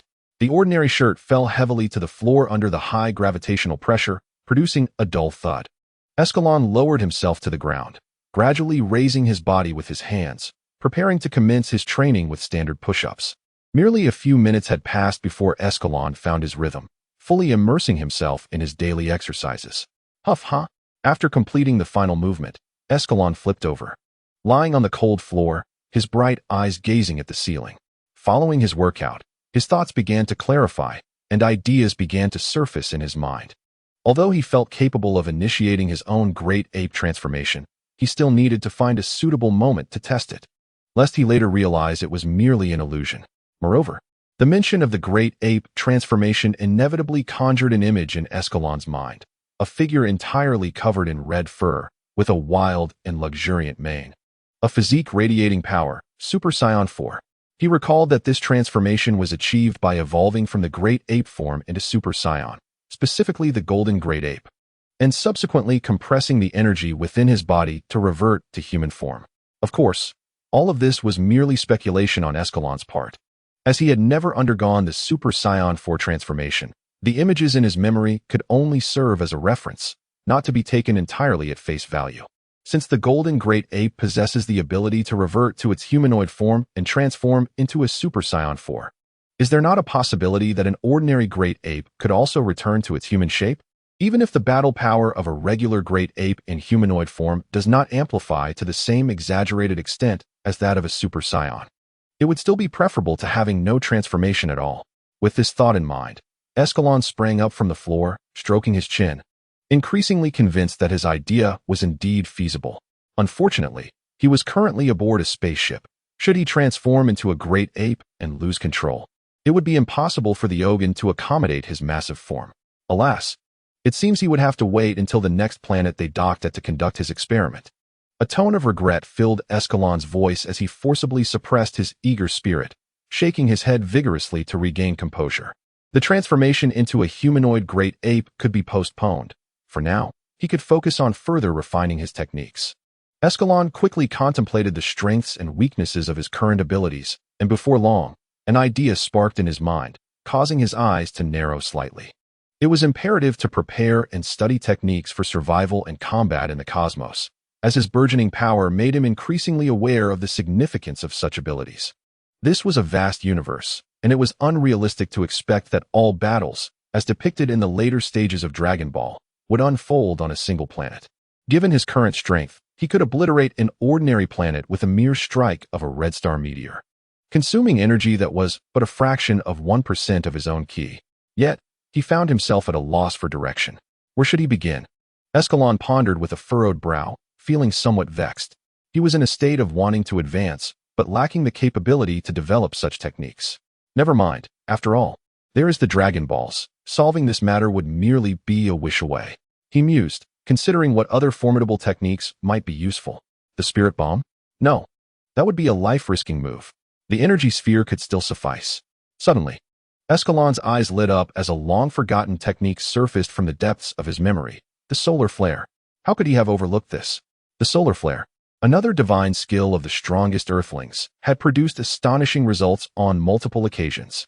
Moreover, it was the perfect complement to the energy sphere. First, blinding the opponent with the solar flare, followed by the concentrated energy sphere, could be considered an early-stage, transcendent technique. With the thought firmly established, Escalon immediately turned around and approached the control panel, shutting off the gravity device to prevent any unforeseen accidents during training. Thus, it was decided, solar flare. Chapter 62, The Light Bulb? The Supreme Deity. In the early days of the year 751 of the Ijiki calendar, aboard the Ogun, Escalon stood casually in the gravity training room, his eyes tightly shut as if deep in contemplation. Moments later, he slowly opened his eyes, a glimmer of brilliance flashing within them, his arms crossed confidently over his chest, exuding self-assurance. Therefore, he would begin by attempting to gather his ki. A confident smile graced the corners of Escalon's lips as he swiftly raised his arms, fists resting near his temples, channeling his internal energy. However, he soon realized that he had merely produced an ordinary energy orb. Puzzled, he gazed at the sphere hovering above his head, contemplating its potential usefulness. The element of surprise was key, after all. With a deep breath, he dismissed the orb and assumed the posture of Krillin from his memory, focusing his energy anew. A soft white halo materialized above him, instantly illuminating the previously dim room, as though he were adorned with a headlamp. What is this? An energy-efficient headlight? He mused, recognizing that the output was insufficient. He needed to inject more energy. Once again, he dispersed the gentle glow emanating from above and intensified his energy input, aiming to produce a blinding light. Suddenly, a small cluster of orange-red flames erupted from his hair, accompanied by a rapidly spreading scent of burning. "Whoa!" Escalon exclaimed, quickly swatting at the flames atop his head. He hurried to the observation window, inspecting his hair with trepidation. Within the reflective surface, he noted that the tips of his hair had singed into a clump, though fortunately, the damage was minimal.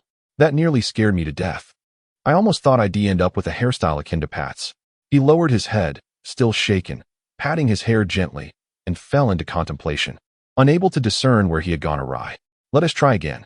A glimmer of determination shone in Escalon's eyes. He refused to believe that mastering the solar fist was insurmountable. Once more, he positioned his hands near his temples, this time deliberately moderating the flow of energy as he sought the right balance, prepared to invest time in his endeavor. As moments ticked by, Escalon lost count of how many attempts he had made, but he was certain it exceeded 10. Then, with a sudden sound, the gravity training room was flooded with a blinding radiance, enveloping the entire space in brilliance. Did I succeed? Escalon exclaimed in joy, a smile breaking across his face as he slowly opened his eyes. However, he was immediately met with an overwhelming glare, prompting him to shut his eyes once more. What is happening? I thought the solar fist only flashed once. Why is it still glowing? And why am I affected? Frustration welled within him as he hastily dispelled the energy above, cautiously reopening his eyes. Something was amiss. He furrowed his brow, pondering for a moment before deciding to give it another go to ascertain the nature of his solar fist.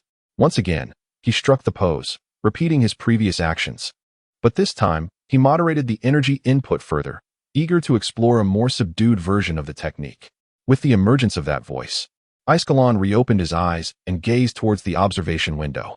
Upon seeing his own reflection, he fell into silence. The reflection revealed that Escalon's head had been entirely replaced by a luminous white orb, radiating a brilliant white light. What is this? A mobile light bulb? Or am I to be referred to as the supreme deity? Do you seek to comprehend the meaning of life? Or have you lost your mind? Escalon stared at his reflection, momentarily at a loss for words, engulfed by an inexplicable emotion. Suddenly, peals of laughter erupted from the entrance of the gravity training room, jolting Escalon from his stupor. He turned his stiff body to see Tai Si standing at the doorway, clutching her stomach and laughing uncontrollably, with two figures behind her.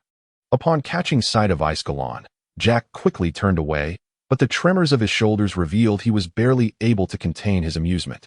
Only Evina maintained a semblance of normalcy, though her expression was somewhat peculiar. Her cheeks seemed to twitch, or was it merely an illusion?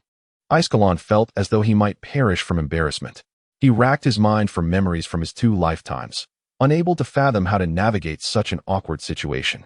A cool breeze swept through the gravity training room, and Escalon felt himself shatter internally. Go ahead and laugh if you wish, it does not concern me. Evina covered her mouth, trembling slightly, appearing somewhat bashful, before turning her back to Escalon to stifle her laughter. Ha ha, hee hee, goose, goose, goose. After receiving Escalon's tacit permission, Jack could no longer restrain himself, spinning around to burst into raucous laughter, his egg-like eyes sparkling. Ha ha ha, Escalon, are you trying to save energy for the spaceship? You have me in stitches. Goose, goose, goose. I can't take it. Observing Jack's relentless mockery, Escalon's forehead pulsed with veins, his cheeks twitching as he forced a smile. Jack, a single laugh is sufficient. Continuing to laugh is rather impolite, wouldn't you agree? Goose, goose, goose. Jack's laughter abruptly ceased as he stroked his round head, his gaze gradually clearing, standing at attention. I assure you, I was merely developing a new technique. I wasn't engaged in anything peculiar. Escalon explained to the 3 before him, his expression earnest and his posture upright. Would you consider this a success? Evina, having composed herself, regarded Escalon with newfound seriousness. Perhaps this might be deemed a success? Escalon chuckled awkwardly, intending to sidestep the question, for he himself was uncertain of its validity. Why is that phrased as a question? Jack could not help but interject. Yet upon encountering Escalon's suddenly frigid gaze, he fell silent. Ahem, I shall say nothing. Thais cast a glance back at Escalon and quickly waved her hand, stepping back a few paces. By the way, what brings you here? She inquired. Ivina, observing the puzzled expression on Escalon's face, offered a faintly exasperated smile. Mind the time. Don't you wish to dine? Chapter 63, The Defection of Vegeta. In the heart of the North Galaxy, at the headquarters of the Frieza Force. In the main control room, the rhythmic sound of varied knocks resonated from the ship's control panel, where a hand adorned with black nails moved up and down upon the metallic surface. Frieza reclined casually in his floating chair, exuding an air of nonchalance. Yet an icy aura enveloped him. Behind him stood a diverse array of figures, each striking peculiar poses, all clad in identical uniforms, silently awaiting Frieza's command. Sensing the unusual atmosphere, Jinyu raised an eyebrow and swiftly approached Frieza, inquiring, Lord Frieza, have you summoned us for a matter of importance? As if just recognizing Jinyu and the other's presence, Frieza slowly rotated in his chair, donning a congenial expression and speaking in a gentle tone. Captain Jinyu, it has indeed been a while. Come, take a look at this. Frieza pressed a button, and the screen above the control panel illuminated instantly, revealing a cascade of data before displaying several messages. Jinyu followed Frieza's gaze and, upon reading the information, felt his pupils constrict sharply, his voice faltering as he read aloud. Vegeta, mission failed. Escalon failed to eliminate him. Upon returning to base, he attacked the division and kidnapped several scientific personnel. Defected? Jinyu could not help but rub his eyes, as if seeking confirmation that he had not misread the situation, his tone rife with confusion. Vegeta, defected? How dare he betray Lord Frieza? Bart behind him could not restrain himself either, his voice filled with incredulity. That rascal Vegeta dares to betray Lord Frieza? Ha ha. It appears we must have some fun with that princely fellow. Guys, smoothing his hair, stepped forward. Upon seeing the news on the screen, he instantly grasped Frieza's intent. Clap, clap, clap. Frieza's crimson eyes turned towards Guys as he raised his hands and applauded, exclaiming, Oh ho ho, Mr. Guys is quite astute. I indeed wish for you to assist me in retrieving Vegeta. At this juncture, Frieza's voice hesitated momentarily before continuing in a tone tinged with regret. After all, a pet monkey ought to behave like one. I have treated him well, yet he fails to appreciate this opportunity. Upon hearing Frieza's words, Jinyu's spirit jolted. A cruel smile gracing his lips as he confidently declared, "Fear not, Lord Frieza. I, Captain Jinyu, shall ensure that scoundrel Vegeta is brought back. Oh ho ho. I am quite reassured with Captain Jinyu's capabilities. Then, Vegeta shall be entrusted to you." After releasing a sound of delighted laughter, Frieza waved his arm, causing a dozen crimson fruits to float forth from an unknown source, landing directly in Jinyu's hands. "Lord Frieza, what is this?" Jinyu gazed quizzically at the spirit tree fruits resting in his palm, casually distributing a few to the elite members behind him. He was perplexed as to why Frieza had presented him with these fruits. Could their taste be exceptionally delightful? Did even Lord Frieza find them agreeable? Upon hearing Jinyu's puzzled voice, Frieza turned to face him, a smirk playing at the corners of his mouth. With a gentle tone, he explained, "These are fruits consumed by deities. Eating them can enhance one's own strength, though the extent of the increase in combat power varies for each individual." Increased combat power? Jinyu echoed Frieza's words, astonished. After all, his combat power had already reached 120,000. Was there still room for improvement? Observing the uncontainable joy on Jinyu's face, Frieza's eyes narrowed in satisfaction as he added, "Captain Jinyu, I leave these fruits in your capable hands. After you have consumed them, proceed to capture Vegeta." With that, Frieza turned to depart the control room, his floating chair moving with an unusual haste, as if he were pressed with urgent matters to attend to. "Wait, Lord Frieza, we have devised several new, exciting poses. We would be honored if you could observe." The floating chair halted at the entrance of the control room, and after a moment's stiffness, Frieza turned back, maintaining a calm demeanor. "Oh my, Captain Jinyu. You are indeed exceptionally talented, coming up with new poses so swiftly. Come, let us head to the training room for a demonstration." Frieza then opened the metallic door of the control room and glided out, leading the way to the training facility. "Oh, Jinyu, Elite Force, let us set forth." Meanwhile, on an unknown planet, amidst a landscape reminiscent of a fiery inferno, three figures were engaged in training that far exceeded the limits of ordinary beings. Their sweat evaporating before it could even fall to the ground due to the oppressive heat. Two of them appeared to be on the brink of collapse. Yet they dared not relax in the presence of the shorter figure at the center, whose stature inspired an unwavering resolve. "Vegeta, does this training truly make us stronger?" Nappa gasped, his muscles straining and trembling, as if he might collapse at any moment. "I feel that combat would be far more beneficial. How can this training possibly make us stronger? You must have been deceived by that Escalon." Raditz seemed to endure the ordeal with slightly more ease, though a closer inspection would reveal his legs surreptitiously pressed against the ground. "Humph. It appears your training is still lacking. You still possess the energy to complain? Truly unbecoming of elite warriors." Vegeta reprimanded the two beside him with a cold tone. "Is Escalon deceiving you? I am not foolish. After these days of training, I can genuinely feel my strength increasing. Otherwise, he would not come to such a place for extreme training. Yet he could comprehend the treacherous environment and the rigorous, resolute training. However, he found himself utterly bewildered by the notion of a tranquil and serene life. For a Saiyan, the words tranquility and serenity hold no meaning. He could not fathom what Escalon meant by a peaceful existence. What does peace signify for a Saiyan? What constitutes serenity? After completing his final set of movements, Vegeta paused, turned, and glanced at the two individuals. Upon seeing Raditz, his gaze suddenly sharpened, his expression turned icy, and in a tone that was deceptively calm, he asked, "Raditz, what are you doing?" Vegeta, I was just, bang, boom. What a useless fool." Chapter 64. The Choice of Destiny. A silvery spacecraft streaked through the quiet, profound expanse of the universe like a shooting star, vanishing into the darkness like a fleeting firework. Aogong, control room. Ivy furrowed her brow, her gaze fixed intently on the screen above the control panel, which displayed a multitude of recently detected flying objects. From her analysis, the dense cluster of these flying entities was highly likely to be spacecraft, and they could possibly belong to Frieza's armada. Currently, their course was drawing closer to this group of unknown vessels. This was the most direct route to Earth provided by Jack, and it was also the only passage available. After all, this route was flanked by meteor clusters, and it had been artificially opened. Otherwise, passage would be impossible. should they choose to circumvent this channel to reach Earth. The time required would far exceed their expectations, which was a significant source of Ivy's distress. Never mind, I should consult with Escalon and the others. Ivy observed the lights on the screen, momentarily at a loss for a solution. She swiftly retrieved the communicator from her waist, her fingers dancing over the device. Escalon, control room, come quickly. And remember to bring Jack and Ties. After hastily typing these two sentences, Ivy returned the communicator to her waist and resumed analyzing the data on the screen, patiently awaiting their arrival. Before long, accompanied by a series of crackling sounds, the door to the control room slid open rapidly, and 3 figures hurriedly entered. Ivy, is there something wrong? Escalon was the first to inquire. Still clad in a drenched training suit, as if he had just emerged from the gravity training chamber. Yes, Ivy, what prompted you to call us? Jack, in his attire that seemed to merge with his very being, glanced at the screen with a hint of confusion in his voice.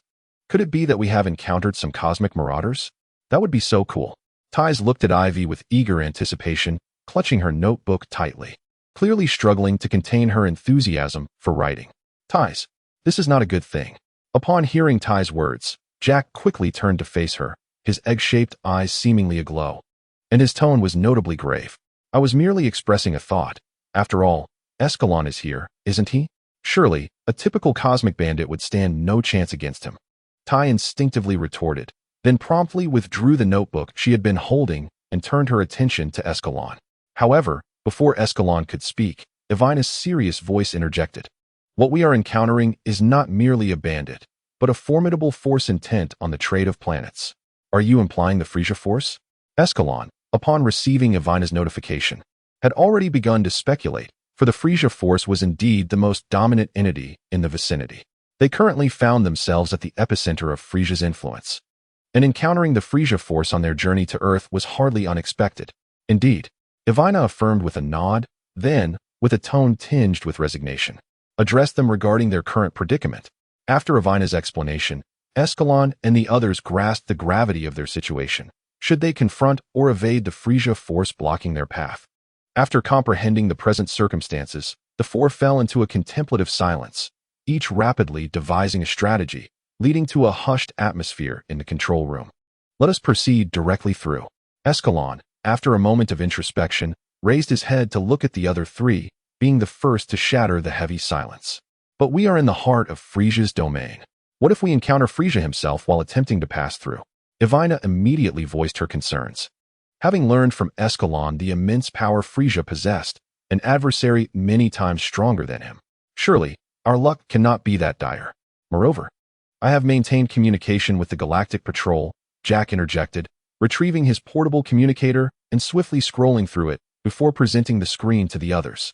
The Frieza headquarters has been under constant surveillance, and he has remained at his base, which is several hundred light years away from here. This information comes from the Galactic Patrol headquarters. It cannot be erroneous. If we were unable to ascertain Frieza's whereabouts, we would have been obliterated long ago.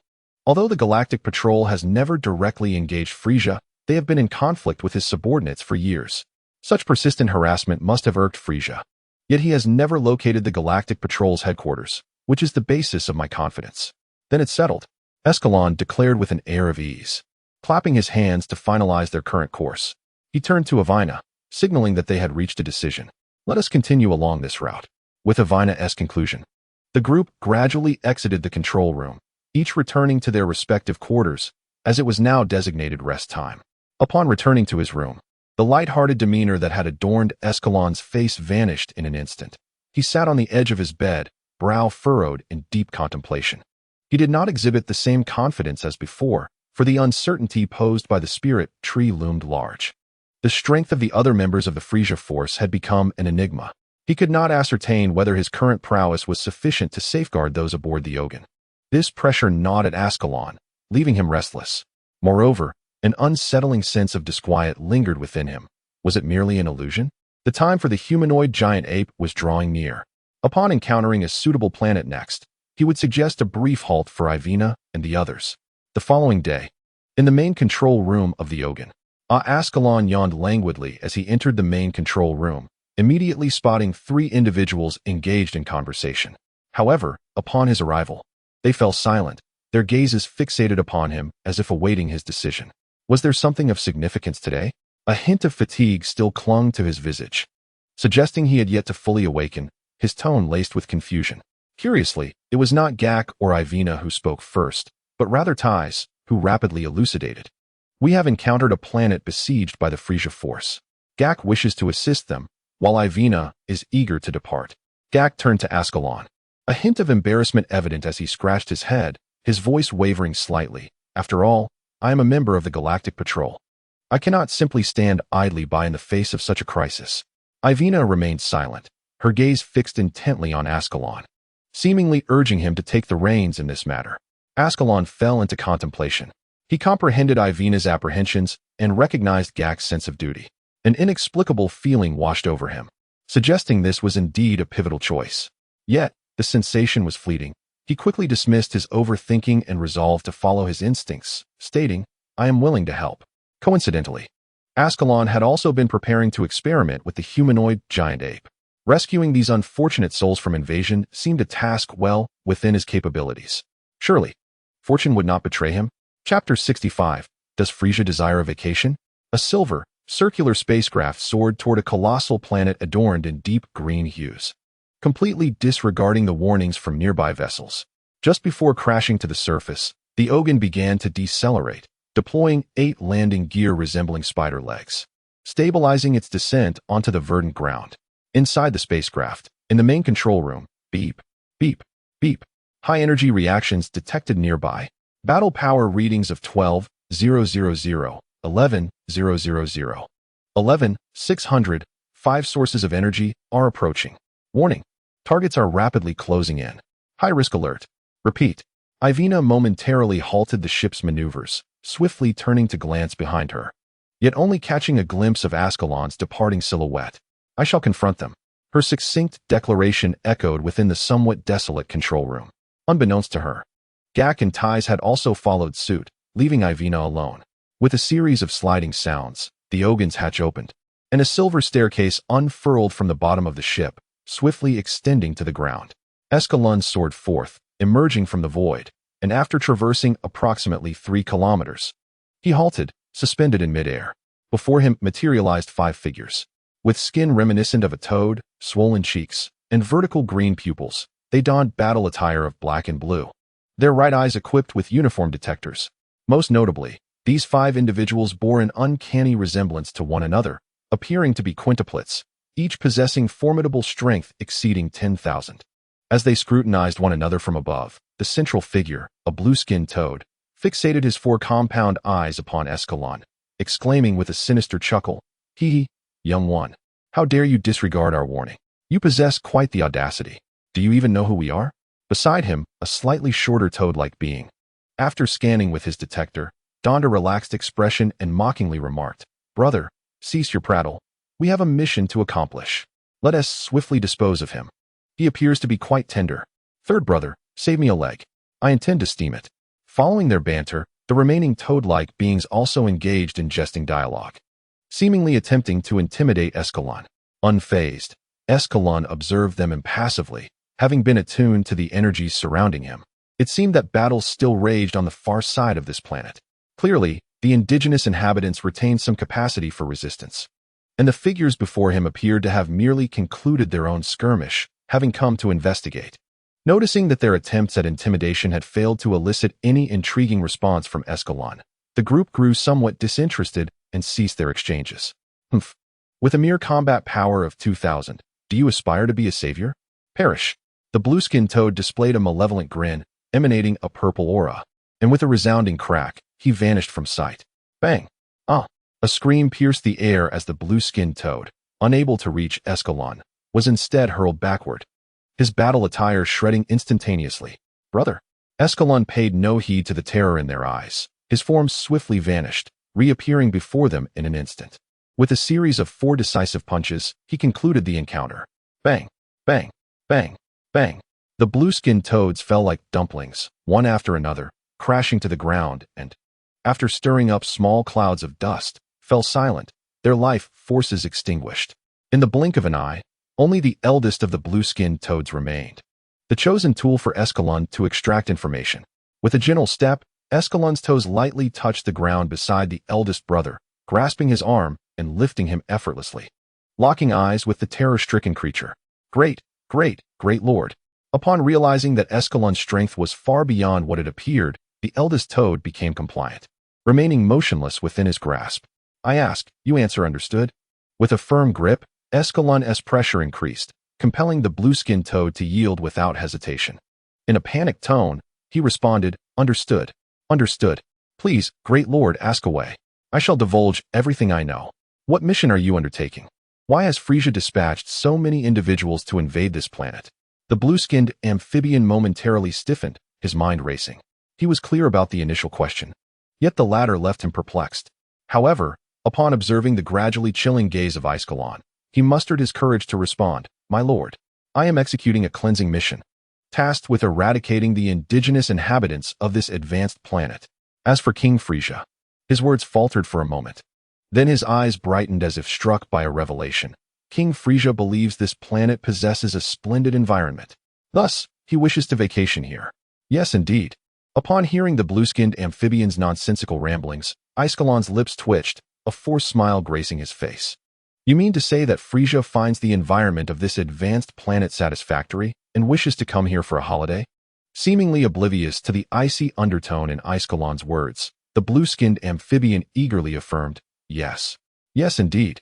With a swift motion, Escalon delivered a powerful slap to the blue-skinned amphibian. His patience utterly depleted, he extended his right hand towards him, smirking, still spouting nonsense. I didn't realize you were so loyal to Frieza. Very well. I shall grant you your wish. Master. No.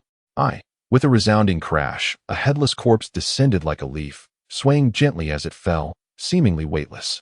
Escalon turned to return to the Ogun, but suddenly halted, his cold gaze fixated on a patch of green grass below. Who? Step forth. After a rustling in the grass, a battered figure emerged, a green-skinned extraterrestrial, adorned with a single tentacle protruding from its forehead. I mean no harm. Esteemed being from the cosmos.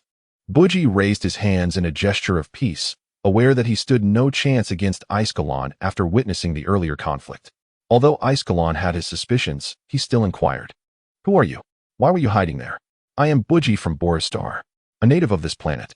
I was concealed there to ambush the invaders. I did not expect to encounter you here. Buji's gaze roamed over Escalon, and upon realizing he wore no Frieza army combat attire, he breathed a sigh of relief. You are the native inhabitants of this land. If you wish to eliminate those invaders, follow me. After a moment of contemplation, Escalon resolved to take this individual back to the ship for a more thorough discussion, as it was evident this location was unsuitable. Very well, my lord. Chapter 66, The Spirit Tree. Aboard the Ogun, two figures were making their way toward the main control room, one trailing slightly behind and appearing somewhat anxious. With a hiss, the metallic door to the control room slid open, prompting Escalon and Buji to enter. The sound of the opening door immediately drew the attention of those inside. Escalon, why are you moving so swiftly? Neither Jack nor I can keep up with you. Ty's hand rested on her waist, her face betraying a look of displeasure as she pointed at the perfectly composed Jack beside her.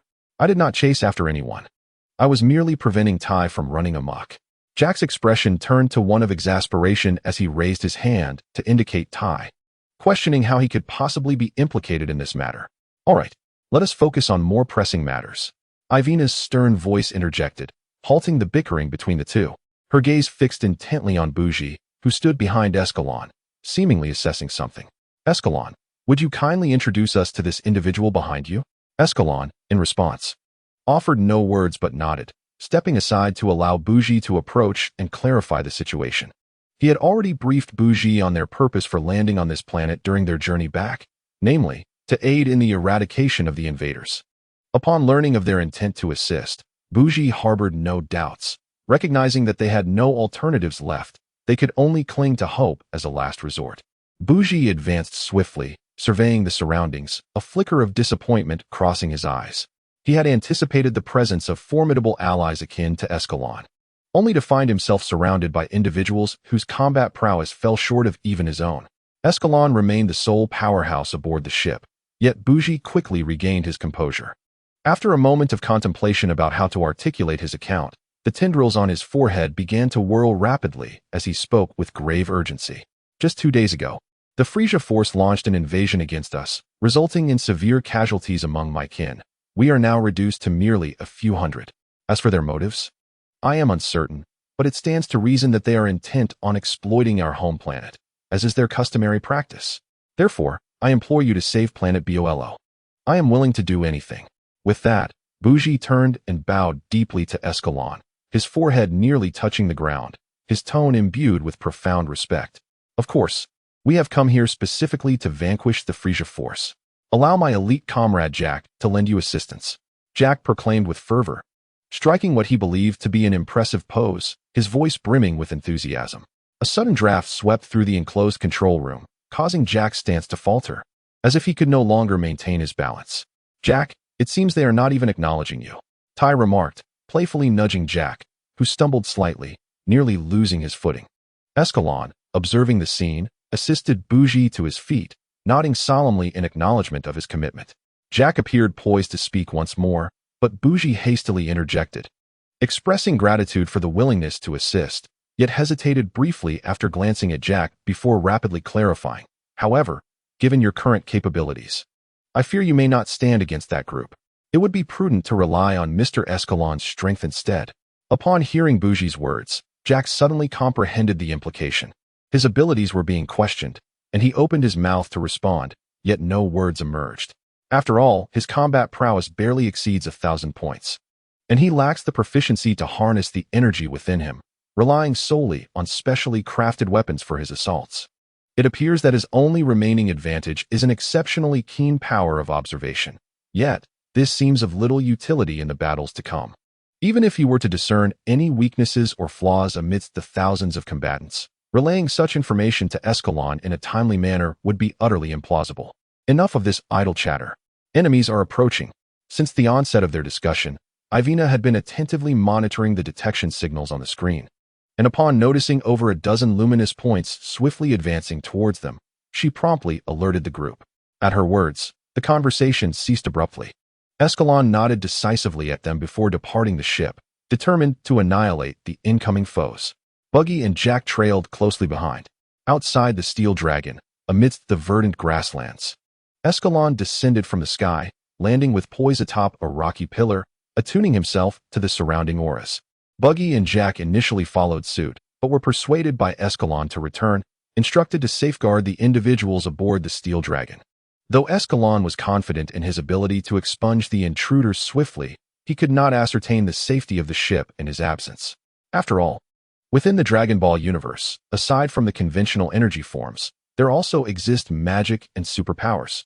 Concealed auras might very well pose a threat, and he had to remain vigilant. As for Buggy's reliability, Escalon had already sensed his aura, tinged with sorrow and rage, yet tempered by reason and kindness. Beep beep beep. Combat power detected, 3600. With the sound of the detector's report, a multitude of bizarre figures sped towards Escalon, encircling him. One of them, glancing at the detector, wore a scornful expression, mocking, Truly, before the taunt could be fully articulated, Escalon vanished from the rocky pillar, reappearing before him in the blink of an eye, delivering a powerful punch to his face. Boom. Ugh. The remaining foes, now alerted to Escalon's actions, retracted their earlier disdain, adopting a vigilant stance against him. Escalon regarded them with an impassive countenance. He had no intention of wasting time. After dispatching one, he swiftly charged towards the others. You boom. You brat. Boom. This guy's combat power is definitely not 3,600. Boom. In mere moments, the individuals encircling Escalon were decisively obliterated, leaving not even a corpse behind.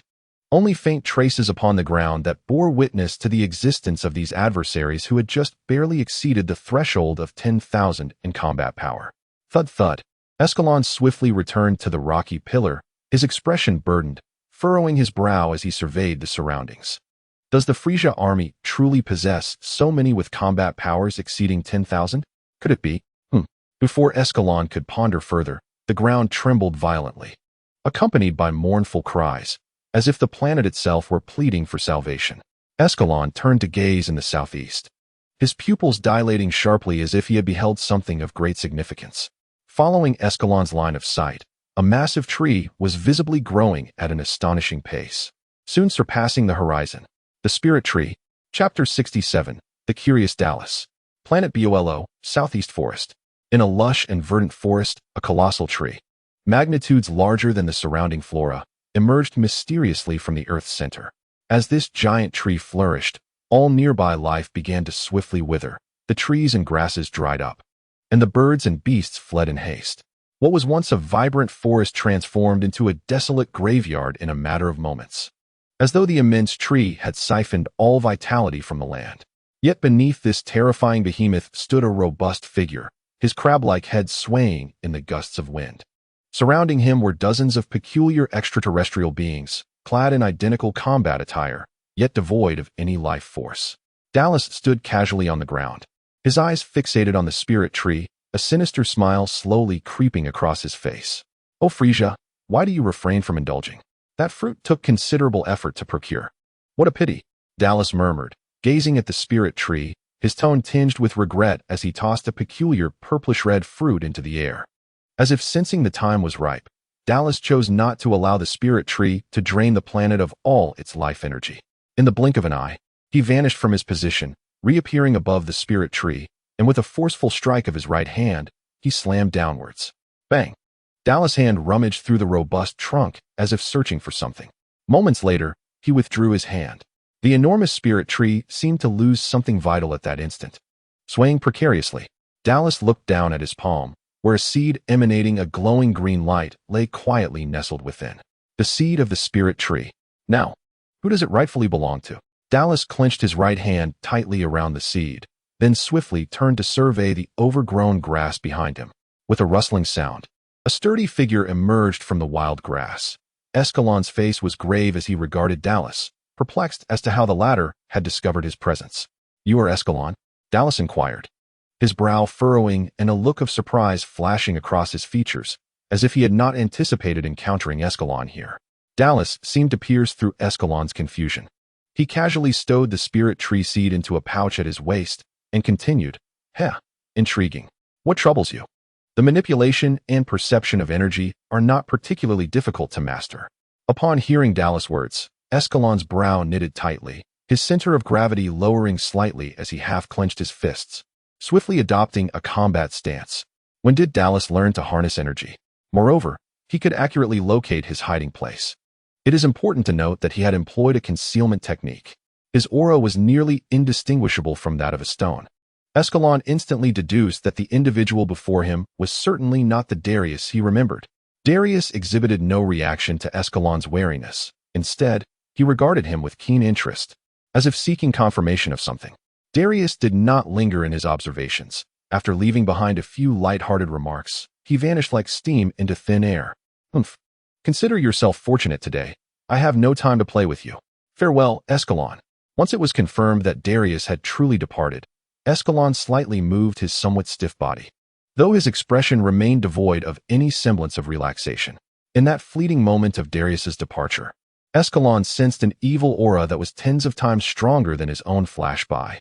Undoubtedly, that was Darius's essence. Furthermore, his combat prowess must have reached at least 1,000,000. Otherwise, such a sensation would be impossible. Crack! Boom! With a resounding noise, the colossal trunk of the Spirit Tree shattered, plummeting towards the ground and causing tremors beneath it. Escalon was jolted back to reality, his gaze sharpening as he fixated on the fruits nestled beneath the branches.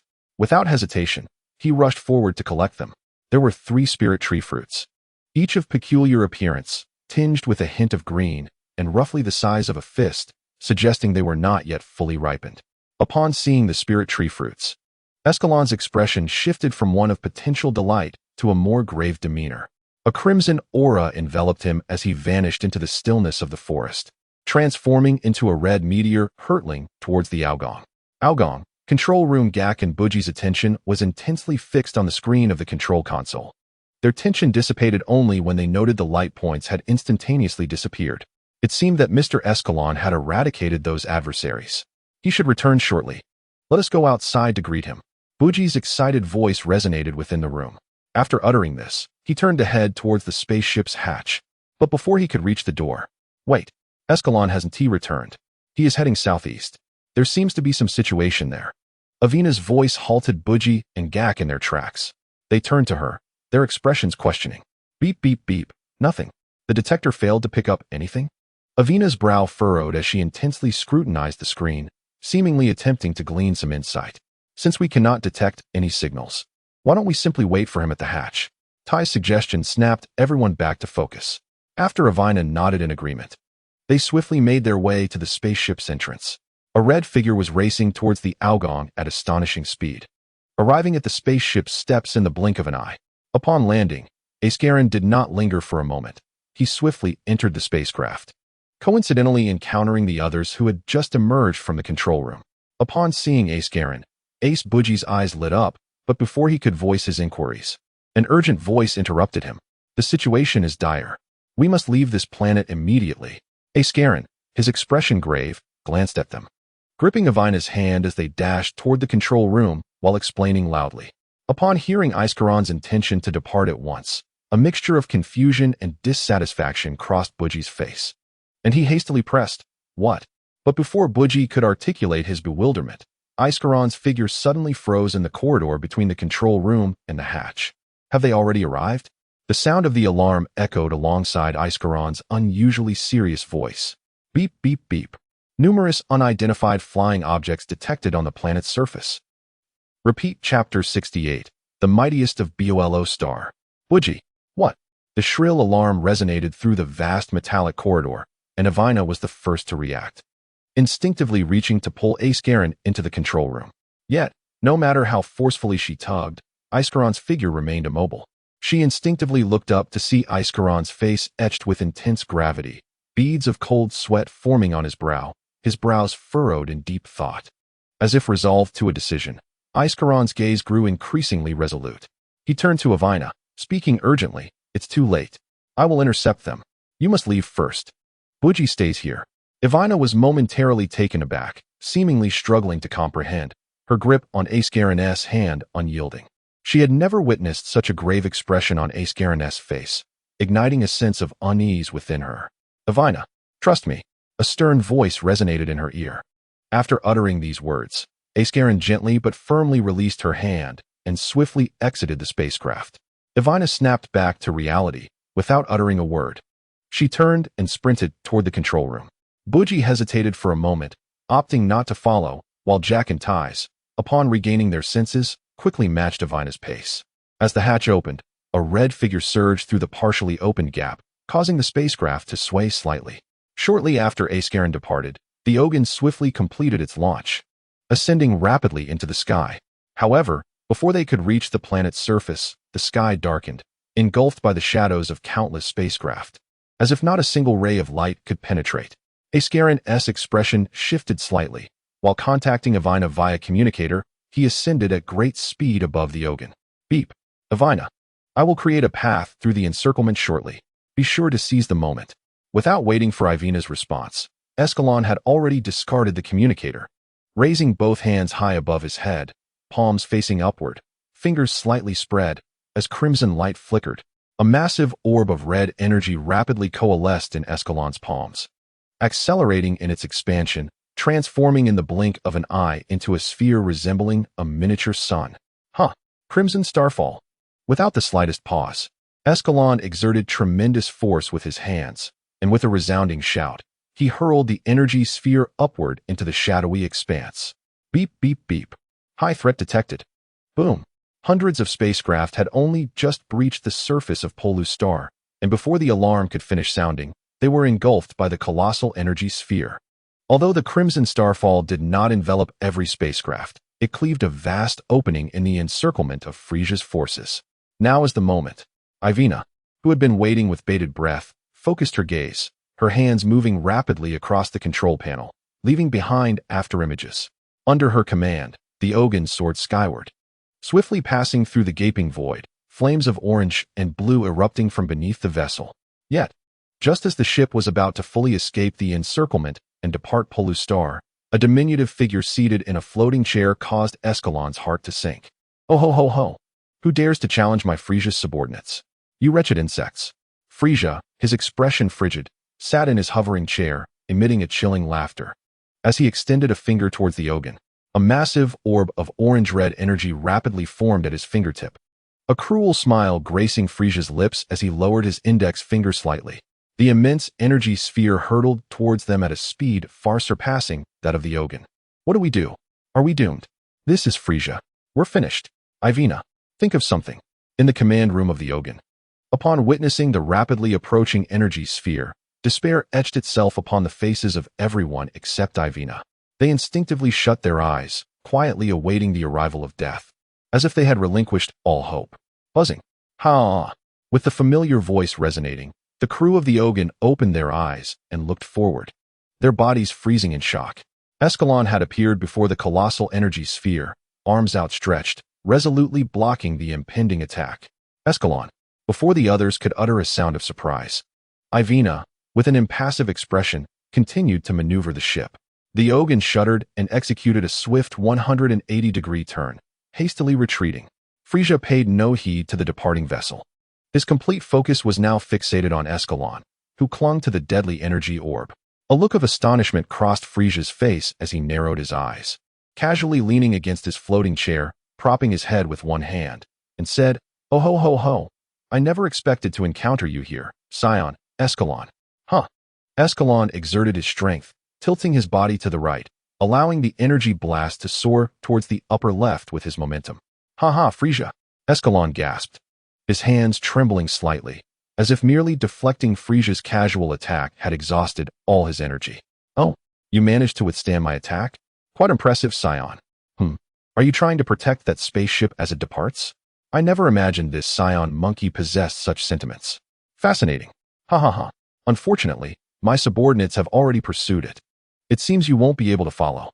As Frieza's delighted laughter echoed, he slowly rose from his floating chair, hovering high above.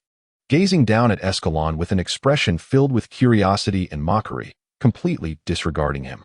Escalon glared at his adversary, his crimson aura surging more fiercely. Yet Frieza remained entirely unfazed. Meanwhile, a fleet of oval-shaped spaceships relentlessly pursued the silvery disc-shaped vessel, unleashing a barrage of specialized energy blasts. The Ogun ship had no choice but to desperately evade the onslaught of light cannons, lacking any opportunity to retaliate, forced into a defensive maneuver. "What are you doing, Buggy?" Upon hearing the sound of a door opening, Jack swiftly turned to look at Buggy, only to see a resolute silhouette rapidly disappearing at the corridor's end. "Jack, Buggy has left the ship." Ivina's voice rang out, tinged with irritation, yet her fingers remained steady, though blood began to seep from where she gripped tightly. "What? Your opponent is the strongest warrior of Boristar. Buggy." "Oh." As an enraged roar erupted from the side of the Ogun ship, a towering green figure emerged. His hands glowed with white light as he charged fearlessly towards the fleet of warships, unleashing countless white energy blasts to intercept the incoming attacks. Under Buggy's protection, the Ogun ship swiftly escaped the desolate expanse of space, leaving behind a dazzling display of white and purple lights shimmering in the cosmic night. Chapter 69, Recruitment. Above Boristar, several spacecraft encircled the thin air at high altitudes, where two figures stood in silent confrontation, the atmosphere thick with tension. After hearing Frieza's words, Escalon's expression remained calm, his gaze fixed intently on Frieza, searching for any potential weakness. Suddenly, a pink, rotund figure swiftly emerged from a gyroscopic spaceship, hurrying to Frieza's side. Lord Frieza, allow me to handle this monkey." Dodoria slightly bent forward, addressing Frieza with a hint of excitement in his voice, his entire body trembling with anticipation. After consuming the miraculous fruit bestowed by Lord Frieza, Dodoria's combat power had surged beyond 100,000, reaching a staggering 190,000. After having significantly enhanced his strength, he had long desired to engage someone in a proper duel to test his newfound power. Yet, none of his subordinates could withstand even 2 exchanges with him. He had nearly fatally injured one of his most capable underlings due to a lack of control over his own might. Of course, Dodoria was eager to challenge Shambo, who had also consumed the fruit, but the latter refused, citing a lack of elegance in the proposed fight. "Oh, does Dodoria wish to take action as well? Very well, I shall entrust this wild monkey to you." Frieza agreed without hesitation, keen to witness how much Dodoria had grown after consuming several spirit tree fruits. Upon hearing Frieza's consent, An excited smile spread across Dodoria's face as he cracked his neck and turned his gaze toward Escalon. Hey, you over there, Scion. Come over and exchange a few blows with Lord Dodoria. Escalon did not respond to Dodoria's call. Instead, he silently assumed a combat stance, his muscles rapidly bulging. And his aura surged dramatically. Now that the Ogun had departed from planet Boru, and with Burge present to handle any pursuers, all he needed to do was buy time against Frieza. Frieza's combat power had undoubtedly surpassed 1,000,000, and with his current strength, inflicting any significant damage upon him seemed nearly impossible. Unless he could take advantage of Frieza's underestimation and initial phase, blinding him with the solar fist, and then unleashing a full-force key circular slash to strike him down. But now was not the right moment. The sheer number of subordinates and ships surrounding Frieza made this strategy susceptible to interference. He needed to devise a way to draw him away. However, before Escalon could finalize his strategy, an astonishing aura erupted from Dodoria, and in the blink of an eye, he vanished from beside Frieza. Boom! Escalon was already prepared, having caught sight of Dodoria's figure the moment he disappeared, and he raised his fist to retaliate. Their fists collided with tremendous force, sending powerful invisible shockwaves rippling between them, causing even distant ships to sway. After a brief 2-second stalemate, a look of pain crossed Escalon's face. His body trembled twice before Dodoria's fist struck him. Boom! Dodoria watched as Escalon was sent flying and plummeted towards the rocky ground, a look of astonishment crossing his features. Just moments ago, Escalon had clearly held back during their exchange. How could he have been overpowered so quickly? Had he sustained some injury? Before Dodoria could ponder the situation further, the sound of Escalon crashing to the ground snapped him back to reality, and he instinctively glanced downward. Aside from a crater, there was no sign of Escalon. He had vanished. Dodoria's expression stiffened, and he hurriedly dove toward the ground, desperate to track Escalon's whereabouts. If it was due to his actions that the Scion managed to escape in front of King Frieza, he would surely face dire consequences. Swish! Dodoria swiftly descended to a lower altitude, his head spinning wildly as the detector on his right eye emitted incessant beeps. Yet, the device failed to locate Escalon, as if he had vanished into thin air, which left Dodoria feeling quite frustrated. By the time Dodoria and Escalon touched down, Frieza had already settled back into his hovering chair, leisurely descending. However, not a single one of his battleships had descended. They remained suspended outside planet Bowler, casting a colossal shadow that dimmed the light of the planet. Damn it, where have you run off to? Show yourself. Upon realizing Frieza had followed him down, Dodoria jolted, letting out a furious roar as he swiftly ascended. He suddenly spread his arms wide, quickly condensing purple energy spheres in his palms, which he then unleashed in all directions. Bang, bang, bang. The dense barrage of energy spheres caused the once relatively flat rocky ground to collapse, creating numerous small mushroom clouds that sent tremors through the earth. Amidst this chaotic bombardment, Escalon had silently appeared behind him, swiftly gathering energy in his palm, a crimson glow flickering. Frieza had indeed followed him down, so there was no need for Dodoria to be distracted any longer. But Escalon did not wish to expend excessive energy dealing with him. He needed to conserve as much strength as possible for his confrontation with Frieza. The more energy he saved, the more potent his subsequent attacks would be. Crimson Cannon, a searing beam of red light, capable of distorting space itself, surged towards Dodoria's back at an astonishing speed. What? Dodoria instinctively turned around upon hearing the commotion behind him, and when he beheld the crimson beam, his expression shifted dramatically. He had no time to defend himself. Zzz. Just as the beam was about to pierce through Dodoria, a petite figure suddenly appeared before him, merely extending a single finger. The crimson beam dissipated as if it were water colliding with an impenetrable wall, effortlessly intercepted by Frieza's fingertip. Lord Frieza, Dodoria gazed at Frieza before him, a complex expression crossing his face, a mixture of relief and fear evident, clearly startled. With a gentle flick of his fingertip, Frieza diverted the crimson beam, slowly turning to glance at Dodoria, speaking in a teasing tone. Oh dear, Dodoria. You may not be a match for this wild monkey after all. His battle power has just surpassed 200,000, exceeding yours by over 10,000. As Frieza spoke, he turned his attention to the somewhat stiff Escalon, arms crossed over his chest, his gaze filled with intrigue. You, a lowly scion. How could you possibly possess a battle power exceeding 200,000? If you reveal the source of your strength, I could offer you a position in the Frieza force and even elevate you to an elite officer. A benevolent smile adorned Frieza's face, and his gaze towards Escalon was akin to that of a connoisseur eyeing a prized delicacy, reminiscent of his thoughts about Dales. Although he is merely a lower-ranked warrior, his combat prowess has surged to an astonishing degree, surpassing even that of higher-ranked fighters. I am speaking of you, Vegeta. This fellow Dales has gained his strength from the spirit tree's fruit. But what treasures does the present Escalon possess? Frieza cannot help but feel a sense of anticipation. Chapter 70, Ugh.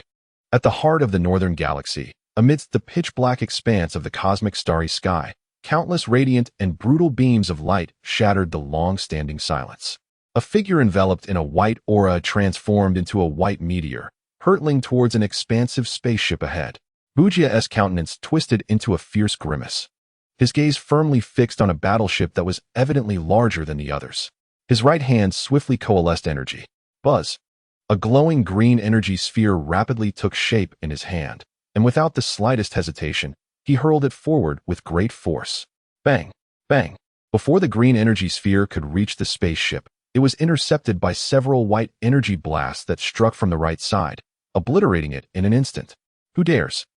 Before Vegeta could pivot, dozens of figures emerged behind him, all clad in uniform combat attire, equipped with scanners and standard weaponry. Beep, beep, beep. Target combat power 12,000. This fellow has a combat power of 12,000. Hearing the electronic voice echoing in his ears, the Shangwa team instinctively took a step back, as this level of combat power exceeded their capabilities. Only the last figure to appear exhibited a distinct appearance and demeanor, clearly the core of this small team. With flowing green hair, a delicate and beautiful face, and azure skin, the most striking feature was the purple combat pants resembling a triangular undergarment. Oh my, how rude of you, to come at my spaceship without so much as a greeting. Such a lack of courtesy. However, your combat power is commendable. You are indeed qualified to accompany me. You may call me Lord Shangwa. A gentle smile graced Shangwa's lips, exuding an aura of calm and languor. His eyes playfully scrutinizing Vegeta. Judging solely by appearance, one could hardly discern that Shangwa was one of Frieza's most capable subordinates. He simply resembled a pretty boy. Humph. I can hardly be bothered to converse with you villains of the Frieza force. You all deserve to perish. Vegeta paid no heed to his words, and the white aura surrounding him surged once more, transforming him into a white meteor that charged towards them. As Vegeta moved, Shangwa swallowed the words he had intended to utter, gesturing for his subordinates to attack freely. Bang! Bang! Bang! Bang! The oncoming attacks were effortlessly swatted away by Vegeta, proving utterly ineffective. In the blink of an eye, he stood before the Shangwa team. Such feeble attacks cannot harm me. You villains shall pay for the sins you have committed. As Vegeta roared in fury, he swiftly brought his hands together, palms directed at the Shangwa team. And a colossal green energy sphere emerged in the blink of an eye. Super energy wave. Listening to the furious and sorrowful roar of Vegeta, Shangbo remained unperturbed. He merely spread his palm, and a radiant green light emerged. With a thunderous clash, two waves of green energy collided instantaneously. In the prolonged standoff, the luminous core pressed toward Shangbo, eliciting a flicker of joy on Vegeta's face. Just as Vegeta's wave of energy was about to overpower him, a sly smile crept upon Shangbo's lips, his eyes glinting with mischief as he forcefully thrust his hand forward. What? As the wave was repelled back, Vegeta's expression shifted drastically, and he hurriedly released his hands, turning to evade to the right. Yet he was still hit by the energy wave. Ack! Accompanied by a chilling scream, half of Vegeta's body was engulfed by the green light, producing a horrifying sound reminiscent of searing flesh. With a soft thud, Shangbo gradually retracted his outstretched hand, a cruel smile gracing his lips, as he vanished, reappearing before Vegeta in the blink of an eye. Shangbo swiftly shaped his hand into a blade, lowering his body slightly as he thrust it towards the still-dazed Vegeta. With a piercing sound, as Vegeta struggled, his movements gradually ceased, his pupils contracting before swiftly disintegrating. Yet, just as he was on the brink of losing consciousness, Vegeta seemed to experience a fleeting moment of clarity. His remaining right hand shot forward, firmly grasping Shangbo's arm.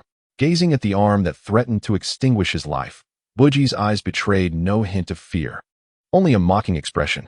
His lips began to writhe uncontrollably, and a round orb surged from his lower abdomen, swiftly ascending his throat to spray towards Shangbo's arm. Crack! Splatter! The deep green liquid burst forth like a balloon filled with water, exploding on Shangbo's body. The thick green substance immediately enveloped him. Shangbo seemed momentarily stunned by this unexpected turn of events, frozen in place, before his nostrils twitched slightly, his countenance shifting dramatically. He quickly looked down at his own body, his eyes uncontrollably shaking with rage, as if flames of fury were about to erupt from them. Before his eyes, his once pristine battle attire and exposed skin were marred by a strange liquid, exuding a suffocating stench reminiscent of rotting flesh. Bastard! How dare you! Damn it! Witnessing Shangbo's face contorted in grotesque anger, Buji's lips curled into an almost imperceptible smirk before he succumbed to lifelessness. Shangbo abruptly lifted his head, his hands darting towards Buji's lifeless form, unleashing a barrage of devastating energy blasts. Bang! Bang! Bang! Bang! In a frenzied outpouring of his twisted emotions, Shangbo continued his assault. Even as Buji's already mangled body was reduced to nothing but remnants, he did not cease his onslaught. Not far away, Shangbo's team observed in trepidation, none daring to approach him, all huddled together in fear, awaiting the storm of his wrath to subside. After venting for quite a while, Shangbo finally ceased his actions. He lowered his head to gaze at the liquid covering his body. An overwhelming urge to wipe it away surged within him. He immediately turned and rushed towards his squad, extending his hand to his subordinate and forcibly stripping him of his battle attire. Without even returning to the spacecraft, he changed his clothes right under the vast cosmos, swiftly discarding the soiled uniform. However, a foul stench reminiscent of decaying corpses continued to emanate from his body, as if he had been marinated in the odor during that brief interlude. How revolting! You scoundrel! Shangbo retched violently, veins bulging on his forehead, already regretting the ease with which he had taken that life. Ugh, no? Ugh! Shangbo heaved again. A squad member nearby, catching a whiff of the noxious scent, couldn't help but retch as well, but quickly composed himself, cautiously observing Shangbo. It's all right. In Chapter 71, on the barren rocky plains of planet Palu, Frieza sat serenely in his levitating chair, hands resting on the armrests, his gaze filled with delight as he watched the figure below. Upon hearing Frieza's invitation, Escalon bowed his head, lost in thought, his mind racing as he meticulously devised strategies. Frieza exhibited no impatience. He was always forgiving towards individuals of worth, especially formidable beings like Escalon. Even though the latter was a Saiyan, potentially a Super Saiyan as foretold by ancient prophecies, Frieza now possessed the confidence to master him flawlessly. After all, with the assistance of countless spirit tree fruits, his power had become unfathomable, surpassing even that of his father and brother. The only lamentation was that even the most powerful and efficient ship detectors within his legion could not display his battle prowess. Yet, according to Frieza's own calculations, his base combat power had reached an astonishing 6.8 million. His final transformation had enhanced his power by at least 5-fold, approximating around 600 million combat strength. This terrifying figure was almost beyond belief for Frieza, who marveled at his own strength.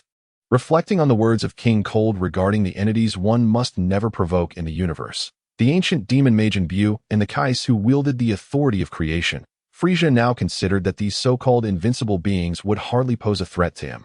The cosmic emperor he had become. It was precisely due to the existence of this so-called deity that Frieza refrained from extensive cultivation of the spirit tree. Had it not been for his trepidation towards the Kai, Frieza could have harnessed the fruits of the spirit tree to create legions of warriors boasting combat powers exceeding 10,000 or even 100,000. After all, the resources required for the spirit tree's growth were merely pure life energy, a substance that nearly every planet possessed. Frieza was not lacking in life-bearing planets. He had an abundance of high-grade planets to spare for his subordinates' leisure, and countless mid-tier planets to count. As for the lower-tier ones, who would even want those? The life energy is scant, and the essential substances are in extreme scarcity, rendering it utterly worthless in Frieza's eyes. As his thoughts returned, Frieza slowly lowered his gaze, his eyes narrowing slightly, and the benevolent smile on his face gradually faded. With a tone tinged with impatience, he remarked, "Humph, have you not yet contemplated your predicament? Wild monkey, you ought to be aware that I, the cosmic sovereign Frieza, seldom show mercy." After a brief pause, Frieza gracefully rose from his hovering throne. Looking down upon Escalon with a tone dripping with mockery, he continued, "You should cherish this moment." Hee. Hearing Frieza's laughter, Escalon realized that further delay was futile. As for a strategy, he could only resort to what he had previously contemplated. "Frieza, if you truly wish to know how I have become so formidable, then let us engage in a proper battle. Defeat me, and I shall reveal my secrets." Escalon swiftly raised his gaze to meet Frieza's. His eyes ablaze with fervent combat spirit, his body poised for battle, his tone fervent. Frieza, observing the fierce determination in Escalon's eyes, paused momentarily, but quickly regained his composure. After all, this was the Saiyan he had come to expect, a mind brimming with brawn, fixated solely on combat and sustenance, either in the midst of conflict or devouring while fighting. Such were these barbaric monkeys. "Oh, you dare challenge me? How audacious! Do you comprehend the magnitude of my combat prowess?" Frieza's curiosity piqued. He was eager to see what amusing reaction this Saiyan would have upon learning of his power level. Without waiting for Escalon to respond, a proud smirk graced Frieza's lips as he pronounced each word with emphasis. 680,000. My combat power is a staggering 680,000. Now tell me, upon learning of my might, do you still have the audacity to issue a challenge? Listening to Frieza's words, laden with arrogance and confidence, Escalon merely paused momentarily, then quickly regained his focus. His eyes betrayed none of the fear or regret Frieza anticipated. Instead, they sparkled with heightened excitement. "Come." Escalon issued another challenge. His entire body sinking into a fighting stance, his right foot stepping forward, hands clenching tightly. His eyes, filled with the flames of battle, fixed intently on the seemingly nonchalant Frieza, every muscle taut, as if ready to explode. "Hee. Then allow you to truly experience the might of me, the cosmic sovereign Frieza." No sooner had he spoken, Frieza vanished from beside his hovering seat, appearing before Escalon with an incomprehensible speed, a finger adorned with blackened nails lightly pressed against Escalon's forehead. The seemingly feeble attack appearing almost playful. Boom! Yet that ostensibly harmless strike rendered Escalon incapable of even a defensive maneuver, sending him hurtling away in an instant. With that blow, Escalon felt the very marrow of his brain quiver, his consciousness wavering in a haze. After shattering several rock pillars, his figure crashed into a mountain range, embedding himself deeply within the mountain's body, leaving behind only a humanoid pit. Cough, cough. Is this the true power of 1,000,000 battle strength? Escalon forcefully coughed out a mouthful of blood and slowly crawled out of the pit, his eyes filled with astonishment and longing, yet his body bore no visible wounds. Escalon understood that Frieza had certainly held back with that strike. If he truly intended to kill him, he wouldn't have even needed to lift a finger. "So, how do you find the might of me, the Cosmic Emperor Frieza?" Whoosh.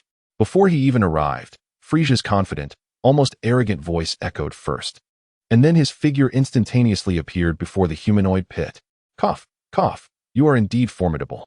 Escalon sincerely praised, genuinely feeling that Frieza was powerful, to the extent that it nearly made him contemplate surrendering. "Oh ho ho, you, my friend, are far more articulate than that fool Vegeta." Upon hearing Escalon's words, the curve of Frieza's lips rose even higher, and he swiftly descended to the ground, quietly observing him. Escalon naturally understood Frieza's implication, but he dared not instruct Frieza in his training, as the king's talent was universally acknowledged to be extraordinary. If Frieza were to begin training now, even if he couldn't yet attain the golden form, he would undoubtedly surpass the strength of an ordinary Super Saiyan. "Frieza, then you shall witness the means by which I grow stronger." Escalon's lips curled upward, even trembling slightly, as if suppressing something, and he quickly reached into his pocket at his waist. After a swift search, as if grasping something of great value, he rapidly withdrew it, opening his palm to reveal 3 fruits. Chapter 72. What is this? Frieza gazed at the fruits in Escalon's palm, momentarily taken aback, for they bore a striking resemblance to his own tree of might fruits. Could it be that he pilfered them from this advanced planet? Yet Frieza distinctly remembered that this cultivation was overseen by the Saiyan dares, with Escalon's battle strength. How could he possibly have stolen his tree of might fruits right under Dare's nose?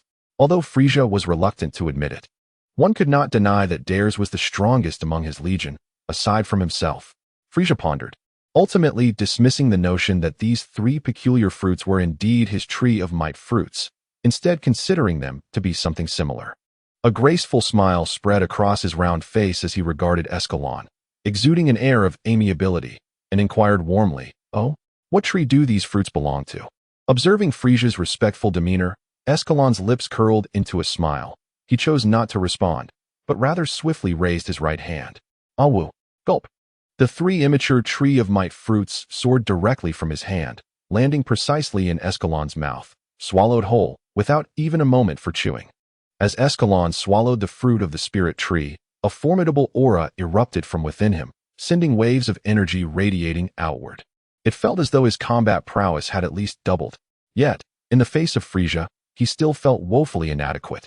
Escalon quickly contemplated his situation, allowing his consciousness to delve into the depths of his being, rapidly acclimating to the sudden surge of power coursing through him. Frieza had long since taken note of Escalon's actions.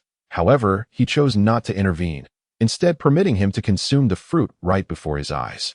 After all, Frieza was curious to see what effects and abilities the fruit in Escalon's possession might possess. If the results proved satisfactory, comparable to the spirit tree's fruit, or even superior, Frieza might consider sparing Escalon. The caveat, of course, was that Escalon must not refuse the Galactic Emperor Frieza. Should he choose to defy him, Frieza would show no mercy. Mr. Escalon, your strength has indeed increased significantly. Might you enlighten me as to what this fruit is? Frieza inquired, his eyes glinting with curiosity, a congenial smile adorning his face, and his tone exceptionally gentle, exuding politeness. Upon hearing this, Escalon lifted his gaze, a mysterious smile gracing his lips as he bent slightly and took a step back, responding with haste. What else could it be? It is, of course, the fruit of the spirit tree. Yes, the very fruit borne by the tree you planted on this planet. Frieza was momentarily taken aback by this revelation. But before he could react, Escalon continued, "However, I did not attack the tree. These 3 fruits are merely what I stumbled upon. That tree has long since been destroyed." Noticing Frieza's abrupt pause, Escalon subtly retreated a few steps, maintaining a posture suggestive of escape. Who dares to touch the belongings of me, the Galactic Emperor Frieza? Speak up. I can overlook your gathering of fruits. Frieza's expression abruptly darkened, his previously genial smile vanishing, replaced by a chilling demeanor as his aura surged violently. That individual resembles a Saiyan. His skin is quite dark. He seems to be holding a being. He may not have left yet. Shouldn't the king investigate? Escalon's tone shifted to one of respect, his head slightly bowed, hands at his sides, appearing exceedingly submissive. Upon recognizing Frieza's fixation on the spirit tree, a new idea sparked in Escalon's mind, prompting him to alter his original plan. He intended to leverage the information regarding Dale's acquisition of the spirit tree seed to capture Frieza's attention, thereby seizing his spacecraft for an escape. After all, given his current combat capabilities, he was no match for Frieza, and if he could avoid a confrontation, he preferred not to engage. Though the Saiyan blood coursing through him made him more combative, he had no desire to face an opponent he clearly could not defeat. With a darkening expression, Frieza erupted into action without a moment's hesitation, vanishing from his position and racing towards the forest. Frieza did not believe that Escalon would dare to deceive him.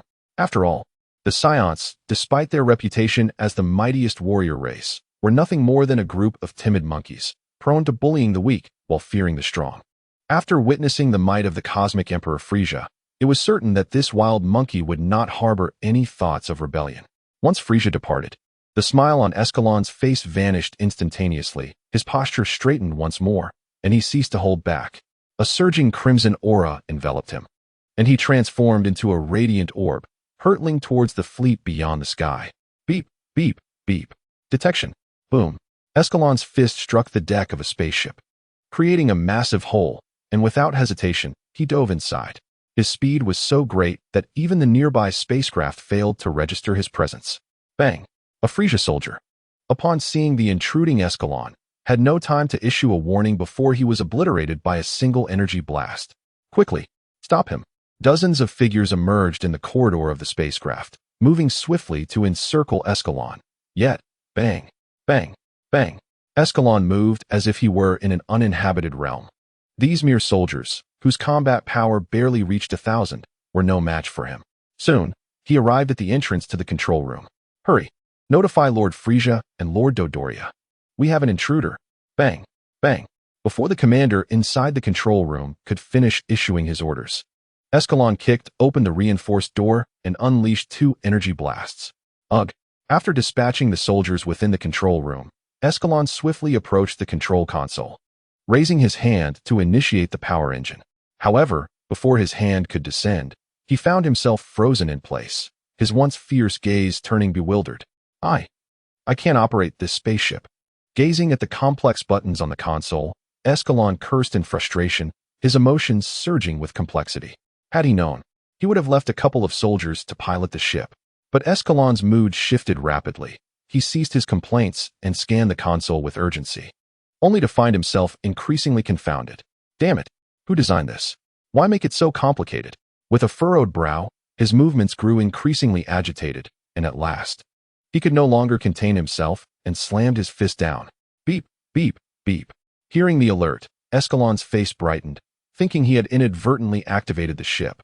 But, beep, beep, beep. The ship has initiated self-destruct mode. Countdown, 30 seconds repeating. The ship, Chapter 73, An Inescapable Battle. On the planet Boru, in the desolate forest, a sturdy tree lay quietly on the ground, its main trunk rapidly disintegrating. At that moment, a purple comet streaked across the sky, arcing gracefully before crashing heavily near the fallen tree. Damn it, Dales. Unforgivable. How dare you steal my Frieza's sacred tree seed? Frieza gazed at the severed spirit tree, veins bulging on his forehead, his cheeks twitching with rage, and his entire body trembling slightly. First, it was that unmanageable monkey, Vegeta. Now, it's you, another monkey. Saiyan. Haha. You all deserve to perish. After taking a moment to compose himself, a cruel smile crept across Frieza's lips, his eyes gleaming with a chilling light, as if a thought had struck him. There's still one more. Boom. Before Frieza could devise a plan for dealing with Escalon, a tremendous sound erupted from the sky, causing him to instinctively look up, his expression tinged with confusion. Countless metallic debris was plummeting toward the surface of planet Brol, among which Frieza recognized a familiar insignia. It was the emblem of his own forces. Clearly, the spaceship had been invaded. His spacecraft has been invaded. Frieza's expression twisted in an instant. The recent betrayals by his subordinates had driven his temper to a boiling point. Without a moment's hesitation, Frieza's figure vanished beside the remnants of the spirit tree, reappearing in the vastness of space in the blink of an eye. Inside the control room of the disc-shaped spaceship, hurry, activate the ship. The reprimanding voice abruptly ceased as Escalon turned sharply, his face now grave, realizing that Frieza had arrived. Instantly, Escalon suppressed his energy and swiftly moved to the ship's resting area, seeking a place to hide. However, a deafening crash shattered this plan. The alloy wall of the spaceship had been blasted open, revealing a petite figure standing at the breach, its gaze sharp as a blade, seemingly capable of piercing through Escalon's very being. Ha ha ha, you wild monkeys. You all have quite a bit of audacity. Frieza floated at the opening, his eyes glinting with mockery as he directed a chilling tone at Escalon, slowly raising a finger, pointing forward. Whoosh.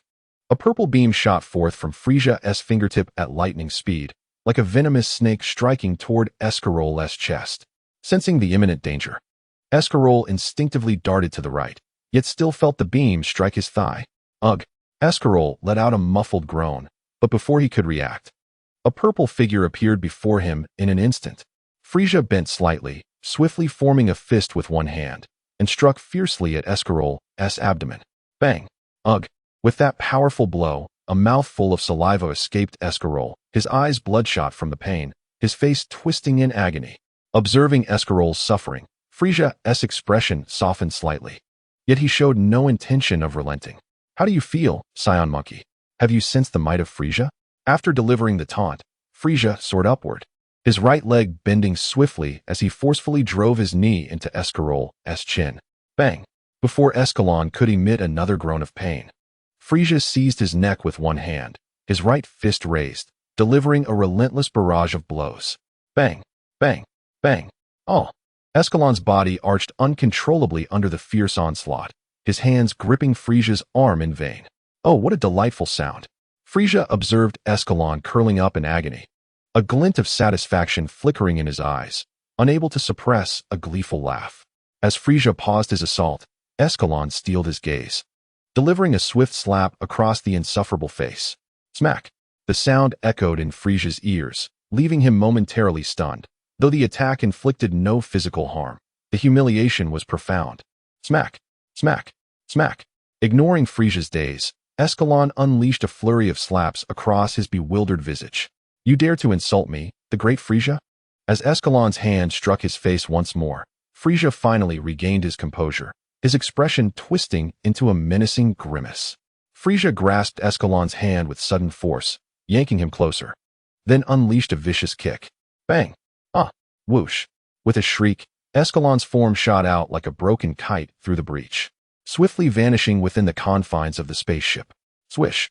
Frieza's figure appeared above Escalon in an instant, his hands clasped, fingers interlocked into a fist, plunging downwards. Bang! Escalon plummeted towards the ground like a cannonball, crashing onto the rocky surface of planet Palu in an instant. Boom! The violent impact caused the earth to groan in anguish. A colossal explosion sending a massive cloud of dust soaring, engulfing Escalon entirely. Oh, do not perish so easily, Scion. Frieza hovered above the mist, his gaze laced with mockery. Surveying the scene from his elevated position, he had intentionally held back to prevent Escalon from meeting a swift demise. Otherwise, given Frieza's immense power, Escalon would have been long dead. Amidst the swirling dust, there was no response, and Frieza's smile gradually faded. He activated his scouter with a single hand, glancing down. Beep, beep, beep. Life energy not detected. Frieza's expression darkened instantly. Had the opponent perished? Or had he fled? He thrust his hand downward with fervor. Whoosh! A fierce gust of wind erupted, dispersing the dust below and revealing a vast crater, completely empty. Hee hee. Did you think that hiding would thwart me, Frieza? Buzz. A sardonic grin spread across Frieza's face as he ascended rapidly, raising one hand above his head, red light emanating from his fingertips. Wild monkey. You shall dissolve into cosmic dust along with this planet. Hee hee. After unleashing a fit of arrogant laughter, Frieza's fingertips glowed ever more brightly as the energy sphere rapidly expanded. Suddenly, countless red figures erupted from below, all rushing towards Frieza with great speed. Oh, do you believe that sheer numbers can overcome me? How utterly laughable.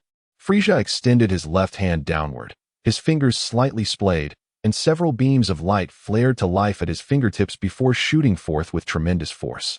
Whoosh! Whoosh! Pop! Pop! Just as Frieza momentarily lost focus, an angry shout erupted from behind him. Frieza! Chapter 74. An Indivisible Universe? Somewhere in the heart of the northern galaxy, amidst a silvery expanse of stars, two red figures stood silently against the cosmic backdrop, seemingly engaged in conversation. One possessed exquisite features, with silvery gray hair cascading over her right shoulder, her skin a pale blue, and her form curvaceous and captivating. Clad in a red bodysuit adorned with a pattern woven from black and white, she wore striking red high heels. The other, while similar in appearance, was more robust. Muscles straining against her garments, showcasing her formidable strength. Did Darius's actions also falter? Was his impact too minimal? No, this power is intriguing. Could it be that this universe has drawn his attention? Tawa turned her gaze downward, curiosity brimming in her eyes as she grasped the slender staff with one hand. Her tone imbued with astonishment. Could it be the presence of the Scion Escalon, who has never appeared in other universes? That is the cause. Mira, arms crossed and brow furrowed, pivoted to share her conjecture with Tawa. There is a possibility, but further verification is necessary. With that, Tawa gently waved her staff forward, and a translucent curtain of pale light materialized before them. That little fellow's demeanor is hardly Scion-like. He chooses to circumvent. The curtain revealed an image of the Ogun ship, displaying four silhouettes. Escalon confronting Frieza's legion. At this moment, upon hearing Avina's words, Escalon bowed his head in contemplation. Yet he quickly arrived at a resolution. Best to avoid confrontation. The presence of so many Frieza Legion ships is an obvious indication of something significant. It is prudent not to interfere. Escalon, with a serious expression, articulated his thoughts, emphasizing that they were not yet at a juncture that warranted risk. Caution was advisable. However, I have learned from the Galactic Patrol that Frieza has remained at his headquarters.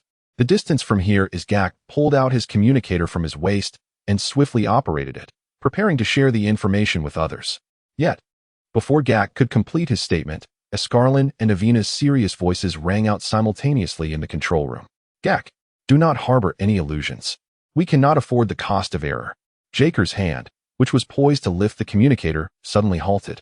A look of resignation crossing his face as he ultimately nodded in agreement. Subsequently, they circumvented this path, taking 2 months to do so. And under the guidance of the route provided by ties, they reached Earth in a mere 3 months. The scene fragmented at this point, only to reassemble once more. The image on the screen returned to the main control room of the Ogong, where the crew had gathered, just as Ivina had finished recounting the challenges they encountered. Let us give it a try. Could he be the reason for drawing his gaze? Tova remarked, waving her staff once more, causing a purple mist to seemingly infiltrate the image. We primarily, Escalon mused, his head bowed in contemplation. There is clearly a problem here. My strength is formidable. What am I afraid of? It's merely the Frieza force. With my battle power exceeding 200,000 in my normal state, and over 2 million when transformed into a great ape. As long as I don't encounter Frieza, it should be a breeze. With an inexplicable surge of confidence, Escalon lifted his head, a flicker of purple light flashing in his eyes as he calmly stated, "Let us just pass through directly." Outside the image, the past had changed. Yet it seemed as though nothing had transpired. Tova's eyes widened slightly, her cherry lips parted in disbelief, her grip on the staff tightening. This is wrong. The past has already changed. But why has no new timeline emerged? Mira displayed a look of shock, her arms that were once crossed now falling to her sides, appearing quite perplexed. Fascinating. Truly fascinating. After a brief moment of astonishment, Tova quickly regained her composure, gently stroking her staff and declaring, "Only a miracle could achieve such a feat." Mira stood silently beside Tova, her arms folded, patiently awaiting her conclusion. Perhaps it is not the alteration of the Scion Escalon's past that prevents the formation of parallel universes, but rather that all pasts are incapable of birthing new parallel dimensions. A fervent scientist's expression illuminated Tova's face as she gripped her staff tightly, suddenly waving it to the side. A swirling purple vortex manifested beside them, spiraling as if it connected to some enigmatic realm. The method to validate this hypothesis was quite simple. Tova declared her intent to enter the vortex, yet was restrained by Mira behind her. Turning to look, she noticed the lingering doubt on Myra's face. There is his gaze upon us. Can we truly alter the past of this universe? Tova donned a friendly smile, gazing at her magnum opus, her tone gentle as she replied, "Since we are able to enter this universe, it signifies that the other party does not mind these matters, as long as we seize the opportunity." With that, Tova did not linger, pulling Mira into the purple vortex, and in an instant, they vanished within the crimson star domain. What remained was a nebulous white light screen. And as the distance closed, the image within became increasingly clear, revealing a land engulfed in swirling dust. Cough, that really stings. Frieza, as Escalon curled up in the pit. He gasped for breath while contemplating his next move. Despite having consumed the fruit of the spirit tree, which had elevated his combat power to over 400,000, he remained uncertain of his ability to deliver a fatal blow to Frieza. Transforming into a great ape might afford him the chance to vanquish Frieza in his first form. Yet the drawbacks of such a transformation were too significant. His immense size would render him conspicuous, making it impossible to approach Frieza undetected and effectively utilize his solar flare. Moreover, should he transform into a great ape, his combat power would soar to over 4 million, a force formidable enough to pose a threat to Frieza's initial form. However, if Frieza were to assume any other form, even just his second stage, Escalon would stand no chance whatsoever. Listening to the maniacal laughter echoing from above, Escalon's expression shifted dramatically. Resolute, he struck his fists together, and a radiant white light flickered. Dozens of crimson figures erupted from within him, surging toward Frieza, who was gathering a sphere of death energy in the sky. Meanwhile, Escalon had suppressed his own energy, circumnavigating the ground before positioning himself behind Frieza. Suppressing his urge to attack, Escalon cautiously approached Frieza, who was still preoccupied with his energy clones. With Frieza only a few meters away, Escalon's expression grew grave as he shouted, "Frieza!" Chapter 75, Energy Sphere Slash. Upon hearing the furious roar from behind, Frieza halted his barrage of energy blasts, instinctively turning to see the source. Buzz! What in the world? He was met with a blinding white light that forced his eyes shut, contorting his expression into one of rage. Instinctively, Frieza pressed his hands firmly against his closed eyelids, his body writhing in a panic as he succumbed to temporary blindness. Seeing Frieza momentarily blinded by the solar flare, Escalon's face lit up with triumph. He swiftly raised his right hand above his head, fingers splayed. As golden light flickered to life, buzz, buzz, buzz, a golden disc rapidly coalesced within Escalon's palm. The furious rotation generating an energy blade that seemed poised to rend the very fabric of space. Not enough. This power is still insufficient. To slay Frieza, I require more energy. A faster rotation. The output must be maximized. As Escalon felt the current potency of the energy sphere above him, his expression twisted into one of ferocity. Every muscle in his body tensed, channeling all his energy into the attack. Buzz, buzz, buzz, buzz. As Escalon poured every ounce of his strength into the output, the golden disc above him gradually expanded into a thin sheet exceeding 10 meters in diameter, spinning at an incredible velocity. The sheer speed sliced through the air, producing a thunderous roar, nearly overwhelming even Escalon's formidable physique. You lowly wild monkey dare to injure the eyes of me, the cosmic emperor Frieza. I shall make you wish for death itself. Frieza continued to shield his eyes. Yet a cruel proclamation escaped his lips. His vision was nearly restored. Damn it, it's now or never. Escalon's expression shifted dramatically as he observed Frieza's movements, forcing him to abandon his plan to gather energy and prepare for a direct assault. Energy circular slash. With a powerful shout, Escalon's gaze sharpened, fixating intently on Frieza as he hurled his right hand forward with great speed. Buzzing, the sharp energy blade reached Frieza's skin even before the golden disc, sending a chill of dread coursing through him despite his eyes being covered. What is this? Sensing the anomaly against his skin, Frieza instinctively felt a wave of unease. A lethal sense of threat surged within him, compelling him to instinctively evade to the right. Clang. However, the vast range of the golden disc's attack had already ensnared his escape route, and the energy circular slash struck him at an angle. The razor-sharp energy blade sliced through Frieza's body in an instant, cutting from his right shoulder down to his hip, as if intending to sever him completely. Purple blood gushed from the wound, splattering Escalon, who was nearby regaining his strength. A piercing scream erupted from Frieza's mouth. Yet this formidable energy circular slash failed to completely sever him, remaining lodged against his hip bone. What? How is this possible? Can Frieza not be killed? Escalon's complexion paled as he beheld the unyielding hip bone.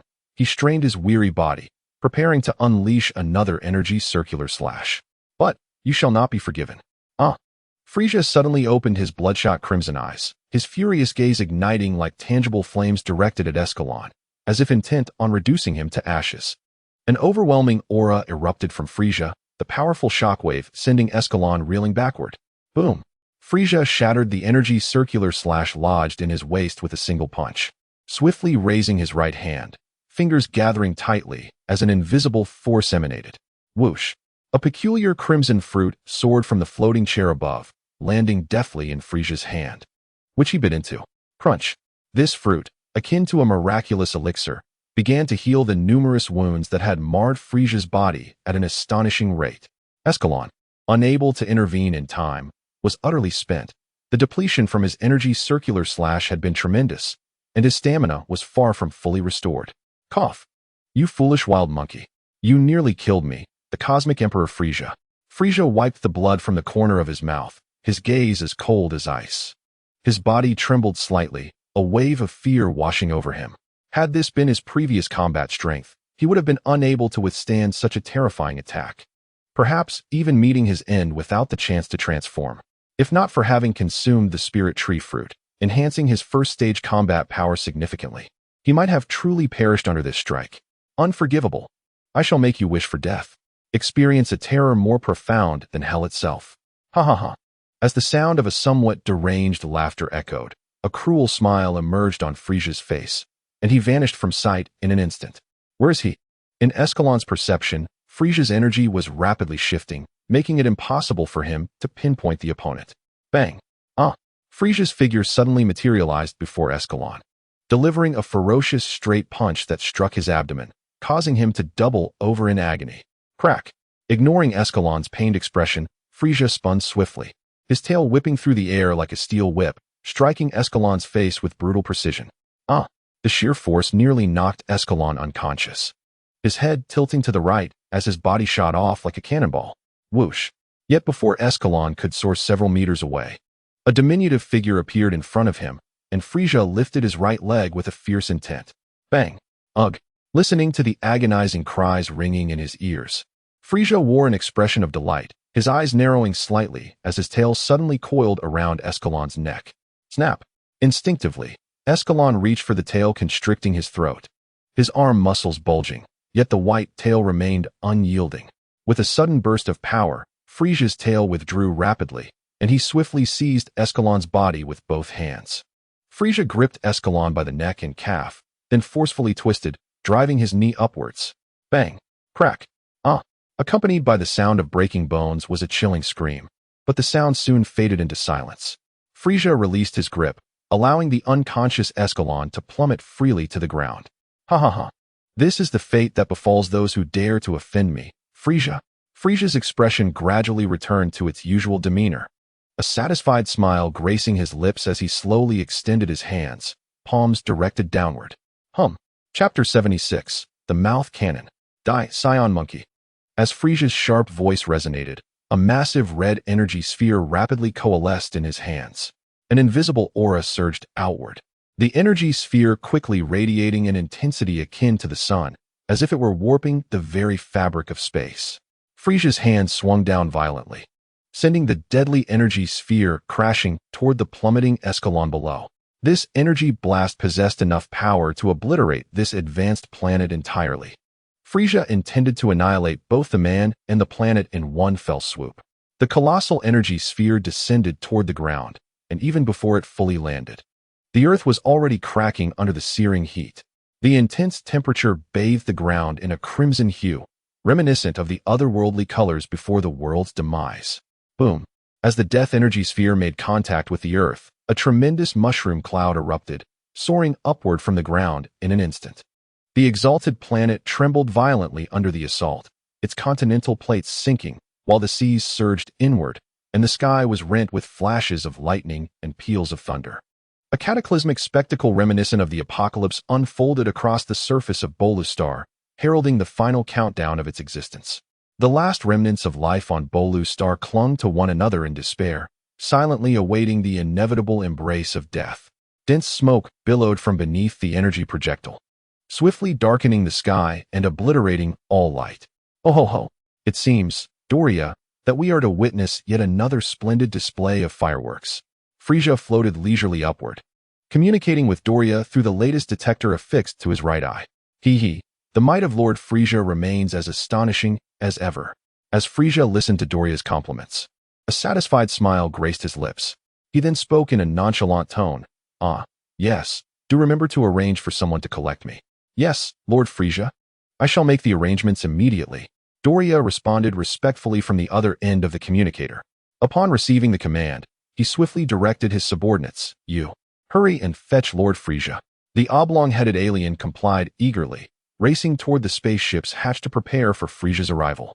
Frieza settled back into his floating chair, suspended high above, observing the catastrophic scene below with a mocking gaze. A team approached to retrieve him, but before Frieza could turn to return to the spacecraft, a furious roar erupted from below. Roar! Moments earlier, Escalon regained consciousness as the energy projectile descended, but despite exerting all his strength, he could not halt the impending strike. Beneath the lethal energy sphere, Escalon stretched out his arms, desperately clutching the assault in a futile attempt to stop it. Yet, the overwhelming force of the energy projectile was far beyond his capacity to withstand, and his garments quickly dissolved under the intense heat. Damn it! Stop this!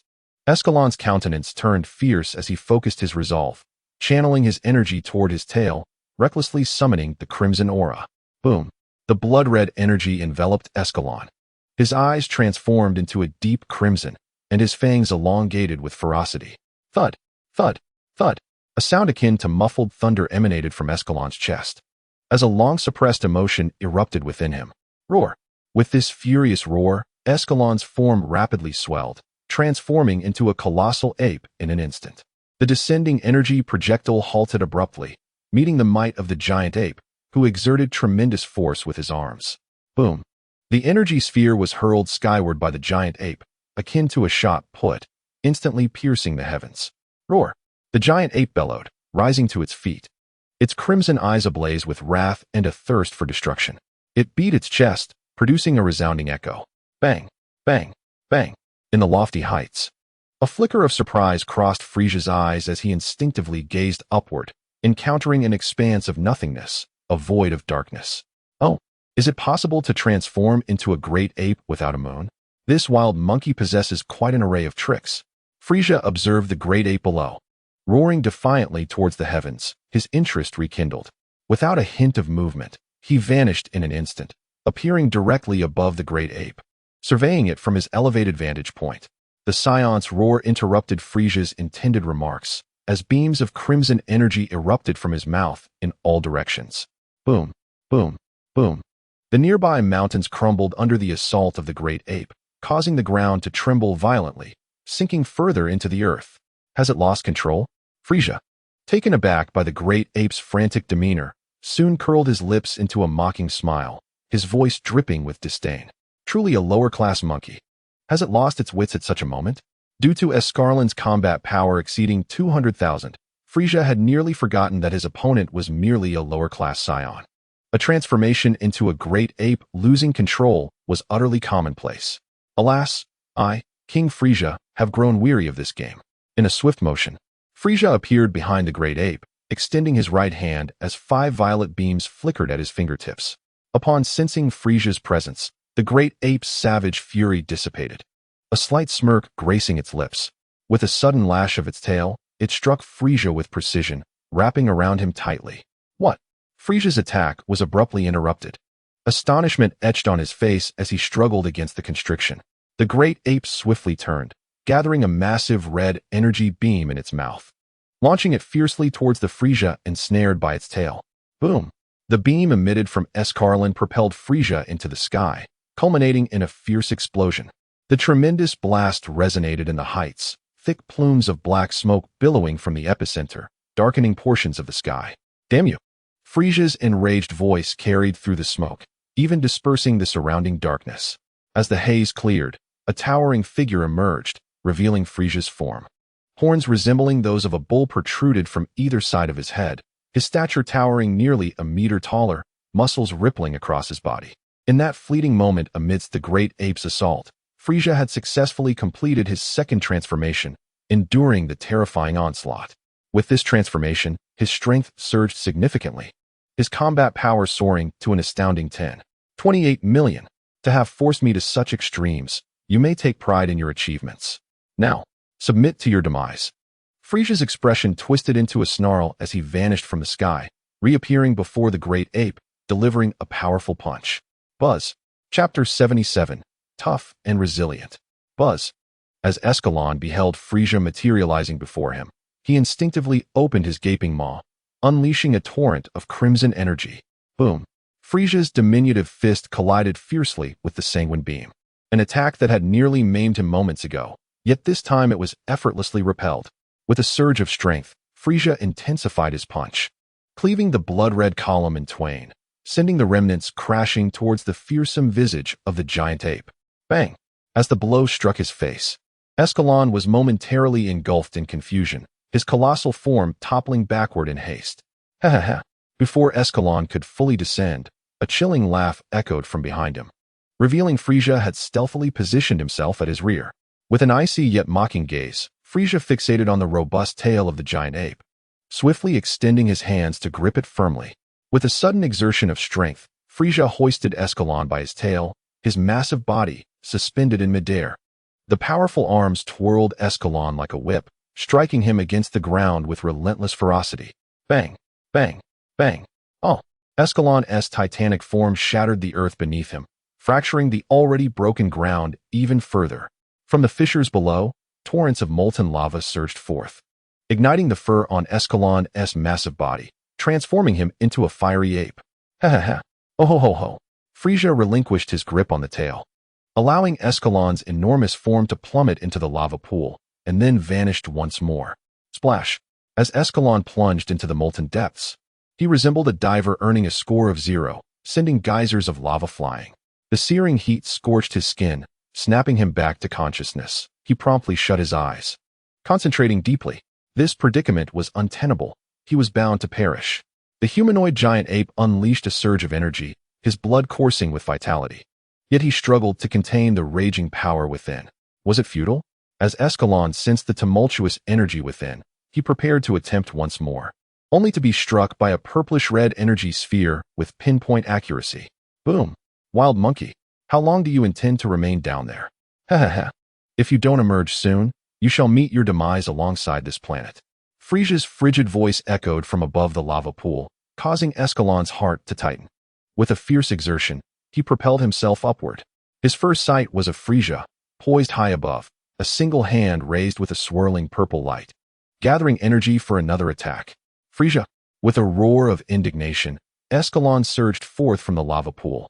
In the blink of an eye, he stood before Frieza. Whoosh! Bam! Ah! The sudden onslaught interrupted Frieza's focus, the tremendous force propelling him backward for several hundred kilometers. Whoosh! Before Escalon could pursue, Frieza's figure abruptly halted midair, and with a sound that pierced the void, he vanished without a trace. Huh! Escalon, showing no hesitation, once again summoned a blood-red energy cannon, swiftly pivoting to unleash a devastating blast behind him. What? Frieza had scarcely materialized behind Escalon when he was met head-on by the concentrated energy, sending him crashing backward. Boom! A colossal explosion instantly obliterated a distant mountain, leaving a gaping black pit in the ground and erasing a portion of the planet itself. Observing the devastation he had wrought, Escalon felt no joy. He stood firm, attempting once more to compress the giant ape's form. Yet, he found himself unsuccessful.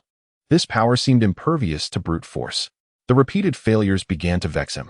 In less than 2 seconds, Frieza erupted from the deep crater, returning to the battlefield where he had clashed with Escalon. You scoundrel! Bang! A fist suddenly appeared beneath Escalon, striking fiercely into his abdomen, causing the giant ape's massive frame to arch in pain. Frieza's body spun midair, his right leg crashing into Escalon like a cannonball. Bang! The tremendous force propelled Escalon high into the sky, while a barrage of purple energy blasts rained down upon him. Bang! Bang! Bang! Explosions erupted around Escalon's colossal form, each one leaving ghastly wounds in its wake. Ah!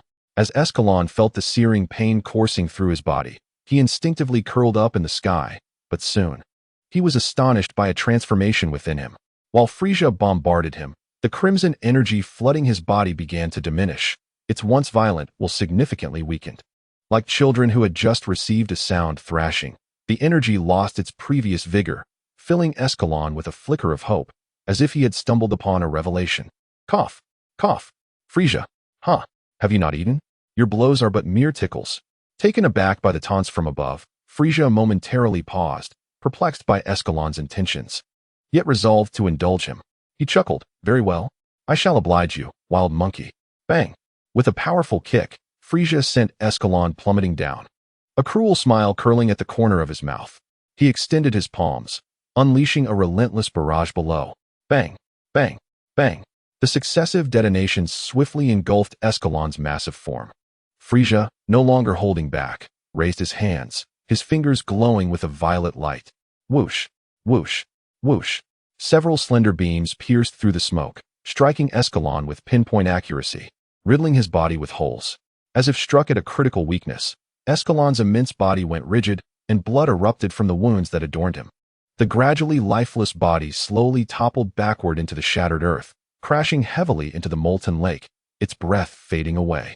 Frieza's towering silhouette hovered in the air, his gaze unwaveringly locked onto the fallen Escalon below.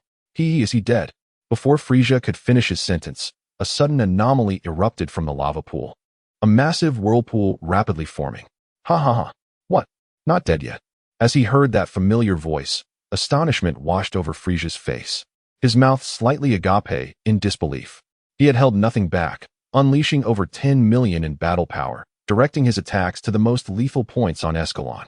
How could he possibly still be alive? Chapter 78. The Terrifying Disparity. At the bottom of the molten pool, a colossal figure riddled with holes began to slowly sink into the depths of the lava, the giant ape's massive form rapidly shrinking. As the crimson energy within him finally settled down, Escalon successfully suppressed it, instinctively compressing it. The blood-red energy coalesced into a liquid sphere within him. As if reaching a critical point, it began to boil rapidly before erupting explosively. Buzz! A crimson light suddenly illuminated the bottom of the lava pool, growing brighter and more intense with the passage of time, as if it were nurturing something. With a sound akin to a bubble bursting, the crimson sphere abruptly contracted, revealing a robust figure at its center. His height surged to nearly 2 meters, his hair thickened, and his muscles bulged wildly, exuding a primal aura. Yet, the color had drained from Escalon's eyes, his pupils rapidly disintegrating until only the whites remained, his rationality completely obliterated. Boom! An overwhelming aura erupted violently, the crimson flames surging upward, even stirring the lava pool into a massive whirlpool. Ha ha ha! Escalon raised his head, revealing eyes brimming with ferocity and destructive emotion, a fractured smile breaking across his face. Ha ha! Ha ha! With the frenzied laughter resonating beneath the lava pool, Escalon's figure suddenly vanished from his original position, instantaneously appearing high in the sky. What? As Frieza sensed the searing energy approaching from behind, he instinctively turned to look, only to be met by a fist the size of a sandbag.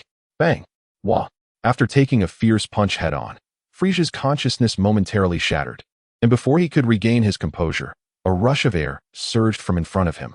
Smack! Ha ha ha! With a cacophony of mad laughter, Escalon's powerful arm seized Frieza's head, his right leg bending sharply upward. Bang! Ugh! You damned bang! Bang! Bang! Ignoring Frieza's struggles and screams, Escalon's lips curled into a wicked smile, his knee relentlessly driving upward. Ugh! After suffering a devastating blow to the abdomen, Frieza's eyes bulged wildly, his mouth instinctively gaping open as saliva mixed with blood spewed forth, his body trembling slightly. Ha ha ha! Escalon's relentless assault left Frieza momentarily ensnared, forced to passively endure the onslaught. As if weary of the sport, Escalon halted his knee strikes, seizing Frieza's head and forcefully hurling him downward. Yet, before Frieza's body could crash to the ground, Escalon had already positioned himself beneath, hands outstretched, swiftly reaching out. Smack! Escalon's robust hands grasped Frieza's neck and calf, exerting tremendous force to fold him in half. Crack! A sharp sound echoed as Frieza's waist contorted under the pressure, pain instantly etching a grimace across his face. Observing the toy in his grasp and hearing Frieza's anguished cries, Escalon appeared invigorated, his ferocity escalating further. Ha ha! Frieza! Smack! Escalon abruptly released Frieza, his right hand darting towards the tail, fingers splayed wide, clasping it tightly as he exerted his strength. Bang! Bang! Bang! Frieza's body was mercilessly whipped against the ground, before being cast aside and brutally stomped upon. The force of the impact caused Frieza's abdomen to cave in, his bloodshot eyes seemingly on the verge of detaching from their sockets. Escalon's face twisted into a maniacal grin as he gazed down at Frieza, swiftly raising his left hand towards him, crimson light flashing fervently. Boom! Boom! Boom! An uncountable number of blood-red lights engulfed Frieza in an instant, the terrifying shockwave driving him deep into the earth, closer to the planet's core. Without a moment's pause, Escalon transformed into a streak of crimson meteor, pursuing the deep pit below. Enough! You accursed, unyielding wild monkey! Just as Escalon's hand was about to grasp the small leg, marked by only 3 toes, an enraged roar erupted from below. Frieza unleashed an overwhelming surge of power, a violet aura coalescing into a lightning shield that sent the advancing Escalon reeling. His form began to shift rapidly, his head elongating into an oval shape, his body shrinking once more, but the transformation was far from complete. Frieza's head gradually rounded out, the purple orb on his forehead faintly glowing, his stature diminutive, while his tail thrashed behind him with fervor. This was undeniably Frieza's ultimate form. Although he could currently harness only 50% of his full power, it still equated to an astronomical combat prowess. How dare you, to force me, the Cosmic Emperor Frieza, into such a state? I shall tear you to shreds. Frieza's gaze burned with fury as he fixated on Escalon, his body trembling with the intensity of his emotions, the violet aura surging ever more ferociously. Ha ha ha! In a fit of madness, Escalon paid no heed to Frieza's furious declarations.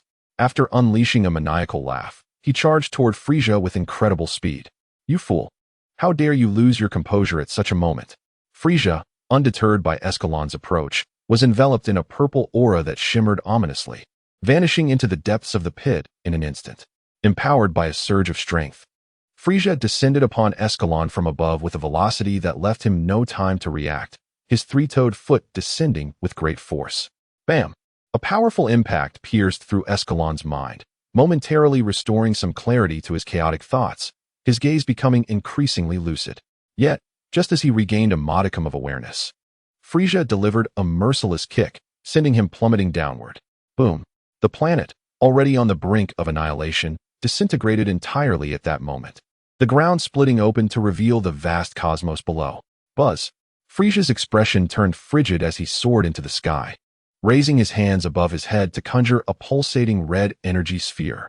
Let this planet be reduced to cosmic dust. Boom! Feeling the terrifying energy emanating from above, Escalon's body trembled uncontrollably as a wave of lethal cold washed over him. Is this the end? He thought, gazing vacantly into the sky. The overwhelming power made it clear that he stood no chance. The gap between them was insurmountable. Should he simply surrender and await his demise? Crimson fire cannon. A furious roar erupted from below, accompanied by a crimson beam of light hurtling toward Frieza with great ferocity. Merely a desperate struggle. Frieza's eyes glimmered with disdain. How dare such a feeble attack be launched against him in his current form? The red energy sphere descended, colliding mercilessly with the crimson beam without a hint of hesitation, crushing it with overwhelming force. Frieza. Boom. Chapter 79. Such dedication to the point of recklessness? In the depths of the northern galaxy, beneath an expanse of pitch-black starlit sky, a brilliant crimson light suddenly ignited, shattering the silence of the star system like a newly birthed star. Polar Star, a high-level planet that had undergone millions of years of evolution, was obliterated under the weight of a colossal energy blast, vanishing into nothingness. Amidst this splendid yet brutal display of fireworks, numerous standardized spacecraft hovered silently beside a petite figure. Frieza's chest heaved slightly as he gazed downward, his body still bearing the remnants of battle scars, a testament to the ferocity of the recent conflict. A flicker of trepidation lingered in his crimson eyes. The rapid escalation of Escalon's combat power unsettled even him. From an initial battle power of 8 million to over 10 million in mere moments. This wild monkey had caught up at an alarming pace. The pace of growth was such that Frieza dared not prolong the encounter with Escalon, swiftly bypassing his third form and transforming into his ultimate state, in that peculiar form, exuding a frenzied aura that even sent shivers down his spine. Could this be the legendary Super Saiyan spoken of in tales? Yet, according to ancestral teachings, the warriors were said to be golden, while this individual appeared to be red. Perhaps the ancestors were simply mistaken. In the end, it is I, Frieza, who emerges victorious. Oh ho ho. Following a bout of manic laughter, Frieza's gaze gradually returned to its customary calm. He swiftly turned and approached the ship in the distance. It seemed that the so-called super warriors of the Saiyan legend were merely of this caliber. Utterly no match for him, the cosmic sovereign, Frieza. Quickly, open the hatch and allow King Frieza to enter. Inside the ship, Dodoria observed Frieza's approach and turned to the nearby soldiers to issue commands. Yes, with a hissing sound, the hatch slid open swiftly, and Frieza glided into the interior of the vessel, casting a quick glance around. Welcome back, King Frieza, victorious, Dodoria exclaimed. I knew that monkey would not be a match for you. He rushed forward, lowering himself and adopting a respectful tone as he stood beside Frieza, awaiting his orders. Of course that wild monkey could not challenge me, Dodoria, Frieza replied with a chuckle. It is time to seek out another. Countless spacecraft soared toward the Frieza Force headquarters. And soon, a momentous event that would reverberate throughout the northern galaxy unfolded across the cosmos. The Frieza Force, seemingly spurred by some unforeseen impetus, embarked on a universe-wide search for a Saiyan named Dales, escalating the situation to significant proportions. Numerous factions, whether willingly or unwillingly, became involved in the quest for Dales. Yet investigations yielded no progress. A silvery spacecraft traversed the vast expanse of the cosmos at great speed, leaving a trail of white vapor in its wake. Contrary to the ship's radiant exterior, the atmosphere within the control room of the Ogun was notably somber, with several figures standing silently behind the console. 3 months had elapsed since the Ogun's escape from Bolo Star, and throughout their journey, they had made no stops, propelling the vessel at maximum speed. Only after completely distancing themselves from Frieza's dominion and confirming the absence of life energy on the scanners did the crew of the Ogun dare to relax slightly. Ivina sat quietly at the helm, her eyes tightly shut. Dark circles underlined her fatigue, which was palpable on her face. Tais, Gak, and Sana stood behind Ivina, their expressions a tapestry of confusion and trepidation. It's all my fault. If I hadn't suggested rescuing that planet, Escalon would not have. Gak hung his head low, his hands clenched tightly, his body trembling uncontrollably, his face a canvas of guilt and regret. Gak, Tais looked at him, wanting to offer solace, but momentarily at a loss for words. She could only place a comforting hand on his shoulder. What on earth is happening now? What transpired while we were cooking? Where has Escalon vanished to? Sana gazed at the silent few, her face etched with worry. She had come here several times, and this oppressive atmosphere lingered. The last time when Drake and the others sacrificed themselves, she had never witnessed such an expression on Avina's face. What has occurred this time that is so grave? With a deep exhale, Avina gradually opened her bloodshot eyes, brushed her hair from her forehead, and swiftly rose to her feet. The Earth Dragon Ball had granted the wish for resurrection. Recalling Escalon's words, Avina's gaze grew resolute as it swiftly traversed over Tais and Gak's figures, ultimately resting on Sana. And Sana, there is no need to worry. Please return and rest for now. I'm feeling a bit fatigued as well. Let us discuss matters tomorrow, shall we? With that, Avina took a somewhat disordered step toward her bedroom, the prolonged manual operation having drained her energy. Sana watched Avina's retreating figure, her mouth opening slightly, yet finding no words, and her gaze shifted to Gak, who stood nearby. Gak clutched his communicator tightly, his eyes ablaze with anger, fixated on the latest information displayed. Upon investigation, Frieza himself remains at the Legion headquarters, with no current activities. Senior Guli, are we truly doing the right thing? This intelligence is at least 6 months old. I assenti it? What if an erroneous report leads to a figure clad in the uniform of the Galactic Patrol, round and pristine, cautiously observed a slothful, short, plump individual. Guli reclined on a soft sofa, and upon hearing his subordinate's inquiry, he slowly lifted his head, a flicker of indifference crossing his eyes. What could possibly happen? Do you think Frieza is just anyone? Gathering intel on him is perilous, you know? As Guli sat up, he regarded his subordinate with earnestness, imparting wisdom. How many star coins do we earn in a month? Why be so dedicated? I don't wish to perish, and neither should you.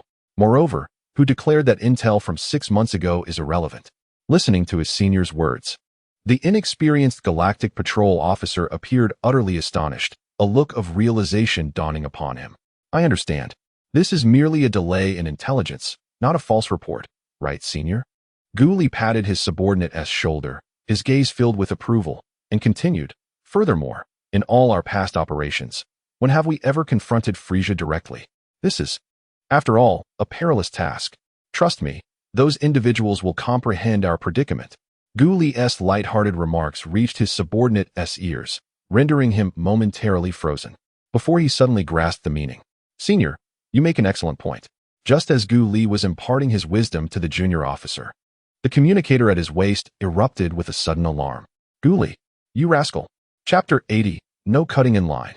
At the edge of the northern galaxy, in an unknown star domain, a gleaming silver spacecraft hurtled swiftly toward a distant planet, leaving a trail of ethereal blue flames in its wake.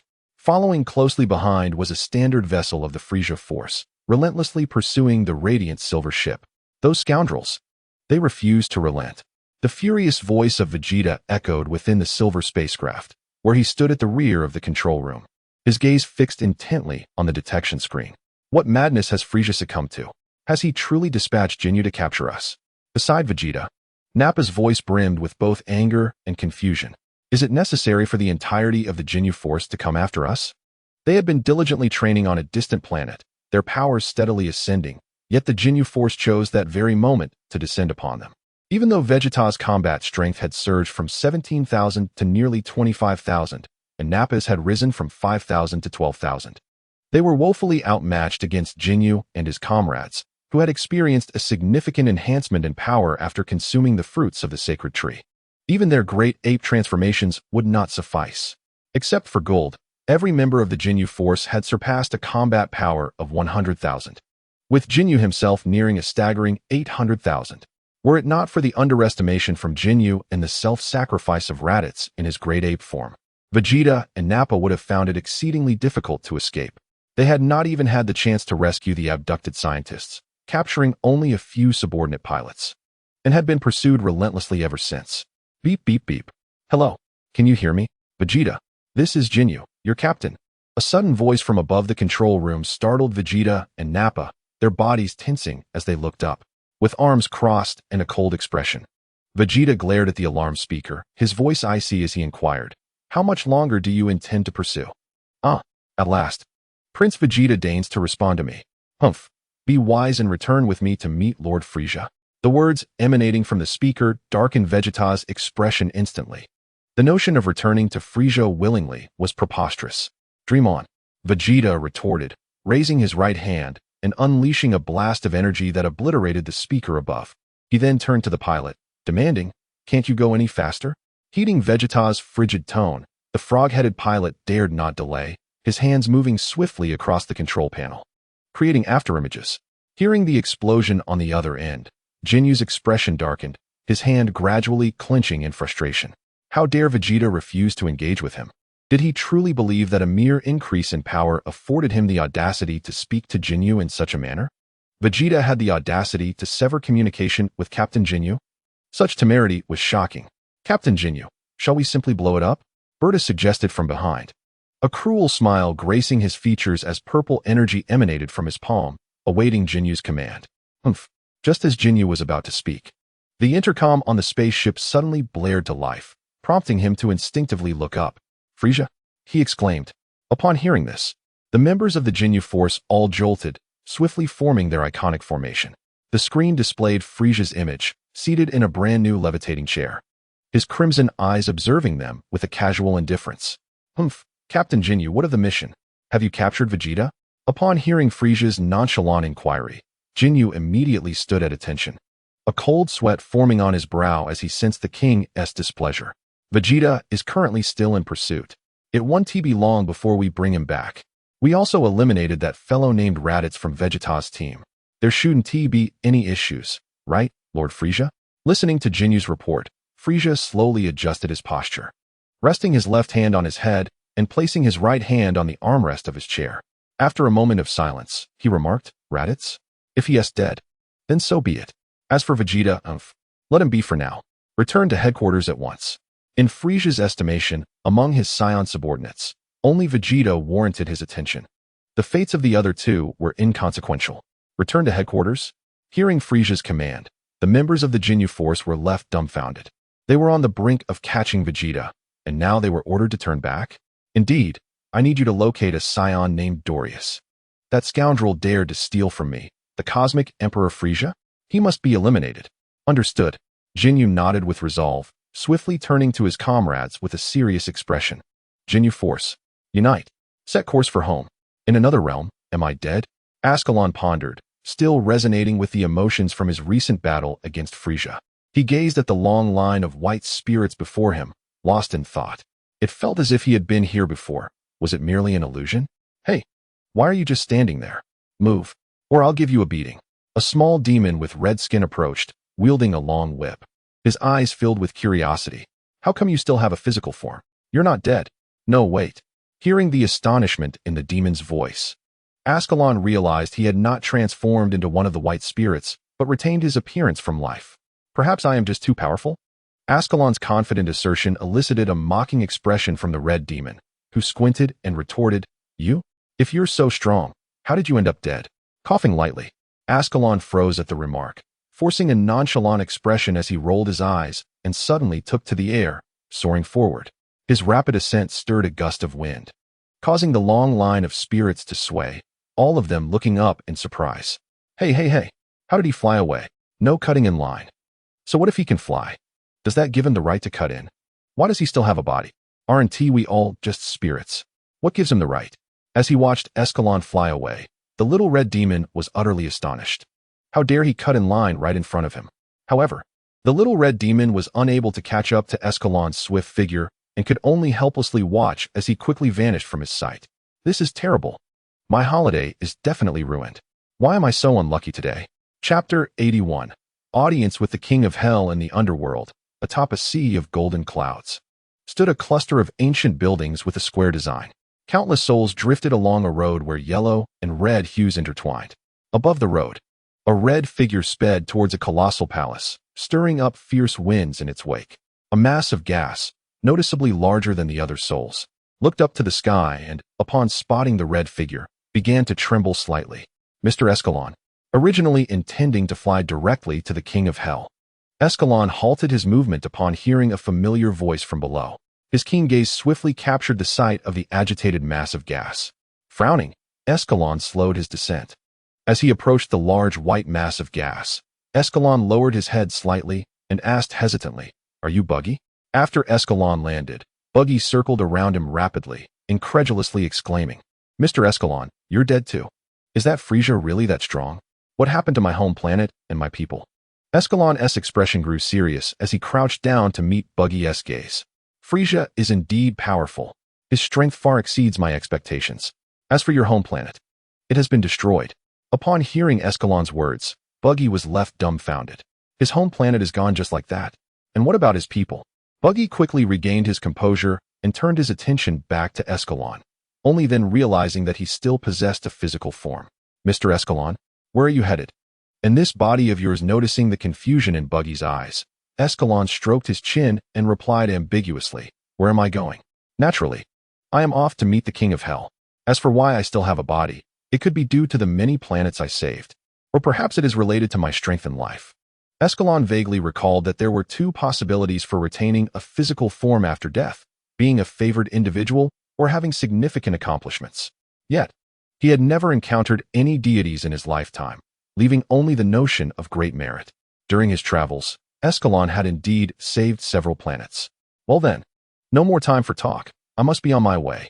Just as Escalon prepared to soar into the sky once more, several panicked voices called out from behind him. Wait, Mr. Escalon, we need to talk to you." Hearing the commotion behind him, Escalon was momentarily taken aback before quickly turning to glimpse over his shoulder, a hint of confusion in his voice. "Did you just call me what?" As Escalon finally ceased his flight, the diminutive red imp exhaled a sigh of relief. Addressing him with deep respect, "My Lord Escalon, Lord Yinluo has instructed me to escort you directly to him." Shortly after Escalon had detached himself from the group, the red imp received a directive from his superior to bring Escalon before Lord Yinluo. "Is that so? But I am en route already." Upon hearing Escalon's nonchalant tone, the red imp's expression grew increasingly anxious. He gestured towards the nearby convertible, speaking with deference. "Shall I take you in this vehicle, my lord?" Escalon's solitary journey differed vastly from being accompanied. After all, this was his task, and failure to fulfill it could result in a cancellation of his leave. "Very well. Then let us proceed." With that, Escalon promptly entered the passenger seat of the convertible. With a roar of the engine, the vehicle vanished from view before the bewildered onlookers. Before the hall of Yinluo, the convertible, under the adept handling of the red imp, executed a drifting stop. The red imp swiftly exited and opened the right door. Escalon followed suit, sprinting into the hall, where his gaze was immediately drawn to a colossal work desk and a formidable figure. The red imp hastily approached the busy Lord Yinluo, bowing respectfully as he announced, "Lord Yinluo, Escalon has arrived." With a decisive thud of a stamp, Lord Yinluo slowly raised his massive head, squinting down at Escalon. "Are you Escalon?" Upon hearing Lord Yinluo's gruff voice, Escalon stepped forward, slightly bowing. "Indeed, I am Escalon. May I inquire what Lord Yinluo requires of me?" Observing Escalon's courteous demeanor, Lord Yinluo glanced at the information before him, nodding imperceptibly as he praised, "You have done admirably, and I must thank you for rescuing those individuals on the planets. This has alleviated much of my workload." Noticing Escalon's lack of reaction, Lord Yinluo remained unperturbed, instead speaking with a significant tone. "As for why I sought you, it is not merely my desire, but rather a personal summons from the Realm King himself." Escalon paused, momentarily taken aback, but quickly regained his composure. After all, he had intended to seek the Northern Realm King for training, thus this development was quite fortuitous. Although he was well aware of the identity of the Realm King, Escalon feigned ignorance as he regarded Lord Yinluo. The Realm King is an illustrious deity. For centuries, only Lord Yanluo has been graced with his presence. Before Lord Yanluo could speak, the imp holding the documents interjected, his words brimming with admiration for both Lord Yanluo and the Realm King. Ah, surely, Lord Yanluo possesses immense strength. Escalon complimented Lord Yanluo, recognizing the merit in fostering a positive rapport. Ahem, enough of that, Libo. You shall escort Escalon to the Serpent Path. At the sound of Lord Yanluo's command, the previously dazed red imp snapped back to attention, standing upright and responding promptly. Understood. Lord Escalon, please follow me, exclaimed the diminutive red imp as it darted into the convertible car, which promptly set off towards the serpentine path. In no time, they arrived at their destination. Here we are, Lord Escalon. Remember not to fall off the serpentine path. The red imp was still imparting its cautionary advice when Escalon, filled with impatience, soared into the air, vanishing in an instant. Is it too much to ask for someone to listen until the end? Sighed the red imp, shaking its head in resignation before returning to the convertible, heading towards the Hall of Yama to report back. Meanwhile, a silver spacecraft had entered the solar system, arriving at the periphery of the northern galaxy, a region designated as low value. Chapter 82, A Cold Joke in the Underworld. A winding and suspended road coiled like a colossal serpent above a golden sea of clouds, where occasional flashes of lightning danced amidst the mist. After centuries of neglect, a streak of red light suddenly zipped across the serpentine path with astonishing speed. With a resounding hum, a blurred figure, trailing a long red-tail flame, surged through the air as the sound of breaking air echoed above the serpentine path. Soon, the end of the serpentine road came into view, revealing a diminutive planet, merely several meters in diameter, before Lord Escalon's eyes. This planet was adorned with lush green grass. At its center stood a quaint cottage, surrounded by a few trees. Along a road connecting the entire globe, a red convertible was parked beside a short, plump figure lazily reclining in a rocking chair. Dressed in a flowing white robe and wearing a round hat emblazoned with the character for king, the figure had two short antennae gently swaying from its forehead. Softly, Escalon descended from the heights, landing gracefully on the verdant lawn without disturbing the slumbering Northern Realm King basking in the sun. After hesitating for a brief moment, Escalon decided to approach and rouse him. He hurried over to the Northern Realm King, reaching out to shake the rocking chair while calling out, "Your Majesty, please wake up." The Northern Realm King blinked sleepily, his gaze meeting a sharply defined face, the eyes fixed intently upon him. "Ah, who are you? How dare you assault the Realm King?" Startled, the Northern Realm King tumbled from his chair, bouncing on the grass like a rubber ball before quickly regaining his footing. Chirp, chirp. The nearby Baburus, perched on a tree, chuckled at the comical scene unfolding before him, swiftly leaping down from the branches. "Is there a guest?" queried Gregory, gliding out from the small house with a record book in hand, quietly hovering behind the Northern Realm King while sizing up Escalon. Clearing his throat, Escalon quickly rose to his feet after a brief pause, his gaze earnest as he regarded the Realm King. In a serious tone, he inquired, "Your Majesty, is there something you require of me?" Although Escalon had already speculated about the reason why the King of the North summoned him, he still decided to inquire before making any plans. The King of the North, taken aback by Escalon's serious words, adjusted his custom sunglasses and quickly surveyed Escalon with a keen gaze. "Ah, it's you. I thought someone was coming to attack me. Escalon, right? I am aware of you." Upon confirming that it was indeed the individual he had called, the King of the North relaxed entirely, patting his round belly with a hint of lingering anxiety. How do you know about me, Your Majesty?" Upon hearing Escalon's somewhat puzzled inquiry, the King of the North's antennae twitched slightly. He nodded enthusiastically, declaring, "I have been keeping an eye on you ever since your battle with Frieza. You fought splendidly.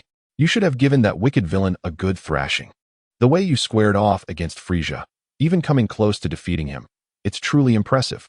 Observing Escalon's somewhat dazed expression, the King of the North walked over and patted his arm in an encouraging manner. "You still have a long way to go to defeat Frieza. This level of power is far from sufficient." Escalon's face revealed no trace of pride upon hearing this. Instead, he grew even more somber, speaking with utmost seriousness. "Therefore, I implore you, the greatest king of the universe, to instruct me on how to train." As he spoke, Escalon bowed deeply, nearly touching his forehead to his knees, adopting a very humble posture. He was genuinely seeking a seasoned mentor to guide him in effective training, correct his mistakes, and resolve his queries. Over the years, Escalon had navigated his training and the creation of techniques on his own, which had made him acutely aware of the significance of a competent teacher. The transformation of Sun Wukong into such a formidable warrior was undoubtedly attributed to the teachings of his mentors, Master Roshi, Karen, Bubbles, and the God of the North. In contrast, Escalon had solely relied on the knowledge transmitted from planet Vegeta and his instinctual prowess in battle, remaining oblivious to his own level of mastery over ki. After all, he had spent years battling against those who lacked finesse in ki manipulation, resulting in a complete absence of a reference point. Upon hearing Escalon's earnest request and his mention of the greatest king, the King of the North's eyes brightened, and a smile crept onto his lips. Ahem. Given your sincere attitude, I shall grant you an opportunity. As long as you pass my test, I will teach you how to train. Upon hearing the king's words, Escalon immediately understood, yet feigned ignorance and asked, "What test?"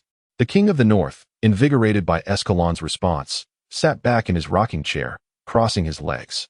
With a slight squint, he said, "According to tradition, you must tell me a cold joke that satisfies me." "Let me think," Escalon replied, lowering his head slightly, his brow furrowing as he rapidly searched his memories for any cold jokes he had encountered. The North Kai regarded Escalon with an eager gaze, fixating intently on the deep in thought figure before him. He extended his hands, grasping the sides of the rocking chair, and began to sway gently. After a moment of contemplation, Escalon's furrowed brow finally relaxed, though beads of cold sweat formed on his forehead, as if he were about to unveil a rib-tickling jest. "Ahem. My Lord Kai, I am ready." "Excellent. Please, proceed. I am all ears." Escalon hesitated momentarily, a hint of an awkward smile curling at the corners of his mouth. His eyes locked onto North Kai. "Ahem, my Lord Kai. Do you know why Saiyans always carry a towel during training?" Upon hearing this, North Kai's eyes lit up, and he swiftly stood from his rocking chair, curiosity evident in his tone. "Why is that?" Escalon donned an unusually serious expression, as if poised to disclose a monumental secret. Because Saiyans might get so worked up during training that they start sweating." Squeak, squeak, squeak. After 2 seconds of silence, Baburus clutched his belly and rolled on the ground, erupting in squeals of laughter. "Ha ha ha. Not bad. While it may not quite match my humor." Eliciting a laugh from Baburus is certainly an achievement. As if caught in the infectious merriment of Baburus, North Kai joined in with hearty laughter. "Oh, yet another soul led astray by the Lord Kai." Gregory floated nearby, resting his right hand against his forehead, an expression of exasperation etched across his face. "When shall we commence training?" "Well, let us eat first." Chapter 83. Meditation in the Afterlife. On North Kai's planet, 2 figures of varying heights stood facing each other, seemingly engaged in a conversation of great importance. "Oh, Escalon, I've thought of another brilliant cold joke. Would you like to hear it?" At this, Escalon, who had been standing with a serious demeanor, stumbled slightly, casting a resigned glance at North Kai. "My Lord Kai, did we not agree to begin our training?" Hearing Escalon's mild complaint, North Kai's expression grew regretful. He would have to save his joke for later, to share with Baburus and Gregory. With that thought, North Kai's demeanor shifted to one of seriousness. After a moment's reflection, he declared with utmost gravity, "Let us assess your current strength before we proceed with training." Escalon nodded in response, then crouched low, bending his legs, and placing his hands at his waist. An inexplicable aura began to emanate from him. "Huh!" Boom! With a powerful shout from Escalon, a crimson flame enveloped his form, and an invisible wave of energy radiated outward in all directions. The sheer force of his presence caused the small planet to tremble, fissures cracking the ground, as countless stones swirled around Escalon. "Wah! Enough! Enough! Please cease. I am already aware of your strength." North Kai and his pet were swept away by the overwhelming gust, each clinging to a nearby tree for dear life. North Kai's round sunglasses were even blown away, and Baburus and Gregory, working in tandem, nearly succeeded in disrobing North Kai. Upon hearing the resounding call of the Northern Realm King, Escalon abruptly halted his actions. He gingerly rubbed the back of his head and, with a hint of embarrassment, remarked, "My apologies, esteemed King of the Realm. It seems I have exerted myself a tad too forcefully." As Escalon ceased his display of power, the Northern Realm King plummeted to the ground, only to be pressed back down by Baburus and his companions before he could rise again. Coughing slightly, the Northern Realm King declared, I believe I have grasped your capabilities well enough. Now, temper your energy to match my own, and then launch your attack. Rubbing his backside, he cast a serious gaze at Escalon, who had adopted a combat stance, slightly crouching in preparation for the encounter. Ah, dear king, do exercise caution. Even without relying on energy, my physical prowess is formidable. Escalon warned, swiftly transitioning into a battle-ready posture, his gaze fixed unwaveringly on the Northern Realm King. Come at me with all your might. The Northern Realm King, undeterred by Escalon's words, remained confident, for he was a martial arts master with countless years of experience. Very well, I shall proceed. With those words barely escaping his lips, Escalon surged forward, the sheer force of his movement causing the ground beneath him to buckle. In the blink of an eye, Escalon appeared before the Northern Realm King, his fist raised to strike at the king's head. However, no matter the angle of Escalon's assault, the Northern Realm King effortlessly evaded each blow with the slightest of movements, never even shifting his position. Observing the relaxed demeanor of the Northern Realm King, Escalon's expression hardened, prompting him to escalate his offensive, yet he still failed to land a hit. Escalon, your attacks are far too predictable. I can anticipate your next move without even watching. You must eliminate unnecessary motions. Rely not on your eyes, nor on energy sensing. Instead, attune yourself to your body's instincts. After effortlessly dodging yet another of Escalon's strikes, the Northern Realm King shared his insights while adjusting Escalon's form with his own hands. Upon hearing this, Escalon paused, a glimmer of understanding illuminating his eyes, and gradually slowed his movements, allowing his energy to soften. This slow and gentle approach, however, failed to trouble the Northern Realm King, who continued to evade Escalon's attacks with ease. Yet, the beads of sweat forming on the king's brow betrayed the true difficulty of his task. As his movements began to falter, in the instant the Northern Realm King's agility diminished, Escalon seized the opportunity, his right fist thrusting forward with tremendous force, striking the king's waist with a resounding impact. Bang! A diminutive figure was sent hurtling backward, spiraling 3 times around the small planet before finally coming to rest on the ground, clutching his waist in agony. Oh dear, my poor back. Ouch, that hurts.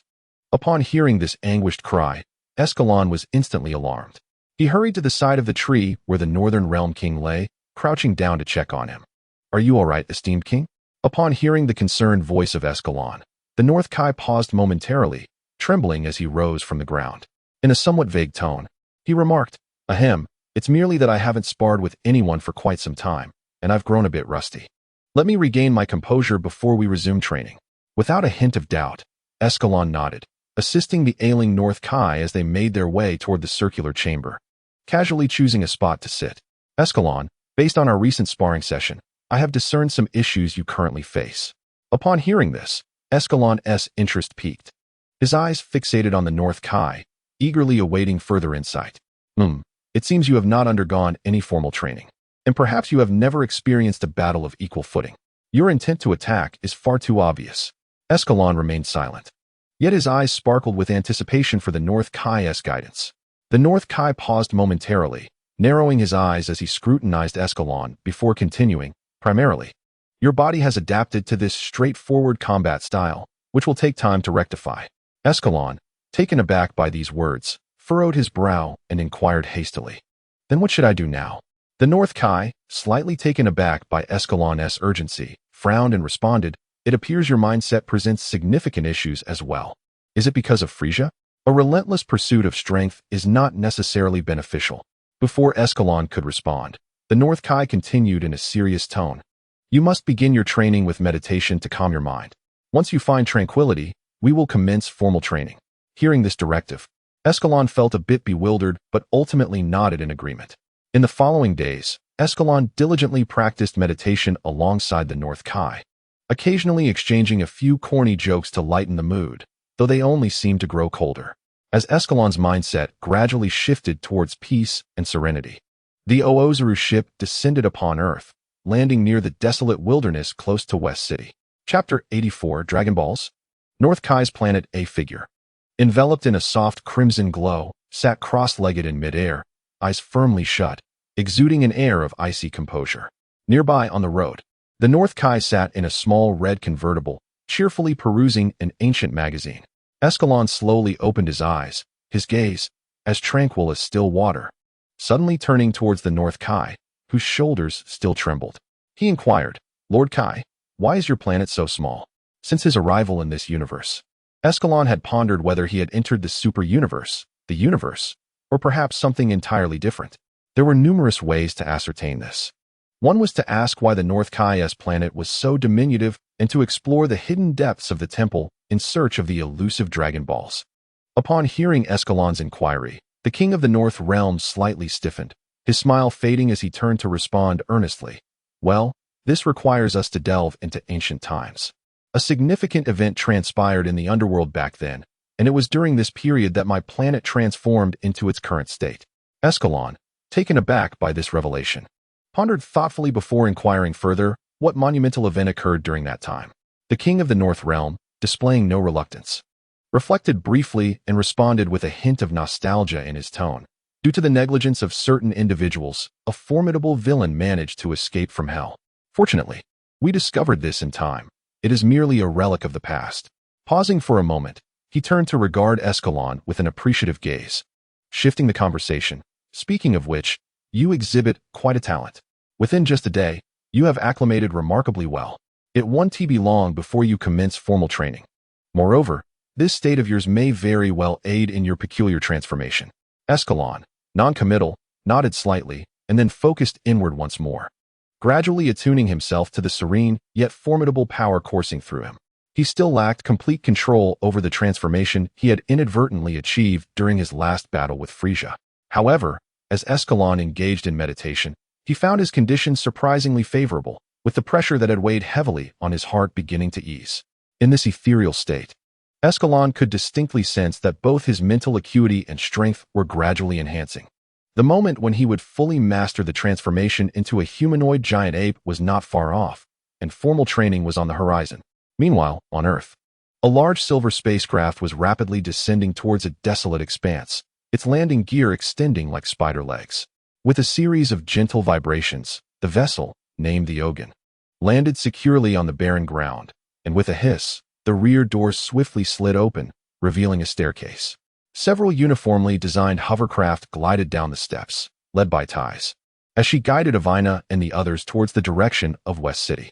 This had been a prearranged plan before their arrival on Earth. Tais had suggested that if they were to search for the Dragon Balls, they could visit her home. After all, Tais' father was the foremost scientist on Earth, and it seemed her sister was also in pursuit of the Dragon Balls, to which Avina had no objections. The Supreme Being had been observing them quietly, and upon noticing Tais and Gak among the group, he finally felt at ease and withdrew his gaze. Soon, under Tais' guidance, Avina and the others arrived at Dr. Briefs' doorstep. As the doorbell rang, the door swung open. Oh my, who could it be? Surely Dr. Briefs hasn't forgotten his keys again? With a click, the door opened to reveal a cheerful woman with short golden hair, beaming with a smile. Yay, it's Tais who has returned. Surely, I am not hallucinating. Listening to her mother's whimsical remarks, Tais donned an expression of accustomed indifference. She spoke rapidly. "Mother, this is Jack, someone you've met before. And this is my new friend from the cosmos, Ivina." As she learned that these individuals were her daughter's acquaintances, BG's smile blossomed even brighter. She hurried to Ivina, seizing her hand and exclaiming, "Wow, your skin is so smooth. Have you used some extraterrestrial skincare products? And your beautiful hair." Observing BG's overly familiar demeanor, Ivina instinctively took a step back, quickly turning her gaze towards Tais. "Oh dear, mother, please. I have serious matters to attend to this time." Tais stepped forward, inserting herself between BGNI and Ivina, regarding her mother with a serious expression. "Since there are important matters at hand, I suppose I must prepare some pudding for you." With that, BGNI turned and made her way to the kitchen, leaving behind a graceful silhouette, entirely oblivious to whether Ivina and the others wished to partake. Haha. Tais, your mother remains ever the epitome of warmth and hospitality," Jack remarked, attempting to lighten the mood. Yet both Tais and Ivina remained unresponsive as they swiftly settled onto the sofa. "Ivina, please wait here while I check if Bulma is in her room." With that, Tais turned and headed towards Bulma's room, a place etched in her memory, while Ivina sat upright on the sofa, awaiting her return. Before long, Ivina heard the sounds of conversation emanating from the kitchen, It appeared Tai Si had not found Bulma in her room. Mother, do you know where Bulma has gone? Bulma? I believe she went on an adventure with a charming boy named Sun Wukong. All right, I understand. With the sound of light footsteps approaching, Tai Si returned briskly from the kitchen, followed closely by BGNI, who bore a tray of pudding. Come, let us converse while we enjoy some food. As BGNI took her seat, she placed the pudding before everyone, sitting beside Tai Si with a beaming smile. Ahem, I shall initiate a video call with Bulma. Noticing Ivina's discomfort in this environment, Tai Si swiftly retrieved the household communicator and set it on the table. Beep beep beep. Hello? Tai Si. You've returned without a word. On the screen, Bulma stood with her hands on her hips, and Tai Si maintained a composed demeanor, her tone gentle as she replied, Little Bulma, you've become even more beautiful. However, I have serious matters to discuss with you today. Before Bulma could inquire further, a child with a crab-like head suddenly appeared from behind her, eyes wide with astonishment. Wow, Bulma, why did you lock someone in this box? Sun Wukong exclaimed, pressing his face against the edge of the screen while reaching out to poke it. You fool, this is a video call. My sister Tai Si is on the other side, and no one can fit inside it. Upon hearing this, Bulma rolled her eyes and promptly pushed Sun Wukong aside. Turning to Taze with a serious expression. Taze, what brings you here? I am currently out adventuring with this fool. Taze did not respond immediately. Instead, she turned the camera to herself and Ivina, explaining, This is one of my friends I encountered in the cosmos, but we have another friend whose fate is uncertain. We need the Dragon Balls on Earth to save him. Dragon Balls. Chapter 85, Summoning the Dragon. Upon hearing her sister's words, Bulma instinctively gasped, her eyes sparkling with excitement as she exclaimed, Well, you are in luck. Wukong and I have been searching, and we have already collected 4 Dragon Balls. Ivina and Taze exchanged glances, both displaying expressions of joy, their taut, nerves relaxing. Then send me your location. We will come to find you right away. Upon hearing Taze's words, Bulma waved her hand dismissively, indicating that this minor task could be entrusted to her reliable younger sister. No need for such trouble. With me, the genius girl, we will gather the Dragon Balls in no time. Just await my good news. After pausing for a moment, Bulma placed her hands on her hips, exuding confidence as she looked at the screen, then reached over to pull little Wukong closer, adding, as for safety, you need not worry at all with this silly boy around. After all, if they wished, the 7 Dragon Balls could have been collected long ago. They were merely slowing down to make the adventure more interesting. Tae's eyes narrowed with intrigue as she leaned closer to the screen, scrutinizing Sun Wukong before mischievously remarking, Oh? It seems your little boyfriend is quite impressive. At this, Bulma's face flushed crimson, but before she could clarify, Wukong chimed in with innocent curiosity, Little boyfriend? Is that something delicious? Fool, it's not food, Bulma exclaimed, promptly ruffling Wukong's hair before adopting a serious demeanor once more, directing her gaze at Taze. And you, Taze, Wukong is not my boyfriend. My ideal type is tall and handsome. Taze feigned a look of disappointment, swiftly raising her right hand to cover her lips and saying, All right. Since you insist, we shall wait at home for your good news. Until we meet again. Beep beep beep. After concluding her conversation with Taze, Bulma turned to Sun Wukong and called out, Hey, Wukong, we need to pick up the pace. My sister Tae's friend needs the Dragon Balls to be saved. Wukong scratched the back of his head, wearing an innocent expression as he asked, Oh, are we setting off now? Of course. The sooner, the better. With Bulma and little Wukong fully energized, they swiftly collected the remaining 3 Dragon Balls, guided by the Dragon Ball radar. All right, that completes our collection. Gazing at the 7 Dragon Balls within the package, Bulma's face blossomed with a joyful smile. Without delay, she grasped Goku's hand and hopped onto the motorcycle, speeding swiftly towards West City. In less than half an hour, they returned to Capsule Corporation, where several individuals awaited their arrival. Taze, I have brought the Dragon Balls. Upon seeing her sister after some time apart, Bulma approached with a bright smile, her right hand swiftly retrieving the bag containing the Dragon Balls. Taze wore a gentle smile as she hurried to Bulma, affectionately ruffling her hair while praising, Truly, you are the genius girl, Bulma. Your efficiency is remarkable. At these words, Bulma proudly shook her head, then seemingly recalling something, she inquired, By the way, what wish do you all intend to make? Ivina's expression turned serious as she quickly moved closer to Bulma, glancing at the Dragon Balls before asking, I wish to use the Dragon Balls to resurrect the deceased. Can the Eternal Dragon accomplish this? Although she had previously heard about the Dragon Balls from Escalon, Ivina could not help but seek a definite affirmation. Resurrecting the deceased? That is a simple task for the Eternal Dragon. I have previously used the Dragon Balls to bring Goku back to life. At Bulma's assured voice, Ivina instantly breathed a sigh of relief, her face radiating gratitude as she expressed, "Thank you for your assistance." Bulma and Goku, standing nearby, eyes wore a contemplative expression. Bulma resurrected little Goku. It seemed that during her absence from Earth, Bulma had undergone an extraordinary adventure. Once matters concluded, she would inquire further. Wait, I recall that resurrecting the deceased has a prerequisite. Their bodies must be intact for the resurrection to proceed. Before Ivina could revel in her joy for too long, Bulma's voice echoed again as she arranged the Dragon Balls, continuing, "However, we can first restore their physical forms and preserve them, and then use the Dragon Balls to resurrect them next year." In that moment, Ivina's emotions fluctuated with Bulma's voice.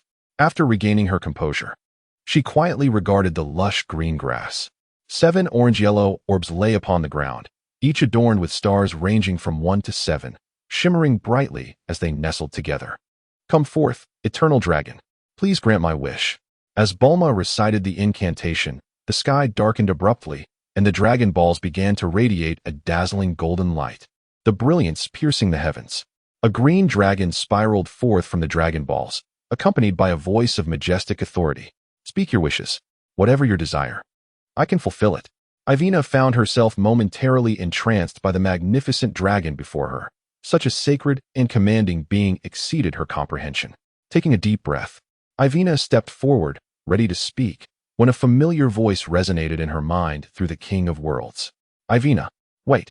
Ivina abruptly halted her actions, her expression filled with skepticism as she swiftly surveyed her surroundings. Uncertainly, she inquired, "Escalon, are you still alive?" "Well, I have perished," came the reply. "But it is through the assistance of a deity from the underworld that I am able to converse with you. Please, listen to me first. Do not attempt to resurrect me just yet. I intend to cultivate my abilities under the Lord of the Realm for a while. Revive Drake and the others first." Escalon placed his right hand upon the shoulder of the Northern Realm King, feeling indebted for the 10 shilling jokes he owed him in exchange for assistance. "But that would require at least 4 years for you to be revived." Ivina's brow furrowed instantly. The process of restoring his physical form and achieving complete resurrection meant that she would have to wait a minimum of 4 years to see Escalon again. "It won't take 4 years. I possess a physical form. When the time comes, you can simply resurrect me." At this, Ivina was about to pose another question, but her thoughts were interrupted by a voice tinged with concern. "Ivina, who are you speaking with?" Turning her head, Ivina noticed that Tais and Bulma had arrived at her side, gazing at her with worried expressions. Before Ivina could begin to explain, the dragon, who had been waiting patiently, interjected, "What wishes do you wish to make? Have you decided? I can fulfill any wish you desire. I will explain everything shortly." Ivina directed her gaze back to the dragon, this time without a hint of hesitation. "Please restore the bodies of the members of the Ogong who perished on planet 104 before me. This wish is quite simple." Chapter 86. The Northern Realm King's tutoring session on Northern Realm Star. Escalon stood before a full-length mirror, scrutinizing his reflection. A golden halo crowned his head, his countenance serene and his gaze keen. After days of meditation and cultivation, his previously restless heart had gradually found tranquility, exuding a gentle aura. Sensing that he was nearly ready, Escalon slowly exited the circular chamber and approached the Northern Realm King, who was engrossed in a book of cold jokes. "Lord of the Realm, I believe I am ready to commence formal training." The Northern Realm King reclined in his rocking chair, his robust frame quivering slightly with laughter. Upon hearing the commotion, he quickly sat upright. After appraising his disciple from head to toe, he adjusted his slipping sunglasses and beamed with satisfaction. "It seems your mindset has been successfully adjusted. Quite rapid indeed. Now follow me." After stretching languidly on the grass, the Northern Realm King turned to Baburus, who was resting in a tree, and to Gregor, who was busy within the circular chamber, calling out, "Baburus, Gregor, come here for a moment." Whoosh, whoosh. "What is it? Lord of the Realm? Are you going to help this lad train?" A small figure appeared on the Northern Realm King's shoulder in the blink of an eye. After a brief moment of confusion, Baburus quickly understood what was to be done. Following closely was Baburus, emitting a series of squeaks. as if asking the Northern Realm King what he needed him for. Precisely. The special training of the Northern Realm King begins now. The Northern Realm King gazed confidently at the group, scanning the surroundings before turning to Escalon with a serious demeanor. To prevent excessive noise later, I will seal most of your powers. Remember, after delivering a lengthy list of precautions, the antennae atop the Northern Realm King's head quivered slightly, and an invisible force surged towards Escalon. Instantly, Escalon felt an overwhelming weight descend upon him, as if he were bearing the burden of a great mountain, causing his energy flow to become sluggish. Although he sensed that he could easily break through the power seal with a mere exertion of force, he refrained from attempting to do so. Lord King of the Realm, what should I do next?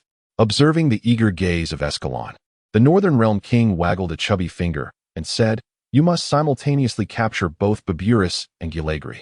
Remember, it must be simultaneous. Catching just one does not count. Upon assessing his current capabilities, Escalon realized he possessed merely a few hundred points of combat power, and his expression grew serious.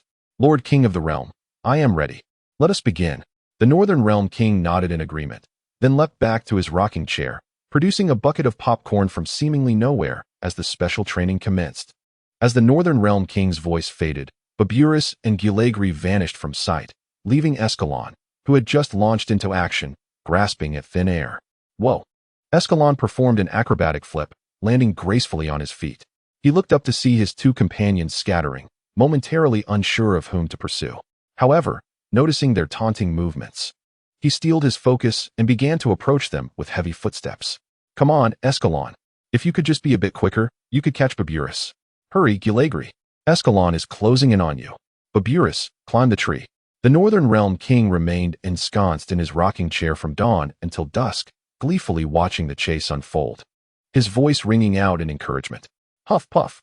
Escalon exhaled heavily, realizing that several hours had passed without any substantial progress in his training.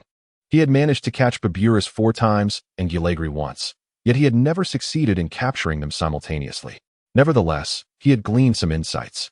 Escalon noted that after circling around the Northern Realm King, Baburis and Gilagri would occasionally converge at a tree near the circular area. This revelation invigorated him, and he quickened his pace. As they converged at the tree once more, he summoned all his strength and surged forward. Bang! Crack! Squeak! Whoa! The sudden burst of energy caught Baburis and Gilagri off guard, and before they could react, Escalon had seized them both by the necks. Haha! Escalon! I declare the first phase of training complete. The Northern Realm King exclaimed with delight upon witnessing Escalon successfully meet his challenge, laughing heartily as he approached him with quickened steps. The first phase. How many phases are there in total? After setting down Baburis and Gilagri, Escalon turned to face the North King, his gaze filled with curiosity. You will know in due time. The North King paused momentarily in his stride, a mysterious smile gracing his features. He patted Escalon's arm and declared, well then, let the second phase of the North King's special training commence. With that, the North King swiftly turned to Baburis and Gilagri, producing several bananas and handing them over with praise. Thank you for your hard work. Have a banana to replenish your strength. Excitedly, Baburis rushed forward to accept the bananas, eagerly peeling one and indulging in it, his eyes closing in delight. Gilagri, however, displayed a more measured reaction, leisurely consuming a banana of similar size. Gurgle, King of the Universe. I am hungry too. Hearing the commotion from behind, the North King turned to see Escalon, whose eyes gleamed with green light, swallowing saliva incessantly. No, you are already dead. The deceased do not require sustenance. The North King, alarmed by Escalon's demeanor, stepped back and resolutely declined his request. Just days prior, he had witnessed Escalon's voracious appetite, which far exceeded that of a typical scion. His meager supply would not suffice. Burp.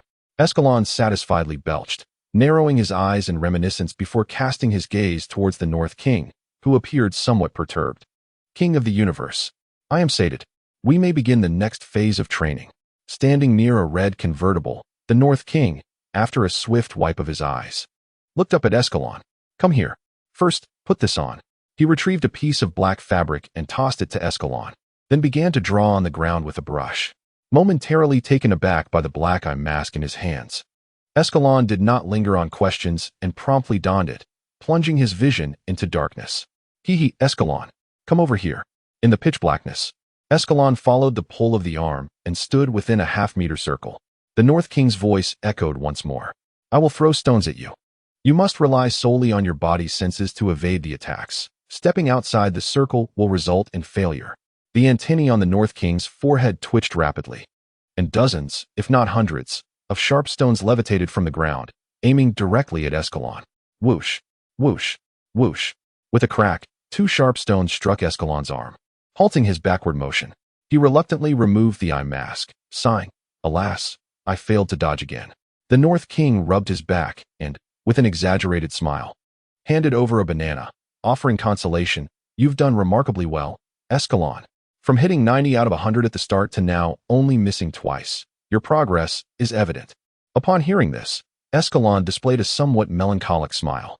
He stepped forward to accept the banana, earnestly expressing his gratitude. Thank you for your guidance, Lord King of the North. The antennae on the North King's forehead quivered slightly as he narrowed his eyes, swiftly circling Escalon twice before suddenly launching a punch. Instinctively, Escalon reacted a moment before his body, sensing the subtle tremor in the air, extended his right hand reflexively. A sharp clap echoed. Ouch! Let go! The North King stared in astonishment as his fist was firmly grasped by Escalon, his round face contorting in pain, tears welling at the corners of his eyes, and his antennae drooping. Upon hearing his exclamation, Escalon quickly withdrew his hand, an apologetic smile gracing his face. He rubbed the back of his head and said, I apologize, Lord King. It was merely an instinctive reaction. The North King, gazing at his reddened fist, exhaled heavily, and after the pain subsided somewhat, he nodded in approval. Not bad. To catch my sneak attack while being suppressed. It appears that your training has indeed been effective. Escalon accepted the North King's praise with a calm demeanor, his gaze shifting to the right where several iron needles, approximately 30 centimeters long, lay upon the grass. These remnants resembled nails driven into thousands of cylindrical posts, each spaced half a meter apart, forming a new training ground. This innovative training setup prepared by the North King occupied nearly half of the King's planet. Observing the glimmering needles, Escalon fell into silence, his muscles instinctively tensing as he rigidly turned his head. Lord King, what is this? The North King, unaware of Escalon's unnatural demeanor, was focused on arranging an apparently cumbersome training suit. Isn't it obvious? This will be your training ground. Come, put this on. As Escalon received the garment from the North King, he felt its soft, cool texture and voiced his confusion. Is this suit? Indeed. It's an ordinary inflatable suit. If you are pricked by those sharp needles, it will go bang and burst, the North King exclaimed, dramatically illustrating the explosion with his hands. He then urged, hurry and put it on. You must be careful not to let the needles touch you. If the suit bursts, it means failure in the training. Also, you cannot simply jump over. You must walk through this field of needles. In silence, Escalon donned the inflatable suit. After hesitating for 2 seconds, his expression grew resolute as he took his first step forward. Upon entering the needle-filled arena, Escalon cautiously advanced. But before he could cover 2 meters, the needle posts began to spin. Bang! The moment the icy needle made contact with Escalon's skin, he jolted, his legs propelling him into the air with great force. Hey, Escalon, no cheating. Get down. As the distant cries echoed from behind, Escalon could only helplessly return to the starting point.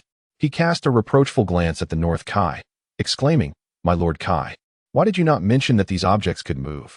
The North Kai, once again imposing his authority over Escalon, casually produced an inflatable suit and handed it to him, stating, Of course, these objects will move. Otherwise, wouldn't the difficulty be far too low? And why are you so anxious? Noticing the North Kai's scrutinizing gaze, Escalon straightened his expression and swiftly donned the inflatable suit, hastening towards the training ground. I have no issues. A challenge is desirable. This will enhance the training effect. My Lord Kai, I shall continue my training now. The North Kai watched with a detached demeanor as Escalon hurriedly returned to the training area, shaking his head as he silently resumed his seat in the rocking chair. He observed Escalon's somewhat rigid form rapidly adjusting amidst the spikes, carefully evading their assaults. As he watched Escalon's sluggish movements, the North Kai's eyes narrowed behind his sunglasses, and he called out emphatically, This won't do, Escalon. Your movements are too stiff. You need to charge through with determination. Listening to the instructions emanating from behind, Escalon steeled his resolve, suppressing his discomfort, and quickened his pace. He ducked under the spikes ahead, sidestepped to evade those on his left, and bent to avoid the ones on his right, lifting his leg to dodge the spikes beneath him. Once he adapted to the speed of the spike's rotation, Escalon's advance surged, and in no time, he had traversed more than half of the training ground. However, as he bent down to evade the spikes overhead, their rotation unexpectedly changed, and a silver needle struck his rear. Startled, Escalon's tail bristled instantly, and he swung it vigorously around him, sending several spike pillars flying. Bang! Bang! Bang! Ah! A terrified scream echoed from nearby, and Escalon turned to see 3 spikes embedded in the grass beside the North Kai. After donning the inflatable suit once more, Escalon took a deep breath, scrutinizing the changes in the training ground before stepping back inside with determination to prevent any further mishaps. The North Kai seized his rocking chair and retreated into the circular room, preparing to allow Escalon to practice alone. Bang! Why are these spikes moving again? After another suit malfunction, Escalon leaped out of the training ground and returned to the North Kai, requesting another training suit. This time, just as he was about to exit, the spikes suddenly shifted, and in a moment of inattention, Escalon fell victim once more. Let's call it a day for now. Tomorrow, I shall take you to a wonderful place. The North Kai comfortingly patted Escalon's thigh, then spoke in a tone imbued with mystery. That place may benefit you even more than training here with me. Upon hearing this, Escalon's eyes sparkled with intrigue, and he curiously inquired, what wonderful place? Chapter 88. Resurrection, the Underworld. Bang! Bang! Bang! 2 figures moved back and forth on a stage less than 5 meters wide, engaging in fierce combat, with waves of white energy emanating from their point of contact. As Escalon narrowly evaded a hand strike aimed at his head, his gaze sharpened, and he lunged forward, executing a powerful horizontal kick with his right leg. Crack! Bang! Despite the white-clad elder's defensive posture, he was still forcefully knocked off the stage, landing on the ground with a thud. Ouch! The white-clad elder rubbed his palm while rising from the ground, a look of admiration on his face as he regarded Escalon. Well done. You've made remarkable progress these past few days, young man. Receiving the elder's praise, Escalon remained composed, slightly bending forward to respond humbly. I owe it all to your guidance, Master Wu Tai. Indeed, the elder before him was the renowned Master Wu Tai, who had trained both the turtle and crane hermits. Escalon had sparred with him dozens of times, advancing from merely grazing the elder's clothing to achieving decisive victories. His improvement in fundamental martial arts was evident. There's no need for such modesty. Any knowledge you gain from our battles is a testament to your own skill. After exchanging a few pleasantries with Master Wu Tai, Escalon returned to the North Kai's planet, ready to commence his training anew. Time flew by, and 3 years passed in the blink of an eye. A tall figure sat cross-legged, suspended in midair, eyes closed, with a serene expression akin to still water, surrounded by a faint silvery glow. After 3 years of dedicated practice, Escalon's mental state and strength had significantly advanced. Even his personality had transformed. Throughout these 3 years, Escalon had engaged in a cycle of mental meditation, martial arts training, practical combat, and relaxation. In this daily tranquility, as he truly allowed himself to unwind, he uncovered many previously unnoticed issues. His persistent anxiety over future crises had distracted him from focusing on his present condition, and his inadequate strength had led to a restless mindset. Upon recognizing these issues, Escalon, under the guidance of the North Kai, began his spiritual cultivation, gradually becoming more composed.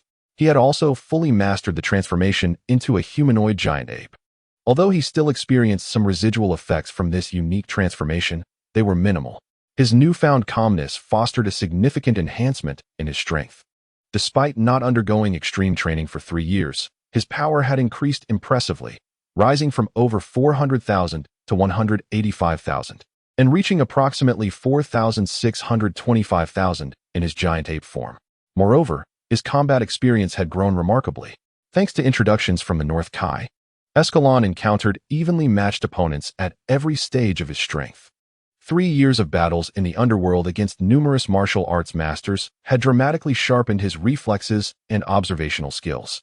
His progress in martial arts led to upgrades in all the techniques he had mastered, resulting in shorter energy gathering and charging times, along with a notable increase in the power of his moves. Even the techniques once contemplated for survival and combat in the cosmos were thoroughly discussed by Escalon, with numerous martial arts masters in the underworld. With the assistance of the North Realm King, Escalon has preliminarily devised techniques capable of sustaining life in the universe, and the next step is to gradually refine them.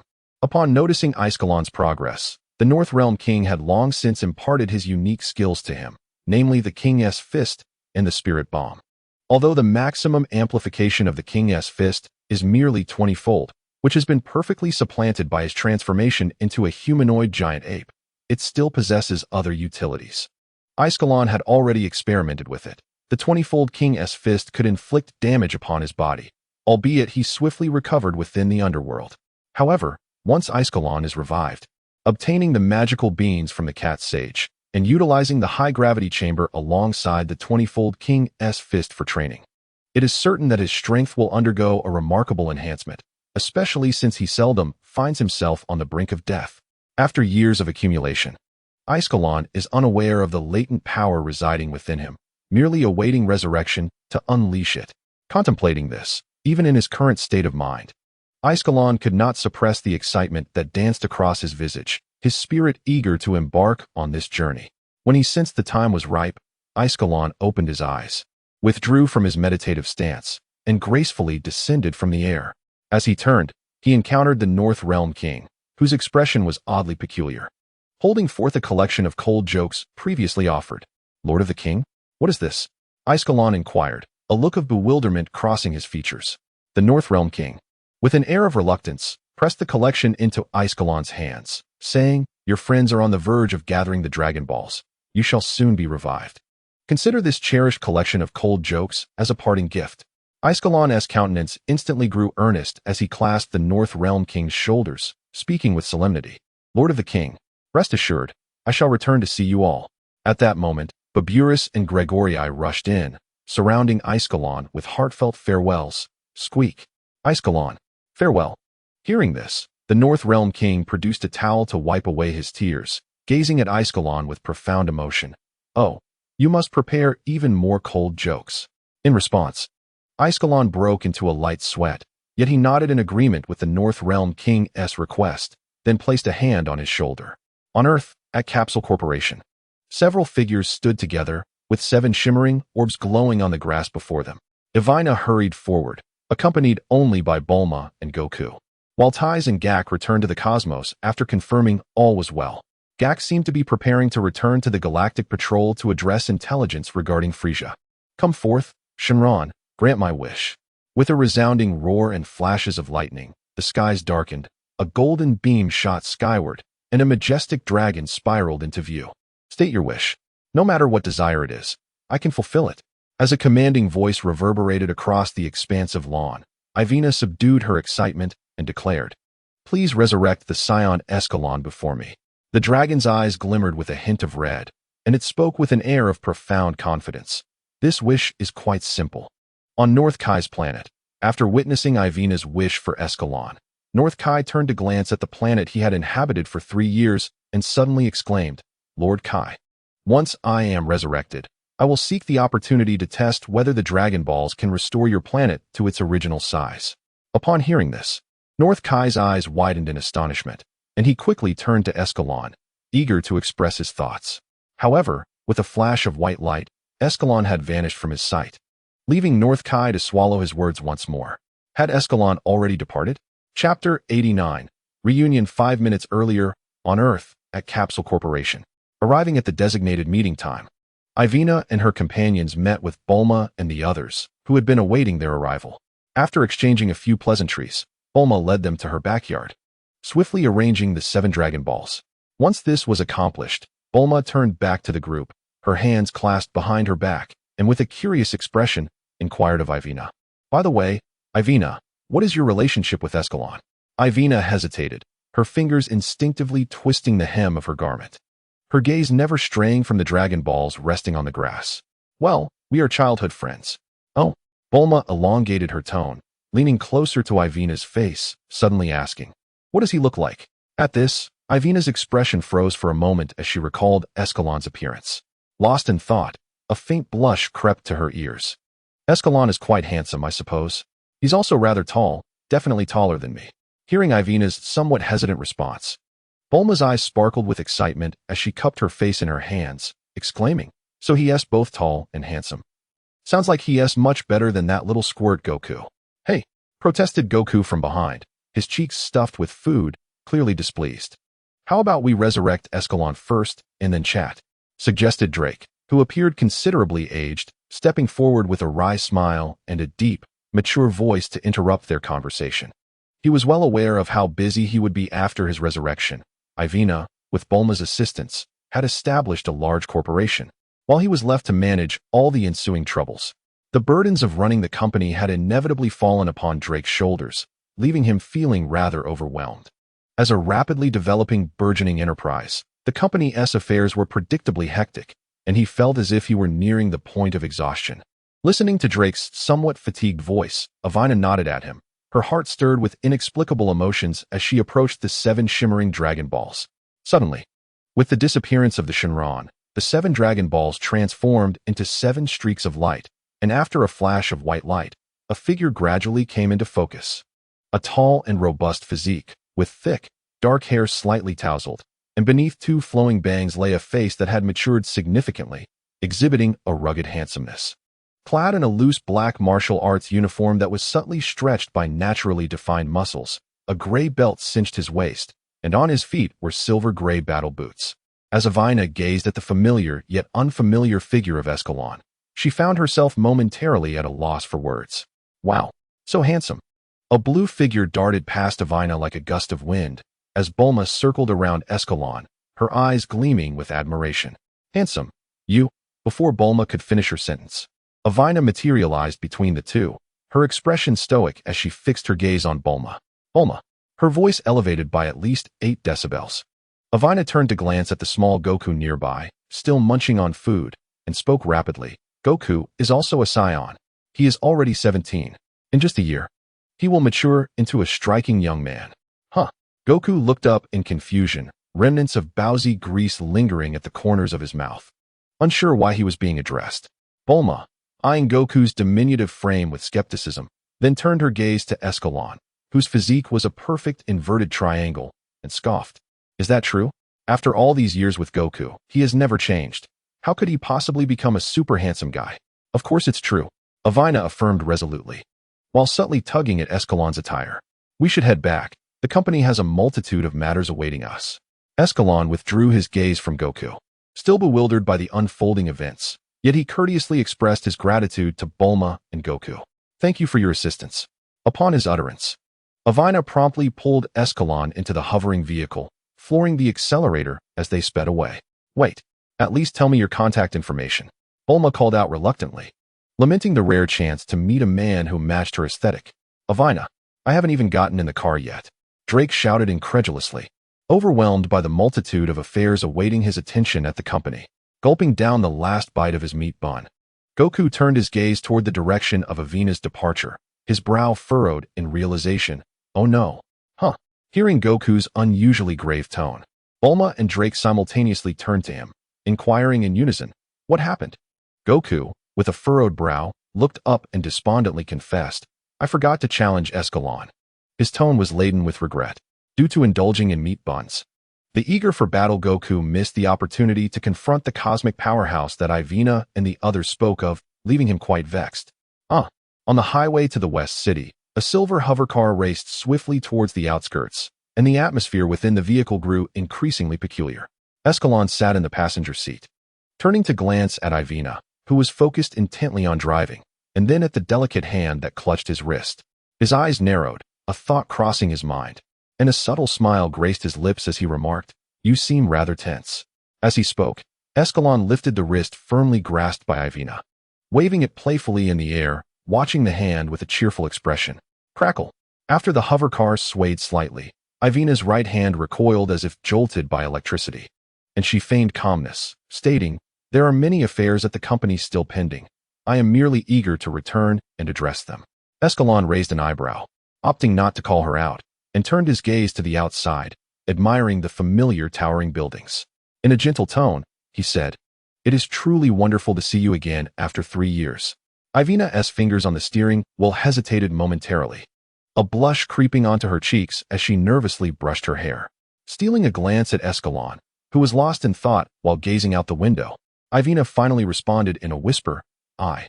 Chapter 90. The Celestial Being on Earth, in the outskirts of West City. An enormous structure spanning hundreds of kilometers stood majestically over the suburban landscape, its silver spherical exterior reflecting a faint glow. The interior was meticulously divided into 4 major sections, with the office area of the Supernova Company, Ogun Energy Materials Company, positioned slightly forward in the center. Ivina was responsible for research and development. Upon completion of the products, they would be handed over to Drake for production, ensuring quality control within the workshop and overseeing external trade. At the entrance stood a towering edifice hundreds of meters high, concealing countless powerful weapons, guarded by Rog and his team. They were tasked with the facility's armed defense. As the rapid growth of Ogun Company had drawn the attention of various factions, with many eyes lurking to spy on the premises, Rog primarily conducted routine patrols throughout the base, assessing potential threats, while Drake managed and organized the personnel. Behind them lay the storage area for supplies, though these materials were not consolidated in one location but rather distributed at intervals. Under the direction of Sana, the logistics department coordinated the management and movement of supplies, while Drake was responsible for overseeing the distribution and liaising with various departments. Given Ogun's current scale, their native workforce was insufficient to support this burgeoning enterprise, necessitating the recruitment of a significant number of Earth personnel. Rog and Sana had only managed a few hundred individuals, and with such a sudden influx, they could hardly cope, relying on Drake to shoulder some of the burden.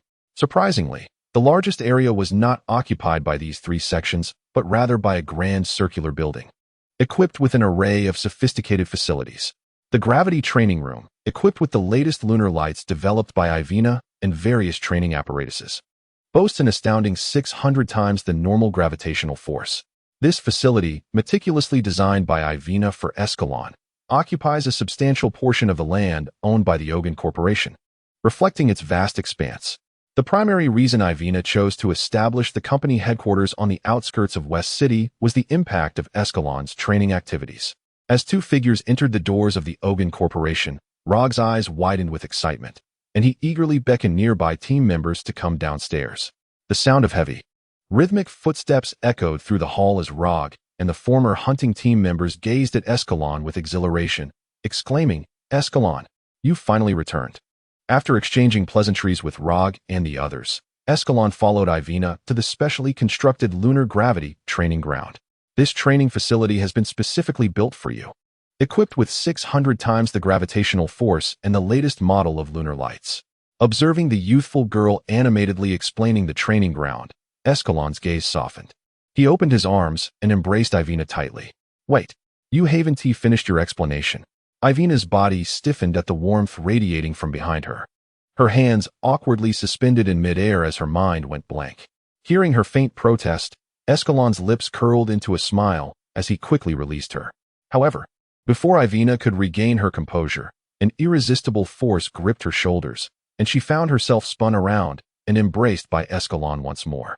The following day, in a spacious cafeteria, a long table was laden with an abundance of piled dishes, where Escalon's voice could be faintly heard calling for more. Upon hearing this, the surrounding staff hastened their pace, forming long lines to deliver copious amounts of food to Escalon's table. Indeed, Earth's cuisine is the most delectable. After savoring the last bite of his steak, Escalon expressed his heartfelt appreciation, having not indulged in such culinary delights for quite some time. "Are you satisfied? I have prepared everything you requested. It's all in this bag." Ivina, maintaining a calm demeanor, approached Escalon with a large backpack in hand and presented it to him. Escalon swiftly wiped the grease from the corner of his mouth, accepted the backpack, and replied, "Thank you. Ivina, may I inquire about the purpose of all these various foods?" The backpack contained a plethora of culinary delights stored within a universal capsule, yet Ivina did not believe that this amount would suffice for Escalon. "I plan to use these provisions to trade for something valuable. You'll find out when I return." As Escalon spoke, he lifted the backpack with one hand, swiftly made his way to the window, and with a quick motion, pushed it open before leaping into the air. The silhouette of Escalon draws near, moving swiftly in the direction perceived by his senses, parting the surrounding air to create a white wave. It must be close. Escalon squints his eyes, and he can already see the red domed structure hovering above the clouds in the distance. Just as Escalon approaches the celestial tower, the cat sage in the courtyard suddenly becomes agitated, dropping his staff to the ground with a loud thud. This aura is overwhelmingly powerful. His white fur bristles, his tail stiffens, and his eyes narrow into slits. Within the celestial palace above, the deity, deep in meditation, abruptly opens his eyes, cold sweat beading on his forehead. Murmuring to himself, is such immense energy the result of the Demon King Bick breaking free from his seal? No, this energy belongs to the Scion resurrected yesterday. Bobo, holding a cup filled with tea, approaches the deity, his expression shrouded in darkness, as he states flatly, "Celestial Lord, your tea is ready." Upon confirming that Escalon is not malevolent, the deity breathes a sigh of relief. He accepts the teacup from Bobo, but refrains from drinking it. Instead, he descends to the edge of the temple, landing near the cat sage, where he sees Escalon engaged in lively conversation with the sage. "Ahem, noble warrior. May I inquire what brings you to our humble abode?" Escalon extends his hand to accept the jar offered by the cat sage. Swiftly turning to address the amnesiac Namekian behind him, "You must be the celestial lord of earth. I have come merely to exchange a few items with the cat sage." The cat sage, savoring a box filled with premium steak, quickly explains to the deity, "Indeed. Rest assured, celestial lord, Escalon is not a villain. Pardon the intrusion. I have matters to attend to at home, so I shall take my leave." Escalon waves his hand and ascends, departing from Galinta. The cat sage watches Escalon's retreating figure, calling out in a garbled voice, "Do visit often, young one."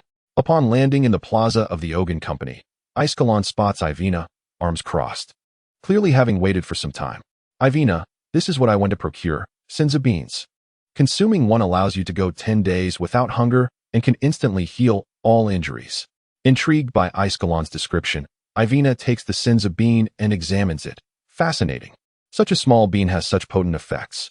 As Ivina enters a state of research, Escalon turns and heads towards the gravity training room, preparing to commence his extreme training. Next time, remember to use the front entrance. Chapter 91. Anomaly on the outskirts of West City, at the Ogun headquarters, within a large edifice. Immense pressure casts a crimson hue over the training facilities, as resounding blasts echo throughout. Hundreds of slender white beams crisscross towards Escalon, who effortlessly evades the attacks with a series of backflips. 20-fold King Kai fist. Boom. After steadying himself, Escalon bowed his head and let out a thunderous roar, his muscles bulging with fervor as his aura surged explosively, enveloped in crimson flames. With swift movements, he unleashed a flurry of punches and kicks, and once accustomed, he brought his hands together before his chest, a brilliant red light flashing intensely. Boom. A crimson beam erupted from Escalon's hands, spiraling across the open space before crashing forcefully behind him. Buzzing with energy, he staggered forward a few steps under the immense impact, summoning all his strength to withstand it. As he swallowed a magical bean, a surge of pure energy coursed through his body, instantly alleviating his injuries and fatigue. Escalon clenched his fist, relishing the renewed power within him, before deactivating the voice-controlled gravity device and striding towards the grand entrance. He gently pushed open the specially crafted alloy door, traversed 2 corridors, and entered a room bathed in warm orange light, his sanctuary. On the brown leather sofa, Ivina was intently watching an LCD television. Upon noticing the commotion at the door, she turned her head. Recognizing that it was Escalon, she silently raised her right hand in a quick wave, inviting him to join her. In a few strides, Escalon settled beside Ivina, resting his right hand on her shoulder as his gaze fixed on the live broadcast. Sun Wukong. Escalon raised an eyebrow as the reporter on the television covered the intense battle between Sun Wukong and Demon King Piccolo, the atmosphere charged with tension. As the camera angle shifted, it revealed Sun Wukong overpowering Demon King Piccolo, his strength surpassing Escalon's memories. The adversary engaged with Sun Wukong was none other than Demon King Piccolo, and it appeared that Wukong was on the verge of victory. Escalon nodded, momentarily diverting his attention from the broadcast, his brow furrowing in contemplation. He then turned to Ivina and inquired, "Ivina, do you know what transpired during Bulma and Sun Wukong's adventures?" He posed this question to Ivina because Bulma frequently visited with Wukong after his revival. and it was always Ivina who graciously hosted them. Escalon recalled Bulma's beaming smile during her visits, and Ivina's enthusiastic hospitality. Surely, Bulma and Ivina shared a close bond. Upon hearing his question, Ivina shifted her gaze from the television, scrutinizing Escalon's face before reminiscing, from what I recall. After Ivina's narration, Escalon pieced together the tale of Bulma and son Wukong's adventures, which markedly differed from his memories. After discovering the first Dragon Ball at home, Bulma had promptly journeyed to Mount Pozu, where she cleverly persuaded young Wukong to accompany her. Subsequently, they unearthed the 6-star Dragon Ball in the wilderness and obtained the 3-star Dragon Ball from Master Roshi, aligning with Escalon's recollections up to that point. The pivotal moment occurs when Bulma and Goku embark on their journey to Flame Mountain, encountering an elderly man enveloped in a violet aura amidst the desert.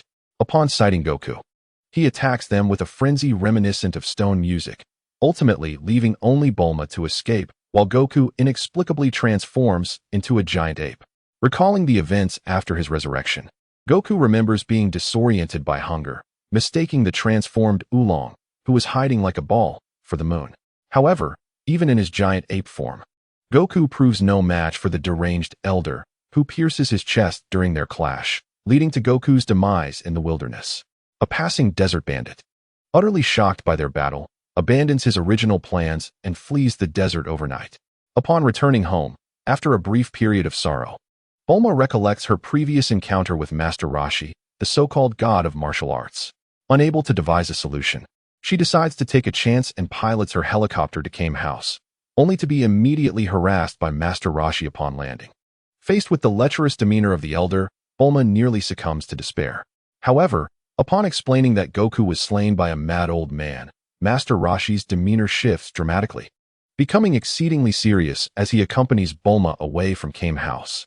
According to Bulma's account, Master Roshi swiftly identifies the target, his disciple Turtle Hermit's brother, the infamous killer Teapaipai. Subsequently, Master Roshi confronts both Turtle Hermit and Teapaipai, transforming into a muscular elder in the process. Just as a confrontation appears imminent, a violet-hued Teapaipai unexpectedly emerges, leaving everyone bewildered at the sight of 2 Teapaipais. It is only through the combined efforts of Master Roshi, Turtle Hermit, and Teapaipai that they manage to defeat the crazed violet Teapaipai and achieve reconciliation. They then utilize the Dragon Balls to resurrect Goku, who is subsequently taken back to Kame House by Master Roshi to commence his new training. A figure enveloped in purple aura, 2 Teapaipais, and utterly mad. Escalon furrows his brow deeper, the descriptions fueling ominous conjectures as he recalls Dales and Frieza. Dales, exhibiting bizarre behavior, and Frieza, having gained immense power from consuming the fruit of the Tree of Might, leave him feeling disheartened by this chaotic narrative. The Dragon Ball Super Universe? Tau Amira? Demigra? Time Patrol? How troublesome. After a brief moment of distraction, Escalon quickly regains his composure. 3 years of training in the underworld have fortified his mindset. The immediate priority remains to grow stronger, mastering the transformation into a Super Saiyan. With sufficient power, all schemes and plots will inevitably crumble. Escalon. Hearing the puzzled voice of Ivina beside him, Escalon retracts his scattered thoughts and, with a confident smile, responds, "It's nothing, just suddenly feeling the urge to train again." After observing Escalon's resolute visage for a while, Ivina, unable to discern anything further, relinquishes her inquiry and turns back to the television. Escalon rose to his feet and strode purposefully towards the alloy gates of the Moonlight Gravity Training Ground, determined to accelerate his training regimen. Chapter 92, Progress Earth. Outskirts of West City Algong Energy Materials Company within the dimly lit training arena, a figure emanating an aura of terrifying heat gradually stood up from the sweat-soaked floor. Sweat poured from Escalon's forehead like rain, evaporating upon contact with the ground, creating wisps of white steam that ascended into the air. With each painstaking step he took, chilling cracking sounds erupted from his joints, a lament of bones pushed to their limits. Under the crushing gravity of 400 times that of the moon, Escalon maintained an intense training regimen at 20 times the gravity of the king, with a magical bean perpetually held in his mouth. His skin, exposed beyond his specially designed training attire, was engorged with blood due to the immense pressure within the training facility, turning a vivid crimson. Just a little longer. Escalon gritted his teeth, forcing his weary body to move once more, slowly advancing. After enduring for 18 grueling hours, Escalon finally reached his limit. He abruptly swallowed the magical bean lodged in his throat, instantly revitalizing himself. "I'm back," Escalon exclaimed. Turning towards the gravity control terminal, he commanded, "Shao AI. Deactivate the gravity and moonlight systems." Beep beep beep. Acknowledged. The moonlight has been turned off. Now deactivating the gravity apparatus. Came the cold mechanical voice. The digits on the console screen fluctuated rapidly, eventually reaching 0, restoring normal gravity. Feeling a wave of relief wash over his body, Escalon swiftly moved to stretch. Then spoke again, "Shao AI, activate the detector." Beep beep beep. Acknowledged, activating the detector. As the detector swiftly ascended from the console, Escalon's expression sharpened. He crouched low, hands on his hips, and suddenly unleashed his power. With a tremendous roar, a blinding white aura erupted from Escalon. An overwhelming force that caused the very structures of the training facility to tremble. As this calm, yet explosive energy radiated from him, it enveloped the entire planet, leaving countless martial artists in awe. Celestial Temple, what is this energy? Such terrifying power. Is this truly a level attainable by a mere human? The deity stood at the edge of the temple, astonished, gazing towards the outskirts of West City, while the stoic Bobo remained unresponsive behind him. The deity recognized Escalon as the scion from a year prior, realizing that his strength had evidently reached new heights. Unknown wilderness waterfall, what? Dumpling, do you feel that? Such immense energy. Lin Shen, seated in a meditative posture beneath the waterfall, suddenly stood. His expression one of utter shock as he looked towards the direction of Algon Company. Dumpling, floating nearby, quickly flew to Lin Shen's side, his eyes filled with concern.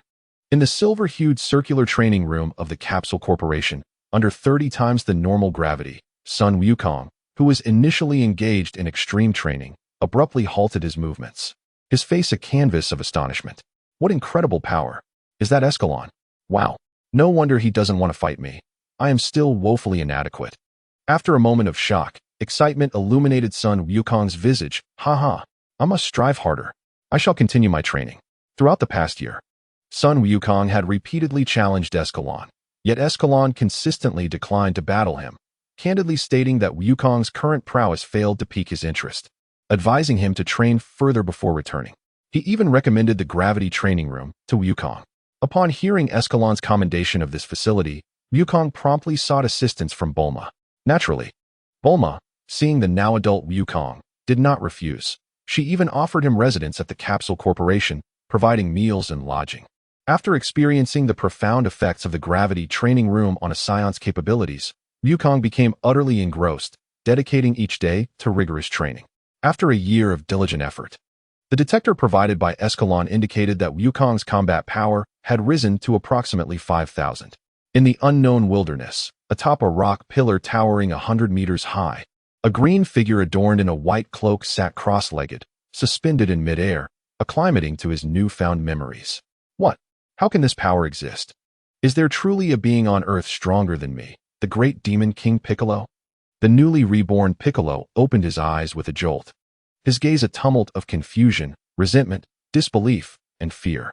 Silently, he rose, his expression shifting as he grew resolute, turning to soar towards the mountains behind him. At the training grounds of the Ogon Corporation, the mechanical voice of little AI echoed, "Combat power, 4070000." Hearing this, Escalon's face remained impassive. While 407,000 seemed substantial, in truth, it was hardly impressive. It appears time to attempt the transformation into a Super Saiyan. With this thought, Escalon sat cross-legged, levitating in midair, his consciousness swiftly delving into the depths of his mind, restoring his mental state. As Escalon adjusted his body to its optimal condition, his awareness plunged within, exploring the crimson energy coursing through him. Sensing the abundance of this blood-hued aura, Escalon's brow furrowed slightly. This energy had emerged after mastering the transformation into a humanoid giant ape. It was precisely this crimson energy that had allowed him to elevate his combat power from 1,800,000 to its current level in a mere year.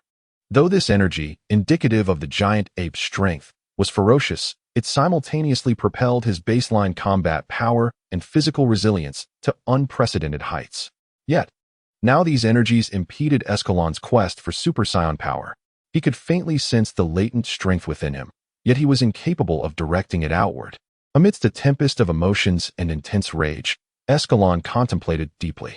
Sun Wukong and Vegeta had both first transformed into Super Saiyans driven by unparalleled fury.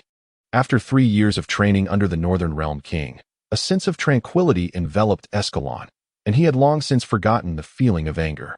He attempted to conjure an image of the multitude in Agang being slain by Frieza, yet no matter how vividly he imagined it, he could not summon the fury within him. For Escalon was acutely aware that these visions were mere fabrications, capable of evoking only a sense of frustration and discontent. Let us explore a different line of thought, perhaps Avina. A handsome figure appeared in Escalon's mind, approaching Avina, who wore a bashful expression. Boom. What on earth am I thinking? A silvery aura erupted from Escalon's being, and he abruptly opened his eyes, unable to continue his thoughts. Calm down, calm down. Bang. Whoosh. With a crack in the training ground floor, Escalon's form vanished from sight, only to reappear instantaneously in the laboratory. Upon hearing the commotion behind her, Avina, engrossed in her research on new energy sources, paused her activities. Before she could turn around, she was enveloped in a tight embrace. Escalon, what are you doing? Avina, will you marry me? Huh, what? Chapter 93, The Proposal in West City, Capsule Corporation, what did you say? Escalon proposed to you. Bulma exclaimed in disbelief, staring at the blushing Avina on the screen. Yes, it just happened recently. Avina brushed her bangs nervously, casting a hopeful glance at Bulma for guidance. So did you accept? Bulma's eager voice made Avina's cheeks flush deeper as she averted her gaze slightly and whispered, I did. At this revelation, Bulma was momentarily frozen, her expression one of incredulity as she stammered, so when is the wedding? After a brief flicker of the call screen, Avina disappeared from view, replaced by the towering figure of Escalon. Hey, Bulma. Avina and I are planning to hold our wedding in a month in West City. You and Goku must remember to come. Bulma, noting Escalon's beaming smile and gentle demeanor, nodded absent-mindedly. Of course, we will be there. Just then, a drenched Son Goku, towel in hand, approached. What are you guys talking about? Escalon raised an eyebrow, surveying Bulma, whose face was flushed, and the inquisitive Goku, observing Escalon's astonished expression. Bulma's face turned crimson, and with a decisive snap, she ended the video call. As the screen went dark, Escalon shifted his gaze to the demure Avina beside him, a slight smile gracing his lips. Avina, should we inform Drake and the others? His tone was earnest. After all, Escalon had no parents before his traversal, and after becoming a Saiyan, that Saiyan couple should still be languishing in the afterlife. As for Avina, it goes without saying that her parents had passed away many years ago. Consequently, the most suitable person to officiate their wedding would be none other than Drake. Avina took a deep breath, swiftly composed herself, and remarked, it is time to inform Drake and the others, together. Upon hearing this, Escalon did not hesitate. He swiftly lifted Avina into his arms and transformed into a beam of light, soaring toward the central office area. Knock, knock, knock. Come in. Just place the documents on the floor.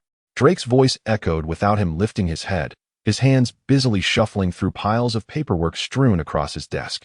Recently, due to Avina upgrading the intelligent vehicle system, the order volume for Ogun had surged, leaving Drake with little respite. After all, Escalon only needed to immerse himself in his training, while Avina was solely responsible for research and development, leaving Drake with a multitude of responsibilities. As the alloy door was gently pushed open, Escalon entered first, followed closely by Avina. They quickly surveyed the scene. Upon seeing Drake's balding head, they were momentarily taken aback. How could he have changed so drastically in just a few months? Huh, did I not instruct you to place the documents on the floor? Noticing the newcomers hesitating, Drake finally looked up. What brings you two here? Before Escalon could respond, Avina spoke up first. Drake, I will attempt to develop a hair growth serum. Upon hearing this, Drake, who had initially harbored some annoyance, instantly stood up, his face alight with excitement. A hair growth serum? Once he calmed his emotions, Drake brushed his right side of his hair, somewhat perplexed, and inquired, by the way, did you come to see me for something specific? Escalon grasped Avina's hand firmly, his expression grave as he gazed intently at Drake, speaking with utmost seriousness. Drake, Avina and I have decided to hold our wedding in West City next month, and we would like you to officiate. Oh, you two are getting married? Drake maintained a composed demeanor as he regarded them, but soon realized something was amiss. What? You were getting married. 1 month later, in West City, outside a modest villa, several hovering vehicles adorned with the logos of Capsule Corporation and Ogun were neatly parked along the spacious avenue. Numerous dining tables were arranged in the villa's courtyard, with a small stage positioned at the center, flanked by an array of vibrant flowers lining the pathway.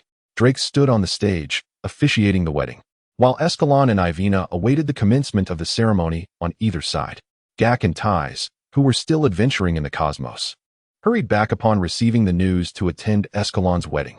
Escalon, I apologize. It is all because of me, Gak said, lowering his head with a tone of self-reproach. What does it matter? After all, I am alive once more. Escalon shook his head, extending his hand to pat Jack's shoulder.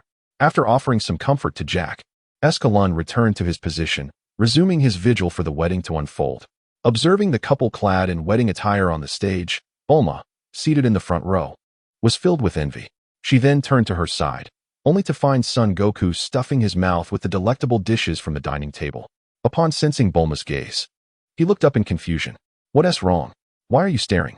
His cheeks were stuffed, rendering his words nearly unintelligible.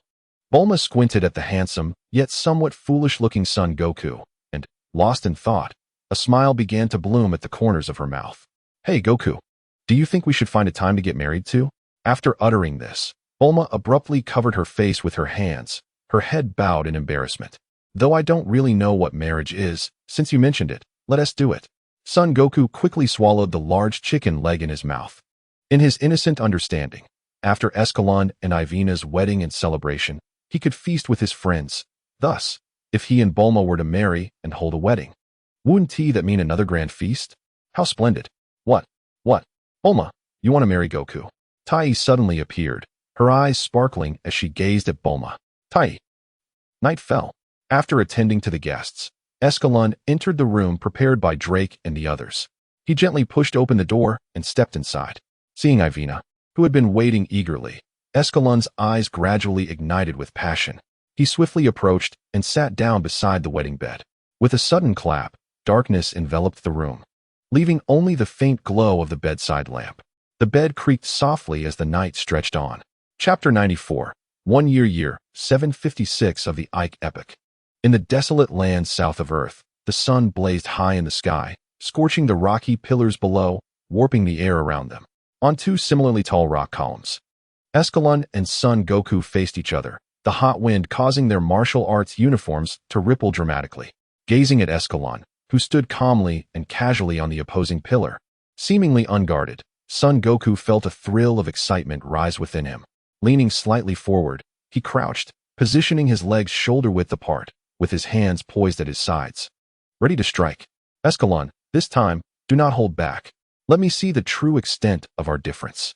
Son Goku's eyes were fixed intently on Escalon. Is that so? Then it's time to test your strength. Escalon lowered his arms, slightly shifting his stance, raising his right palm in invitation to battle. A strange atmosphere began to envelop them, and with several explosive sounds, both Escalon and Son Goku vanished from the rock columns simultaneously. Boom. Their powerful fists collided fiercely in midair, and they both swiftly retreated, only to charge at each other once more. Bang, bang, bang. Two streams of white light intersected and collided at an astonishing velocity in the sky, creating ripples akin to those on a lake's surface. In a flash, Escalon dramatically increased his speed, appearing directly above Sun Wukong, and delivered a powerful elbow strike downward. Thud. Caught off guard, Sun Wukong suffered a heavy blow to the head, plummeting to the ground and creating a large crater upon impact. Escalon, arms crossed, hovered silently in the air, his gaze calm as he watched below. Indeed, it wasn't long before Sun Wukong regained his composure, springing back to his feet with a glint of excitement in his eyes. He chuckled, "Heh. It seems this won't make you take me seriously, so I shall employ that technique you taught me." With that, Sun Wukong crouched low, knees slightly bent, fists clenched at his waist, veins bulging on his forehead, muscles rippling. Kaioken times 5. A crimson aura erupted from Sun Wukong's body, its overwhelming force lifting debris from the ground and cracking the earth beneath him. In an instant, without uttering a word, Sun Wukong transformed into a streak of crimson light. Charging towards Escalon, and they collided once more. Bang, bang, bang, crack. What? Sun Wukong's expression turned to shock as he beheld Escalon effortlessly absorbing his punches. Enough. Sun Wukong, let me show you my current strength. Escalon's lips curled into a smirk as he slightly crouched, gathering energy at an incredible speed. Hi-ya! With Escalon's mighty roar, an immense aura radiated outward, dispersing the surrounding clouds and causing the ground to tremble violently. How powerful! I thought I had caught up to you. Yet I am still so far behind. Sun Wukong's hands trembled slightly. This is my strongest form in a normal state. So, shall we continue? Escalon cracked his neck, producing a series of sharp sounds. Sun Wukong's face displayed a bittersweet smile as he shook his head. No, I am not yet worthy to be your opponent. However, I will catch up to you. When that time comes, we shall have a proper battle. The fleeting sense of disappointment vanished as excitement surged within him once more. Hearing this, Escalon's smile widened, intrigued as he replied earnestly, very well. Just don't disappoint me then. Hey, Wukong, Escalon, how long are you two going to keep fighting? Are you going to eat or not? If not, I will serve it. Bulma's dissatisfied voice rang out from a distance. Oh, Bulma, I'm coming back right now. Don't throw away my meal. Sun Wukong instantly transformed into a streak of light, vanishing from before Escalon. With a shake of his head, Escalon turned and disappeared into the air, swiftly arriving beside the patiently waiting Ivina. Entering the hover car, Escalon gazed at Ivina, who was focused on driving, his thoughts gradually drifting away as he reflected on the events of the past year. After marrying Ivina, Escalon had paused his training and embarked on a global journey with her, exploring every corner of the earth. Shortly after their journey concluded and they returned to the realm of Ao Steel, Sun Wukong and Bulma celebrated their wedding, much to the astonishment of Master Roshi and others. Nevertheless, they offered their heartfelt blessings. Subsequently, Sun Wukong immersed himself in training while managing the daily intricacies of life with Bulma, resulting in a rapid enhancement of his combat prowess. His normal battle power surged from approximately 5,000 to nearly 30,000. During this period, Escalon imparted the Kaioken technique to Sun Wukong. As for the spirit bomb, it remained elusive, perhaps due to Escalon's teaching methods or Sun Wukong's lack of diligence, preventing him from mastering it. After several fruitless attempts at instruction, Escalon decided to let Sun Wukong seek guidance from the North Kao himself. Although Escalon reduced his training time, his combat strength continued to rise steadily until he eventually encountered a plateau. With the assistance of the moonlight gravity field, the intense pressure of the Kaioken, and the magical beans, Escalon's normal battle power reached an astonishing 786 million. Upon transforming into a great ape, his power escalated to an impressive 78.6 million. And in his humanoid great ape form, it could nearly approach 200 million. Escalon, I have unraveled the reason why Sun Wukong cannot transform into a humanoid great ape, Ivina remarked, glancing at him. Upon hearing this, Escalon's spirits lifted as he quickly turned to inquire, have you discovered something? The unique crimson energy within Sun Wukong differs significantly in quantity from the energy within you, which likely constitutes the primary reason. The disparity in energy levels may stem from the fact that Sun Wukong's tail has only recently emerged.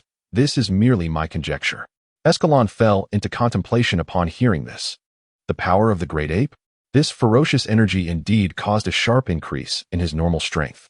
However, as Escalon's power grew, the faintly sensed golden energy within him grew increasingly dormant, as if these two forces were in conflict. The crimson energy within Escalon, invigorated by years of moonlight exposure, suppressed the nascent power yet to awaken.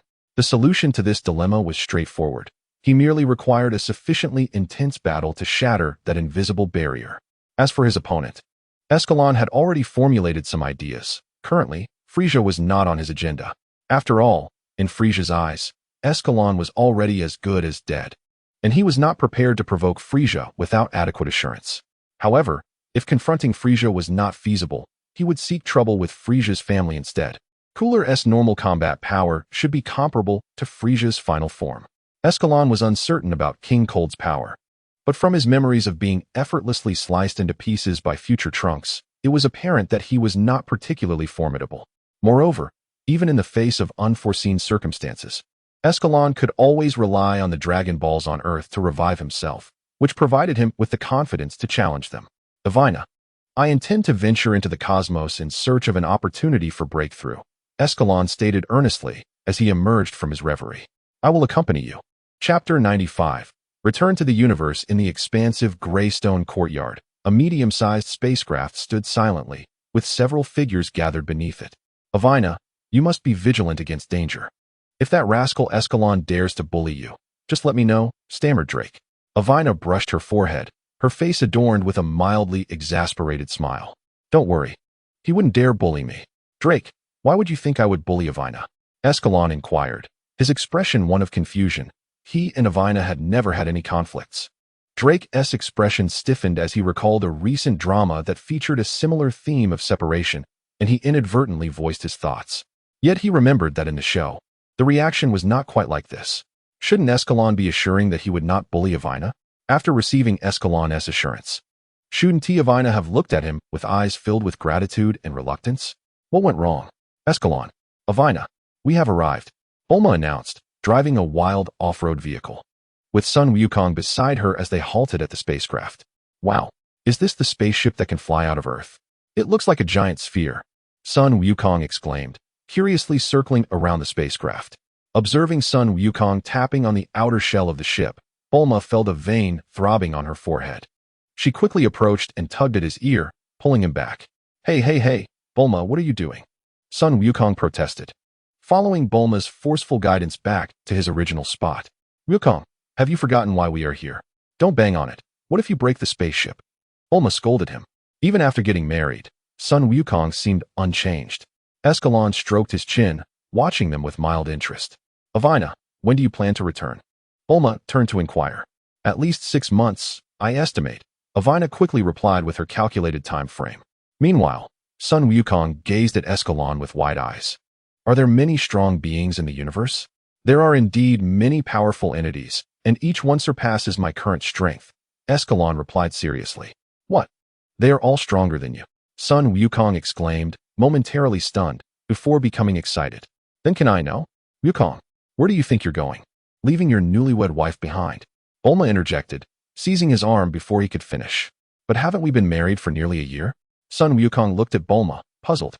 Bulma's expression darkened instantly, her gaze turning fearsome, causing him to shudder. Haha, I must have remembered incorrectly.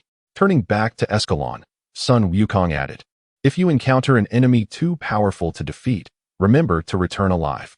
Once I grow stronger, I'll join you in fighting back. Pausing for a moment, Sun Wukong's eyes brightened. Oh, if you come across any delicious cosmic delicacies, be sure to bring me some. If there are any. Escalon nodded. Yet inwardly he believed there was no cuisine on Earth that could rival the exquisite flavors of its culinary delights. Farewell, everyone. After a brief farewell, Escalon turned and took Ivina's hand as they entered the spacecraft. With a soft hiss, the hatch closed, and the silvery, spherical vessel gradually ascended from the ground, swiftly vanishing from the sight of the onlookers. Now that Escalon had departed from Earth, his only recourse was to seek out Piccolo for a battle. Piccolo had been utilizing his gravity chamber, and he surely wished to engage in a duel with him. Goku gazed wistfully at the sky, his mind preoccupied with thoughts of Piccolo secretly training in his gravity chamber each night while he and Bulma slept. What? How does he know? Piccolo, concealed in the shadows, wore an incredulous expression, his complexion turning a shade of green. He had been sneaking in each night, taking advantage of Goku's slumber, and had even silenced his entrance with magic. Now, the formidable presence that had once terrified him was merely departing Earth, and Goku was preparing to confront the mighty Piccolo. Let him witness the prowess of the great demon king, Piccolo now. Suppressing his unease, Piccolo turned away from the corner. In the North Galaxy, on an unknown planet, two figures bearing striking similarities stood upon a world on the brink of destruction, their bodies marred with wounds, evidently just emerging from a fierce battle. Frieza, my foolish brother, do not presume that your newfound strength grants you the liberty to disrespect your elder. Cooler grimaced, clutching his injured arm as he glared at the elegantly poised Frieza, whose severed tail swayed behind him. Oh dear brother, it seems your strength is rather underwhelming. Much to my disappointment, Frieza retorted, tilting his head. Cooler clenched his fists silently, pondering what had given Frieza the illusion that he had exerted his full power. Oh, is it possible your strength can still increase? Frieza feigned innocence, yet a contemptuous smile lingered on his lips. Then allow me to demonstrate. My ultimate transformation. Do not be frightened, my foolish brother. As the words left his lips, Cooler's body began to tremble violently, his muscles undulating beneath his skin like living entities, while his bones emitted chilling cracks. Frieza observed Cooler's transformation with keen interest, feeling no pressure whatsoever. Cooler's growing fury only intensified under Frieza's disdainful gaze. Within the new Ogun, Escalon sat cross-legged in the training room, still endeavoring to awaken the immense power within him, yet making little progress. Meanwhile, Ivina was in the control room plotting the spacecraft's course, striving to circumvent Frieza's forces while monitoring their recent activities. This was also the reason Escalon had consented to Ivina accompanying him back to the cosmos. He was utterly inept at such complex operations. Especially after transforming into a Saiyan, he found the data on the screens utterly confounding, leaving his mind in a state of chaos.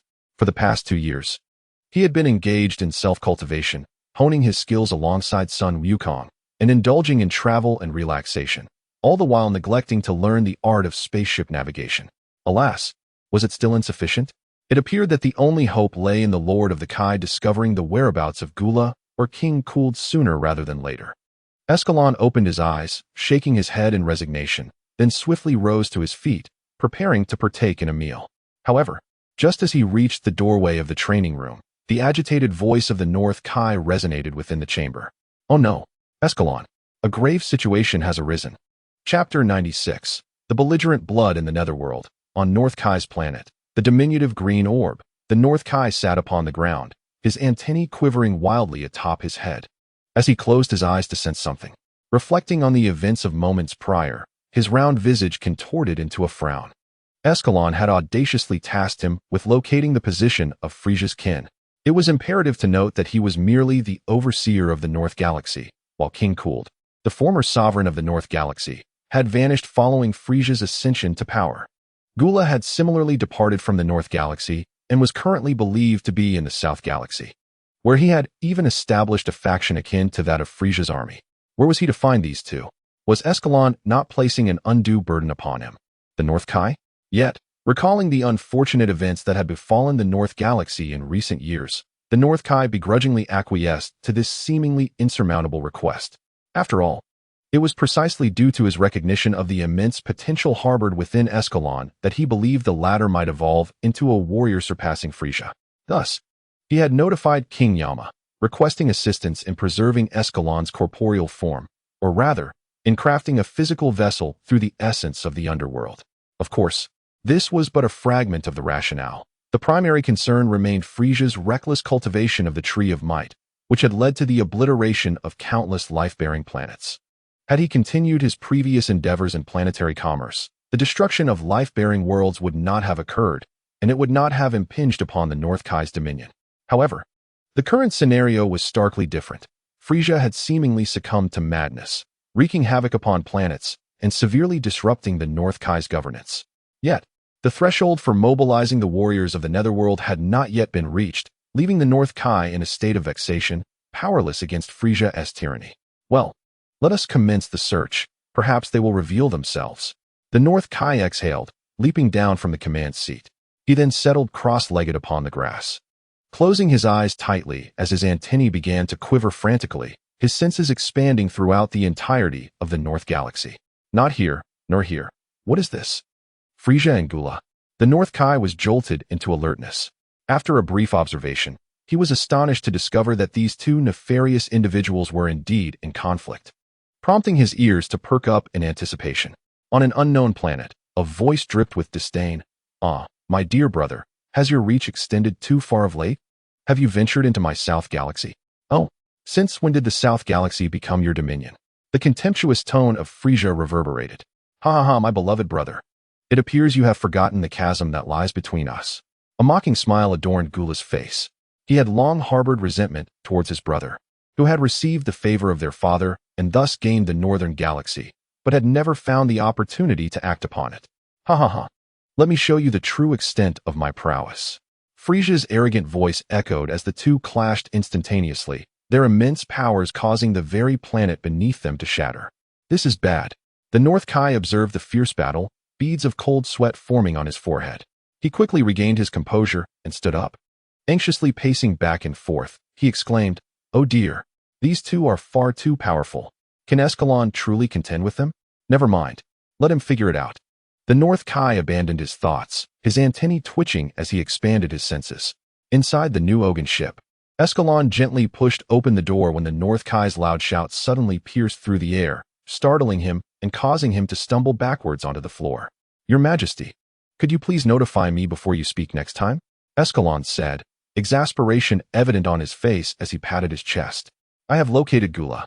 He is currently on an ordinary planet near Frieza's headquarters.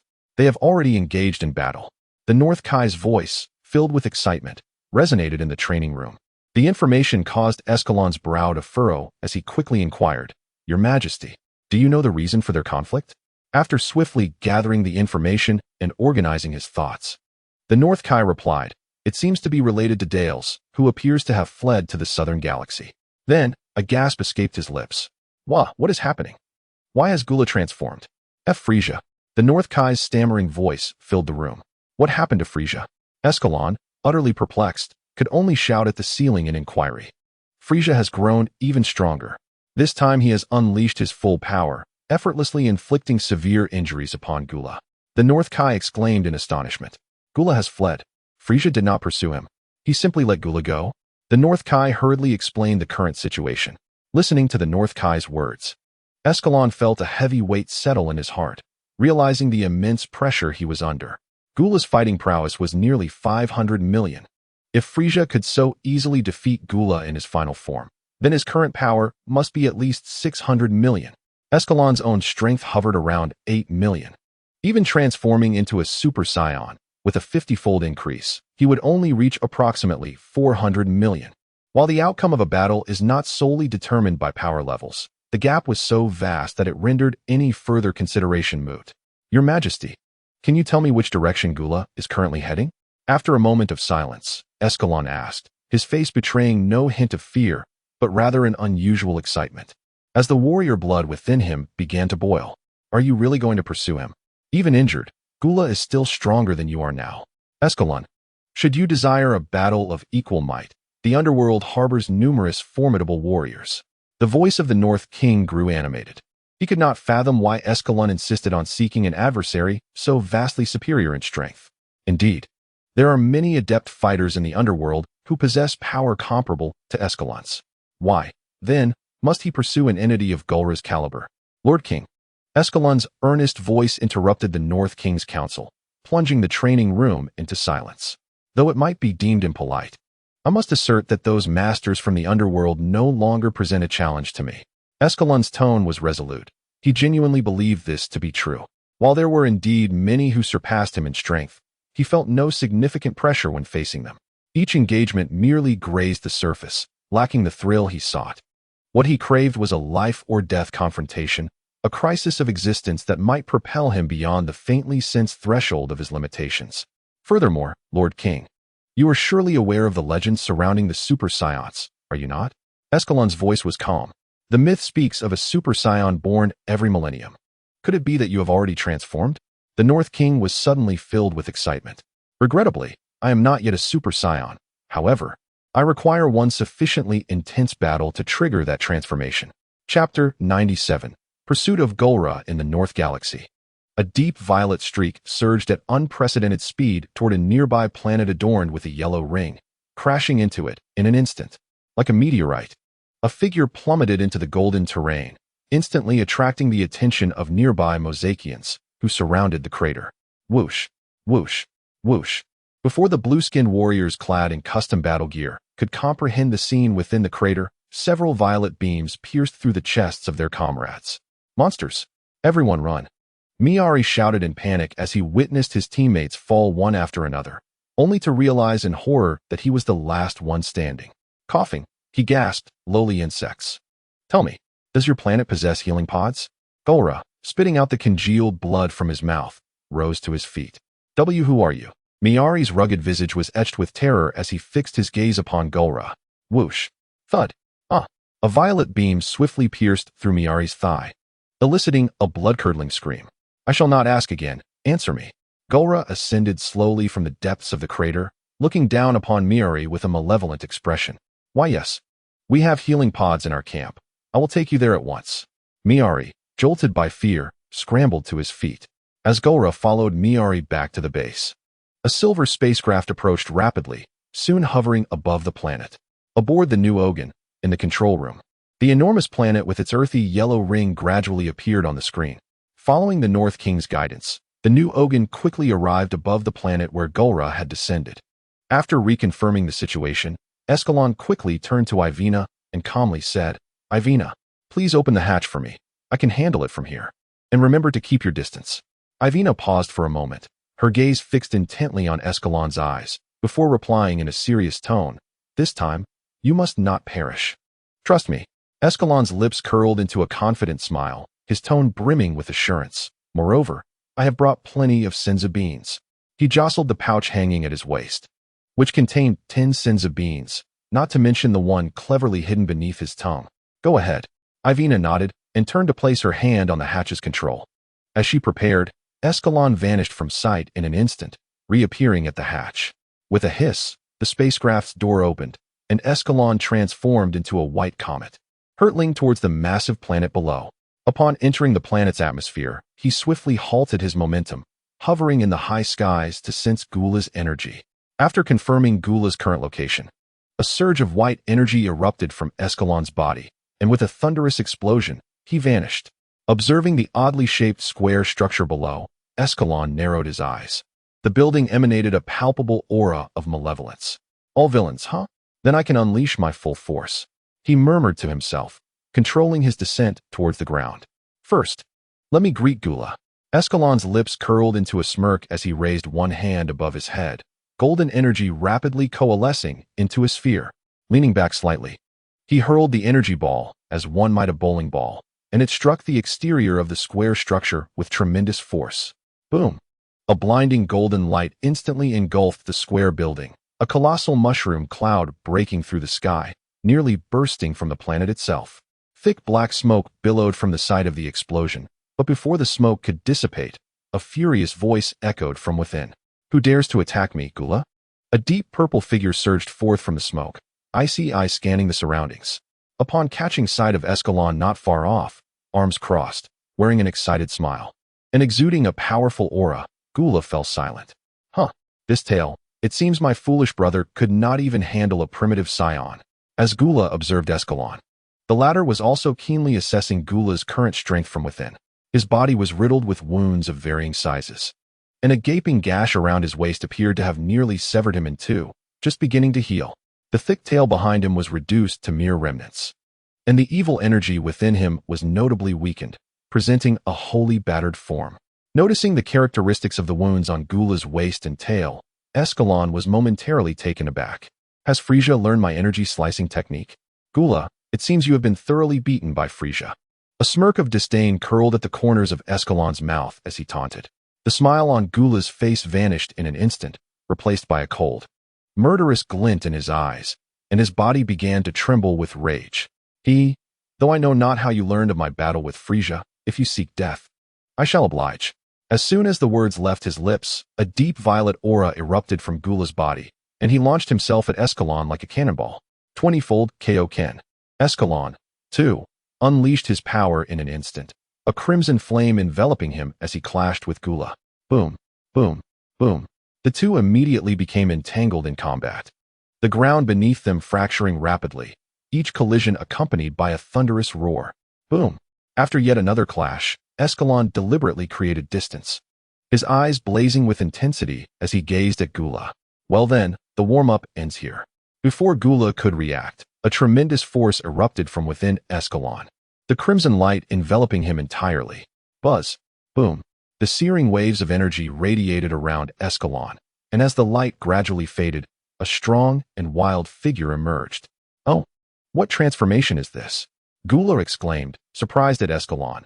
A scion is only supposed to transform into a giant ape, isn't it? Whoosh. Without offering an explanation, Escalon vanished from his spot the moment his transformation completed, charging once again towards Gula. Humph, truly a savage monkey. Gula's aura surged even more violently as he accelerated, crashing fiercely into his opponent. Boom, boom, boom. Their figures collided high in the sky, scattering clouds and causing the planet to tremble with the unleashed energy. The interior of the planet resembled a hellish landscape, with magma bubbling up from below, continents collapsing, and the sky shrouded in dark clouds. Boom. As time passed, the stalemate of their battle began to irritate Gula. Were it not for his injuries still healing, how could this genetically mutated Saiyan monkey possibly contend with him? How long will you remain distracted? Gula, focus. Escalon delivered a powerful punch that struck Gula's face. Boom. Chapter 98, A Fierce Battle. Boom. Ugh. Caught off guard. Gula's face took a heavy blow, the force of it sending him crashing toward the lava-covered ground. Whoosh. Before Gula could land, a crimson meteor streaked through the sky, tracing a semicircular arc, and in the blink of an eye, it was above him. Escalon halted his downward momentum, his hands extending rapidly, palms nearly touching Gula's face. As white light flickered intensely, seeing the imminent attack, Gula's eyes narrowed, and he swiftly evaded, the white energy blasts barely grazing his cheeks. Whoosh, whoosh, whoosh, whoosh. Observing Gula darting around in midair, Escalon did not relent in his assault, unleashing energy blasts from his palms like a rapid-fire machine gun. Boom, boom, boom. Gula deftly evaded the incoming energy blasts, using his left hand to deflect the unavoidable attacks while swiftly closing the distance toward Escalon, halting his Prince S combat technique. Escalon's aura surged with intensified ferocity as he charged at Gula, enveloped in a wave of scorching energy. With a resounding clash, their palms met forcefully, the muscles in both Escalon and Gula's arms bulging as they engaged in a fierce struggle midair. Who would have thought this Saiyan monkey possessed such formidable strength? That fool Frieza actually overlooked you. Allow me, as your elder brother, to eliminate this oversight. Gula's gaze was frigid as he gradually gained the upper hand in their contest of strength, sensing the immense force emanating from their palms. A sardonic smile crept across Escalon's lips. You think you can defeat me, despite being unable to best your younger brother? Gula's expression turned icy in response, and he suddenly exerted tremendous force, the sound of cracking bones echoing ominously between them. Hiss! Escalon grimaced, his eyes narrowing with determination. Before Gula could unleash a retort, he lunged forward, slamming his head into Gula's. The abrupt impact momentarily stunned Gula, but before he could regain his composure, a crushing blow struck his waist. With a violent thrust, Gula plummeted downward, yet he swiftly recovered, seizing Escalon's foot as they both descended. A pair of splashes resonated as they plunged into the searing sea of lava, entangling once more in a fierce struggle. The crimson and deep violet energies clashed relentlessly beneath the molten surface, accelerating the planet's impending doom. Lava spread across the ground, raising the planet's temperature, transforming it into a radiant fireball amidst the cosmos. With a sudden rush, the two figures erupted from the molten depths, ascending back into the air, pursued relentlessly by deep violet energy blasts. Recognizing the incoming projectiles, Escalon raised his hands, unleashing a barrage of white energy blasts in retaliation. As the blasts collided, enveloping the area in smoke, both warriors emerged simultaneously, furiously swinging their fists to strike at one another. With a thunderous impact, Escalon's fist connected with Gula's face, causing his head to pivot sideways. In retaliation, Gula landed a powerful blow to Escalon's abdomen, forcing him to expel crimson droplets of blood. A flicker of satisfaction ignited in Gula's icy gaze, and seizing the moment while Escalon was still reeling, he swiftly reached for his cheek. With a forceful grip, Gula's violet hand clutched Escalon's face, propelling him toward the lava below, driving him once more into its depths. The sound of crashing reverberated as Escalon's head was forcefully submerged into the molten sea, fracturing the blackened, charred rocks beneath the tremendous pressure. As he was on the verge of being dragged into the planet's core by Gula, Escalon summoned all his strength, forcefully driving his knees upward. Bang! The precise strike of his knee landed squarely on Gula's wound, unleashing a wave of intense pain that compelled him to release his grip on Escalon. Seizing the opportunity while Gula was momentarily incapacitated, Escalon swiftly swallowed a senzu bean, rejuvenating his nearly depleted energy and vitality. Crack! With his strength restored, Escalon spun rapidly in the sea of lava, executing 2.5 rotations before unleashing a fierce kick with his right leg, akin to a whip, striking Gula's face. The tremendous impact momentarily clouded Gula's consciousness, and before he could recover, Another powerful kick followed. Bang! Gula was propelled into the sky like a cannonball, soaring away from the molten sea, with Escalon emerging right behind him. However, this time, he chose not to pursue Gula. Instead, he floated serenely in midair, swiftly reaching into the collar of his shirt. He extracted a small gray pouch tied with a string, and with remarkable speed, retrieved a senzu bean, holding it aloft. Cough! Cough! Saiyan, why have you stopped fighting? Have you reached your limit? Gula, cradling his abdomen, taunted him. Heh! I merely find battling a severely injured opponent to be rather uninteresting. Here, Escalon tossed a senzu bean towards Gula. Whoosh! Observing the seemingly ordinary green bean, Gula did not attempt to catch it. Instead, he distanced himself, his gaze filled with uncertainty. Whoosh! Whoosh! As the senzu bean descended toward the lava sea, Escalon's eyes narrowed, and he dashed forward in a series of instantaneous movements, swiftly grasping it. Crack! Gula! Escalon's expression turned icy, and his aura surged once more, his strength rapidly escalating amidst the fierce battle. Heh! You dare attempt to ambush me, Gula? The Saiyan, Gula sneered, but before he could finish, Escalon was already before him. Crack! Take this! Escalon slapped Gula's face, gripping his cheek with one hand and forcefully stuffing the senzu bean into his mouth. Gula was taken aback, instinctively opening his mouth to expel the foreign object, but just as he did, a fist collided with him. Bang! Ugh! Gula grimaced in agony, letting out a tortured scream as Escalon mercilessly drove the senzu bean into his stomach. The pure energy contained within the bean surged through Gula's body, instantaneously healing his wounds and replenishing his energy. Boom! An extraordinarily powerful aura emanated from Gula, his face a mask of bewilderment as he gazed at Escalon, utterly perplexed by his actions. What is this? How could my injuries heal in an instant? Gula's voice was filled with disbelief. Enough chatter. Once you're fully recovered, let's engage in a proper battle. Escalon's face broke into an excited grin, his eyes brimming with a fierce fighting spirit. Gula, feeling the surge of power within him, confidently gazed at Escalon and remarked, Heh, you dare to challenge me to return to my prime? Since you are so eager to witness my strength, prepare yourself. Just as the battle was on the brink of intensifying, two unexpected guests arrived on Earth. Chapter 99, Visitors from Beyond. On the tranquil surface of the ocean, two figures clashed at an inconceivable speed, leaving countless afterimages in their wake. Each collision generated tremendous shockwaves, sending the waters of the sea into a tumultuous frenzy, with waves surging towards the horizon. With a swift whoosh, Sun Wukong appeared behind Piccolo, his hands striking forward like iron hammers. Bang! With a cry of anguish, Piccolo's torso bent sharply, and he was propelled backward, carving a trench across the ocean's surface. Whoosh! After leaving several afterimages, Sun Wukong quickly pursued Piccolo, his palms gathering a vibrant blue aura. Kamehameha! Sun Wukong gracefully ascended above Piccolo, rapidly drawing his hands together, aiming at his target below. Boom! With a powerful shout, Sun Wukong thrust his hands forward, unleashing a torrent of blue energy like a geyser.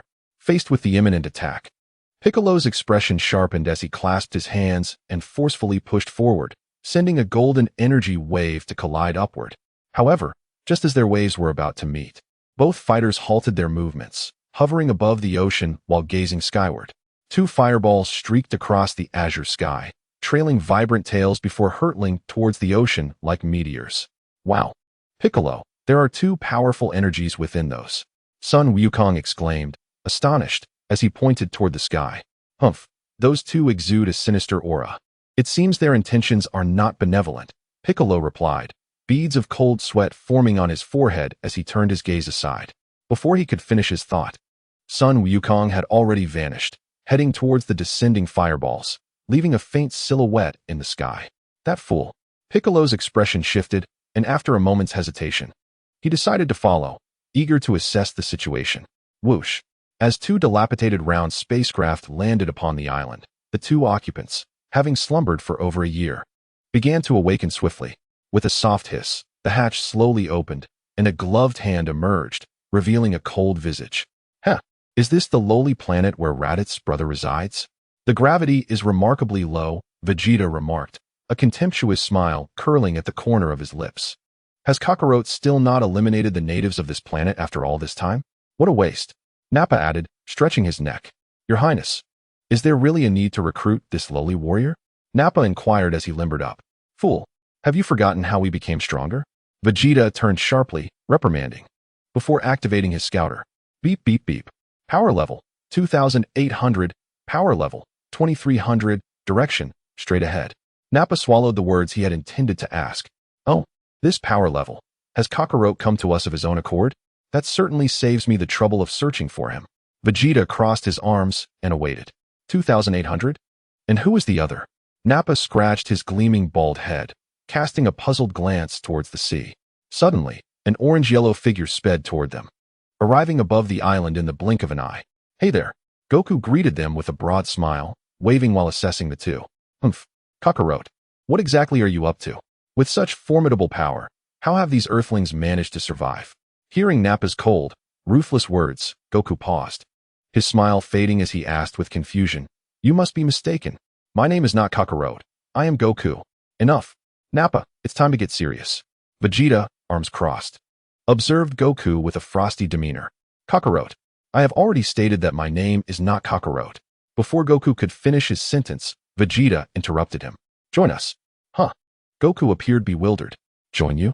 Indeed, I am the Prince of the Saiyans, and you are merely a low-class warrior. As one of the last remaining Saiyans, you have an obligation to join my ranks. Listening to Vegeta's haughty words, Goku's expression turned troubled. No way. If I join you, Bulma will be angry. After being firmly rebuffed, Vegeta's expression grew even colder, a cruel smirk forming at the corners of his mouth. Bulma? It seems I will need to eliminate those you care about before you will follow me. Vegeta turned to Nappa, who was eager to advance. Heh, boy. Prince Vegeta himself extends an invitation, and you refuse it? It appears I must teach you a lesson. Nappa stepped forward. You want to fight me? Perhaps it would be best to reconsider. You are no match for me. Let that short one over there come instead. Goku scratched his head. Upon hearing this, both Nappa and Vegeta's expressions darkened. Let me show you the power of Nappa. Nappa sneered. Humph. Vegeta turned away with a cold snort, then instantaneously teleported to a nearby rock pillar, looking down at them from above. Very well, if you are so eager for a fight. Goku lowered his stance, his gaze sharpening, a serious expression settling on his face. With a thunderous crack, Goku vanished from his place, appearing before Nappa in an instant, elbowing him in the stomach. Ugh, Nanny. Nappa's face contorted, his eyes bulging as he clutched his abdomen, unwillingly falling back. Clang. Vegeta, perched on the rock pillar, furrowed his brow. What was the reading on the scouter just now? 10,000. Impossible, it cannot be. Currently, Nappa's combat power exceeds 10,000. Thus, to effortlessly defeat him, Kakarot's strength must be no less than 20,000. Hey, Vegeta, is it time for us to engage in a proper battle? Sun Wukong lifted his gaze towards Vegeta, his tone brimming with anticipation. Hee. Vegeta's expression darkened instantly. This was the second time this fellow dared to humiliate him, the prince of all Saiyans. With a flash of white light, Vegeta vanished from atop the rock pillar, propelling himself towards Sun Wukong like a cannonball. As Vegeta charged at him, Sun Wukong swiftly lowered his body and dashed forward, the two warriors clashing in an explosive confrontation. Bang! The impact of their collision sent shockwaves through the small island, causing immense fissures to spread across the ground. Bang! Bang! Bang! Swish! After several collisions, Vegeta suddenly accelerated, appearing behind Sun Wukong and delivering a fierce kick. Bang! Ugh! Splash! Sun Wukong was instantly sent crashing beneath the ocean's surface, but he quickly regained his composure, soaring upwards to hover in the air as he gazed at Vegeta. Hee. You truly are formidable. It seems I have no choice but to use that technique. Sun Wukong's excitement illuminated his features as his muscles bulged. Kaioken times 3. Boom. A crimson aura erupted from within Sun Wukong, the overwhelming force creating a vacuum in the water below. Nanny. This combat power. Impossible. Chapter 100, Super Saiyan. In the other world, planet North Kai. The North Kai, brimming with enthusiasm, waved his fists, his forehead antennae dancing in tandem. Escalon.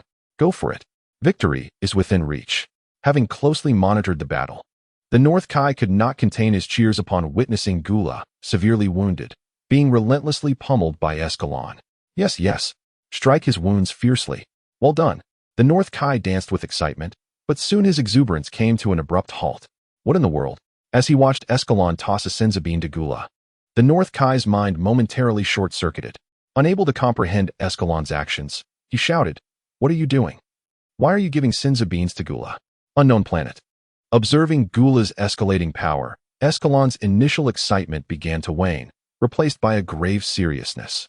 Yet, before he could maintain this demeanor for 2 seconds, the North Kai's loud outburst instinctively caused Escalon to cover his ears. "Lord Kai, could you please lower your voice? What are you doing? Can't you just finish Gula off in one go?" Escalon shook the bag in his hand, his gaze resolute. "Lord Kai, have you forgotten the purpose of my arrival here? By the way, since you're watching, could you lend me a small favor?" Escalon hurled the bag towards the sky with great force. The bag, filled with senzu beans, soared with a silvery glow, rapidly vanishing into the depths of the universe.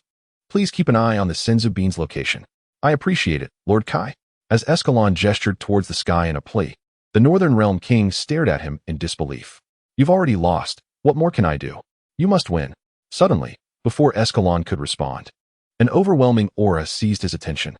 Gula had elevated his power to its zenith. "Did you actually discard that miraculous bean? Do you truly believe you can still defeat me now?" Gula expressed his astonishment. He had just experienced the effects of the mystical bean, which had instantly healed his wounds and replenished his stamina. Even though his strength now surpassed Escalon's by a considerable margin, if the latter continued to consume the bean, the situation would become perilously unstable. "How can one know without trying?" Escalon grinned, swiftly pivoting his body and teasingly beckoning Gula with his right hand. "Huh, foolish monkey. Let me demonstrate the might of Gula." As his words echoed, Gula vanished from sight. Faced with Gula's significantly increased power, Escalon could only barely catch glimpses of his movements. Awkwardly defending himself. Bang, bang, bang. After exchanging several blows, a flicker of surprise crossed Gula's gaze. Why is his speed and reaction time increasing? Ouch, that hurts. Why aren't you coming back? Escalon grimaced slightly, rubbing his reddened arm to ease the pain. Heh, merely a scion. And yet your combat power has risen to such heights? Do you know how planet Vegeta was destroyed? It was Frieza himself who annihilated it. Gula's confident smile emerged. He could assist in avenging Escalon's home planet. Why do you ramble so much? If you want to fight, then let us fight. Escalon shook his hand and charged at Gula once more. Humph, unappreciative. Gula's expression turned icy as he lowered his body, his aura surging once again. Deep purple flames swirling around him. Boom. The invisible shockwave sent the charging Escalon flying, forcing him to cross his arms defensively against the impending onslaught. Boom. The tremendous pressure began to fracture the already crumbling planet. The ground caved in, the sky erupted with thunder and lightning, and the seas evaporated. In a flash of purple light, the entire planet disintegrated into cosmic dust, leaving only a few remnants behind. What an incredible power! Escalon momentarily lost himself in the spectacle, excitement flooding his features as he trembled with anticipation. As the formidable aura gradually dissipated, Escalon's gaze immediately darted to the spot where Gula had stood. With 4 horns adorning his head, his eyes glowing crimson, and a mask-like structure around his mouth, Gula's neck was encased in white shoulder armor, and blades sprouted from his arms. His purple muscles bulged, and even the severed tail behind him had regrown, while his 3-toed feet slightly stirred. Oh, can you truly survive in the cosmos? It seems you are merely a mutated monkey. Gula, still adjusting to his surroundings, moved his body with an air of unease. Observing Escalon's grave expression, Gula's crimson eyes narrowed slightly, and a surge of white energy erupted forth as he lunged forward. Bang! Faced with Gula's enhanced power, Escalon could no longer perceive his movements and had to rely solely on instinct for defense. Crack! Aya! Despite his body's attempts at protection, the disparity in strength resulted in the shattering of his hand bones. Witnessing Escalon curl up in pain, Gula's crimson eyes betrayed no emotion, as he relentlessly continued to strike. Bang! Bang! Bang! The ferocity of Gula's assault rendered Escalon incapable of response, forcing him to passively endure Gula's onslaught. His consciousness beginning to blur. As if weary of the game, Gula abruptly halted his attack, his right leg whipping out like a lash to strike Escalon's waist. Bang! Crack! Aya! Escalon grimaced, spitting out blood, as he was sent crashing into a nearby meteorite cluster. Bang! Bang! Bang! After shattering several meteorites, Escalon finally came to a halt atop a massive one, struggling to rise. Cough! Is my strength truly this lacking? Escalon thought, clutching his waist and sensing the stillness of energy within him. Buzz. A red energy orb rapidly coalesced in Gula's hand, his expression icy as he gazed at Escalon, his right hand bending slightly downward. The colossal energy orb, akin to a planet, bore down upon Escalon, obliterating every meteorite it touched in an instant. Escalon's eyes narrowed, his hands swiftly coming together, crimson light flickering wildly as he aimed his palms at the incoming energy orb and thrust forward. Super red fire cannon. The crimson beam collided with the energy orb, but it could hold its ground for no more than 5 seconds before being pushed back, resulting in a colossal explosion. Boom. A brilliance akin to a stellar explosion illuminated the void, thick black smoke billowing forth, swiftly engulfing the surroundings in darkness. Haha, foolish nanny. Gula's cold gaze momentarily faltered, disbelief washing over him as he stared into the thick smoke. Amidst the dense black haze, golden beams of light pierced through like swords, ultimately coalescing into a golden pillar. Boom. Chapter 101, Super Saiyan.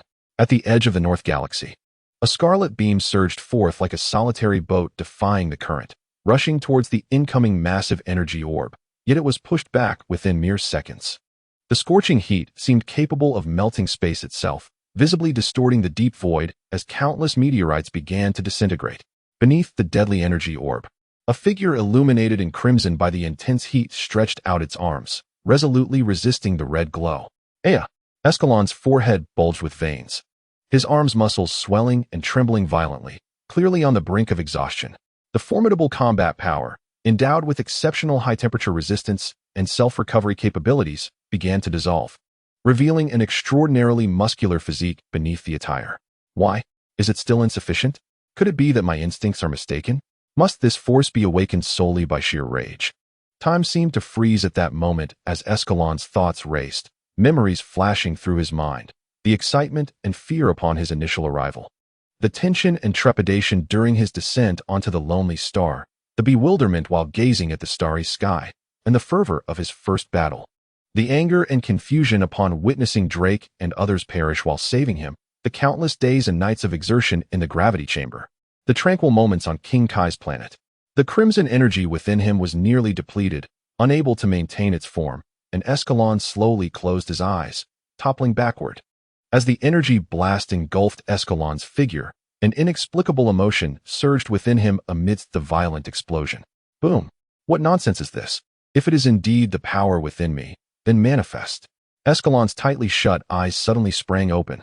Amidst the swirling black smoke, golden light shot forth in all directions, coalescing into a magnificent golden pillar. The overwhelming aura instantaneously dispersed the surrounding darkness, revealing a robust figure with a lowered head within the golden radiance. Thick black hair stood erect like swords, shimmering between black and gold, while his eyes gradually became mere whites. Escalon's lowered head abruptly lifted, his golden hair radiating a blinding glow, and his aquamarine eyes, tranquil as an ancient well. The astonishing aura gradually retracted back into Escalon's body, and he extended his hand, clenching it tightly, feeling the immense power coursing through him. What? Who exactly are you? Gula looked at Escalon with a mixture of astonishment and suspicion. Me? I am a Super Saiyan. Escalon replied nonchalantly, glancing at Gula. A Super Saiyan? How can that be? Isn't that merely a legend? Gula's pupils contracted in disbelief. Humph. It's just a change of hair color. You cannot defeat me, Saiyan. Gula's gaze turned icy, his aura surging. Then, let us see if you can. Escalon's expression appeared calm, yet his heart raced with excitement as he beckoned Gula with a gesture. Humph. Gula scoffed, ceasing further words, and transformed into a purple meteor, hurtling towards Escalon at breakneck speed. Seeing Gula charge at him, Escalon refused to back down, transforming into a golden streak of light as he collided with Gula. Bang, bang, bang. The two figures flickered throughout the cosmic expanse, invisible shockwaves manifesting as tangible blades of light, shattering nearby meteors. In the heat of battle, Gula, with his advantage and strength, once again gained the upper hand, leaving Escalon in a somewhat disheveled state as he defended against the onslaught. Is this what they call a Super Saiyan? It seems rather lackluster. Gula smirked as he fiercely kicked towards Escalon's waist. With a resounding thud, Escalon sidestepped and raised his right arm to block the blow. A mocking expression crossing his face as he retorted, "Is that so? Did you think I had exerted my full strength?" The previous clash with Gula was merely a prelude to achieving his goal of surpassing the Super Saiyan. Now that the objective had been met, it was time to get serious. "Gula, your worth ends here." In an instant, Escalon vanished, reappearing above Gula with a decisive intent. "It is time to conclude this." Bang! Gula quickly raised both arms in defense, the tremendous force causing his bones to emit a series of sharp cracks. "Huh, you dare to boast," he exclaimed. However, after deflecting the attack, he realized Escalon had already disappeared. Had he chosen to flee? "What are you babbling about? Look behind you." A calm voice echoed from behind Gula, prompting him to whirl around in alarm.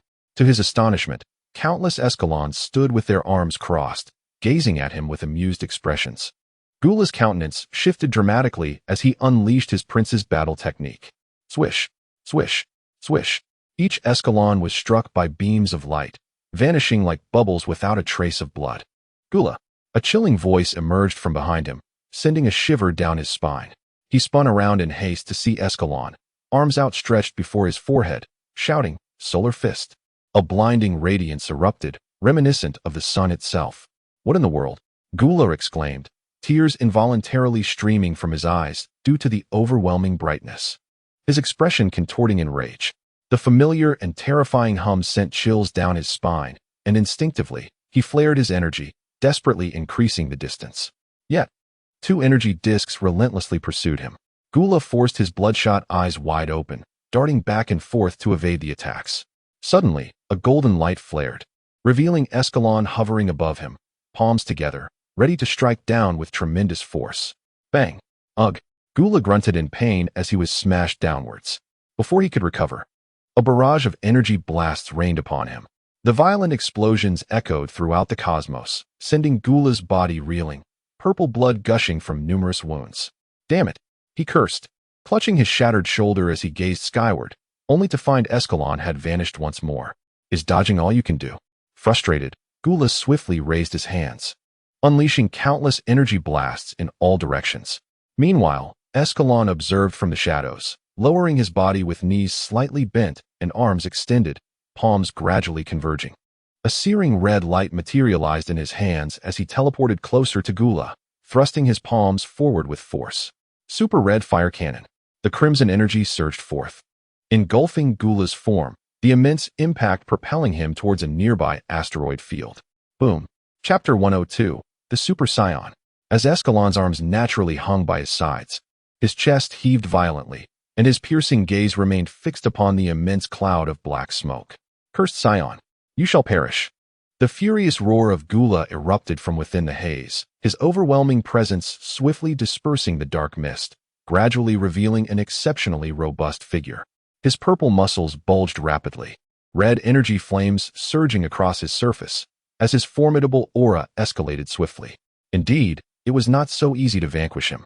Escalon felt no surprise. Once again, the golden flames surrounding him surged to life. With a flash, golden light flickered beneath the pitch-black starry expanse, countless images of Escalon scattered across the cosmos, rendering it impossible to discern his true form. "Haha, such tactics are futile against me." Gula's scarlet eyes glimmered with disdain as he raised his hands high. A colossal red energy sphere rapidly coalesced above his palms, but this time, even as it grew to the size of a planet, he did not cease. "Since I cannot identify the genuine article, I shall annihilate this entire star field." "Ha." Gula's laughter echoed with arrogance. Sensing the immense power contained within the energy sphere, Escalon's expression darkened. He had no time to adjust. He fiercely unleashed the prince's combat technique. Swish, swish, swish. Countless energy blasts struck Gula with precision, clouds of smoke billowing around him. Yet the energy sphere remained unchanged. Escalon abruptly halted his assault, his aura surging dramatically, transforming into a golden meteor as he charged violently towards Gula. "Huh, not evading, are you, Scion?" Gula regarded the approaching Escalon with a scornful gaze, calmly hovering in place. Through the preceding battle, he had gauged Escalon's capabilities. That form was indeed powerful, nearly matching his own strength. Yet, it was merely approaching his level. In terms of both power and speed, Gula held the upper hand. The opponent relied solely on peculiar techniques to prolong the battle, and his energy was nearly depleted. He could scarcely maintain this state and needed to conclude the fight swiftly. Escalon contemplated his strategy quickly. Upon successfully transforming into a Super Saiyan, his stamina had almost been exhausted. He was now merely holding on without collapsing. Humph, finally daring to show yourself? A glint of coldness flashed in Gula's eyes as he hurled the energy sphere forward. Swish, swish. At the moment, the red light surged forth. Escalon and Gula dove into the energy sphere simultaneously, crashing violently into each other. Boom. At the instant their fists collided, the tremendous shockwave caused the energy sphere, capable of obliterating countless planets, to vanish without a trace. Bang, bang, bang. The red and golden streams clashed fiercely in the depths of the universe, ripples of energy swiftly manifesting in their wake. Saiyan, why has your strength diminished? Is this what you call a Super Saiyan? It appears to be nothing remarkable. Gula deftly blocked a powerful punch with one hand, his eyes glinting with a hint of mockery as he gazed at the weary Escalon. Escalon remained silent, his unwavering gaze radiating tranquility, his fists continuously striking towards Gula, a dazzling golden aura flickering to life. Humph. Gula observed Escalon's lack of reaction, a flicker of boredom crossing his eyes, before suddenly intensifying his assault. Bang, bang. Under the relentless onslaught of Gula, Escalon felt the pressure mounting, gradually struggling to keep pace, his defensive movements growing sluggish. Bang! A deep purple fist struck mercilessly into Escalon's abdomen, the excruciating pain causing him to instinctively curl his body, his consciousness becoming somewhat hazy. Die, Saiyan. Gula's expression turned frigid as he pressed both palms against Escalon's stomach, a crimson wave of energy surging forth. Boom. Ugh. The close-range impact propelled Escalon through the air, the red light flashing violently around him. Boom! The deafening explosion dislodged nearby asteroids from their gravitational pull, sending them drifting into the depths of space, transforming them into rogue planets. A spherical plume of smoke rapidly spread from the epicenter of the explosion, within which a battered figure floated helplessly. Cough, it's over, Saiyan. Gula swiftly ascended above the smoke, raising one hand high, as crimson light rapidly coalesced. Buzz! Aya! A piercing scream erupted beside Gula's ears. What in the world is that noise? He instinctively halted his actions, raising a hand to cover his ears. How rude. I am the king of the North Galaxy, not some nonsense. The irate voice of the king echoed through the starry expanse. King? No way. Realizing something was amiss, Gula abruptly turned to face the smoke, but there was clearly no sign of anyone. Behind a nearby asteroid, a silver spaceship was docked, and Escalon's figure lay beside it. Oh, why are you always so reckless? Ivina complained as she delicately retrieved a senza bean from a gray pouch, gently placing it into Escalon's mouth. Gulp. Huh, I'm alive. Escalon abruptly opened his eyes, springing to his feet with a surge of energy. Ivina. What are you doing here? Escalon asked, a rare embarrassed smile gracing his face as he rubbed the back of his head. The king summoned me. Hurry and deal with Gula, or I'll have to accompany you to your demise, Ivina replied, her expression one of exasperation. Escalon felt a jolt of determination. Quickly turning to face the battle, his hair transforming into a golden hue, the golden aura once again rising around him, and in an instant, he vanished from sight. This form looks quite impressive, Ivina mused, her hand resting gently on her slightly rounded abdomen, a mysterious light flickering in her eyes. Bang!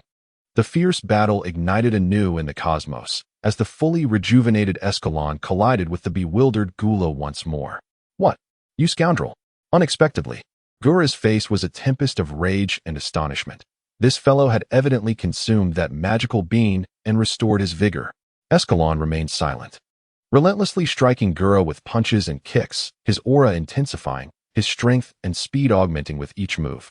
His eyes gradually brightened, and his actions became increasingly precise and rapid, leaving the weary Gura struggling to keep pace. A flaw. Escalon's lips curved into a smirk as he delivered a powerful punch to Gura's abdomen, causing him to instinctively curl up. Then, Escalon raised his right leg high. Bang! The excruciating pain radiating from his head plunged Gura's mind into a void, his consciousness becoming increasingly hazy. Observing Gura being hurled toward a small planet, Escalon's expression turned stern, his body standing erect, his legs slightly apart at shoulder width. His arms swiftly spread wide, his left palm glowing with a crimson light, while his right palm shimmered in azure. The two energies swirled and coalesced at his chest. Crimson fires spiral cannon. Escalon bellowed, as the red and blue spiraling waves surged forth from his palms. Whoosh! Boom!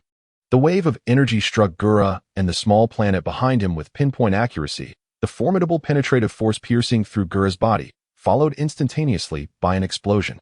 Boom! No, it cannot be. Gura's face twisted in agony as his body began to dissolve under the searing heat, his eyes filled with resentment and fury. Boom! After being struck, the small planet erupted in a secondary explosion, engulfing Gura in a massive inferno, the powerful shockwave radiating outward in all directions. At the center of the explosion, a fleeting flash of deep purple light flickered and then extinguished entirely. Chapter 103. The battle on Earth. Just as an unprecedented battle unfolded in the cosmos, another fierce confrontation was taking place on Earth. Bang! Bang! Bang! Red and purple streaks of light collided above the ocean like cannonballs, the tremendous impact seemingly tearing the sky asunder. Waves of rippling energy manifested rapidly in the air. The evenly matched combatants locked in a stalemate, neither able to gain the upper hand. Heh, a mere lower-level warrior, yet he can contend with a genius like me. Vegeta's eyes grew increasingly frigid, as if recalling something. Goku sidestepped a horizontal kick, his face a mixture of confusion and exhilaration. What on earth are you babbling about? Humph. Vegeta scoffed, his expression even colder, as he summoned strength to deliver a fierce punch aimed at Goku's waist. Bang! Goku reacted instantaneously, raising his right arm to block. A hint of displeasure crossing his face. Hey, why are you attacking me sneakily? He retaliated with a swift kick. What? Vegeta's brows furrowed, crossing his arms defensively in front of him, but was sent crashing into the sea, splashing water everywhere. How is this possible? A lower-level warrior like you cannot possess such strength. Vegeta surfaced from the water, appearing somewhat disheveled. Well, perhaps it's because I've been training diligently lately. Goku replied thoughtfully, stroking his chin. Training? Vegeta's gaze sharpened, the familiar term evoking memories of Escalon. Both were lower-tier warriors, yet Goku remarked with sincerity. You truly are formidable, Vegeta. Had I not mastered the Kaioken, I might have struggled against you. Vegeta, you scoundrel. Vegeta's contemplative expression twisted into one of intense fury. It's Vegeta. Oh, you look quite fearsome, Goku said, scratching the back of his head and retreating a few meters, his face lighting up with realization. So your name is Vegeta? Why didn't you say so earlier? He teased, a radiant smile spreading across his face. Humph, Kakarot. Time and again, you insult me. How delightful. Vegeta's forehead pulsed with veins, his rage surging. With a resounding crack, a torrent of purple energy surged toward Goku, whose hands struck down like hammers toward his head. Bang! Whoa! Goku quickly reacted, crossing his arms to absorb the full force of Vegeta's furious strike. He then swiftly distanced himself, blowing on his arm. Ouch! That really hurt. Vegeta's fury seemed poised to erupt into tangible flames as he charged at Goku with ferocity. Kaioken times 4. Goku, sensing Vegeta's escalating energy, steeled himself, his own red aura flaring once more. Bang! The two clashed in the skies, their overwhelming might stirring the previously tranquil sea into a tempest. How infuriating! Are they both this powerful? A visibly distressed Piccolo, lurking in the shadows, lamented. Whoosh! A blast of energy, carelessly struck away by Goku, landed perilously close to Piccolo, causing him to pale and hastily seek refuge. Bang! Bang! Bang! Their battle raged from the skies to the ocean's surface, and then plunged into the depths, leaving devastation in their wake, as if a calamity had struck. Enough! Vegeta forcefully sent Goku flying, his demeanor darkening as he ascended rapidly, hands arched ominously. Die! Gallic gun! A wave of purple energy coalesced between Vegeta's hands, aimed directly at Goku below. Goku, witnessing Vegeta's impending assault, donned a serious expression. This power had the potential to obliterate the Earth. Kamehameha. Recognizing the danger, Goku lowered his body, knees slightly bent, hands together, a crimson glow flickering to life. With a mighty shout, a crimson beam surged upward like a pillar of water, colliding with Vegeta's attack. Buzz! A red and purple arc of energy formed at the intersection of their beams, shifting erratically in response to their low growls of effort. Huh! Vegeta bellowed, his muscles tensed, pushing down with renewed vigor to amplify his output. Oh! As Sun Wukong's expression shifted, his face flushed, veins bulging on his forehead. The force of his hands pushing upward was gradually suppressed, causing his garments to tear apart. The Kaioken multiplied to 5 times. Gritting his teeth, Sun Wukong unleashed a formidable surge of power, sending the crimson energy wave hurtling back. Boom. What? Vegeta's face displayed an incredulous expression, helplessly watching the wave of light surge towards him. Clutching the blood-red wave with both hands, Vegeta was propelled into the sky, narrowly evading an explosion by sidestepping at the last moment. Boom. Damn it. I am the prince of all Saiyans. How could I possibly lose to a lowly warrior again? Vegeta gasped for breath, his face reflecting his unwillingness, muscles taut, then extended his right hand, conjuring a white energy sphere. His gaze fixated on the artificial moon he held, which required no launch into the sky, merely needing to be wielded by its creator. Thud, thud, thud. What? Sun Wukong stared in shock at Vegeta, who was undergoing a monumental transformation not far away, his energy multiplying exponentially. In the blink of an eye, Vegeta had morphed into a colossal beast, his crimson eyes gleaming with newfound confidence, his aura surging wildly. Among lowly warriors, you are the first to push me to this extent, aside from Escalon. During his battle with Escalon, Vegeta had been thoroughly overpowered. That individual hardly resembled a mere low-class Saiyan. A proud expression adorned Vegeta's fierce visage, his haughty words momentarily stunning Sun Wukong, who stood ready below. You mean Escalon? Sun Wukong's face reflected surprise as he relaxed his defensive posture. Observing Sun Wukong seemingly abandon his resistance, a flicker of astonishment crossed Vegeta's eyes. What? Do you know Escalon? Hee. We've known each other for several years. Sun Wukong replied, scratching the back of his head with an excited tone. Where's he now? Vegeta's fierce expression turned urgent. He had been searching for Escalon for years. Sun Wukong raised his sincere gaze to Vegeta and said, Escalon left Earth a few days ago, claiming he was seeking a breakthrough. A few days ago?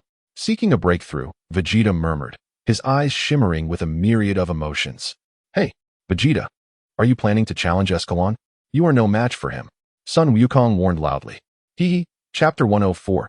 Kill Bulma.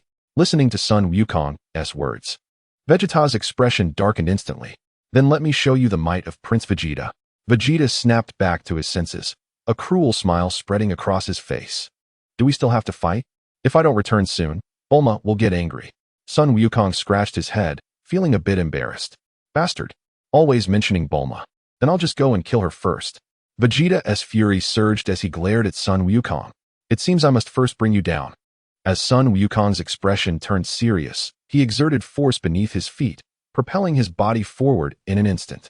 Regarding Bulma, as long as he returned with a sincere apology and spent some earnest time with her that evening, there should be no issues. Observing the approaching Sun Wukong, Vegeta displayed a look of disdain. After transforming into a great ape, his battle power soared to a staggering 700,000. The lowly Saiyan before him was merely relying on that peculiar technique to engage him, and his true combat strength was undoubtedly below 50,000. With a swift motion akin to swatting a fly, Vegeta's robust hand effortlessly sent the charging Sun Wukong flying. Then he pursued with an agility that belied his massive form. As Sun Wukong halted abruptly in midair, startled by the colossal figure resembling a small mountain barreling towards him, he swayed precariously. The shadow of Vegeta's immense body loomed over him as he raised his gigantic foot, descending fiercely. With a resounding crash, the ocean was forcibly parted by the impact. The residual shock wave surged forward from his toes, instantly conjuring a towering wave reaching heights of 100 meters. Suddenly sensing the emptiness beneath him, Vegeta was taken aback and quickly glanced down, discovering nothing below. With a blood-red aura enveloping him, Sun Wukong, his face contorted with ferocity, rocketed towards Vegeta's back at an incredible speed. Nanny? Vegeta exclaimed, swiftly turning to swing his arm in an attempt to swat Sun Wukong away once more. But the latter nimbly evaded. In a blur of movement, Sun Wukong brought his legs together and delivered a fierce kick to Vegeta's elongated chin, toppling him to the ground. With a thunderous impact, Sun Wukong swiftly bent his knees and then propelled himself upward, transforming into a streak of crimson light chasing after Vegeta. Just as he materialized above Vegeta, he was met with a colossal hand that firmly grasped him in its palm. Gazing at Sun Wukong trapped within his grasp, Vegeta's face twisted into an ecstatic grin as he tightened his grip. The sound of cracking echoed from Sun Wukong's body as he let out a harrowing scream of agony. Ha! How do you like that? Vegeta cackled maniacally at the suffering Sun Wukong, but before he could finish his taunt, an overwhelming energy surged from behind. Demonic penetrating cannon. Piccolo, who had been lurking in the shadows, seized the moment to strike, unleashing a spiraling wave of light. With astonishing penetrative power, Vegeta's thick tail was pierced in one blow, severed at the base, and fell helplessly into the sea. Ah, my tail, you bastard! Who did this? Who are you? Vegeta exclaimed in shock and fury, scanning his surroundings. Ah, it is I, King Piccolo. How do you like the prowess of my technique? Piccolo remarked with a hint of arrogance. This move was specifically prepared for Sun Wukong, but it seems I used it on you first. Piccolo gradually floated closer to Vegeta. That Namekian. Vegeta gazed at Piccolo's familiar visage, momentarily taken aback, before a scornful smile graced his lips. What did you say? That Namekian? Piccolo furrowed his brow, his mind racing. Yet he could not conjure any memories of that Namekian. It appears you've lost a portion of your memory. Have you forgotten your own race? Just like that fool Kakarot. Vegeta sneered, rising to his feet, the purple aura around him surging forth, his tattered battle suit rapidly mending itself. Cough, cough, Vegeta. What do you mean by fool? Goku, struggling to emerge from the water, inquired with a look of bewilderment. Vegeta, exasperated, turned to Goku. Kakarot, has your head been damaged? Huh, how did you know? Goku exclaimed in surprise, instinctively touching his head. I did hit it when I was a child. Vegeta, why are you silent? Goku, with his bright, clear eyes, looked at Piccolo in astonishment. Oh, Piccolo, you're here too. I arrived long ago. Enough chatter. Kakarot, our battle is not yet over. A chilling intensity emanated from Vegeta's icy countenance. Barely had he spoken when Vegeta charged towards Goku like a ferocious tank, the sea parting once more beneath his might. Bang, bang, bang. The fierce battle reignited, and sensing the overwhelming energy of the two, Piccolo quietly turned to find a concealed spot to hide. In the aerial clash, Goku gradually gained the upper hand. Suddenly recalling something, the excitement faded from his face as he proposed. Vegeta, continuing like this is futile. How about we settle this with a single decisive blow? Goku looked at Vegeta earnestly. Bring it on. Vegeta scoffed, stepping back to create distance. His hands clasped in reverse, a purple radiance flickering in his palms. Goku's expression darkened as he brought his hands together before his chest, crimson light flashing, forming a lotus shape at his waist. Kamehameha. As Vegeta sensed his energy could not rise any further, he forcefully thrust his palms forward. Wave. Goku simultaneously unleashed his fully charged energy wave. Boom. The two powerful energy waves collided violently, their immense force causing the ocean below to churn. Countless fish darting away in panic. At that moment, martial artists across Earth, attuned to energy, stood in shock. Had that familiar energy grown so formidable? The Supreme Kai, who had been observing their battle, approached the temple, the veins on his hands bulging as he gripped his staff, while Bubbles silently stood behind him. Meanwhile, Krillin, who was fishing near Kame House, abruptly looked up, a complex expression crossing his face. Goku, have I really fallen behind by so much? Chapter 105. The invitation from the Galactic King. North Galaxy, a golden figure, radiant as a deity, stood quietly beneath the cosmic expanse, surrounded by a fiery aura that enveloped him like flames. In his emerald eyes lay a profound tranquility akin to still waters. As he quietly observed the blazing fireball in the distance until the flames were utterly extinguished, Escalon furrowed his brow, an intangible perception rapidly expanding. Only after confirming that Gula's life force had completely vanished did he turn to depart. A golden meteor, exuding a tempestuous aura, approached a nearby silvery spacecraft, gracefully tracing a perfect arc before landing beside it. Avina, I have returned, Escalon proclaimed, his lips curling into a smirk as he tugged at his tattered pant leg to prevent it from slipping down. With a soft hiss, the metallic door of the spacecraft swung upward, revealing a silver staircase that descended, and without a moment's hesitation, Escalon ascended with swift steps. Welcome back, Avina greeted gently, her warm gaze appraising Escalon from head to toe. His combat attire had become quite ragged, the upper garment and shoes had seemingly vanished. leaving him clad only in a pair of tattered shorts. Hee hee, I emerged victorious. Escalon's lips broke into a proud smile, the previously calm expression now adorned with joy. Witnessing the elation radiating from his face, Avina's lips also curled softly, and she turned to say, "Indeed, you have won. Come inside." As she walked away, Escalon's gaze softened, and he hurriedly followed her. Within the control room of the new Algong, Avina sat attentively at the complex console, diligently tapping on a virtual keyboard as she plotted a new course for their journey. With a click, the metallic door slowly opened, and Escalon, now clad in a new combat suit, approached Avina's side, glancing at the screen. "Does the combat suit fit well?" Avina asked without turning, her head slightly tilted back, revealing her fair neck. "It feels quite good." Escalon scratched his head, sensing no difference between this suit and his previous one. "I have something to discuss with you." Avina's gaze drifted, and after a moment of hesitation, she spoke in a serious tone. Escalon raised an eyebrow, closing the distance between them, his face displaying surprise. "What is it that has you so affected?" In his memory, Avina had never shown such an expression, neither worry nor fear, but rather a hint of confusion. "Be serious." Avina grasped Escalon's cheeks, aligning his gaze with hers, her eyes earnest. Her soft lips parted slightly as her gaze unconsciously fell downward, her voice tinged with uncertainty. "I believe I am pregnant." The smile on Escalon's face gradually froze, and he stammered, "You're pregnant?" I'm going to be a father?" Seeing the bewildered Escalon, Avina relaxed, a sly smile gracing her lips.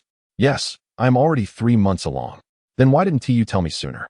Escalon stood there, shock and confusion etched across his face, his body unusually rigid. The experiences of 2 lifetimes were of no use in this moment. The sudden news momentarily eclipsed Escalon's joy at surpassing the Super Saiyan level, leaving his mind utterly in disarray. "Aren't you seeking a breakthrough?" "I simply do not wish to impede your progress," Avina remarked, observing Escalon's flustered demeanor with keen interest. Since their first encounter, she had never witnessed him display such a bewildered expression. It was rather endearing.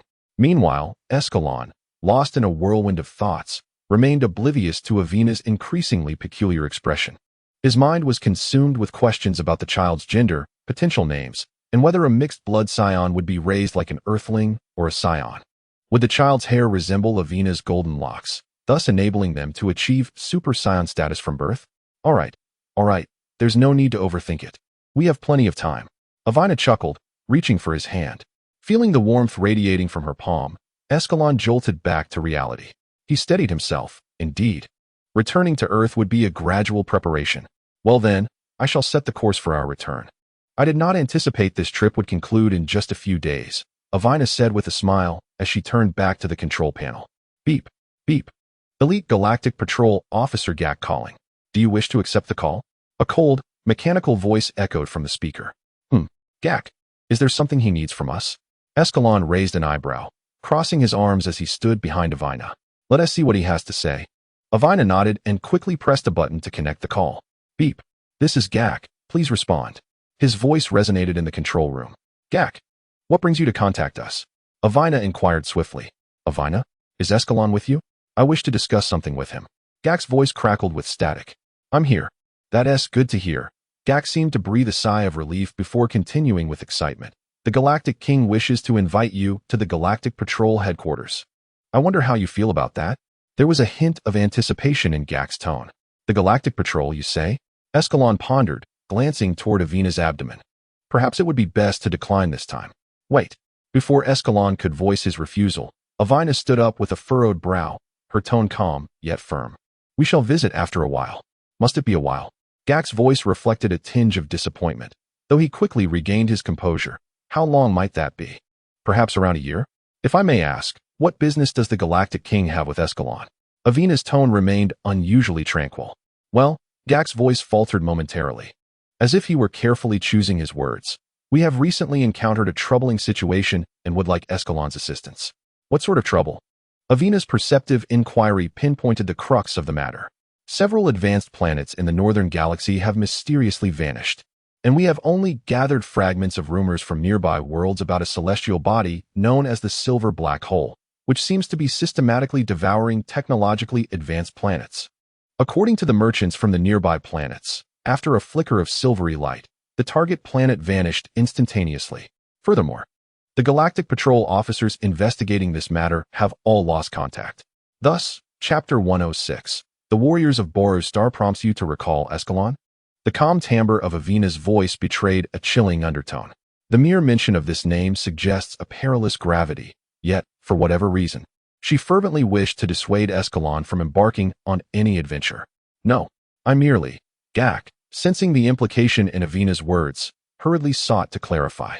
All right, I have a rough understanding now. Escalon seemed unfazed, instead indulging in memories of the narratives he had encountered.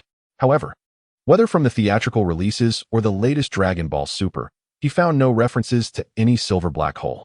Gak, I shall make time to visit the Galactic Patrol headquarters and discuss this matter in detail with the galactic authorities. After all, I still hold the temporary title of Galactic Patrol Officer. Escalon's voice carried a hint of mirth as he placed a reassuring hand on Avina's shoulder, which trembled slightly, and winked at her. Despite the treaty he signed with the Galactic Patrol only entailing his confrontation with the Frieza Force, Escalon agreed to Gak's request, albeit the investigation might be slightly delayed. You really agree? When will you come to the Galactic Patrol headquarters? Gak's voice brimmed with excitement. Well, this may take over a year, perhaps even longer, Escalon replied, lowering his gaze to contemplate the timeline, uncertainty creeping in. Over a year? Can it be expedited? The ramifications of this matter are significant. It needs to be resolved sooner. Gak's impatience was evident. Gak, Escalon interrupted, adopting a serious tone. Avina is pregnant. I truly have no time right now.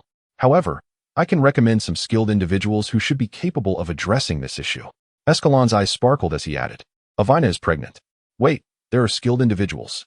Where did they come from? After a brief moment of shock, Gak quickly regained his composure. Given that over a year had passed since Escalon and Avina's marriage, the prospect of having a child was hardly extraordinary.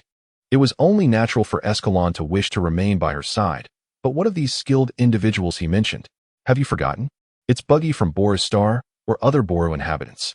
Buggy is a given, and the combat prowess of the others is at least in the thousands.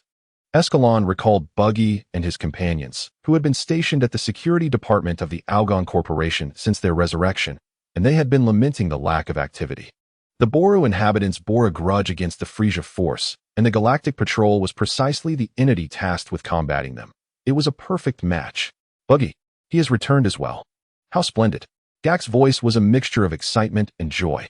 Once he recovered from the elation of his friend's revival, Gak inquired, when will they be able to come? It will not take long. Once Ivina and I return to Earth, we will seek them out for a discussion. Escalon replied, is that so? How splendid. Then I shall not disturb you further. The excited voice of Gak echoed, and he promptly severed the communication. Wait, Gak, hold on a moment. Just as Tice's astonished voice began to resonate, the connection was already severed. Escalon and Ivina exchanged a glance, then turned their attention to the screen on the control panel, continuing to chart their course back to Earth. Time flew by swiftly, and in the blink of an eye, more than a month had elapsed. At the Algon Corporation Square, the silvery spacecraft had just come to a smooth halt when Drake, Rog, and others eagerly surrounded them. Ziz, Escalon. Ivina, welcome home. Escalon, did you not mention it would take about 6 months? How is it that you have returned so swiftly? Mr. Escalon, Mrs. Ivina, welcome back. Upon seeing these familiar faces, both Escalon and Ivina revealed gentle smiles, then hurriedly descended from the ramp. We were fortunate. After accomplishing our objectives, we returned sooner than anticipated. This is the gist of the situation, Escalon explained succinctly. It seems you have endured quite an adventurous journey. It is wonderful to have you back. Drake regarded the pair with a benevolent smile. Moreover, Ivina is expecting. Escalon wrapped his arm around Ivina's shoulders. His tone was casual, yet his gaze remained fixed on Drake's face. Drake's expression turned perplexed, as if he had not clearly heard, and inquired, what is the matter with Ivina? I am pregnant, Ivina said calmly, leaning against Escalon's chest. Oh, what? Drake's face displayed astonishment, his outstretched fingers trembling slightly. You are already expecting. Sana and Rog looked at Ivina's belly with exuberance. Congratulations. After a brief moment of surprise, Buggy swiftly regained his composure and offered his felicitations. All right. Everyone should head back for now. Ivina is feeling somewhat fatigued. Escalon pointed towards Ivina, who appeared weary. Then you should rest quickly. We shall take our leave.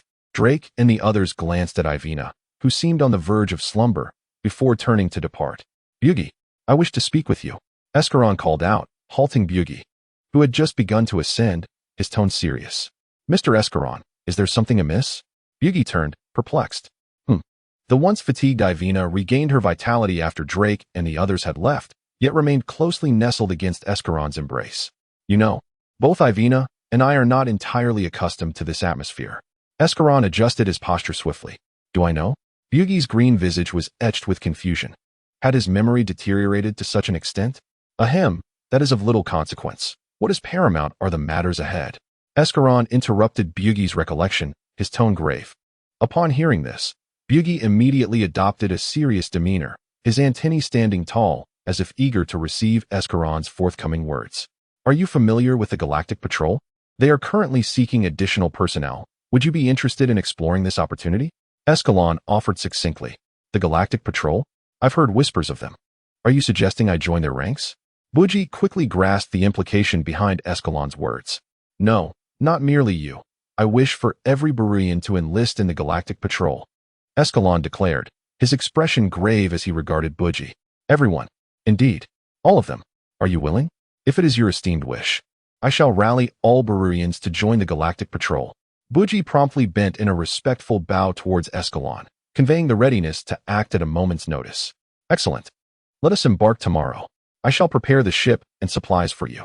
Escalon affirmed, giving Bugi's shoulder an encouraging pat. Chapter 107. Farewell. Vegeta in the expansive plaza of the Ogun Corporation, a deep green, oval-shaped spacecraft stood majestically, with a glimmering silver ramp extending from its hatch to the ground below.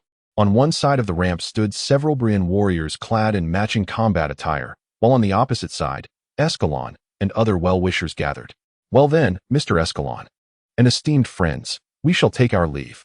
Bugi adjusted his collar, his countenance serious. Very well. Remember to contact me upon your arrival at the Galactic Patrol headquarters. Escalon advanced with a warm smile, patting Bugi's shoulder once more. Take care on your journey. Bugi. Rog and Drake approached, their faces tinged with reluctance as they embraced Bugi in farewell. After spending over a year together, Drake and Rog had become well acquainted with the Beruian warriors, fully aware of their past experiences. After exchanging farewells, Bugi ascended the ramp, the Beruians following closely behind, as the hatch sealed with a swift hiss. With Bugi's departure, Escalon prepared to return to the training room to continue his practice, but just as he took a step, he halted abruptly. This energy. Escalon furrowed his brow, turning to gaze towards the entrance of the Ogun Corporation. What is it, Escalon? Drake inquired, puzzled by Escalon's sudden pause. Is someone causing trouble again? I shall handle them at once. Rog stated, his brow knitted in irritation. Recently, the Ogun Corporation's business had been booming, despite the assistance from the Capsule Corporation. Numerous ill-intentioned individuals had been causing disturbances. No, it is merely a few acquaintances. Escalon shook his head, raising a hand to stop Rog from reaching for the communicator. Acquaintances? I shall invite them in. Drake suggested without a moment's hesitation. That won't be necessary. They have already arrived. Escalon's lips curled into a smile as he crossed his arms, casting an intrigued glance skyward. What? They are already here? Rog exclaimed, his face displaying a mix of confusion as he also looked up towards the heavens. What kind of individuals could breach the security department's defenses? Could it be that group led by Son Goku? No, they typically enter through the front. Whoosh, whoosh. A cascade of purple and white lights swiftly traversed the sky, appearing before the gathered crowd in the blink of an eye. Drake and Roger simultaneously expressed their confusion, exclaiming, Who are you two? Vegeta, however, paid no heed to their inquiries, having already fixated upon the figure of Escalon as he descended from the heavens. Escalon, you truly reside on this lowly planet? Vegeta remarked, disbelief etched across his features. The imposing figure of Nap, though silent, instinctively positioned himself in front of Vegeta, exuding an aura of protectiveness. Escalon, taking a moment to sense the energy within Vegeta, remarked with a hint of surprise, It seems you have fared well, Vegeta. After all this time, you appear to have grown considerably stronger. I have never once relaxed my training over the years. Vegeta retorted coldly, surveying his surroundings. Why have you chosen to dwell here? Escalon, well aware that Vegeta questioned his decision to settle on a planet with such a lackadaisical training environment. Pondered for a moment before responding. It's because the cuisine here suits my palate, and I quite enjoy the ambience. What? Cuisine? Ambience? What on earth have you been doing all these years? Vegeta's expression hardened instantly. While he had relentlessly trained on numerous high-gravity planets to keep pace with Escalon, the figure before him wore a countenance of ease and joy. Was he truly striving to become stronger? Had Escalon forgotten the words Vegeta had spoken years ago? Or had he become so enchanted by the people or food of this planet that he had forsaken his Saiyan identity? How could one with such formidable power choose to languish on a planet like this? My life on Earth consists of training, savoring fine foods, traveling, and meditating. Is there an issue with that? Escalon inquired, perplexed by Vegeta's expression of disappointment. Escalon, how dare you exhibit such complacency? Do you still underestimate me after all this time? Vegeta's forehead throbbed with tension. Complacent? The smile vanished from Escalon's face, and a pure white aura erupted forth. An overwhelming force pressing down upon Vegeta. The invisible pressure caused Vegeta, caught off guard, to fall face first into the ground. What? He exclaimed, astonishment evident in his voice. Yet, summoning his strength, he stood once more under the immense strain. You, Vegeta. Escalon's calm voice interrupted Vegeta's impending retort. Do you believe I have grown lax in my training? Before Vegeta could respond, Escalon continued. To be frank, I am quite disappointed in you. After all these years. Is this the extent of your power? What? You dare to denounce my strength? Vegeta, now incensed, unleashed a furious burst of purple energy. Unconvinced. After all this time, your battle prowess has yet to reach the level I attained years ago. Escalon's calm voice pierced through Vegeta's fragile pride like a sharp thorn. Vegeta's countenance twisted in rage, his eyes widened in disbelief as he fixed his gaze on Escalon, his lips moving yet unable to utter a single word. What do you mean, what? Your current power level is likely insufficient even to contend with Goku, or rather, Kakarot. Are you aware of Kakarot's fighting capability 2 years ago? It was merely over 700. Yet, under my tutelage, he ascended to approximately 30,000 within that brief span of 2 years. Listening to Escalon's somewhat self-congratulatory remarks, Vegeta's initial reaction was one of skepticism. How could a mere low-class Saiyan possibly elevate their power to 30,000, an achievement even the elite warriors struggled to attain, in just 2 years? He himself, a prodigy, had to toil for more than 20 years to reach his current power level of 90,000. Yet, he could not disregard the undeniable pressure that Escalon, another low-class Saiyan, exerted upon him merely through sheer presence. Perhaps Kakarot's progress, under Escalon's guidance, was not mere fabrication. Vegeta simply could not accept the notion of being surpassed by 2 low-class Saiyans, especially one who was a complete imbecile. Vegeta, you must have undergone some training yourself, otherwise, your power would not be as elevated as it is now, Escalon remarked. Vegeta abruptly lifted his head, his gaze locking onto Escalon's enigmatic smile. What do you mean? Chapter 108. Not as good as Goku. What do you mean?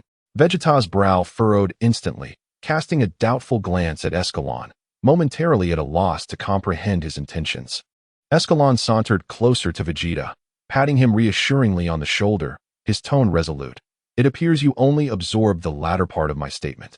You likely have never experienced a life of tranquility, have you? Escalon, what exactly are you trying to convey? Vegeta stood tall, his voice icy.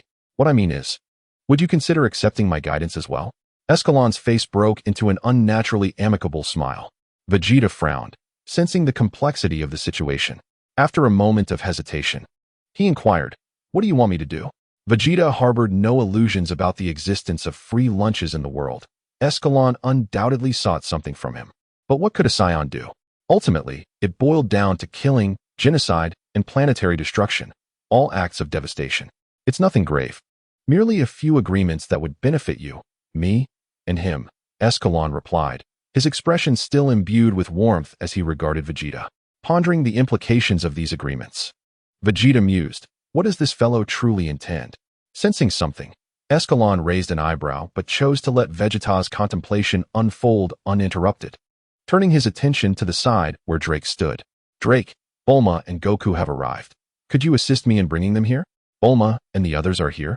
I'll fetch them right away, Drake exclaimed, instantly invigorated, as he pivoted towards the hovering vehicle. Drake, wait for me. I shall accompany you. Rock, who had been standing aside in a daze, hurriedly followed suit. From the dialogue between Escalon and Vegeta, they had already discerned that the topic at hand pertained to training, an area in which they felt utterly unable to interject. Kakarot is coming. Vegeta's inner turmoil, which had previously been fraught with hesitation, suddenly solidified into resolve. I agree, he managed to squeeze out through gritted teeth, as if uttering such words were an act of shame. Excellent. Then let us discuss the terms, Escalon replied, an expression of knowing satisfaction gracing his face. He had anticipated that the proud Saiyan prince would acquiesce to his demands. After all, matters concerning the enhancement of strength were simply beyond Vegeta's capacity to refuse. Thus, Escalon swiftly laid out his conditions. I understand not attacking Earthlings, but why must I coexist with them? Vegeta's face was a canvas of reluctance. Vegeta, this is for your own good. Escalon's demeanor shifted to one of earnest seriousness. This opportunity represents your chance to comprehend the essence of a tranquil life. Upon hearing this, Vegeta's expression tightened, and after a moment of internal conflict, he chose to accept. He then fixed a penetrating gaze upon Escalon, demanding, Escalon, have you already become a Super Saiyan? The matter of being overshadowed by Escalon's aura had been weighing heavily on Vegeta's mind since earlier. Super Saiyan, indeed.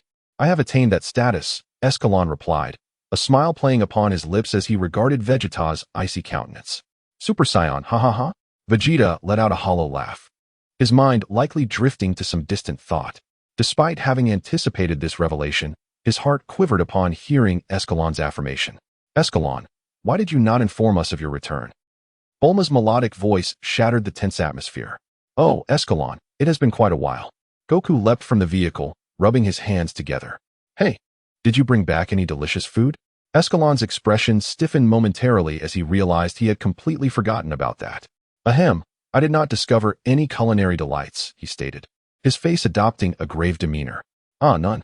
Well, that's unfortunate, Goku replied, quickly recovering from his brief disappointment and shifting his gaze to the impassive Vegeta. Wow, there's even a cool guy here. Too bad he's too short, not as tall as my Goku. Bulma scrutinized Vegeta with a critical eye. What are you talking about, woman? Vegeta's icy glare immediately turned towards Bulma, his purple aura flaring dramatically. Vegeta. Goku's brow furrowed as he instantaneously positioned himself in front of Bulma, locking eyes with Vegeta. Do not harm Bulma. He was acutely aware of Vegeta's previous threats to eliminate Bulma during their battles, which had left a significant impression on him. The two stood at an impasse, the atmosphere growing increasingly charged with tension. Enough. Escalon's figure suddenly appeared between them, his formidable presence effectively severing their confrontation. Humph. I shall grant you mercy this time. Next time, do not blame me for your audacity. Vegeta coldly snorted, turning his gaze towards Bulma. You should first defeat Goku before boasting. Bulma, with a confident smile, clung to Son Goku's arm, deliberately provoking him. After all, she had witnessed the entire battle between Goku and Vegeta from her home satellite. This little brat not only aimed to take her Goku away, but also injured him. He even had the audacity to threaten her life. Scoundrel. Vegeta's expression darkened instantly, still haunted by his defeat to Kakarot. Ahem, enough of this. Bulma. Ivina is resting in the room, and it's been a while since we've seen her, Escalon interjected with a hint of exasperation, interrupting their quarrel. I know. Bulma waved her hand dismissively, not forgetting to warn as she left. Keep a close eye on that hot-headed little brat. TCH, Vegeta frowned, opting to turn away. Out of sight, out of mind. Tap, tap, tap. Escalon, what were you just discussing? Goku inquired, approaching Escalon with curious eyes. It was about training, and yes, Super Saiyan. Escalon replied candidly. Training? Super Saiyan. Goku's spirit soared, his eyes sparkling with excitement as he gazed at Escalon. It sounds incredible. Fool. Of course, Super Saiyan is formidable. It is a legendary warrior that emerges only once every 1,000 years. Vegeta regarded Goku, the ignorant earthling, with disdain. Wow, 1,000 years.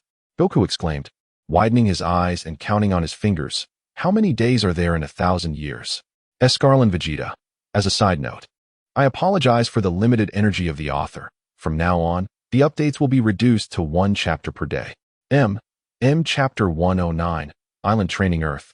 Situated at the center of the Northern Sea, a large island surrounded by hundreds of small islets, suddenly stirred with life. Creatures, from the colossal dinosaurs to the tiniest ants, fled in panic towards the sea. Whoosh, whoosh, whoosh. 3 streaks of light, akin to meteors, streaked across the azure sky, producing thunderous sounds in their wake. After etching 3 visible white trails in the sky, the 3 figures simultaneously descended onto the vast island. Step, step. This shall be the chosen location. It should not cause too much disturbance. Escalon assessed the surroundings, confirming the environment. Upon ensuring that the area was deserted, Escalon quickly turned to the eager Son Goku and the cold-faced Vegeta behind him. The venue has been selected. Let us commence the training. Escalon smiled slightly. Who will go first? The special training must commence with combat. Although Escalon had a rough prediction, he decided to first observe the current strength of the 2 fighters. I'll go first. Hee hee, I've prepared a surprise for you. Sun Wukong exclaimed, eagerly stretching his body. Humph. Kakarot, I arrived first. You should just stay aside. Vegeta retorted, shoving Sun Wukong aside as he warmed up. Hey, why are you like this?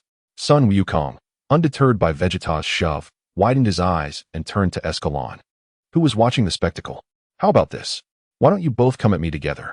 I want to assess your capabilities first, Escalon suggested, his smile fading into a serious demeanor. With Vegeta? Sure. Sun Wukong replied, his face lighting up with anticipation at Escalon's proposal. Absolutely not. There is no way I will train alongside this fool. Vegeta's face was etched with defiance as he firmly rejected the idea. As the proud prince of Saiyans, he could barely tolerate accepting guidance from Escalon, let alone training with Kakarot, the idiot. Hey Vegeta, Sun Wukong protested, displeased, recalling from Bulma that the term fool was hardly a compliment. Escalon sighed with exasperation. It was no surprise these two, as rivals, would bicker upon meeting. He had learned about Vegeta's experiences over the years, including being hunted by the Ginyu Force for a time. It would not be difficult to temporarily bring the haughty prince to his knees, with the temptation of strength enhancement. In that case, I shall guide Wukong first. It won't be long before his power surpasses Vegeta's, Escalon mused, emphasizing the word surpass as he glanced at the trembling Vegeta, whose teeth could be heard grinding in agitation. The thought was provocative.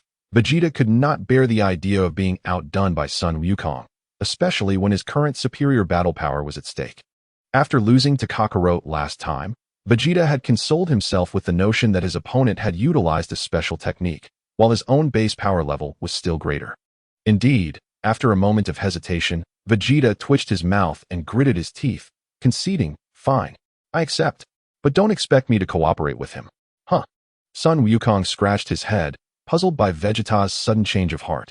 Vegeta, why did you agree again? Enough chatter. Vegeta shouted at Sun Wukong, then quickly turned to Escalon. Let us begin, Escalon. It seems you've come to a realization. Escalon nodded, pleased, then rubbed his wrists. Now, both of you, come at me together. Upon hearing this, the 2 fighters, aware of Escalon's strength, wasted no time in assuming their battle stances and charged forward. Whoosh, whoosh. As the 2 approached, Escalon remained calm, standing still with outstretched hands, effortlessly receiving their attacks. Clap, clap, clap. The 3 figures traversed the island, engaging in a primal and visceral combat without the aid of energy blasts. Under their deliberate restraint, this seemingly vast isle remained intact despite the intensity of their skirmish. Nevertheless, some trees and terrain inevitably suffered fractures and collapses, though fortunately, the local fauna had long since fled. Whoosh, whoosh, whoosh. 3 beams of vibrant light surged from the island, soaring directly above the sea, their formidable presence causing the waters to churn violently. Sun Wukong and Vegeta, enveloped in flames of fierce energy, executed a pincer maneuver towards the retreating Escalon.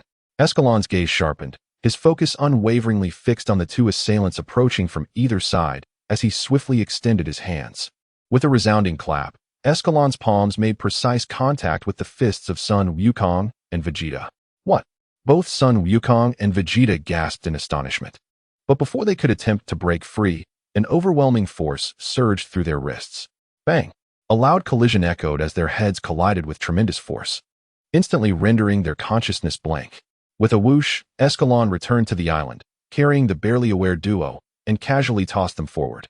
With a thud, Sun Wukong landed beside a sand dune, while Vegeta sprawled on the grass, both still recovering from the earlier impact. Time passed, and the two gradually regained their senses. Coughing, Vegeta murmured, "Is the disparity in our strength truly this vast?" As he gazed vacantly at the dim sky. "Huh, Escalon, you've indeed grown stronger," exclaimed Sun Wukong, rubbing his forehead as he rose from the ground, his tone filled with astonishment. "What's this? Are you considering giving up on catching up to me?" Escalon raised an eyebrow, directing his gaze towards Vegeta. "Not at all. Quite the opposite. I am invigorated." Sun Wukong beamed, reanimating his body. Vegeta silently stood, his dilated pupils gradually focusing, and a familiar icy expression returned to his face. "Enough of this. The day is waning. I shall share my findings, and then we can part ways," Escalon stated, shaking his head. At this, both warriors perked up, their attention fixed on Escalon. "Cough. Let us start with you, Wukong. You seem to have no issues. Your combat skills and energy manipulation are quite adept, though there is a minor flaw." "What flaw?" Sun Wukong inquired curiously. "From our earlier exchange, I noticed you tend to probe your opponent. Even knowing my current strength, you refrained from using the King Kai fist? This is not a commendable habit. Have you considered that if faced with a volatile adversary, they might not indulge in mutual testing and could instead unleash their full power to eliminate you?" Sun Wukong scratched his head, a look of distress crossing his face. "I can't control that. And now, Vegeta. Vegeta, your issues are numerous, whether it be technique, the manipulation of energy, or mindset. There are significant flaws present." "Energy? Technique? Mindset?" Vegeta queried, his face a picture of confusion. He could grasp the concept of technique. Yet what was this energy? As for mindset, he was entirely at a loss regarding Escalon's meaning. Energy is the force within you, utilized to concentrate energy blasts. Your current method of application is rather rudimentary, and the same can be said for your technique. At this juncture, Escalon paused, his tone turning earnest as he continued. "The crux of the matter lies in your mindset. You are far too impatient." "What should I do then?" Vegeta inquired, furrowing his brow. Escalon approached Vegeta, placing a reassuring hand on his shoulder, and imparted with gravity. "Both energy and technique can be enhanced through training, but mindset is a matter solely dependent on you." Vegeta fell into deep contemplation, yet his internal confusion only intensified. What kind of mindset did Escalon deem correct? "The hour grows late, Goku. You should return now. If you linger any longer, Bulma may become upset." Escalon turned his gaze towards Son Goku. "Oh, then I shall take my leave," Goku exclaimed, abruptly redirecting his attention from Vegeta and soaring back towards West City. In truth, this intensive training session had been meticulously arranged by Escalon solely for Vegeta, summoning Goku merely to provoke him. After all, Goku had been tutored since childhood by martial arts masters such as Master Roshi and Bobo, establishing a solid foundation that left little room for Escalon's instruction. Vegeta, however, was a different matter entirely, having lacked guidance throughout his life. Aside from himself and Goku, there seemed to be no one willing to mentor Vegeta in his training. Given the wicked energy emanating from Vegeta, those formidable martial artists either lacked the desire or the courage to teach him. Having Goku instruct him was out of the question, especially since Vegeta currently harbored considerable disdain for him. Thus, it fell to Escalon to take on this responsibility. "Vegeta, do you understand why I insist you live alongside the Earthlings?" Escalon suddenly interjected. "Why?" Vegeta lifted his head, fixing his gaze upon Escalon's face. "Because they hold the key to transforming your mindset. Of course, this is merely my personal belief regarding the best approach." This was a solution Escalon had pondered deeply, envisioning that living among Earthlings could alter Vegeta's brutal disposition. After all, the narrative had completely unraveled, with Goku now married to Bulma, and it wouldn't be long before they welcomed a child. Since Vegeta was not with Bulma, Trunks would not exist. Without the influence of family, Vegeta would struggle to change. Escalon did not wish for his future ally to be a cold and ruthless individual. Otherwise, he might find himself betrayed without warning. Over 2 decades of solitary combat had imparted to Escalon the understanding that one cannot survive in such a perilous world relying solely on oneself. As the primary and secondary protagonists of the original tale, Goku and Vegeta were naturally regarded by Escalon as his future companions. Sun Wukong, at present, may exhibit a degree of simplicity, even extending leniency towards his adversaries. However, this will change significantly during the Android saga. From that juncture onwards, Sun Wukong will evolve into a figure of maturity and reliability.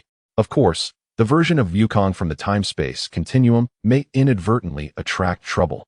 Yet, Escalon has already located the black-hearted Dragon Balls, a set of orbs sealed away in the depths of the Divine Temple, which have unveiled the secrets of this universe. Time and space, even if merely a parallel universe, will likely shape Wukong's personality to resemble that of the martial arts master Wukong. Despite the existence of formidable deities such as destroyers and angels in the time-space continuum, their limits of power are evidently superior to those in regular time. Even in the face of universe-destroying crises, a destroyer would intervene to resolve the issue. However, the capricious nature of destroyers can pose a latent danger in its own right. Naturally, what Escalon values most is the power attained through the fusion of two beings. Whether it be Gogeta or Vegeta, they represent peak combat prowess. After a moment of silence, Vegeta appeared to release a burden, his previously furrowed brow gradually smoothing. As he turned to depart and rendezvous with Nappa, Escalon called out to him, "Wait, Vegeta, what is it?" Vegeta replied, his brows furrowing as he turned to face Escalon, his expression growing increasingly displeased. At that moment, a yellow capsule was tossed from Escalon's hand, soaring straight towards Vegeta. Vegeta observed the yellow capsule in his hand, a flicker of confusion crossing his eyes. "What is this?" "It resembles an old-fashioned potion. It contains a small house complete with various furnishings, and even a gravity training room with 100 times the gravitational force, precisely as you imagined," Escalon remarked, twisting his neck. "This should suffice for you and Nappa's needs. Oh, and by the way, you'll need to prepare your own food. After all, the sustenance required for 2 Saiyans, even for just a day or two, would be enough to purchase this capsule." Vegeta's expression turned complex as he clutched the yellow capsule, his mind embroiled in turmoil. How many times has it been? Must I accept Escalon's assistance once more? Do not forget to interact more with the Earthlings. And remember that training resumes tomorrow, Escalon reminded, seemingly unfazed by Vegeta's reaction. Noting Vegeta's continued silence, Escalon shook his head and stated, "I shall take my leave now." Before turning away, Vegeta's gaze lingered on the receding black silhouette, his lips quivering slightly, yet he remained voiceless. After a lengthy moment, he withdrew his gaze, clenched his fists, and a surge of violet energy erupted from his body, vanishing with a resounding boom. The following day, boom, boom, boom. Streams of black and purple light clashed upon the ocean's surface, sending massive waves crashing forth. "Escalon, why hasn't T-Cockroach shown up?" Vegeta exclaimed, furiously throwing punches in a frantic manner. Escalon, unfazed, effortlessly parried Vegeta's tempestuous onslaught. "Wukong? He truly does not require such training." As he spoke, he abruptly accelerated, delivering a powerful blow to Vegeta that extinguished the flickering flames of his recently ignited fury. The air was filled with the sound of thuds, and in the blink of an eye, a significant portion of the day had elapsed, as the specialized training targeting Vegeta was progressing methodically. Escalon returned to his tranquil routine, dedicating each day to training Vegeta, engaging in solitary practice, and savoring moments of intimacy with Avina. However, this idyllic existence was soon disrupted by the piercing cries of an infant. Chapter 111. Aryan on Earth, in the outskirts of West City, stood the newly constructed O-Steel Private Hospital, an edifice characterized by its half-circular design, brimming with a wealth of talent and advanced equipment. The transparent bulletproof glass reflected a gentle halo under the warm sunlight, heralding the early days of spring, as the rain from the previous night had just ceased. Outside a special room located at the heart of the building, a tall figure paced anxiously in the bright, spacious corridor. As the room echoed with the resounding cries of a newborn, Escalon halted, a mixture of confusion and joy illuminating his face. Yet, this bewilderment swiftly vanished, replaced by a complex expression woven with shock, gravity, and concern. An intangible force emanated from the room, causing the entire medical facility to tremble as if on the brink of collapse. Without a moment's hesitation in the face of this unexpected turmoil, Escalon rushed to the door, lifting his leg to deliver a forceful kick. Bang! Crack! With urgency, he shouted, "Avina!" However, upon witnessing the scene inside, his expression froze, replaced by a look of perplexity. The equipment in the room had been hurled into the corners by the tremendous shock, and the source of this chaos was the crying infant suspended in midair. The pristine floor was strewn with the personnel responsible for the delivery, clearly rendered unconscious by the sudden impact. Only the bed beneath the infant remained untouched, where Avina lay pallid, yet showing no visible injuries. Seemingly startled by the thunderous noise of the door being breached, the floating infant cried even louder, causing the lights on the ceiling to tremble. In a flash, Escalon was before the infant, cradling him gently, enveloping him in a warm embrace akin to a comforting blanket. Gradually, the cries of the infant subsided. Once the tremors ceased, Escalon turned anxiously towards the bed, hastening to Avina's side to assess her condition. Upon discovering that Avina had merely succumbed to fatigue, he let out a sigh of relief, and then turned his attention to the infant in his arms. What caught his eye first was the golden hair inherited from his mother, with 3 strands of bangs framing his forehead, the tail swaying behind him. The damp hair obscured any discernible hairstyle for the moment. The infant's round face, delicate pink skin, and tightly closed eyes rendered him undeniably adorable. The entirety of her face was contorted, and her expression radiated discontent. "Is this truly my son, Escalon?" A smile graced Escalon's lips as he gazed tenderly at the slumbering infant in his arms. For the first time in 2 lifetimes, as a father, a soft warmth within him seemed to be stirred, rendering his gaze even gentler. Yet, alongside this inexplicable emotion arose a yearning for strength, a desire to protect the loved ones and friends he cherished, compelling him to strive even harder. "However, little one, the aura you just emitted was astonishing." Escalon gently prodded the sleeping baby's face with his finger. The energy he had just unleashed surely exceeded 5,000 in combat power. And Escalon's eyes were drawn to the tail. It appeared that his newly born son possessed an unusually fiery temperament. Was it due to his innate formidable power, or the presence of that tail? A newborn with such strength left Escalon torn between elation and concern. The joy stemmed from his son's evident potential for greatness, promising an extraordinary future. Conversely, the source of his worry was the immense power. Even innocent play could lead to significant repercussions. It should be noted that most individuals within the Ogun Company possessed combat power barely reaching 10. How could Escalon entrust them with childcare? Well, there was still Shenlong. Tomorrow, the quest to gather the Dragon Balls would commence. Half an hour later, the unconscious medical staff gradually regained consciousness, groggily rubbing their heads as they rose from the ground. Upon noticing the infant in Escalon's arms, they instantly became animated with excitement. "What is this?" The expression of the muscular doctor was one of sheer astonishment, her fingers trembling as she pointed at the baby. "Huh, what has transpired?" The short-statured doctor climbed to her feet, her round face painted with a look of regret. "Lord Escalon." The head of medical staff rubbed her head, and, upon seeing Escalon standing nearby, instantly adopted a respectful demeanor. "Ahem." Escalon cleared his throat, redirecting their attention, and inquired, "What occurred here?" From their accounts, Escalon gleaned a rough understanding of the events. Essentially, upon his son's birth, the doctors were perplexed to find him neither crying nor fussing, but merely regarding them with an exceptionally fierce expression. This led the doctors to suspect something was amiss with the little one. Subsequently, one doctor approached and gently tapped the infant's bottom in an attempt to elicit a cry. However, to their surprise, as they merely drew near and lightly patted the baby's tender backside, he erupted into a wailing fit, unleashing a wave of crimson energy that rendered them unconscious. After the doctors had relayed some precautions and departed, Escalon thoughtfully stroked his chin, his gaze surveying the infant. Just then, as Escalon pondered, Avina, lying on the hospital bed, awakened, her face one of confusion and disarray. "Avina, you're awake." Escalon instantly darted to Avina's side, extending his hand to assist her in rising. As Escalon and Avina's gazes gradually regained clarity, her eyes darted around anxiously. "Where's the child?" Escalon, with a hint of exasperation, gently jostled the infant in his arms and extended him toward Avina. She quickly accepted the child, her expression softening immensely as she tenderly caressed his cheek. "This is our baby," she murmured. "Indeed," Escalon replied, taking a seat beside her. "Look at him. He has a nose and eyes. How adorable." Ivina paused, shooting Escalon a bemused glance. "It's a boy. What name should we give him?" After a moment of contemplation, Escalon's eyes lit up. "How about we name him Arian?"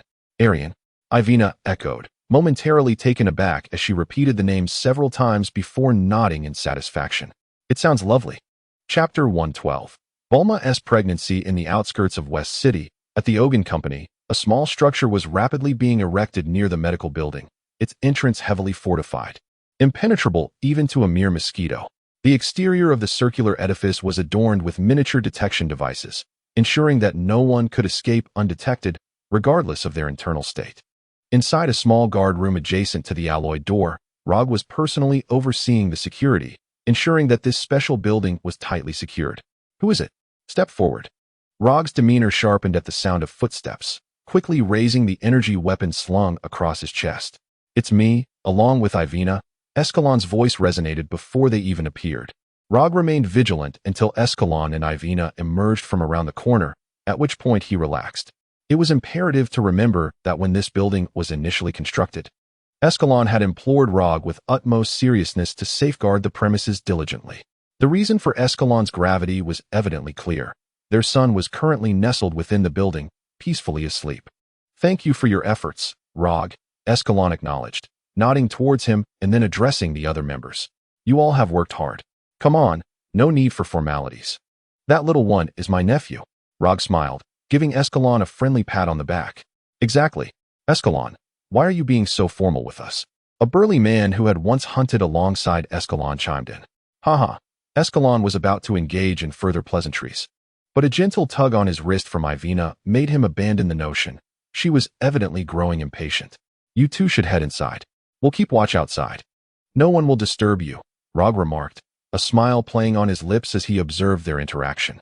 "All right, we shall go in then," Escalon nodded, taking Ivina's hand as they entered the circular building. In the incubation chamber, a large transparent cylinder, its surface resembling glass and filled with a vibrant green liquid, stood silently in the center of the room. Nearby, a silver-hued control console displayed a flurry of data across 3 monitors. Above the cultivation pod, a robust and transparent conduit is tirelessly delivering nutrient solution downwards. Within the pod, a diminutive figure is curled up, peacefully slumbering, with golden hair floating upwards in the nutrient liquid, revealing a tender and delicate visage. An oxygen mask adorns the child's lips, while the petite chest rises and falls rhythmically. The tail behind him sways unconsciously, creating ripples in the green nutrient solution with each movement. The two who entered uttered not a word, seemingly fearful of disturbing the sleeping infant, their actions exceptionally gentle. Ivina cast a quick glance at her son before hastily approaching the main control console, while Escalon stood by, awaiting her next move. After 2 hours of testing, a slight furrow formed on Ivina's brow as she intently scrutinized the data displayed on the screen, her mood growing increasingly agitated. "Ivina, how is it?" Escalon inquired, unable to contain himself as he noticed her pause. In response, Ivina rubbed her temples, turning to face Escalon with a serious tone. "As you suspected, this child possesses a significant amount of energy characteristic of the giant ape. This explains the immense power he exhibited at birth. However, this energy is also imbued with primitive and violent instincts. If he were conscious, the impact might be manageable, but—" Ivina hesitated, her brow knitting tighter, concern flickering in her eyes as she glanced at Aryan. She approached Escalon and continued. "But little Aryan's consciousness is still in a nebulous state, making him susceptible to the influence of the giant ape energy, potentially resulting in a violent and cruel temperament." Escalon's expression darkened as he pondered the implications. Giant ape energy? Could it be a consequence of my prolonged exposure to lunar training? Observing Ivina's despondent demeanor, he instinctively enveloped her in his arms, softly reassuring her, "It will be all right. We can resolve this with the Dragon Balls. You know the eternal dragon can even resurrect the dead. Such a matter would surely be within its capabilities." Ivina offered no reply, only tightened her embrace. She was aware of the Dragon Balls, yet she also understood their numerous limitations. Since the resurrection of the deceased several years prior, Ivina had dedicated a considerable amount of her time to studying the Dragon Balls, gleaning much information from Escalon. For instance, she learned that the wishes granted by the eternal dragon cannot exceed the capabilities of its creator, and the deity's power, as Escalon had informed her, was merely a few hundred points. Yet Aryan's battle prowess at birth exceeded 5,700, while some wishes could still be realized if the subject consented. Given Aryan's current condition, it seemed unlikely that the process would unfold smoothly when the dragon's power was conferred upon him. At the Ogun Corporation Plaza, having confirmed her son's condition, Escalon resolved to head to Capsule Corporation to request the dragon radar from Bulma.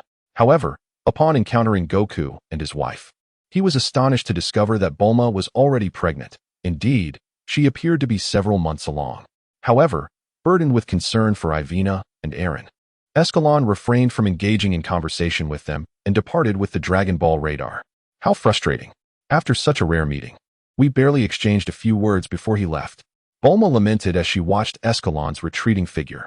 Hey, Bulma, the doctor advised against losing your temper. Goku scratched his head and, taking Bulma by the arm, turned back towards the bedroom. With the Dragon Ball radar in hand, Escalon swiftly traversed the earth, collecting 6 Dragon Balls in the blink of an eye. In an unknown mountain village, a bald, burly man greedily gazed at the luminous 3-star Dragon Ball in his possession. Suddenly, his smile froze. Where's my ball? Who took it? Who is the thief? Thud. An orange capsule fell from the sky, landing squarely on the man's bald head. How dare you steal my ball, and then hit me? The man, feeling aggrieved, rubbed his shiny head.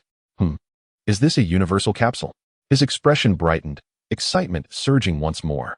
He hurled the capsule to the ground, and with a loud bang, a box filled with Sony luggage appeared. Money. So much money.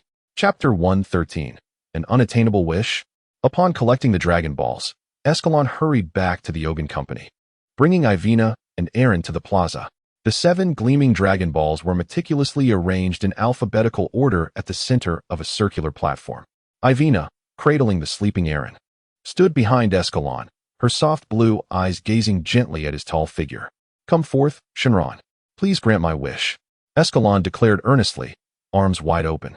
Calling out to the Dragon Balls. Boom. The sky darkened in an instant, and with a thunderous roar, the Dragon Balls erupted in a golden beam of light. Soaring into the heavens, a magnificent green dragon coiled around the beam, its crimson eyes surveying the diminutive figures below with an air of authority. Faced with this grand and sacred apparition, Escalon found himself momentarily entranced. Even after witnessing it several times, he could not help but marvel. Watching the anime and confronting the dragon in reality were 2 entirely different experiences. The divine visage of the dragon left Escalon with an indescribable sense of awe. Speak your wishes. No matter what they are, I can fulfill them. The dragon's voice resonated with confidence and authority. Shenron, please resolve the peril posed by the raging energy within my son, Eren. Escalon stepped forward, speaking earnestly. As for North Kai's planet, he could only silently apologize to the Kai. The urgency of the situation rendered his son paramount. The dragon did not respond immediately. Its gaze swiftly fixed on Eren nestled in Ivina's arms, its crimson eyes flickering. I am sorry, but I cannot fulfill this wish. The dragon gently shook its head. This child's instincts will resist the power I attempt to bestow. Upon hearing those words, Escalon swiftly turned to face Ivina, noticing her shoulders trembling. He hurriedly approached her and enveloped her in his embrace. The dragon's tendrils swayed gently in the wind, its crimson eyes flickering mysteriously, and the ethereal, divine aura surrounding it became more animated. Escalon, this wish is, in essence, quite simple, it spoke in a calm tone. Its gaze directed at Escalon with a tranquility akin to the vast sky. Escalon, who was in the process of comforting Ivina, furrowed his brow and turned to the dragon, questioning, What do you mean? Can it be fulfilled again? The dragon nodded. Its gaze filled with intrigue as it looked at Escalon. After casting a glance at Eren, it continued, Indeed, but I cannot fully suppress the chaotic energy within this child. However, I can control it for a limited time. Escalon scrutinized the dragon with a frown, a flicker of doubt crossing his eyes. Why did the dragon seem somewhat different? Was it not like this before? Its aura appeared to have transformed significantly. It was as if a machine had gained sentience. Then please, restrain the chaotic energy within Eren, Ivina urged, casting a glance at the dazed Escalon. Though she did not comprehend why he was lost in thought at such a moment concerning her son, she could no longer afford to wait. As you wish, the dragon's calm voice resonated, its crimson eyes shimmering slightly as an invisible force enveloped Eren. Both Escalon and Ivina turned their attention to Eren, who, moments before, had been scrunching his little face in distress, now relaxed and beaming with a smile. Eren. Ivina gazed softly at her son in her arms, her delicate arms beginning to sway gently. Once Escalon confirmed that the turbulent energy within Eren had subsided. He looked back at the dragon, his frown deepening, confusion intensifying in his eyes. Was it not customary for the dragon to vanish immediately after granting a wish? Why was it still present? How peculiar. Escalon, my ability can only sustain this child until he reaches adulthood. Thereafter, he will need to engage in his own spiritual cultivation, the dragon stated, disregarding Escalon's perplexed expression. After adding these remarks, it radiated a golden light before vanishing in an instant. Whoosh, whoosh, whoosh, as the dragon orb scattered. Escalon had no time to ponder further. He leaped high into the air, swiftly extending his hands to catch all the orbs. Observing the orbs now turned to stone in his hands, Escalon's brow tightened, his thoughts drifting back to the earlier encounter with the dragon. Escalon, what are you thinking? Ivina, filled with curiosity, approached him and inquired. Ivina, do you notice any difference between the dragon just now and its previous form? Escalon looked up at her, seeking her perspective. Taken aback by Escalon's unusually serious demeanor, Ivina paused for a moment before reflecting deeply. It seemed there was no discernible difference. Wasn't the dragon helping us fulfill our wish right after you made it? Is there an issue? She asked, furrowing her brow. Upon hearing this, Escalon's pupils suddenly constricted. What? The wish was granted so swiftly? Wasn't it supposed to be realized only after he changed his mind? Escalon, are you concealing something from me? Ivina leaned closer, her tone tinged with displeasure. Haha, how could that be? Perhaps it was merely my illusion. Escalon scratched his head, intending to brush Ivina off. Is that so? Ivina narrowed her eyes, casting a skeptical gaze over Escalon's face. Observing her incredulous expression, Escalon's lips twitched as he abruptly pulled her into his embrace, slowly lowering his head. After barely managing to placate Ivina, Escalon hurried to the training ground after sending Arian into the incubation chamber. In the gravity training facility, Escalon sat cross-legged, suspended in midair, his right elbow resting on his left palm, thoughtfully stroking his smooth chin while contemplating the earlier events.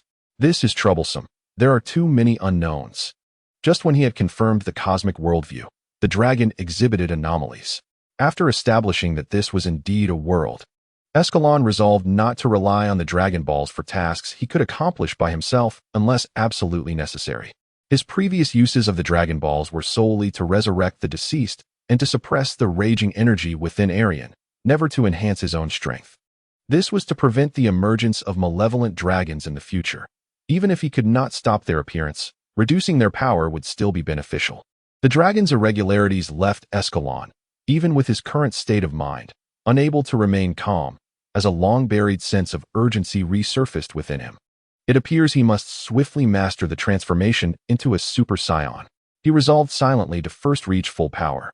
Since his last transformation into a Super Saiyan, he had yet to achieve it again, with numerous reasons for this. The powers of the Super Saiyan and the Great Ape clashed, complicating the transformation. To be precise, he currently needed to gather energy for a period before he could transform into a Super Saiyan.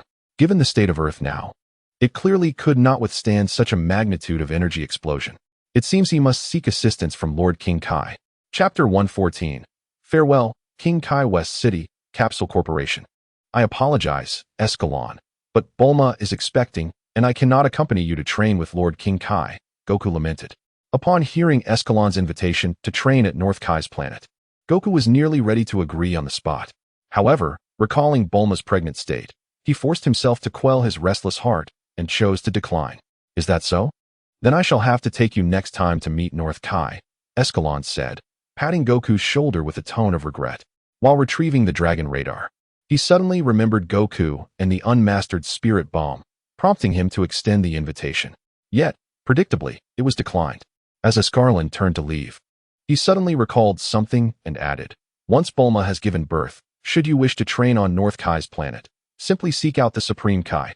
He will escort you. Sun Wukong's face brightened with a radiant smile as he waved his hand and expressed his gratitude. Thank you, Escalon. I shall certainly go. What is this? You're leaving after just a few words? I haven't even seen you yet. Bulma, with her prominent belly, hurried over, visibly displeased. Bulma, what are you doing out here? Sun Wukong exclaimed, his surprise causing him to fumble as he guided Bulma back toward his room. Humph, Escalon is truly impolite. Bulma remarked with a smirk, allowing Wukong to assist her inside. My Wukong is so considerate. Hee hee, Sun Wukong smiled, gazing in wonder at Bulma's swollen belly. Was I really inside there before? Are you foolish? How could you possibly have been in my belly? Bulma stumbled slightly, rolling her eyes in annoyance. Sun Wukong, taken aback, quickly steadied Bulma, his face turning awkward as he stammered. Bulma, that is not what I meant. I understand. You didn't mean it that way. Bulma replied gently, her right hand playfully exploring his abs. Ahaha, Bulma, that tickles. Sun Wukong exclaimed, feeling the sensation on his abdomen. And he instinctively pressed down on her mischievous hand. Let go. Allow me to touch for a bit longer. Bulma frowned, shooting him a fierce glare that instantly subdued him. With a resigned expression, Sun Wukong raised his hands, looking dejected as Bulma playfully toyed with him. Oh, by the way, did Escalon have something to discuss with you? Bulma inquired, wiping her mouth and reluctantly retracting her hand, her curiosity piqued. Escalon wants me to train with him on North Kai's planet. Sun Wukong replied without hesitation. Training? Why haven't you gone yet? Bulma raised an eyebrow, fully aware of Wukong's fervent passion for training. Well, Bulma, you're pregnant. And I can't help but worry about you. Sun Wukong scratched his head, a cheerful smile illuminating his face. Since Sun Wukong and Bulma's marriage, BG has frequently shared peculiar tales with him, most of which he struggled to comprehend. Yet, he grasped the essence of marriage, especially the responsibilities of being a husband. Bulma paused, her cheeks flushing as she gazed at Sun Wukong's handsome face, unable to resist extending her hands toward him. Hey, Bulma, why are you biting my lip? Sun Wukong froze, startled by her proximity and the allure of her cherry-like lips. On North Kai's planet, a streak of white light surged toward the verdant, diminutive sphere like a meteor, leaving a brilliant white trail in its wake. North Kai, I have returned. Escalon's deep voice resonated across the North Kai planet. What was that noise? North Kai, enjoying a leisurely drive, jumped in shock, hastily slamming on the brakes. Screech. Bang. In a moment of panic, the king of the Northern Realm mistakenly pressed the accelerator, hurtling off the road and crashing into a large tree near his home. Fortunately, due to the diminutive size of the planet, the distance between the red convertible and the tree was insufficient to generate excessive speed, resulting in a relatively minor impact. Coughing, the king of the Northern Realm leaped from the vehicle and turned to gaze at his beloved convertible, overwhelmed with sorrow. The engine hood, having collided with the tree, was now raised high, wisps of smoke rising from within, while the right tire had vanished without a trace. In stark contrast, the tree, which had withstood the impact, showed no signs of damage, a testament to its resilience as a divine tree thriving on the Northern Realm planet. Suddenly, Baburus jumped down from the tree, having been soundly asleep just moments before, nearly dislodged by the crash. What is happening? Gregor quickly emerged from a circular dwelling, clutching several unprocessed documents. Oh, I'm back. Escalon waved awkwardly, his expression tinged with embarrassment. What? It's Escalon returning. Next time, try not to yell so loudly. The king of the Northern Realm adjusted his small round glasses. Cough. It's just that I haven't seen you for quite some time, my lord. Escalon chuckled sheepishly, his right hand moving to his waist. And I brought you gifts, he announced earnestly, retrieving several capsules from a pouch at his side. Gifts? Huh. Let me see, exclaimed the king and Baburus, their excitement palpable as they hurried over to Escalon. With a smile, Escalon pressed down on the capsules and tossed them onto the grassy expanse, resulting in a puff of smoke. Out emerged stacks of peculiar magazines from Earth, interspersed with collections of corny jokes, all intended for the king of the Northern Realm. Nearby, several suitcases filled with toys, such as bouncy balls and yo-yos, were designated for Gregor. Lastly, the largest portion contained an assortment of food, primarily fruit intended for Baburus, while the remainder was for Escalon himself. After all, the cuisine on the Northern Realm was rather mundane and insufficient for Escalon's appetite, prompting him to bring his own provisions. Wow, a collection of corny jokes. The king of the Northern Realm exclaimed upon spotting the treasure, grinning as he gathered them up. Baburus, in a joyous frenzy, circled around the fresh fruit, his hands instinctively beating against his chest in delight. Thank you, Escalon, Gregor remarked, glancing at the toys but choosing not to play with them, instead addressing Escalon with sincerity. Haha, it's nothing. These were always meant for you. Do take a look. My matters can wait, Escalon replied, his eyes twinkling as he observed the trio. The laughter of the king of the Northern Realm ringing in his ears, bringing a sense of relief to his heart. Indeed, at Escalon's words, Gregor could no longer contain himself and promptly dove into the toy box. Chapter 115, Homeless? After meticulously organizing the gifts sent by Escalon on the verdant expanse of North Kai's planet, The North Kai cast a reluctant gaze at the collection of cold jokes within the room. However, recalling the eager Escalon awaiting his assistance outside, he resolutely suppressed his emotions and turned to exit the circular dwelling. Ahem, Escalon, have you come to seek my assistance? The North Kai coughed a couple of times to attract Escalon's attention, immediately abandoning the apple he had been playing with alongside Baburus. Escalon turned to the North Kai and declared, Lord Kai, I wish to practice my Super Saiyan transformation here. The commotion may be rather significant. The North Kai paused, momentarily taken aback at the thought of the Super Saiyan's formidable power, causing him to shudder involuntarily. Well, that certainly can be arranged. Really? Then I shall commence at once. Escalon exclaimed joyfully, leaping to the opposite side of the planet to prepare for his training. Wait, I haven't finished speaking yet. The North Kai jolted, hastily scampering after him. Baburus and Gregly exchanged glances before following suit, carelessly discarding their fruits and toys onto the grass. Anxiously gripping a nearby tree, the North Kai turned to Escalon with a serious expression. All right, you may begin now. He had just placed an additional layer of protection around Escalon and reinforced North Kai's planet with his divine power, allowing him to finally relax. Baburus and Gregly remained perched on the tree, their faces alight with anticipation as they observed the two below, poised for action. Taking a deep breath, Escalon crouched low, placing his hands on his waist, as a white aura surged forth from his being. As Escalon continued to amass energy, waves of white energy radiated in all directions, causing the petite planet to tremble. The powerful gusts of energy blew up sand and dust from the ground, causing nearby rocks and trees to sway violently. Wah! The North Kai, along with Baburus and the others, were swept off their feet, clinging desperately to the tree trunks to avoid being swept away. As if reaching a critical point, Escalon let out a mighty roar, and a golden aura erupted like a blazing inferno. With the golden hair standing on end in the turbulent air, his emerald eyes remained tranquil, and his expression was devoid of any disturbance. Sensing the immense power within him, along with the suppressed crimson energy, Escalon turned to the North Kai and inquired, Lord Kai, do you have any insights? Taking a deep breath, the North Kai approached Escalon, surveying him closely. You seek to tame that exceptionally volatile energy within you, do you not? His small eyes sparkled behind his glasses. Yes, Lord Kai. Do you have any suggestions? Escalon nodded, his gaze filled with expectation as he looked towards the North Kai. Well, it's neither easy nor difficult, after all. This power belongs to you. By enhancing your control, you should be able to master it completely. Beiji Wang gazed intently at Escalon, his antennae quivering rapidly. Now, let us proceed with the next round of rigorous training, he declared. I appreciate your assistance. On the outskirts of West City, a building resembling a snail stood resolutely between the wilderness and the urban landscape. A step forward revealed a vibrant world of lights and revelry, while a step back plunged one into an eerie silence. Within the circular area behind the edifice, a dim crimson ambience cast a heavy atmosphere, where two figures darted back and forth. Bang, bang, bang. Vegeta, with a cold expression, scrutinized Nappa, who was desperately enduring his relentless assault, showing no mercy as he unleashed a flurry of punches and kicks. Prince Vegeta, I can no longer hold on. Nappa gasped, his muscles twitching as he audibly pleaded for mercy. What a useless fool. How long has it been? Endure for a little longer. Vegeta scoffed, delivering a fierce kick forward. Bang! NGH.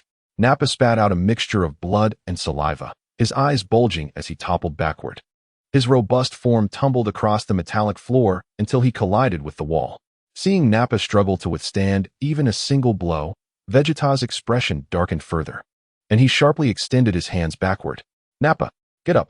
If you cannot endure this move, you might as well perish. Vegeta's icy voice echoed within the gravity chamber. Nappa's face paled instantly.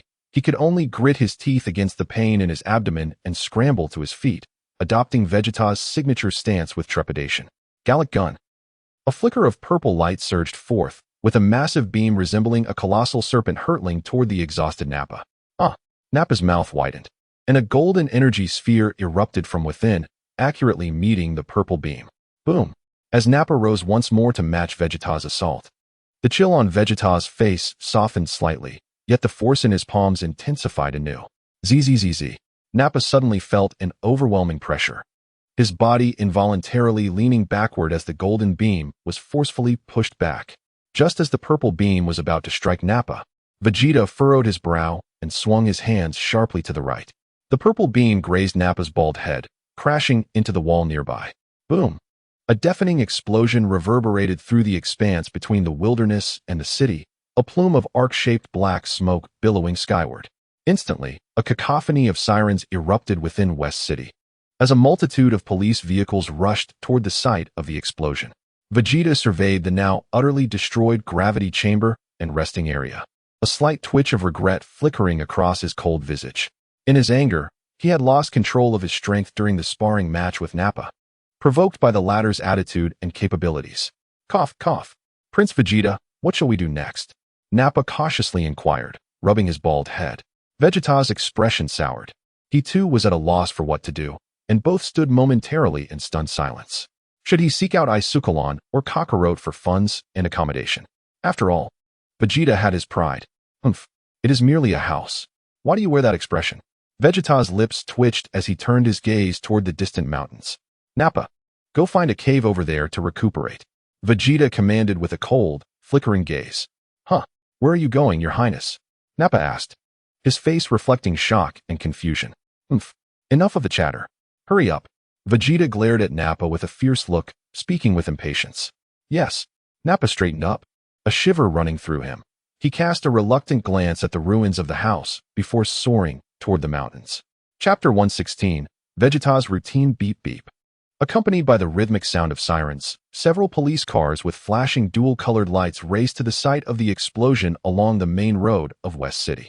A group of officers, clad in uniform, swiftly and orderly disembarked from their vehicles, their vigilant eyes fixated on the large pit ahead. Captain, that individual down there seems quite suspicious. One officer, gun drawn, pointed at the figure in the pit with a serious tone. The rotund officer furrowed his brow. Could it be that martial artists survived such a magnitude of explosion? Hey, you down there, raise your hands.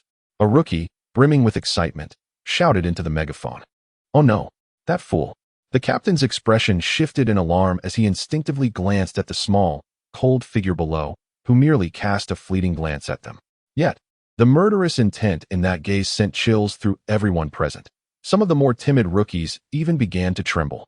Vegeta, observing the terrified police officers, felt a surge of frustration that almost compelled him to annihilate these inferior beings. However, recalling the terms set with Escalon, along with the latter's unfathomable fighting prowess, he ultimately relinquished the thought. Humph.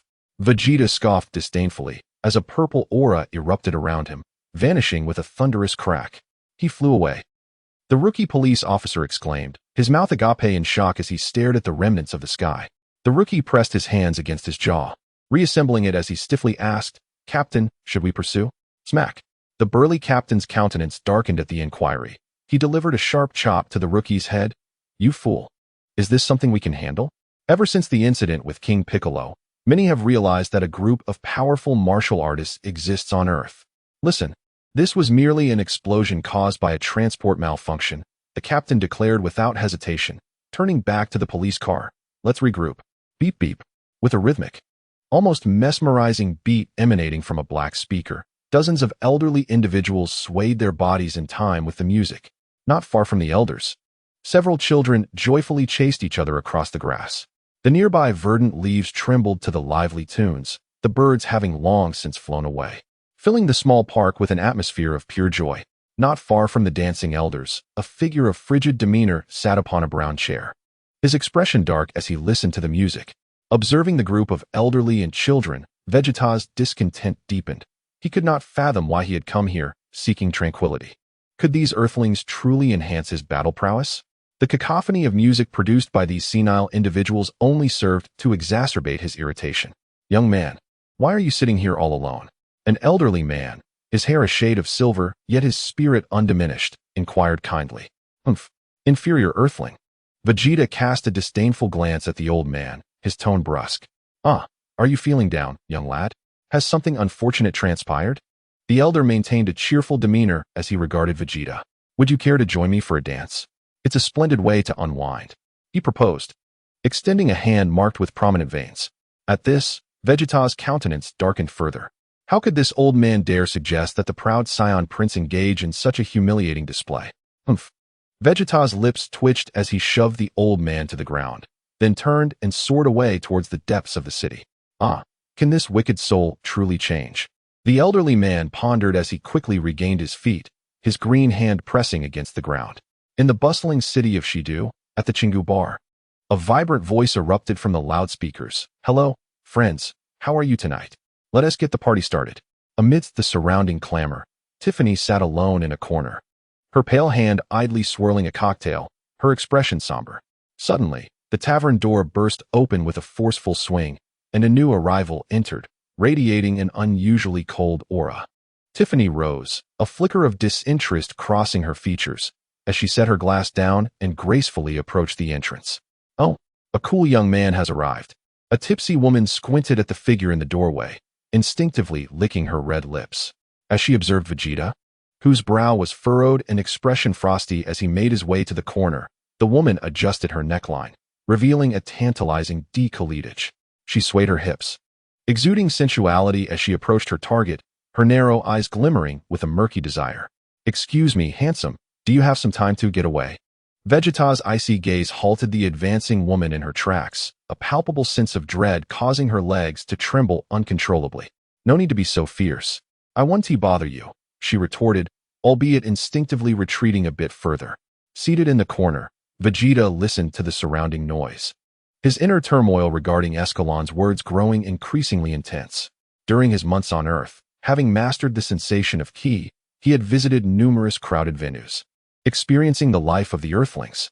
Yet, even in the bustling metropolis of Shidu, crime persisted daily, and every gathering place remained overwhelmingly loud. Vegeta found it utterly impossible to derive any semblance of tranquility from the lives of the Earthlings. Instead, he felt increasingly agitated by their incessant noise. Escalon, should I discover that you dare to deceive me? The more he pondered, the more his anger intensified, compelling him to rise abruptly and exit the tavern. The pitch-black street was illuminated only by sporadic glimmers of light. Not far away, in a narrow alley, several burly men donned in black masks surrounded a woman. Miss Tiffany, we wouldn't want to impose upon you too rudely, would we? Please, do not resist. We shall be gentle. The leader of the professional kidnappers eyed the jewel heiress before him with a greedy gaze, his mind already weaving fanciful scenarios. Tiffany regarded her captors with a gaze that hinted at a somewhat morbid distress, her fingers tightly clutching the concealed object against her chest. Suddenly, a sound echoed. Who is there? The leader of the kidnappers startled, turning swiftly to glance behind him. Upon realizing it was merely a short passerby, he disdainfully spat, "Get lost, you little runt." Vegeta halted in his tracks, the pent-up frustration of the day erupting in that moment. He slightly tilted his head, his icy gaze sweeping swiftly across the scene. Who are you? The members of the gang stood frozen, their faces reflecting sheer terror at the sight of their leader's sudden unease. You dare bang